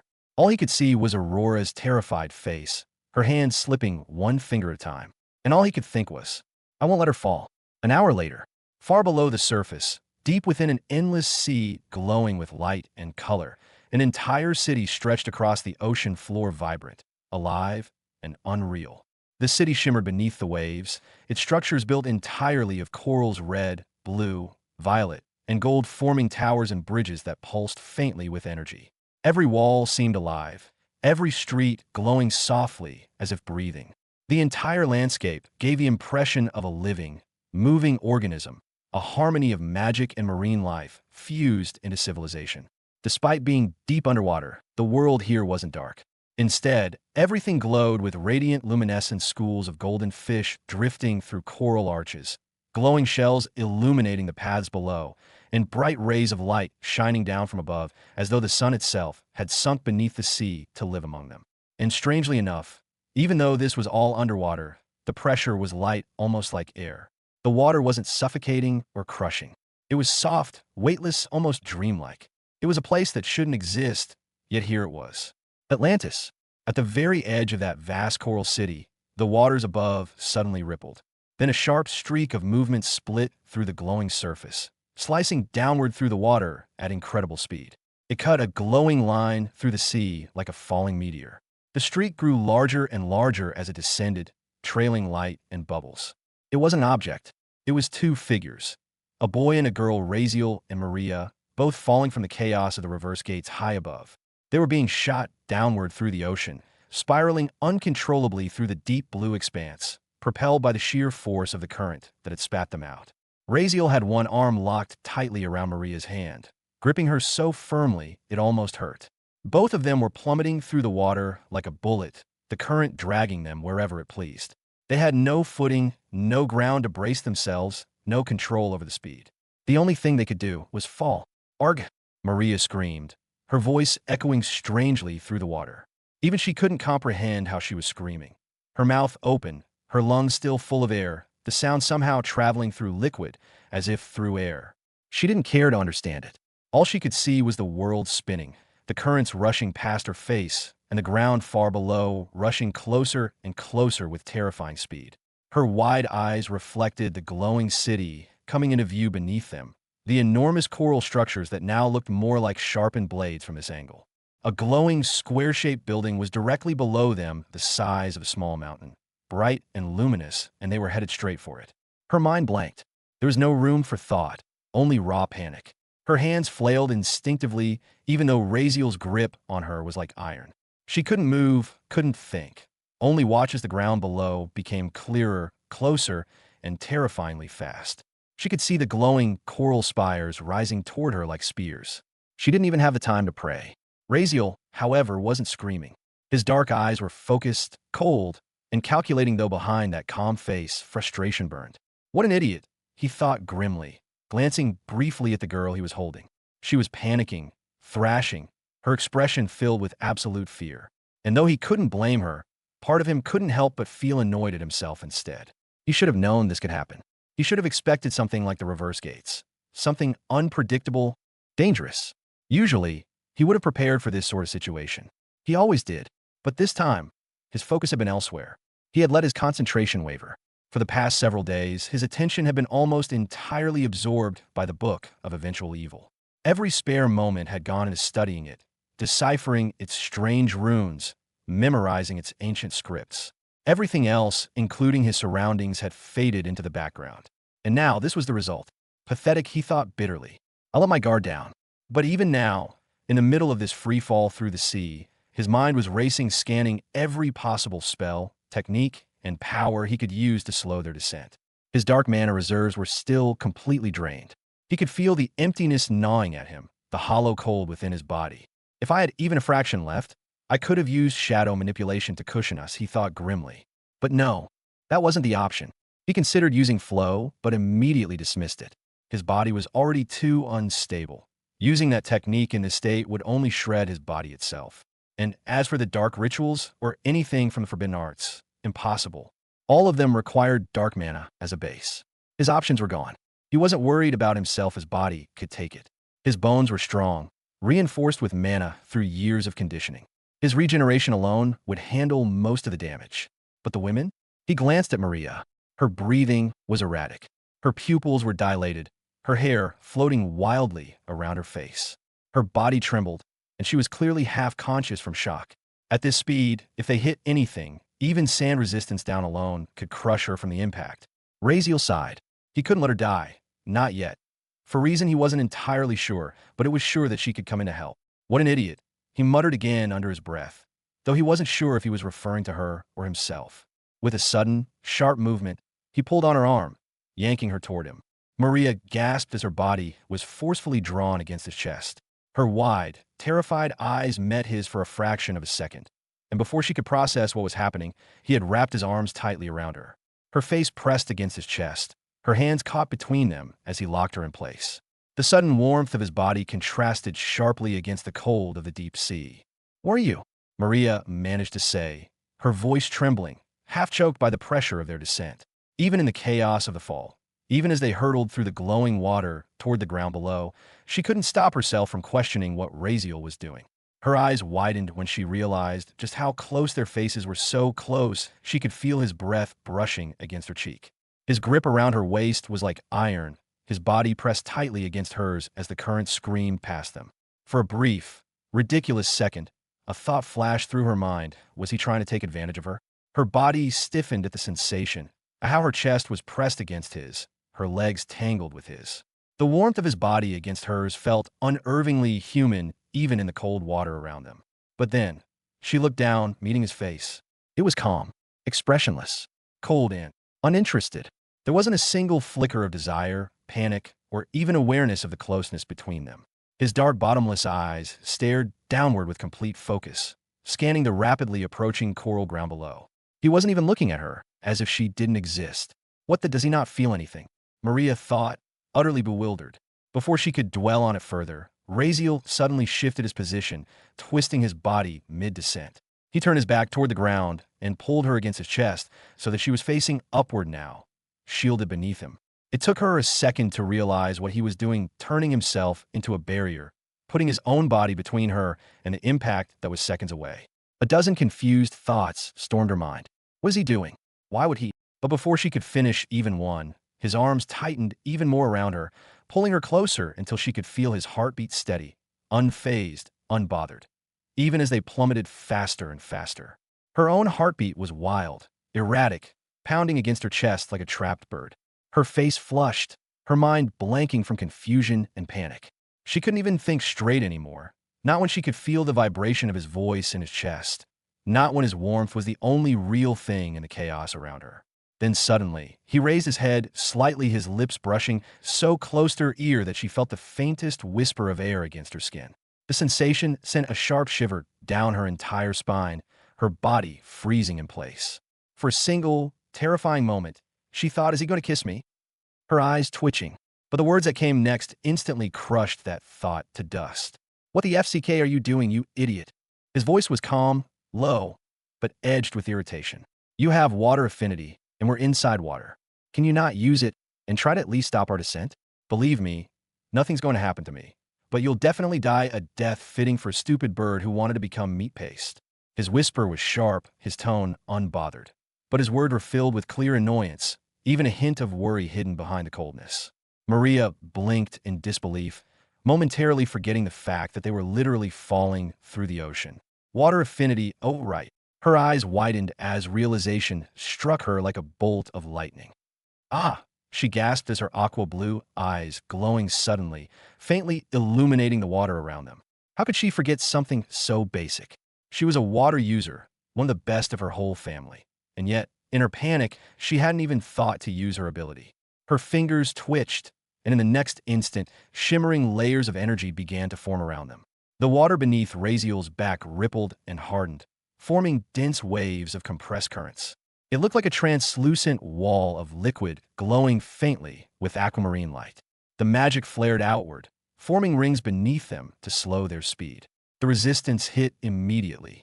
Razeal felt it, the pull of the water pushing against them, the pressure increasing slightly. It wasn't enough to stop them entirely, but he could feel their descent slowing by a fraction. Still, his face remained blank. Useless, he muttered quietly, his words brushing against her ear again. The whisper was enough to make her grit her teeth in frustration. Shut up, she hissed, her eyes narrowing as she pushed harder, pouring every ounce of focus and mana she could muster into the spell. Her aqua-blue glow brightened, spreading through the water like ripples of light. The liquid barrier beneath them thickened, shimmering brighter as more layers formed. But it still wasn't enough. Their fall continued, faster than her magic could resist. The barrier rippled violently under the pressure, cracking, breaking apart into bursts of blue light. From afar, their descent looked like a streak of glowing azure fire, two figures wrapped in blue energy, tearing through the deep water like a comet. Maria didn't stop. Even as her body trembled, even as her mana drained rapidly, she kept forcing the water to harden beneath them, to push back, to resist. Every second they slowed, even slightly, was another second that might save her life. Her eyes burned from the glow, her hands trembling as she kept channeling. Her heartbeat thundered in her chest.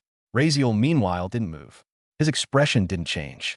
His grip around her remained strong and firm, like an anchor holding her steady in the storm. He could feel her struggling, sensed the desperate bursts of mana leaving her body, but he said nothing more. He had already adjusted his position, prepared for impact. His focus was entirely on the ground now. And then, he saw it. The square coral building below them, glowing with faint golden blue light. The runes etched into its surface reflected through the water, forming a geometric pattern of light. They were falling directly toward it.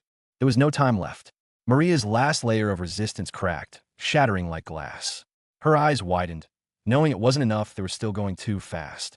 She clenched her teeth, shut her eyes tight, and pushed all her remaining mana into one final burst, a last, desperate attempt to slow them down. The ocean glowed bright blue for a single moment.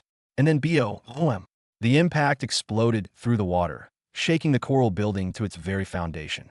A violent burst of bubbles and light erupted in every direction as they slammed into the rooftop. The roof shattered instantly, coral debris scattering like shards of glass. They went straight through it, a trail of destruction left in their wake. Crash! They broke through another layer, crashing down into the building's interior, smashing through tables, walls, and furniture made of crystal-like coral. The impact sent cracks spreading through the marble floor, and sand from the ocean bed beneath rose in thick clouds, floating upward and drifting through the glowing water like dust in sunlight. Maria's eyes were shut tight. She didn't even feel the impact, just the crushing pressure of Razeal's arms around her and the deep rumble of the world shaking. The impact didn't just shake the building. It erupted through it like a cannon blast. All around the Coral restaurant, people who had been sitting peacefully moments ago laughing, chatting, and eating were sent flying from their chairs. The shockwave rippled outward, shattering plates, scattering food, and overturning tables made of crystal coral.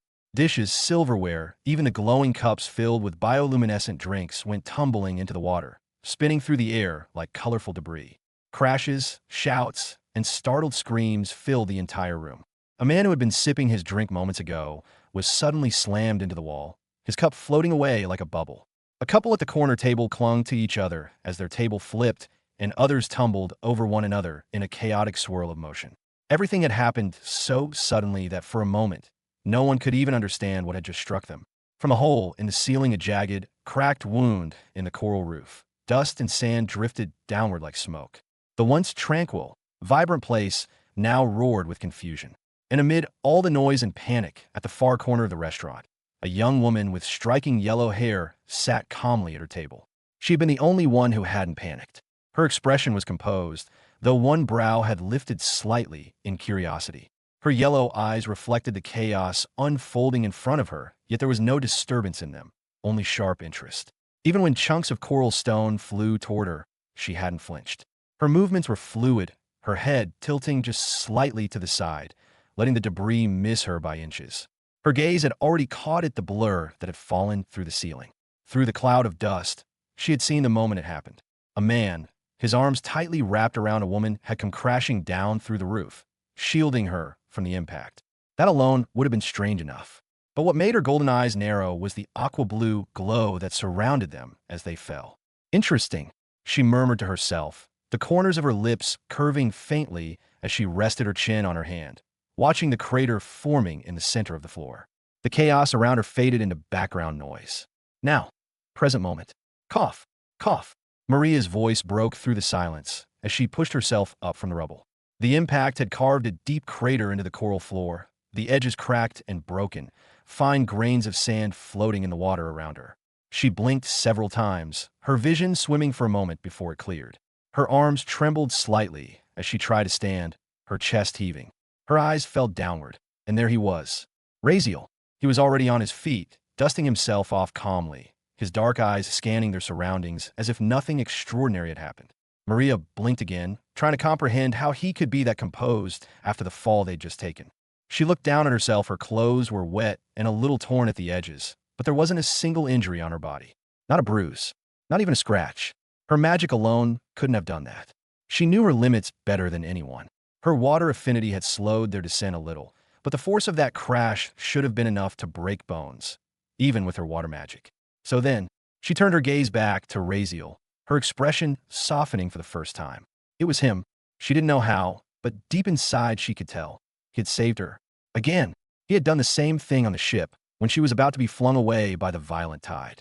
And now, even falling from who knows how high, he had somehow managed to protect her from the worst of it. Her throat tightened slightly. She wasn't the kind to easily admit gratitude, especially to someone as unreadable and irritating as him, but this time, she couldn't stop herself. "Thanks," she whispered, her voice quiet and slightly hesitant.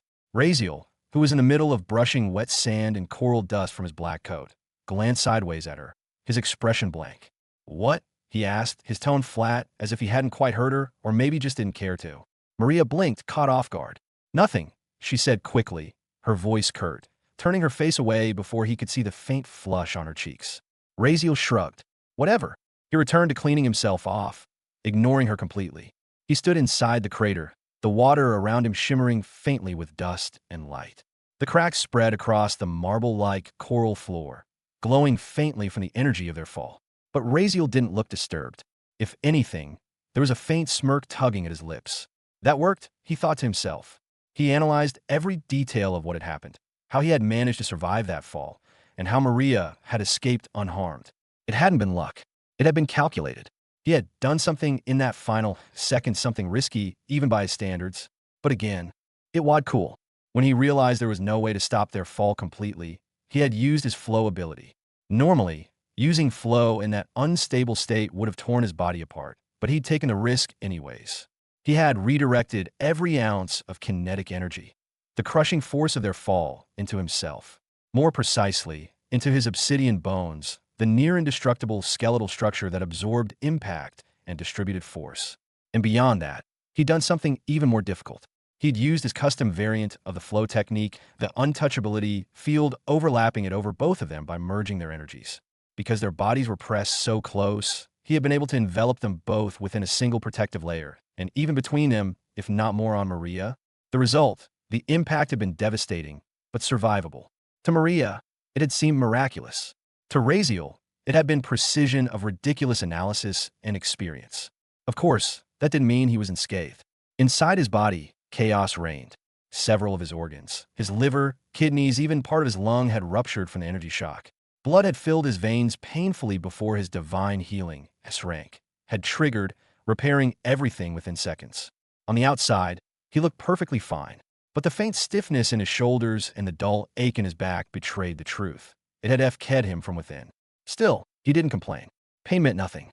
The method worked, and that was all that mattered. He was just finishing brushing the sand off his sleeve when, "What the FCK, you brat?" The loud, booming voice cut through the muffled silence like thunder. Razeal didn't even have time to turn before a massive hand grabbed the collar of his coat and yanked him upward. He found himself face to face with a towering man nearly 7 feet tall, his skin a bluish hue that shimmered faintly under the light. His body was massive, thick with muscle, his face angular with fin-like markings running along his temples. And at Lanshan he guessed, "Maybe you destroyed my restaurant," the man roared, his voice echoing through the room. "Who's going to pay for all this damage?" Huh? The surrounding crowd, who had only just started getting back on their feet, froze. Maria, still standing in the crater, blinked in shock as she saw the massive man holding Razeal by the collar, his anger radiating like heat. She stepped forward instinctively, still a bit disoriented. "He's gone," she murmured softly, seeing Razeal hanging there. Razeal didn't react. He wasn't struggling. He wasn't even frowning. His dark eyes were calm as ever, staring up at the man with the same cold, detached expression. For a moment, the two locked gazes, the furious blue-skinned giant and the calm, red-eyed boy. The silence that followed was suffocating, heavy with tension. And somewhere from the far end of the ruined restaurant, the yellow-haired woman still sat, watching, her chin resting on her palm, her lips curved in a faint, intrigued smile. "Well, he looks kinda interesting," she whispered again. "You destroyed my restaurant," the man roared, his deep voice echoing through the entire coral room. "Who's going to pay for all this damage, huh?" The restaurant had fallen completely silent again. The clinking of shattered plates and the drifting of broken coral shards were the only sounds that filled the space for a few long seconds. The one yelling stood tall, easily over 7 feet, his bluish skin shimmering faintly under the light filtering through the water. Thick muscles bulged across his arms and chest, and veins ran like cords beneath the surface, pulsing with tension. His jaw was sharp, his teeth faintly pointed, his fins pressed tight against his neck. Marks of an Atlantean. His furious eyes burned like stormy seas. From his tone, and the apron tied awkwardly around his massive waist, it was clear this was the owner of the restaurant. He looked ready to crush Razeal where he stood. But Razeal, well, then, seems to be looking scared for now.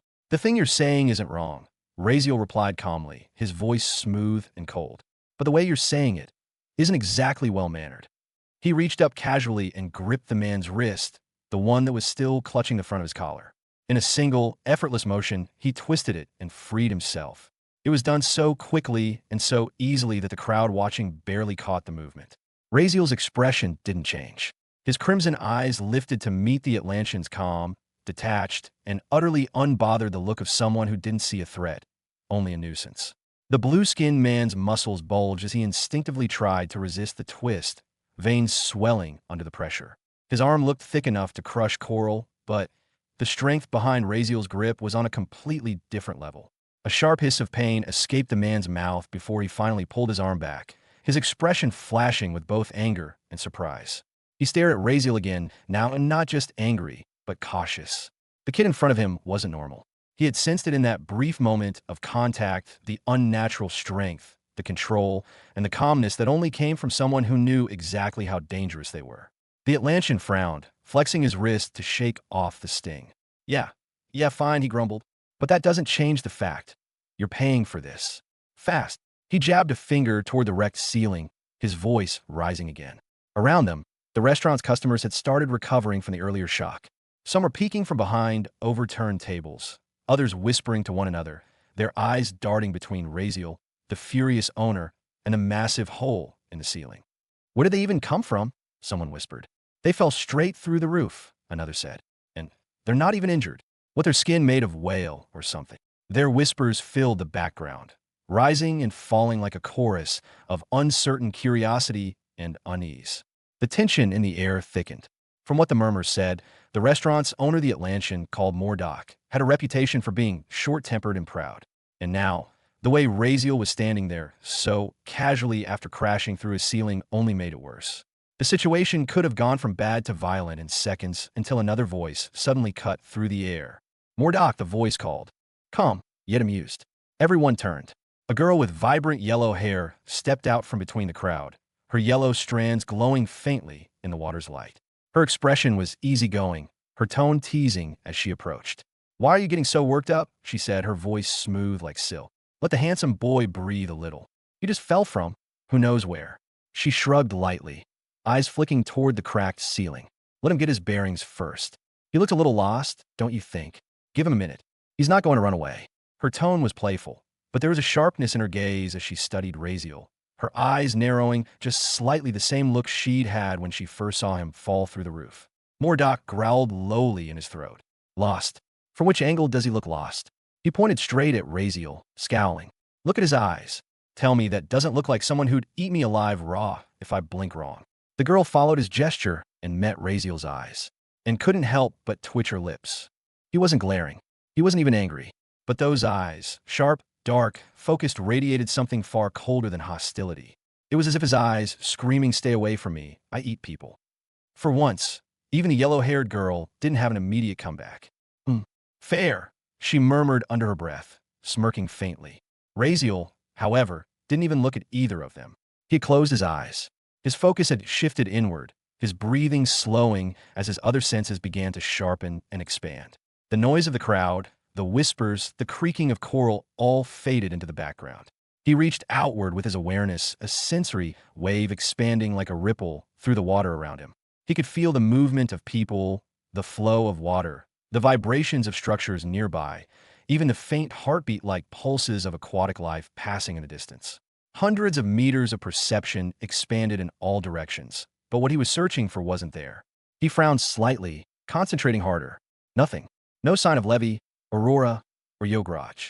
His senses caught fragments of conversation. The hum of life in the city beyond the restaurant, the sounds of Atlanteans moving, laughing, trading, the rhythm of a vast civilization living beneath the waves, but not the familiar presences he was looking for.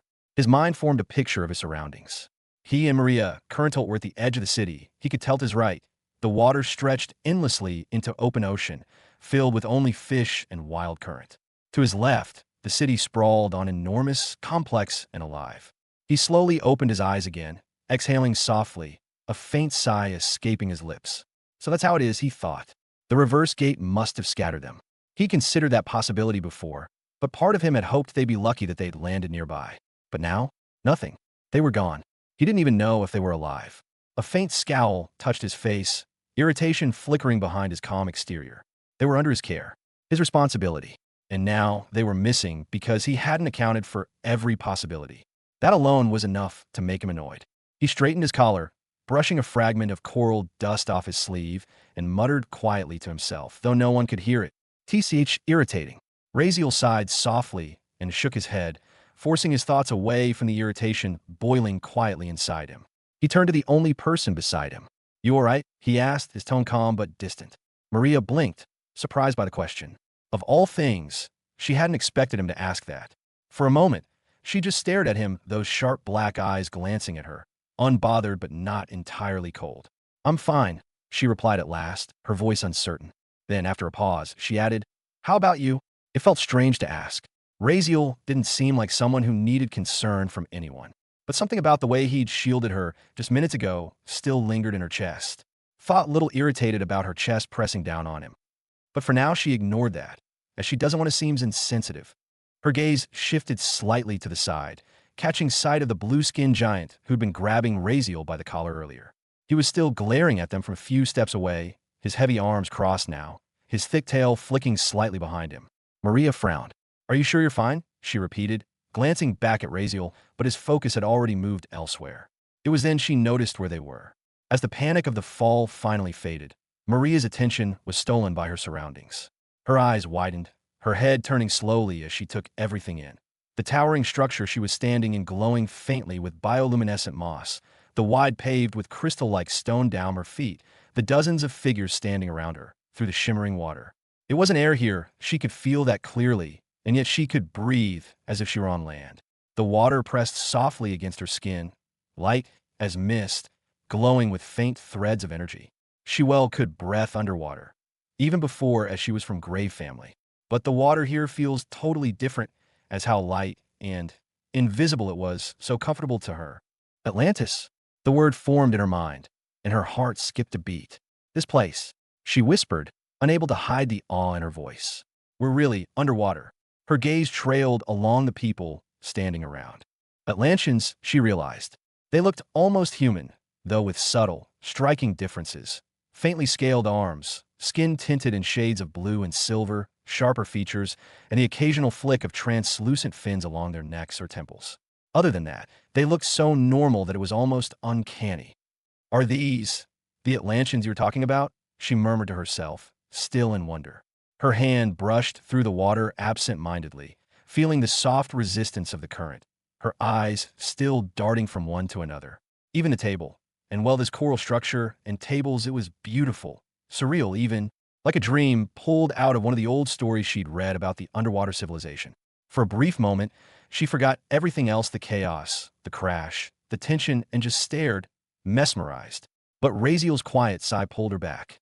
"Good," he said curtly, responding to her earlier question as if he'd only just remembered she asked. "Though we might have to find them. They aren't with us."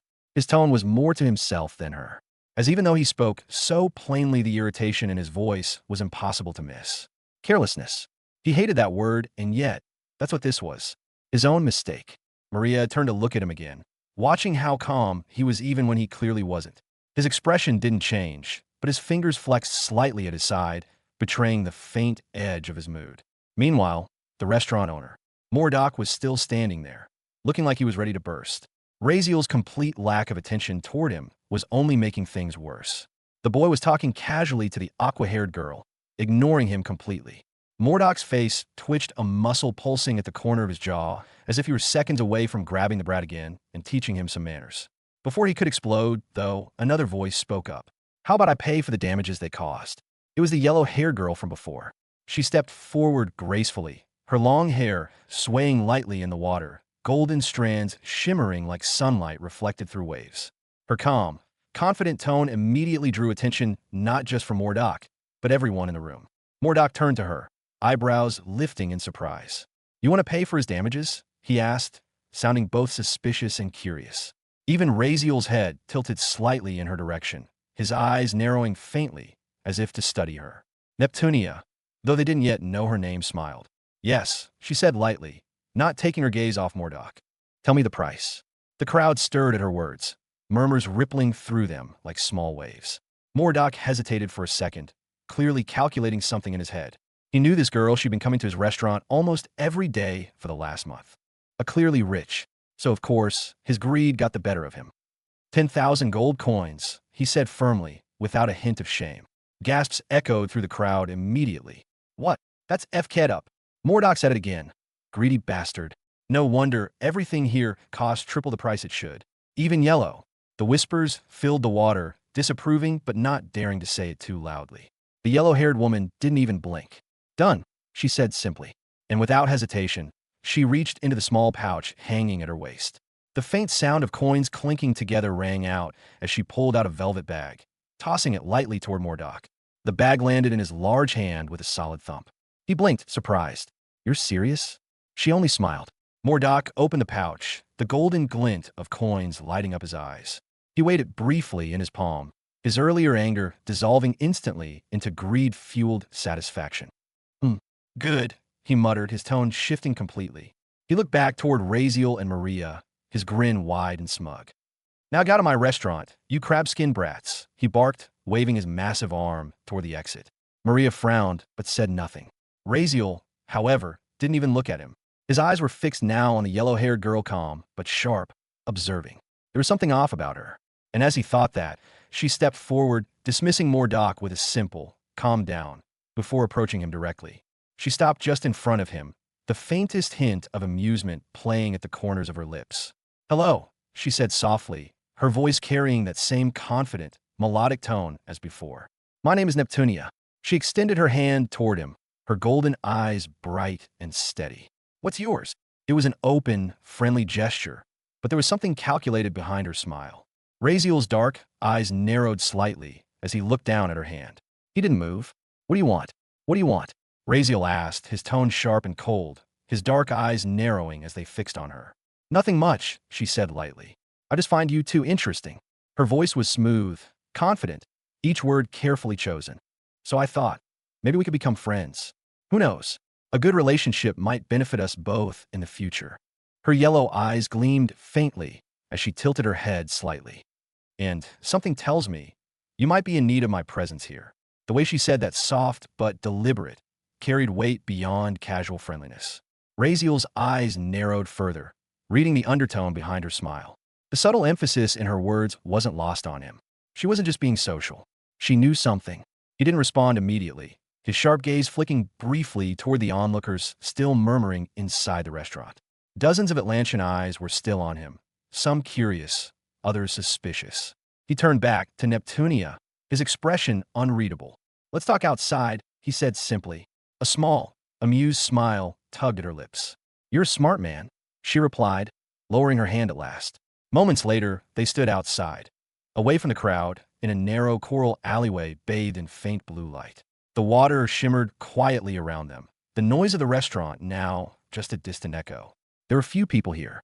The space felt almost isolated, perfect for conversation that wasn't meant for others to hear. Raziel stood still, his coat drifting slightly in the water current. His dark eyes locked onto Neptunia's, expressionless but radiating a cold pressure that filled the small alley like an invisible weight. "How did you find out?" he asked finally, his tone low. Danger is not a question, but a demand. Neptunia blinked, tilting her head slightly, feigning confusion. "Find out what?" she asked softly. Razeal didn't buy it for a second. In a flash, he moved. The water barely rippled as he vanished from his spot, appearing in front of her before she could even blink. Neptunia's body tensed on instinct, her hand twitching as if to counter, but she realized almost immediately that she couldn't. His speed, it wasn't something she could even track. Her back slammed against the coral wall of the alley, the faint vibration echoing through the water. Before she could process it, Raziel's hand was already at her throat, not choking, but holding her firmly against the wall. Her feet lifted slightly off the ground, her golden hair drifting in the water like molten sunlight. "Don't play games with me," Raziel said, his voice low and cutting, his eyes gleaming faintly dark under the dim blue glow. "You know what I mean." Maria, standing a few steps away, froze. She hadn't intervened, not yet. Her instincts told her this woman was suspicious too. The way she'd suddenly approached them, her timing, her such politeness, it didn't add up. Still, seeing Raziel's hand at the woman's throat made her frown. He always handled things his way, cold, blunt, and far from polite. As what if women really was just good-hearted? As she herself so many times received gifts from people out of politeness. It shouldn't be that big deal, right? Neptunia didn't struggle. Her hands hung loosely at her sides, her gaze steady despite the position she was in. Her lips curved faintly, though her voice carried irritation beneath the calm. "Why are you reacting so aggressively?" she asked, her words slightly strained under the pressure of his grip. "I came with friendly intentions. Is it wrong to make new friends now?" Her eyes flickered, defiant but not fearful. "And need I remind you," she added, her tone sharper now, "I did just pay for the damages you caused. You could at least say thank you before trying to crush my throat." Raziel's expression didn't change. His voice stayed calm. "That's why I'm being gentle," he said. "If I weren't, you'd already be dead." His fingers tightened slightly around her neck, though not enough to hurt, just enough to remind her of the power he was holding back. "All I'm asking," he continued, "is for a satisfactory answer. Because people don't do something for nothing. And I don't like suspicious people walking around freely.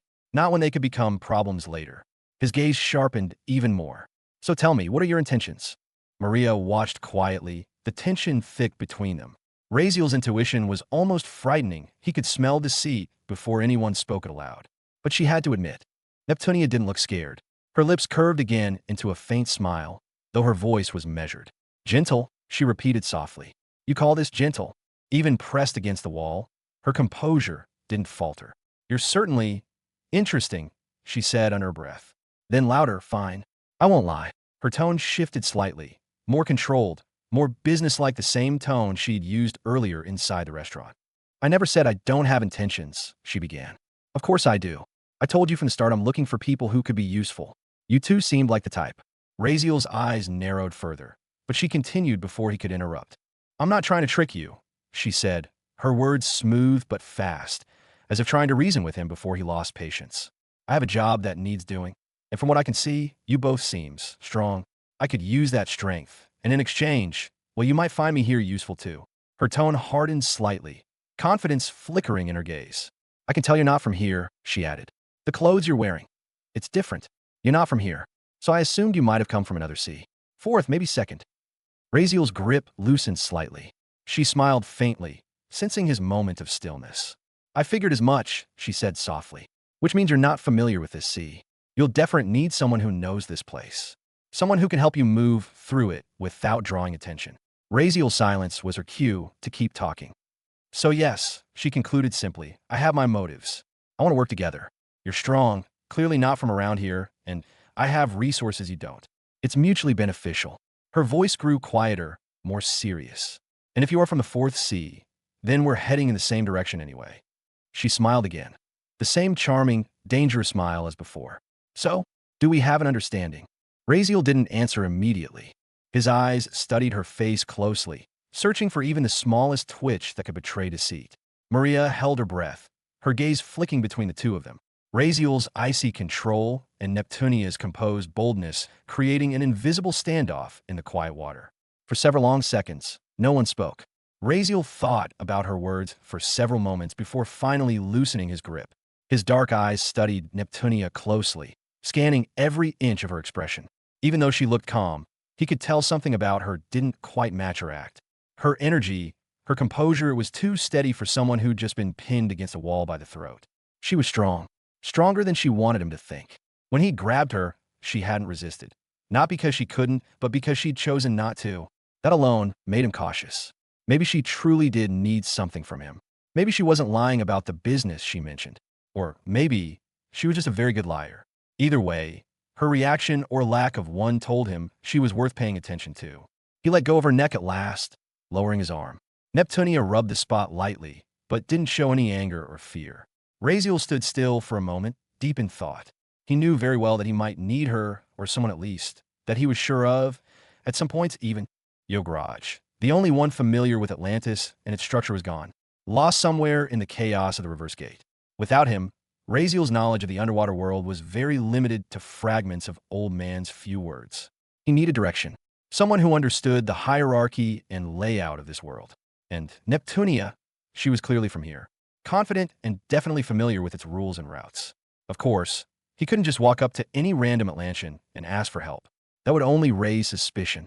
And suspicion here could be fatal. He needed someone who could blend his presence in, someone who wouldn't question too much, be able to think into something he wants to, and someone who, preferably, already had her own reasons for staying close. It was rare for opportunity to knock twice. And right now, the opportunity was standing in front of him, smiling despite the fact that he just held her by the throat. Sometimes, even water walks toward thirsty, he thought to himself, the corner of his lips twitching upward faintly. And when it does, it's foolish to turn away. He kept his expression calm, studying her reaction as he spoke again, voice steady and deliberate. So, Razeal began, his tone casual, but his gaze sharp, testing. Do we succeed in reaching the third sea? Clearly taking some words of understanding from her words earlier. Neptunia blinked, clearly surprised. You reached here and you didn't even know? She asked, tilting her head with faint amusement. Well, since you came shooting straight down from the sky, I can guess you took some unique route. Her tone turned slightly teasing, though her eyes watched him carefully for any slip. Trying to dodge the Sea Lord, perhaps, she added, raising one brow. Huh, I wonder how you managed that. It even gave me trouble to reach here, and yet you just dropped from the high above, and that too perfectly fine and alive. Very important. Razeal said nothing for a moment, but his mind was already piecing together her words. Oh, so we really are at the third sea now. Razeal thought to himself, his gaze lowering for a moment. But didn't the old man say they would be sent to the seventh, the outermost sea, if they entered through the gate of Atlantis? He frowned slightly, then exhaled, realization dawning on him. So that reverse gate, it must have thrown them deeper in instead. The thought settled in his mind, and from Neptunia's words, things began to make sense. She seemed to believe he wasn't an outsider at all, as if he belonged here, as if he were simply another traveler between seas. That was good. It meant she had misunderstood, and he could use that to his advantage. He didn't know much about Atlanteans or how their seas worked, but from her reaction and Old Man some words, he could already guess the general structure and what she expected to hear. A small, confident smile curved his lips, one that carried just the right amount of pride and mystery, perfectly designed to keep her guessing. No, we didn't come from a fourth sea, he said at last, shaking his head lightly, the faintest hint of a smug grin on his face. Neptunia blinked, her brows arching slightly. Not from the fourth? She repeated, her voice carrying both confusion and curiosity. Then, did you come from the second sea? But why? Coming back? Huh. Her tone softened, more questioning than skeptical now. If that's the case, then our destinations are completely different. But there was something in his tone, in the way he said it, that made her hesitate a little. The quiet confidence in his expression didn't match his words at all. Razeal simply kept smiling, that same mysterious, self-assured expression on his face. He shook his head once more. No, he said slowly, letting the word hang in the water between them. No, she echoed, now visibly intrigued. Her eyes narrowed slightly, studying him, try to read what he wasn't saying. Didn't he just ask if he'd reached the third sea? Then why does he sound like it wasn't even his destination? Her mind started to race, connecting fragments of what he'd said, trying to see the pattern behind his words. But before she could form a question, Razeal spoke again, cutting through her thoughts effortlessly, his tone smooth and unreadable. We came from the seventh circle, he said, the faintest trace of smile still on his lips. We came from the seventh circle, he said, the faintest trace of a smile still on his lips. Seventh circle, Neptunia repeated, her voice faltering slightly. Surprise flickered across her face as her eyes widened, then narrowed in suspicion, while not even believing it honestly. You mean directly from the seventh sea? Her tone was uncertain. She leaned forward just slightly, trying to catch the subtle meanings behind his expression, but not getting it, somewhat or maybe whole. Yeah, Razeal said, his tone calm and confident, though his mind was already weaving threads of deceit faster than the current around them. Yeah, we did come directly from there. That's why we weren't completely sure if this was the third sea or not. But seems like his lips curved into a faint smirk. We succeeded. It was a clean lie, smooth, effortless, and told without even a flicker of hesitation. The kind of lie spoken by someone who was born to lie. Maria, standing beside him, blinked slowly. Her face was blank for a moment, then twisted slightly in confusion. She had absolutely no idea what kind of nonsense he was talking about. Seventh circle? Succeeded? What the hell was he even saying? Still, she stayed quiet. Because as absurd as it all sounded, she could see something happening. The yellow-haired woman's expression shifting, caught somewhere between disbelief and fascination. Whatever Razeal was doing, it was working. Maria folded her arms across her chest and sighed inwardly. I'm just going to let him dig whatever grave he wants. He looks way too confident to be stopped now. Neptunia, on the other hand, looked completely taken aback. Her brows drew together, confusion flashing in her bright eyes. How? She demanded, her tone sharper now. From a seventh sea directly to the third? That's not even possible. Her disbelief was genuine. There was no trick in her eyes, no mocking tone, just raw shock at the audacity of what she'd just heard. You'd have to cross 4 entire layers. There's no logic behind that, no gate structure that allows it. Like it one by one, but altogether, like directly? Right. Razeal tilted his head slightly, pretending to be mildly amused at her reaction. Well, he began, voice carrying a lazy kind of arrogance. Don't stress too much about it. It might sound like I'm spouting nonsense, but I'm not. It's simpler than it sounds. He paused just long enough to make her lean in a little. All we did, he continued smoothly, was get out of the seventh sea directly into the outer ocean, then went straight to the gate of Atlantis, which connects to the outside. From there, we just waited for the right timing. The reverse gate will form eventually. We simply calculated when it would occur and used it to drop inside another sea directly. No need to cross one by one. That would have been such a bother. He said it all with such calm conviction, as if he'd been teaching her something obvious, like it was a routine technique that anyone clever enough could pull off. Neptunia's golden eyes widened slightly as she blinked, her mind spinning through the information he'd just thrown at her. Wait, she said slowly, you mean? You knew about the Gate of Atlantis? You knew its direction? Its pattern? That's impossible. How do you even know about that? And the reverse gate, how could you possibly predict that phenomenon? Her words came out in quick bursts, her disbelief clashing with growing intrigue. No, you said you are from 7th Sea, so how did you even manage to calculate the reverse gate? It's random, chaotic. It's not even thing in Royal Ocean, and yet you're saying you used it intentionally? Her eyes darted across his face, searching for some hint of deceit, but all she found was calm confidence. That unshakable composure, the faint curve of a man who didn't need to prove himself. He stood with arms folded, gaze steady and unreadable.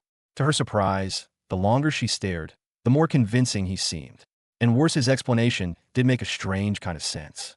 It wasn't impossible, not entirely in theory at least, just extremely difficult. She swallowed softly, murmuring almost to herself, such geniusness. Why didn't I think of that? Her voice was low, thoughtful, and far less defensive now. The suspicion had dulled, replaced by genuine curiosity. Razeal caught that shift instantly. He didn't even have to say much. Just one push further. I have my ways, he said with a faint chuckle, his tone carrying both arrogance and amusement. I don't say it often, but people tend to call me a genius. So, of course, what's difficult for others, he spread his hands lightly, comes easy for me. His fake confidence was almost dazzling, so well performed that it looped back into believability. Neptunia blinked again, still processing everything. Her posture relaxed slightly as she rubbed her chin, her gaze lingering on his face longer than before. In her mind, Razeal's image began to shift. From a dumbass who fell through her city roof, to someone far more intriguing, someone capable. Her expression softened into faint amusement, but her eyes were sharp. You're not what I expected, she murmured. Maria, off to the side, was watching all this with a mix of frustration and awe. What a bullshitter, she thought, pressing her hand against her forehead. I didn't know he could lie this smoothly. Does he just make this up as he goes? Or does he have this much actual knowledge about Atlantans? She looked at the yellow-haired woman, clearly impressed, completely buying into his story, then back at Razeal, who now looked almost smug. Is this how he's been tricking everyone this whole time? She wondered, narrowing her eyes.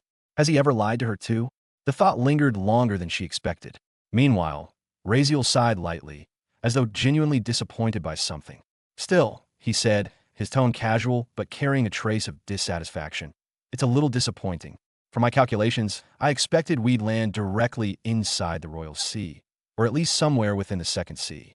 He shook his head, his dark eyes lowering slightly, voice dropping into a faint mutter that sounded far too real. What a disappointment. Disappointment, my ass. Neptunia cursed inwardly, her bright golden eyes twitching slightly. If only I'd thought of this, or had a way to cross the seas like that. How easy life would be. In this Emaker, her lips curved into a thin, incredulous line, crossed 4 entire seas like it's nothing. And now he's looking disappointed? What a DMN smartass. She forced a smile to keep her irritation hidden, but her expression betrayed the faint twitch at the corner of her mouth. He really has no idea how impressive that sounds to anyone else, she thought, rolling her eyes internally. Still, she didn't say anything about it. Instead, Neptunia tilted her head slightly, her voice taking on a smoother, more composed tone. That's really brilliant, I must say, she said almost sincerely this time. Even I've never thought of that. Then her gaze sharpened, her yellow eyes running from his feet to his face as if evaluating him. And for what you've said, it sounds like our destinations might just be the same. The Royal Ocean. Her lips curled into a faint smile, more teasing than friendly. So tell me, are you going there to watch the Royal Challenge? She leaned forward slightly, her tone turning almost playful. Or, are you planning to participate in it? The way she said participate carried a faint mocking edge, as if she found the very idea amusing. Her tone was light, but her eyes, the sharp glint in them, showed that she was judging him. Razeal's dark eyes narrowed slightly. Royal Challenge, he repeated in his mind. He had no knowledge of it, but the way she spoke, the weight she gave to the words, made it clear this was something significant. Something that drew people across seas to the Royal Ocean, maybe? So that's why she's going there, he thought, quietly connecting the dots. This challenge must be an event big enough to draw every ambitious soul in Atlantis, even making other peoples attracted to it. His mind immediately began to absorb every piece of information, storing it like a puzzle he could assemble later. No, I'm not, he said finally, voice calm but confident. I have another destination. He let a small, dismissive smirk curve his lips. I'm not interested in something that small. My goals are far bigger than that. The arrogance in his tone wasn't subtle. It was deliberate, a mask of pride meant to provoke curiosity, and perhaps challenge. Neptunia raised a brow at that, the teasing smile fading from her face. Oh, she said slowly, her tone rising with feigned amusement. Oh, far bigger, you say? Her voice shifted slightly, carrying a note of disbelief that didn't bother to hide itself. And what exactly would that be? The sharpness in her words wasn't just curiosity, it carried a hint of offense. Razeal caught it instantly. So this event really means something to her, he thought. Either it's sacred or personal. Whatever it was, it clearly wasn't something to mock lightly. Still, he didn't flinch. He met her eyes evenly, his voice level as he replied, Ocean Black. That's where I want to go. For a brief second, silence fell between them. Then Neptunia's expression changed completely. Ocean Black? She repeated, her tone both surprised and disbelieving. Her eyes widened slightly, her voice laced with confusion. But why would you? Know anyone want to go there? Her gaze swept over him once again, from head to toe, as though re-evaluating him entirely. Like seriously, why? She asked again, her tone bordering on incredulous. It wasn't just curiosity anymore. It was genuine concern mixed with judgment. But realizing how harsh she might have sounded, she quickly softened her tone, her posture straightening again. The faintly dismissive look faded from her face as she shifted to a more measured, businesslike tone. Well, even if I don't understand why, she said carefully, I wouldn't say our destinations are different. Maybe he's just crazy, she set her head. Of course. Razeal arched a brow slightly, silent, but interested, his expression telling her to continue. Neptunia folded her arms loosely across her chest and sighed. Because, whether you know it or not, she said, if you're aiming for the Ocean Black, then your path and mine are almost the same. Oh, Razeal's voice carried curiosity this time, faint but noticeable. His dark eyes glinted as he watched her, the subtle shift in his expression urging her to go on. Well, she began, the ocean black is something deeply hidden. The royal family. I mean, only the king of the ocean himself knows where it is no one else. She paused, her tone dropping lower, her words more deliberate now. And it's not just about secrecy. Even if someone did find its location, no one has ever been able to come back from it alive. It's constantly shifting, changing its position like it's alive, moving across the seas.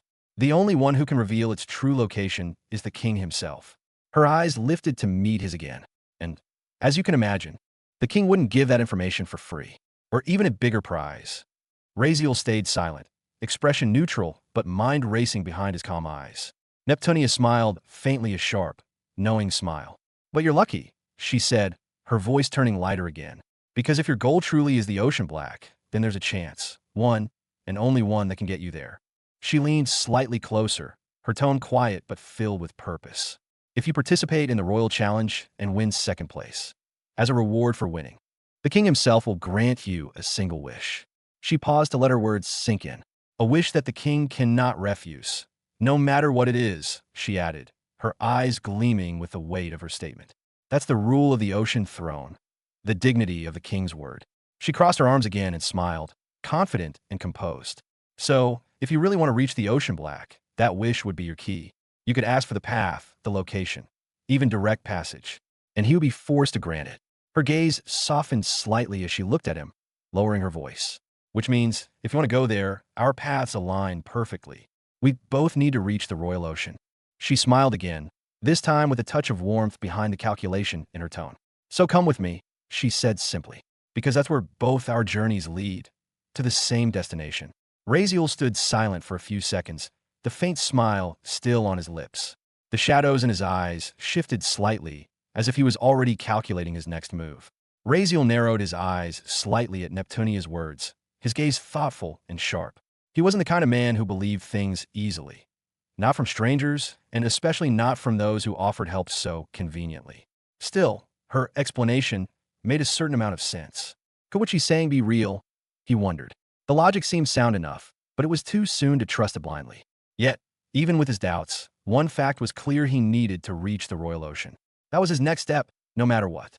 Whether Neptunia's words were true or not, he'd figure it out eventually. He exhaled slowly, lowering his gaze for a moment in thought. "That's fine," he said finally, voice even and calm. "It does seem that our destination is the same. The royal ocean." His dark eyes lifted again, expression unreadable. "As for the royal challenge, or whatever that is," he continued, his tone casual, "I'll consider it later. If there's another path to what I need, I'll find it myself. But for now," he leaned forward slightly, his tone growing heavier, "I need to know one thing." His gaze locked on hers. "What is it that you want from me? Or from us? You wouldn't help for nothing." Neptunia smirked faintly, folding her arms beneath her chest. "Well, that's a good point," she said smoothly. "I wouldn't believe a stranger either. But it's your choice whether you trust me or not." She paused for a moment, her voice turning a touch more serious. "As for what I want, isn't it obvious?" Razeal stayed silent, waiting for her to continue. "I want to reach the royal ocean too," she said plainly. "And as you probably know, it's not exactly easy to get there. We'll have to cross 3 more borders, 3 seas between here and the royal ocean. And each one is guarded by the resistance of the Sea Lords." Her tone lowered, more businesslike now. "Those lords don't let just anyone through. Only the strong, the worthy, as the rules of Atlantis say. Each border is crawling with their minions, guards, creatures of the sea, MD off course, those monsters from that circle. The further we go, the more dangerous it gets." Her golden eyes flickered with memory, or maybe exhaustion. "I managed to cross a few lower oceans on my own before, but from this point onward, it won't be easy.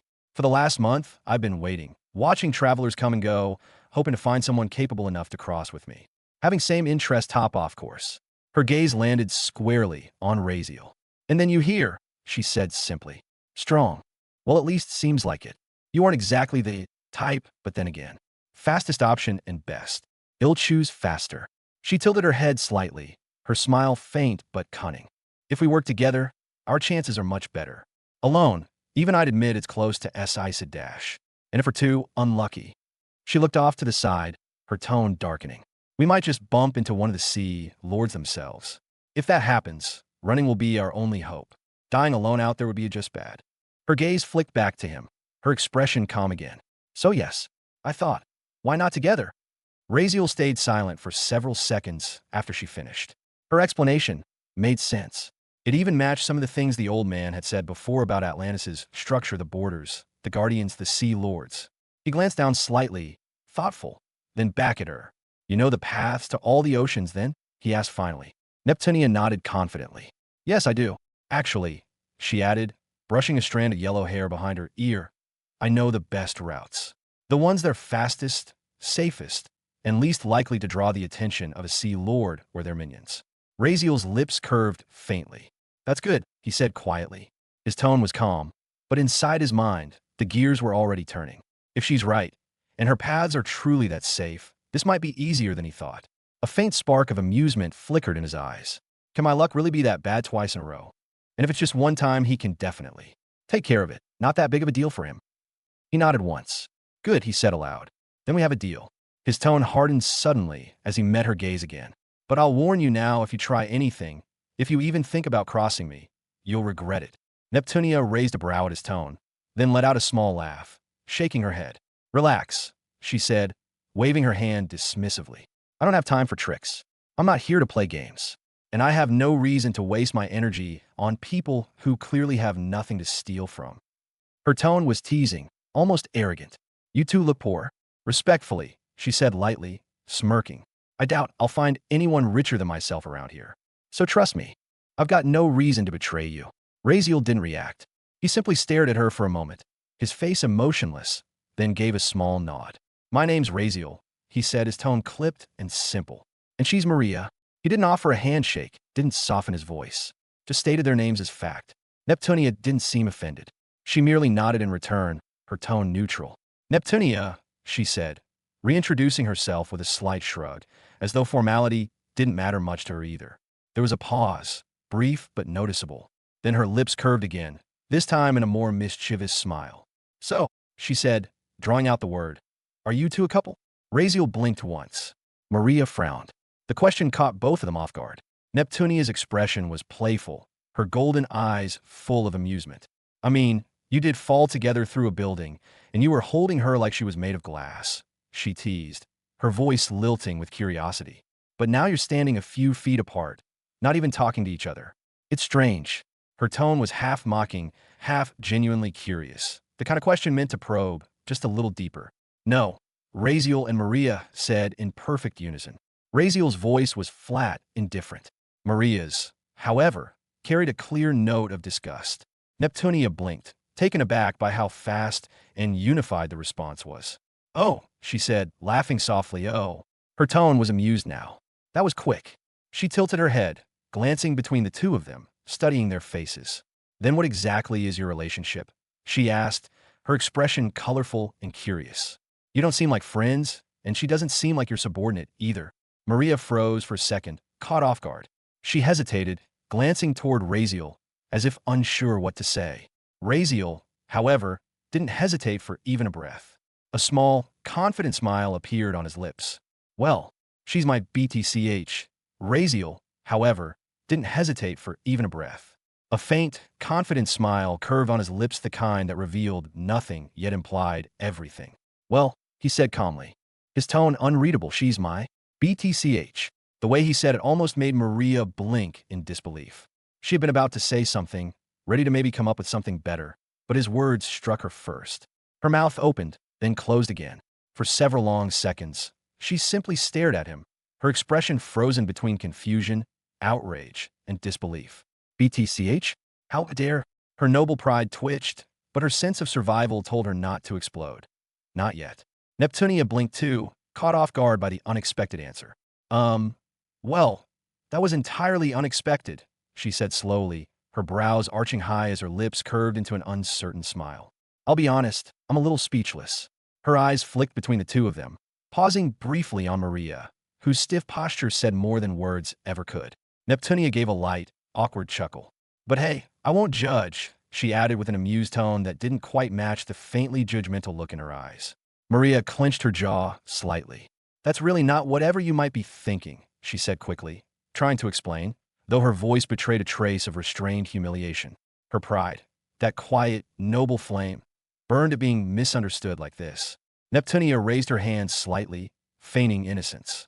I understand, she said, nodding exaggeratedly, her tone far too casual. Don't worry, I'm the same age as you two. I get everything. Her words carried a teasing weight that made Maria's left eye twitch. No, you... Maria stopped herself mid-sentence, taking a deep breath instead. She could already tell that arguing would only make things worse. She'd end up sounding defensive or desperate. So she exhaled and let it drop, deciding it was better to ignore both of them for the sake of her dignity. Razeal, on the other hand, didn't seem affected in the slightest. He just shrugged casually, like the conversation hadn't even mattered. To him, changing the topic entirely, his expression returned to its calm neutrality. Also, he said, his voice level again, I had other people with me. They were shot out of the reverse gate along with us. Neptunia blinked at that, her teasing expression replaced by mild surprise. Other people? She asked, frowning slightly. How many? 3 more, Razeal replied, his tone clipped. We were together when it happened, but the force of the reverse gate separated us. We were scattered in random directions, since we landed in the 3rd sea. He paused, glancing at her. Do you think they might have ended up here too? Neptunia thought about it for a few moments, her expression serious now. I wouldn't say that's likely, she admitted finally. The reverse gate is unpredictable, chaotic. Really, as I said before, I never even thought about this way. Or anything as far as I know. But as much as I know, the current is strong enough to throw people across multiple seas in a heartbeat if you were able to come here. That's the proof of it. She folded her arms, thinking aloud as she explained. There's a chance they could have been thrown anywhere, from the 7th sea to even the Royal Ocean itself. It depends on where the current chose to release them. Her tone turned more cautious as she looked at him again. But first tell me, are they strong like you? Razeal tilted his head slightly, considering the question. Neptunia continued, her voice quieter now. I'm asking because you two survived something that should have killed anyone else. That impact alone could have crushed you flat. And if someone was unlucky enough to get caught by a monster or sea creature mid-descent, she trailed off, her gaze softening slightly. Well, let's just say the chances of survival aren't great. She frowned again, rubbing her chin. Honestly, I wouldn't believe either of you made it if I hadn't seen you standing here myself, which I'm not even sure now. Razeal sighed softly, running a hand through his white hair. They'll survive, he said, almost to himself, though I'm not completely sure about one. He tilted his head, thinking aloud. I'd say 60, maybe 70% chance he made it. His tone was calm unervingly, but there was a quiet weight behind it that showed he cared more than he let on. Neptunia watched him for a moment, noting that faint flicker in his eyes. So, she asked, what are you planning to do? Her tone had changed, less teasing now, more serious. Are you going to wait for them to find you? Or are you going back to search for them? The question hung in the air. Before he could answer, she continued, her voice firm and businesslike. Because if that's the case, I'll be honest. I'm not going back with you, nor I be waiting. I don't have the time for that. She crossed her arms, her golden eyes steady on him. But if you decide to keep moving forward, toward the Royal Ocean, then I'll cooperate. If we happen to find them along the way, great. I'll help. But I'm not turning around. Her tone was practical, sharp, and straight to the point. Going back would be wasting time. And time isn't something I have much of right now. Razeal's eyes narrowed faintly at her words, his expression calm but unreadable. He wasn't angry. More like calculating, weighing her sincerity. Neptunia didn't flinch under his gaze. I'm being honest with you, she said firmly. I don't do pointless detours. The deeper we go, the stronger the currents get, and the more dangerous the creatures that swim in them. Turning back would just double the risk. She tilted her head slightly, her tone softening just a little. You'll have to decide now, she said. Are you going back for them? Or moving forward? Maria's gaze also turned toward Razeal, her expression sharp and searching. This was his decision now, his choice, and it would tell her everything she needed to know about him. Would he go back for the others, the people who had followed him, who had trusted him enough to come to Atlantis by his side? Would he take responsibility for them, as a leader should? Or would he just leave them behind without a second thought, abandoning them the moment they became inconvenient? Maria's eyes were heavy with judgment, her jaw tight as she waited. Let's see what kind of he really is. Not judging him from his past, but present now. Razeal stayed silent for a few long seconds, the tension around him growing thicker by the breath. He could feel both women's eyes on him, one calm and assessing, the other silently. He ran a hand through his pure white hair, his expression unreadable. His gaze flicked once toward the faint, shimmering horizon of the underwater city, the unknown depths stretching endlessly beyond it. A quiet exhale left his lips. Let's go to the Royal Ocean, he said finally, his tone calm but cold. That would be best for us right now. There was no hesitation in his voice, no emotion, no explanation. Just a statement, firm and absolute. For a moment, neither woman spoke. Okay then, Neptunia said after a pause, blinking in mild surprise. She had expected him to deliberate, to hesitate, at least a little, maybe even argue for a reason to go back. But instead, his answer came instantly, cold and clean, as though he had already made peace with abandoning the others. Her brows twitched slightly as she studied him. So he really doesn't care, she thought, her earlier impression of him sinking a little. Cold type, dangerous and heatless. Still, she didn't say anything aloud. If anything, his decision worked perfectly for her. The fewer attachments he had, the easier it would be to move forward without distractions. From the side, Maria's quiet voice broke the silence. I see, she said softly, her tone mixed, disappointment laced with resignation. She didn't look at him directly. Instead, she stared ahead at the glowing coral walls, her hands tightening slightly at her sides. In her heart, she had already known what kind of person Razeal was. Selfish, distant, bad, and rapist off course. But still, a small part of her had hoped that maybe, just maybe, he had change coming up from her past, as he would surprise her. That he'd at least show a hint of responsibility. That he'd care. But no. She sighed quietly, shaking her head. I should have expected this. The disappointment in her was bitter. 4 days now. She had seen glimpses of something human in him in the way he trained Levi, in the quiet moments he'd sometimes share with the others. She had thought there was a trace of care, maybe even loyalty buried deep beneath that icy exterior. But now he just looked like what she'd always assumed he was. A cold, heartless man driven by nothing but his own goals. He's the kind of person who would throw anyone away the moment they stop being useful, she thought bitterly. If I ever get in his way, he'll do the same to me, right? Her lips twitched as she looked down, silently cursing him in her head. Cold-hearted bastard. Sighing, Neptunia noticed the shift in Maria's expression and raised a brow slightly. She didn't comment, but she could tell what the girl was thinking. Her eyes lingered on Razeal, assessing the space between the two. They're not companions, just two people walking the same path. She's in this for her own reasons or interest too, maybe, Neptunia realized. But before the thought could sink further, Razeal's calm voice cut through the silence. So, he said, turning toward Neptunia, when do we leave for the Royal Ocean? Neptunia blinked, slightly caught off guard by his straightforwardness. You can leave whenever you're ready. Maybe after taking rest, she replied. We're standing right at the border of the Third Sea. To our right lies the crossing. Once we pass it, we'll reach the Second Sea. And beyond that, she smiled faintly, the Royal Ocean. Razeal nodded once, his expression calm as ever. Good. There's no need for rest, he said. Let's continue now. The faster we move, the better. Neptunia stared at him for a moment before shaking her head. You really don't know what you're rushing into, do you? She said, her tone half warning, half exasperated. Razeal tilted his head slightly, but didn't respond. Neptunia shook her head. You two just fell from the reverse gate, she said. You must be exhausted, even if you're pretending otherwise. You should rest, eat something. Once we leave this place, we won't get another chance. Razeal stayed silent, but she continued anyway, her tone growing more serious. Don't underestimate the dangers ahead. You think what I said before was an exaggeration? She asked, crossing her arms. It wasn't. You might have faced monsters in your sea before. Maybe even 3 or 4th rank ones, but the ones guarding these borders are on another level entirely. Maria's head turned slightly, listening quietly now. Neptunia took a step closer, her expression firm. Beyond this point, there's no protection from the Royal Ocean Army. No interference from any Sea Lord's dominion. The creatures that roam between seas are ancient, powerful, territorial. Some of them rank among the 6th and even 7th tiers if we are unlucky that JS. Her yellow eyes flickered faintly. And that's not counting the countless smaller beasts, minions, and predators that swarm in millions. It's not just a journey alone, it's survival. Her tone softened slightly as she looked at him. We might not even get the chance to rest again until we reach the next border. That could take days, maybe weeks. She crossed her arms again, her voice low.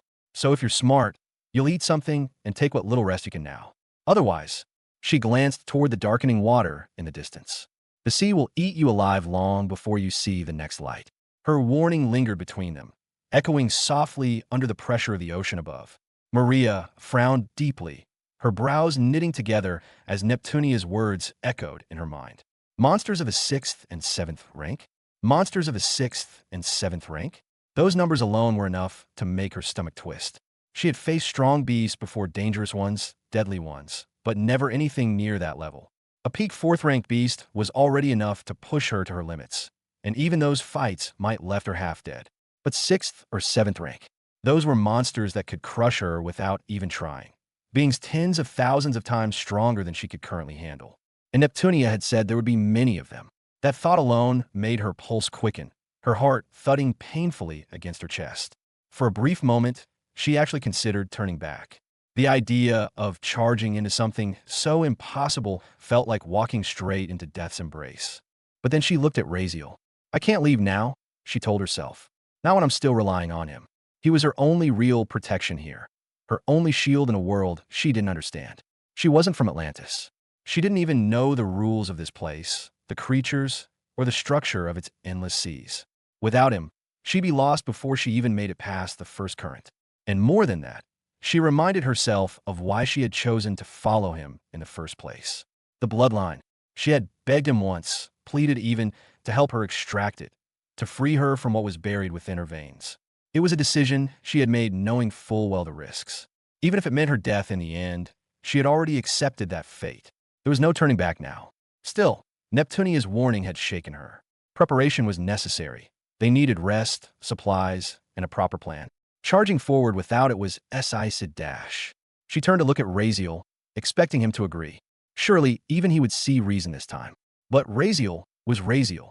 He simply stood there, his expression unreadable, and then, with that same detached calm, he shook his head. There's no need, he said flatly. Don't worry. He turned slightly, the dark glint in his eyes reflecting the faint blue light around them. The faster we move, the better. You can tell me the details along the way. I'll form a plan while we're traveling. He paused, glancing briefly at the two women. And don't worry about protection. I won't let either of you get harmed while you're with me. His tone was calm, confident, almost reassuring, but there was an edge of cold practicality in his words. I need you both for now, he finished quietly. So don't be afraid. Let's go. Maria's eyes widened slightly, disbelief flashing across her face. No, she said sharply, stepping forward before she could stop herself.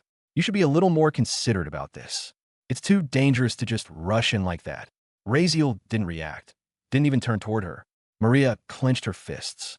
We lose nothing by slowing down a little. Why take unnecessary risks? She pressed, frustration leaking into her tone. Her voice trembled slightly, not from fear of him, but from the sheer tension in her chest. You're being reckless again, she said quietly, her voice hardening. You've already proven you don't care what happens to others. Don't make me pay for it too. The words slipped out before she could stop them, her tone sharper than she intended. Neptunia's eyes flicked between the two, her brow creasing. The tension between them was thick, like an invisible storm building under the calm surface of the sea. Then Razeal finally moved. He turned his head toward Maria, his gaze sharp and cold enough to still her instantly. His voice was low but carried weight, calm, commanding, final. I said we're leaving now, he said. If you don't want to come, then stay. Maria froze. His tone wasn't loud or cruel, but it hit harder than any shout could have. His eyes were dark, his expression as emotionless as stone, as if he truly didn't care whether she followed or not. Her throat tightened. For a moment, she wanted to scream at him, to yell, to hit him, to make him feel something. But instead, she bit her lip so hard she almost drew blood. Fine, she said finally, the word heavy with restrained anger. Fine, eat it. Her voice cracked slightly, but she turned her head away quickly, hiding the frustration in her eyes. She don't have a choice anyway, she thought bitterly. Not yet. Neptunia exhaled slowly, watching the scene with a faint frown. For a brief moment, she seriously considered backing out of this entire arrangement. The atmosphere between these two was toxic, sharp, and unpredictable. This didn't feel like a team. It felt like walking on a knife's edge, one wrong step away from being cut apart. This is dangerous, she thought. Not just because of the monsters ahead, but because of him. She studied Razeal for a moment longer, the calm arrogance in his face, the unshakable certainty in his tone. Then she looked at Maria, silent and tense beside him. They don't trust each other. Not even a little, she realized. But even with all her concerns, Neptunia couldn't afford to back out. Not now. Time was slipping away, and she'd been waiting too long already. If she didn't move soon, others would reach the royal ocean ahead of her, and she couldn't allow that. Going alone would be a dash, but going with them at least gave her a chance. If things go bad, she thought quietly, I can always cut them loose and go alone. Finally, she sighed and shook her head. All right, she said after a pause, her voice calm again. Let's go then. Her tone wasn't enthusiastic, but it was decisive. Follow me, she said, glancing once at Razeal before turning away. I'll lead the way.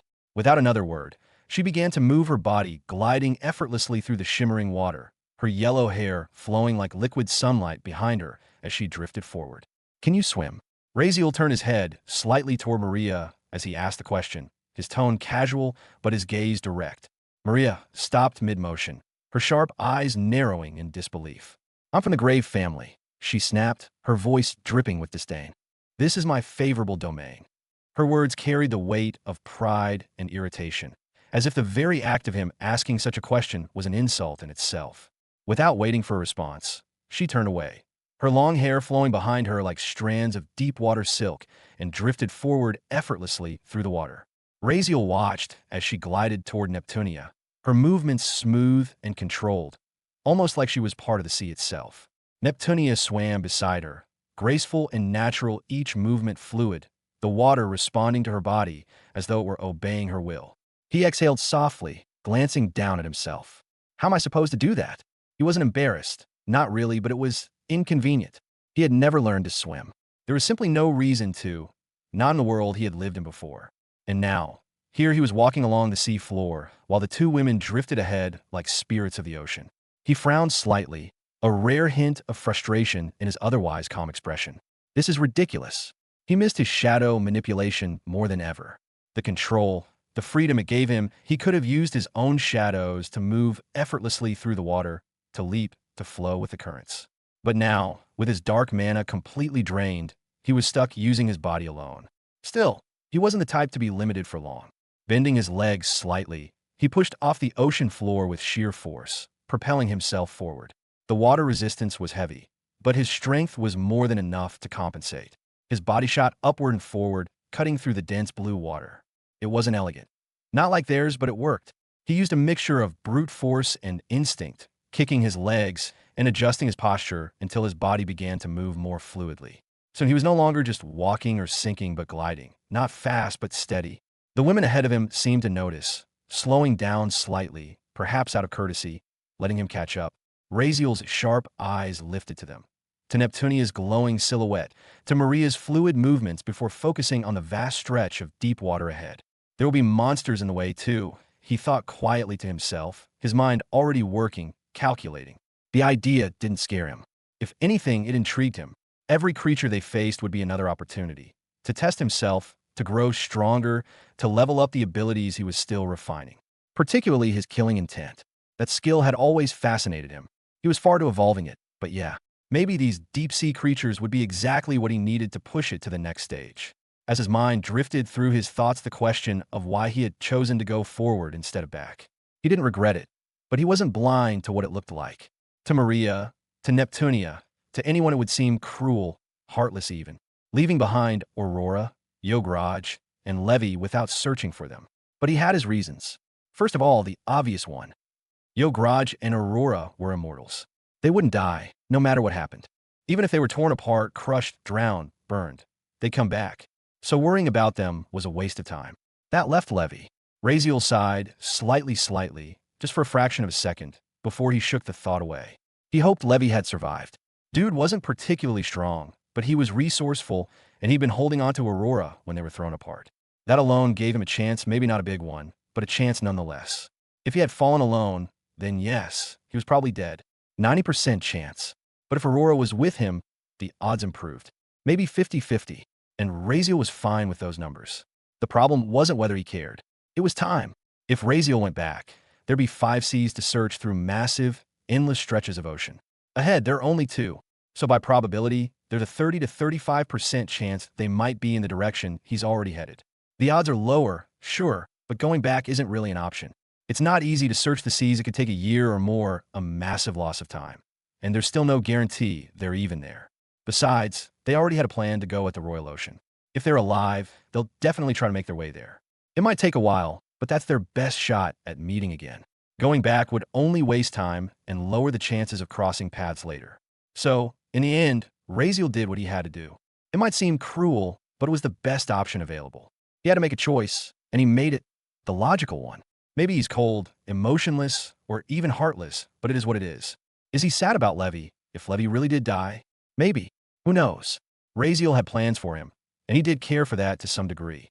His ego stings. Of course, he wasn't able to protect everyone. But he's never been the type to let feelings break him. And it's not like he betrayed anyone.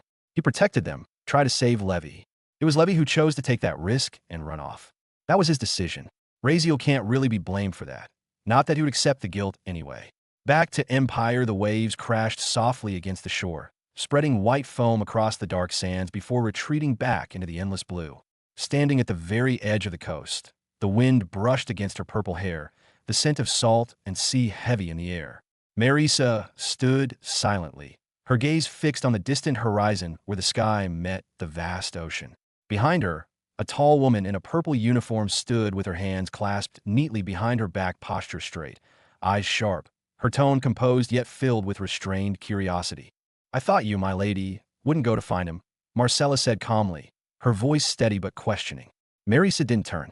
Her expression was still, her eyes lost somewhere far beyond the visible waves. "Why would I not?" she said softly. "He is my son." The answer was quiet, but it carried a weight Marcella could feel even without seeing her face. Marcella's lips curved, faintly, not quite a smile, but something close. She tilted her head slightly, studying the matriarch's back, as if reading a story written in her stillness. "So why wait this long?" she asked gently. "I must admit, I was surprised when you rejected to go before. You even stopped Lady Nova from going to find him. But," Marcella's eyes softened, "it seems I wasn't wrong after all. I thought perhaps you wouldn't be able to bear it. That, eventually, you'd go after him yourself." Marisa sighed, the sound soft but heavy, the kind of sigh that came from deep exhaustion rather than mere sadness. She shook her head slowly, her eyes still fixed on the water. "He must have reached Atlantis by now," she murmured. Marcella's brows lifted slightly. "So you waited for him to reach there?" she asked, a knowing smile flickering on her face, understanding dawning behind her gaze. Marisa didn't immediately respond. The wind caught her robes, brushing them gently around her as she finally spoke again, her tone low and thoughtful. "I don't know, maybe it isn't such a bad idea for him to go there," she said softly. "Perhaps he just wanted to escape this place, this empire or land where he's hated by everyone, where his name brings only whispers and disgust. Maybe Atlantis is the one place where no one knows him, where he could start again." Her voice wavered slightly at the end, a mixture of resignation and regret lacing her tone. "Honestly," she continued, "I don't even know what I feel about it. But if it's his choice, I shouldn't stop him. He deserves to live his life too. Nova and I, yes, we're selfish. We wanted him close, to fix what we broke, to heal the wounds we caused with our mistakes." Her eyes lifted toward the sky, vast and clear, reflecting the same deep blue as the ocean below. "But maybe it's too late to do that now." Marcella stayed quiet, listening. "I understand that," Marisa finally said. "He was young. Mistakes, they happen. And yes, what he did was wrong. But," she hesitated, her tone softening, "maybe the punishment I gave him was too harsh. Maybe if I'd been gentler, things wouldn't have turned out like this." She gave a tired, faint smile at that, though it didn't reach her eyes. "Perhaps," she whispered, "perhaps I should have been gentler. Maybe I could have changed all this, stopped this from ever happening. But it's done now. The situation can't be changed." Her hands, clasped before her, trembled ever so slightly before she steadied them again. "I can't force him anymore. If he's chosen to go, to settle in Atlantis, far away from everyone and everything, then I'll let him. If that's what brings him peace, then maybe it's what he needs." She paused, looking out toward the sea again, her eyes narrowing faintly. "Perhaps, in that place, where there aren't enemies in every shadow, he might finally find comfort. Something he could never had here." Marcella shifted slightly, her boots crunching lightly on the sand. Her expression was firm, though her voice carried quiet concern. "But there will be racism, my lady," she said softly. "Atlantis might look like a paradise, but the Atlanteans, they can sense humans easily. Even if they resemble us, they can tell the difference, and they will treat him differently." She hesitated before continuing, her tone growing heavier. "Even if he finds a way to blend in, to breathe underwater, to adapt, he'll still be alone. That kind of loneliness can destroy a person." Her words lingered in the air, truthful and bitter. That is why, Marisa said after a long pause, I'll be going to him now. Marcella's head lifted slightly in surprise. Marisa continued, her tone calm but resolute. I'll look over him, from afar quietly. I won't interfere with his life unless I must. But if I see that he's living, truly living, if his life becomes something beautiful again, then I'll step away. I'll let him have that peace. I won't drag him back into this world. A faint, weary smile curved on her lips. If he can be happy, I'll accept it. That will be enough for me. Her voice lowered, becoming almost a whisper. And if not, then perhaps watching from afar will be my punishment. For our cruelty, for my mistakes, for being too blind and too harsh. Finally, she turned her head, looking back at Marcella. The wind caught her hair, sweeping it softly around her pale, regal face. Marcella didn't speak for a long moment. The silence stretched between them, filled only by the low roar of the waves and the cry of distant gulls. But then, quietly, she broke it. My lady, she said softly, would that truly be what you want? Her gaze hardened slightly, as if reminding her of something Marisa had chosen to forget. And wouldn't that be risky? Marisa's expression didn't change, but her eyes flickered faintly. Marcella continued, her voice quieter now. He wrote in his letter that if he ever saw anyone from our family again, anyone especially you, or Nova, she paused, her tone dropping to an almost whisper. He said we'd be enemies. That if you tried to go after him, he would kill you. No matter what. Her voice trembled slightly at the last words, and that only one would walk away alive. Hear us. At this, Marisa hands clenched tightly at her sides. Her knuckles turned pale against her fair skin, the faint tremor betraying the frustration beneath her composed appearance. That's the problem, she muttered under her breath, her tone heavy with emotion. I don't want him to see me, or Nova, or even you as enemies. She exhaled sharply, dragging a hand through her long, dark purple hair in agitation. The loose strands shimmered faintly in the sunlight as her fingers raked through them. He already hates us enough, and now words like that threatening to kill his own family if we approach him. She paused, pressing her palm against her forehead as if trying to massage away the ache that wasn't just physical. I don't really know how to handle that. Her voice wavered for a moment. If anyone could have seen her right now, they would have been shaken to their core. This was Marisa, the woman known as the second strongest being in the world, the matriarch whose presence could silence entire nations. Yet here she stood, shoulders trembling, brows drawn tight, her composure crumbling as emotion cracked through her like light through stained glass. A woman of power looked powerless. Marcella watched silently from beside her. Her own eyes softened with sorrow. She had never seen her lady like this before, not even once. The sight of Marisa's despair made something inside her twist painfully. For so long, she had followed this woman who could command armies with a single look. And now, that same woman looked utterly lost before the heart of her own son. The silence stretched between them, filled only by the sound of distant waves. Finally, Marcella sighed quietly and lifted her head. Her back straightened, posture formal again, but her eyes carried quiet resolve as she spoke, words she had been suppressing for far too long. My lady, she began carefully. Why don't we erase the lock? Or perhaps temporarily bind his memories? Just for a short time? Marisa's gaze turned toward her, faintly narrowing, but Marcella pressed on before hesitation could stop her. We could rewrite certain fragments, she explained gently, or rearrange his emotions not to harm him, just to ease the hatred, to make him see reason, even for a little while. We could do it flawlessly. You could do it flawlessly. No one else in the Empire could, but we definitely can. There'd be no side effects, no scars on his mind, not even the faintest ripple in his essence. She spoke earnestly, almost pleading now. I know this might sound extreme, and I apologize for saying it, she added, lowering her gaze briefly. It would be breaking the sacred rules of our family. But, my lady, I can't stand to see you like this. I'd rather bear that sin myself if it means seeing you at peace again. Her voice strengthened as she continued, determination cutting through her tone. If punishment is to come, let it come to me. I will take full responsibility, every bit of it. But sometimes, rules must be broken when they stand between us and what truly matters. Even if it costs the family a little dignity, I'd rather bear that than watch you drown in this sorrow. Marcella paused for a moment, then went on softly, her tone warmer now, that of someone speaking from both loyalty and compassion. I know it's difficult. As a mother, I understand why the thought of tampering with his memories would tear at you too. But he's hurting himself too, my lady. You see that, don't you? Maybe if we cheat him a little, Just this once it could bring him peace. He'd forget the pain, even if only for a while, and maybe, just maybe, he'd start to heal. She took a breath, her expression hopeful yet cautious. It doesn't even have to be forever, she said gently. We could do it temporarily, a small window of time.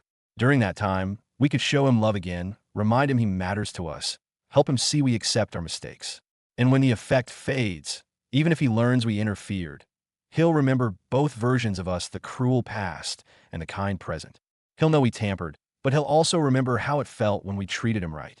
Her gaze softened, almost pleading now. Maybe he'll resent us at first. Maybe he'll be angry, but he's intelligent. He'll understand, eventually, that we did it not to hurt him, but because we love him, because we couldn't bear to lose him.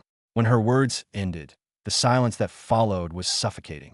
Marcella straightened her posture, her back stiff, eyes locked respectfully on Marisa.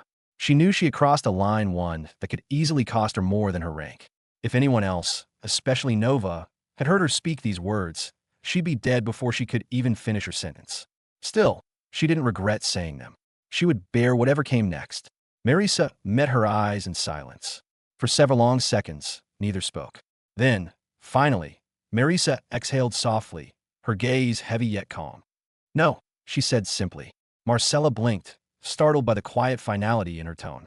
Marisa continued slowly, her voice steady but touched with sadness. We won't do that.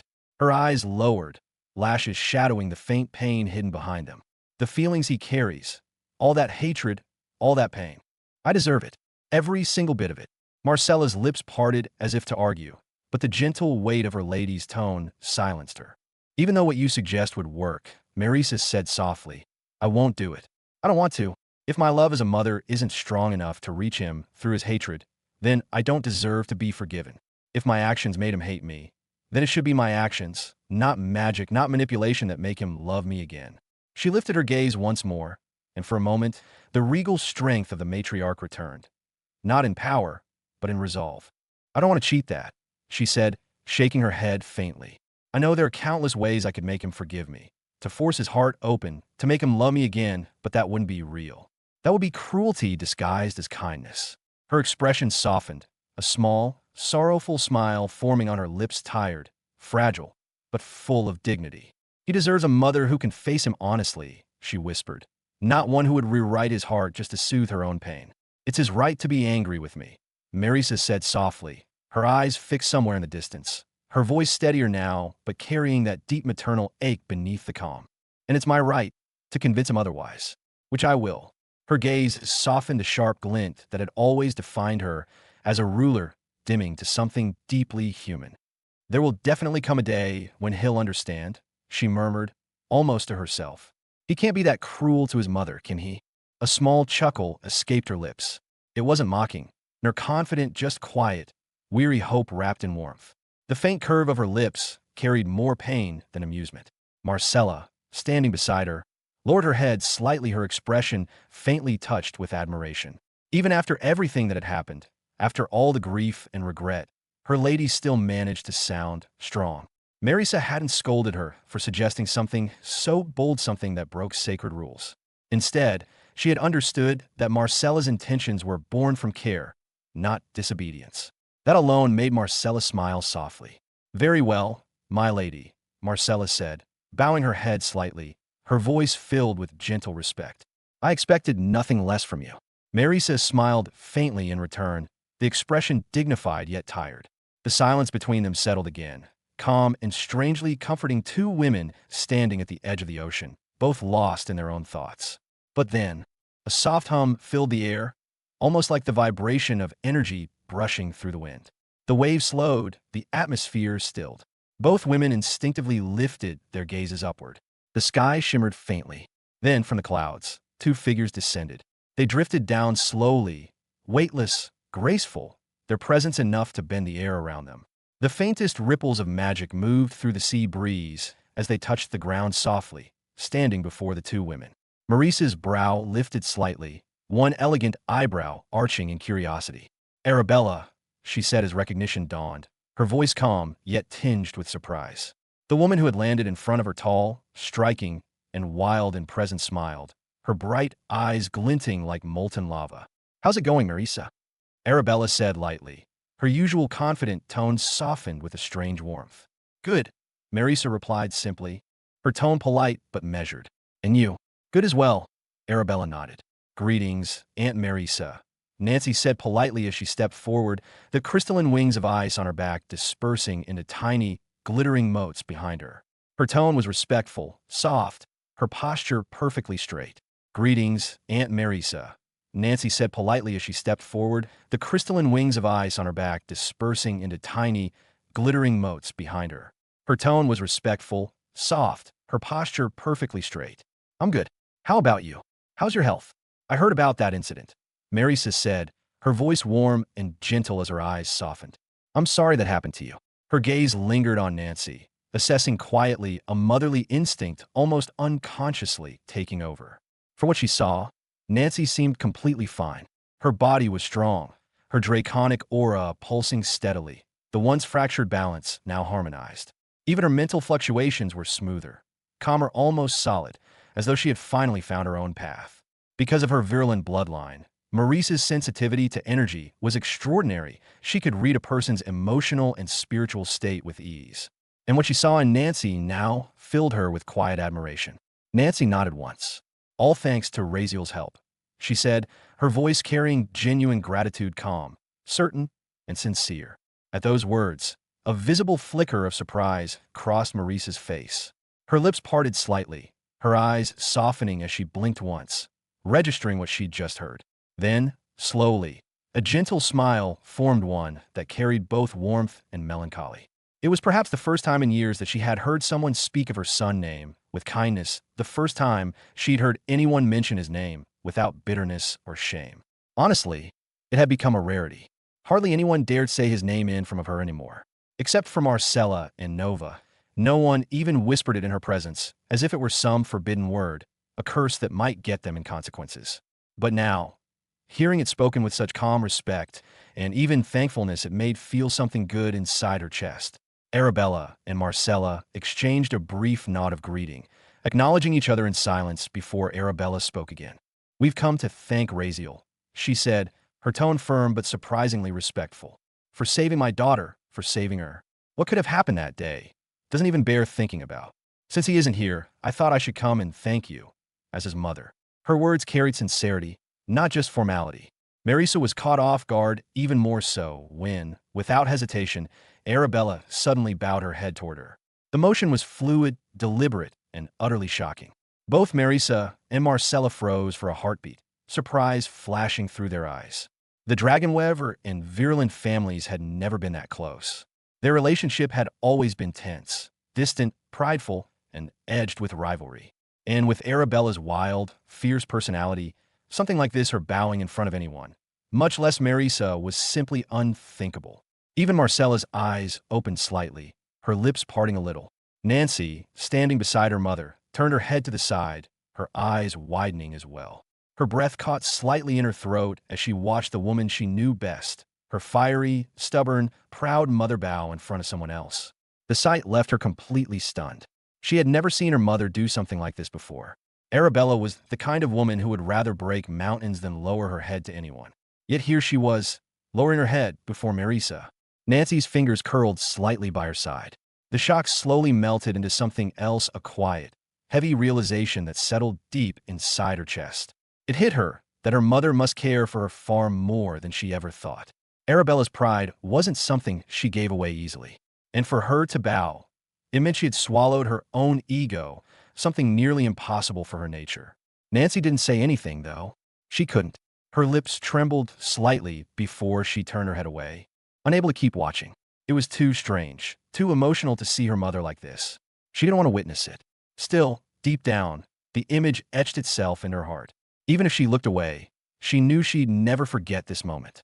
Arabella stayed bowed for several seconds longer, long enough that even the sound of waves seemed to fade around them. Then, finally, she straightened her posture again, her sharp eyes steady and composed once more. The air between all of them was still heavy with unspoken emotion, surprise, gratitude, confusion, pride, all tangled together in silence. No, you don't need to do this, Arabella. Marisa's voice softened as she stepped closer, her expression both gentle and firm. We might not have a good relationship, but your daughter is just like mine, like anyone's daughter. No one would ever wish for something like that to happen to another mother's child. I'm sure if it were you, and you saw my daughter in danger, you would have stepped up to save her as well." She sighed quietly, shaking her head. There's no need for these unnecessary gestures. Even Marisa, who was usually calm and composed, looked slightly uneasy seeing Arabella bow. She stepped forward, lifting both hands to rest them gently on Arabella's shoulders, her touch light but steady. "Please," she said softly, "raise your head." Her tone carried warmth, a sincerity that came from deep within her heart. Arabella slowly straightened, the edges of her golden hair catching the light. Despite Marisa's words, she still held a soft smile on her face, calm but unyielding. "Yes, I would, of course," Arabella said with quiet conviction. "And this favor of his, I would never forget it." Her tone was steady, a rare blend of pride and humility that few had ever seen in her. "There's no need for that," Marisa replied, shaking her head slightly, though the faintest hint of pride lingered in her eyes. "And well, I think those thanks should go directly to him. He deserves it more than anyone. I've done nothing in this. If anything, I wonder if he might even mind it, hearing that the thanks meant for him were given to me." Her lips curved into a faint smile, though her eyes dimmed with bittersweet emotion. "He seems to hate me for being his mother." Marisa let out a breath, her tone turning distant for a moment as she gently patted Arabella's shoulder before lowering her hand. "As of now, he's not even part of the family," she said quietly. "I had kicked him out that time." Her voice wavered ever so slightly. She hadn't meant to say that it wasn't the right moment for such words, but they came out anyway, unfiltered and honest. Maybe, in some way, she wanted to remind both herself and Arabella that she wasn't trying to take credit for her son's good deed. Maybe she wanted to accept the truth as it was, that he had grown beyond her, apart from her, even if the thought stung. Still, despite the painful confession, there was a faint, unshakable pride in her eyes, a glimmer that hadn't been there in a long time. Hearing that her son had done something good, something selfless, brought warmth to her heart. For so long she had feared the darkness in him, the path he'd chosen before, but now, hearing how he had saved someone, that light flickered once again inside her. Perhaps, after all, her son was changing. Perhaps the man she believed he could become was finally taking shape. Arabella seemed to understand the weight behind her words. Her expression softened as she said, "Don't worry. The favor will be directed toward him." She smiled faintly, a knowing look in her golden eyes. "I told you because I know you'll be going to meet him soon.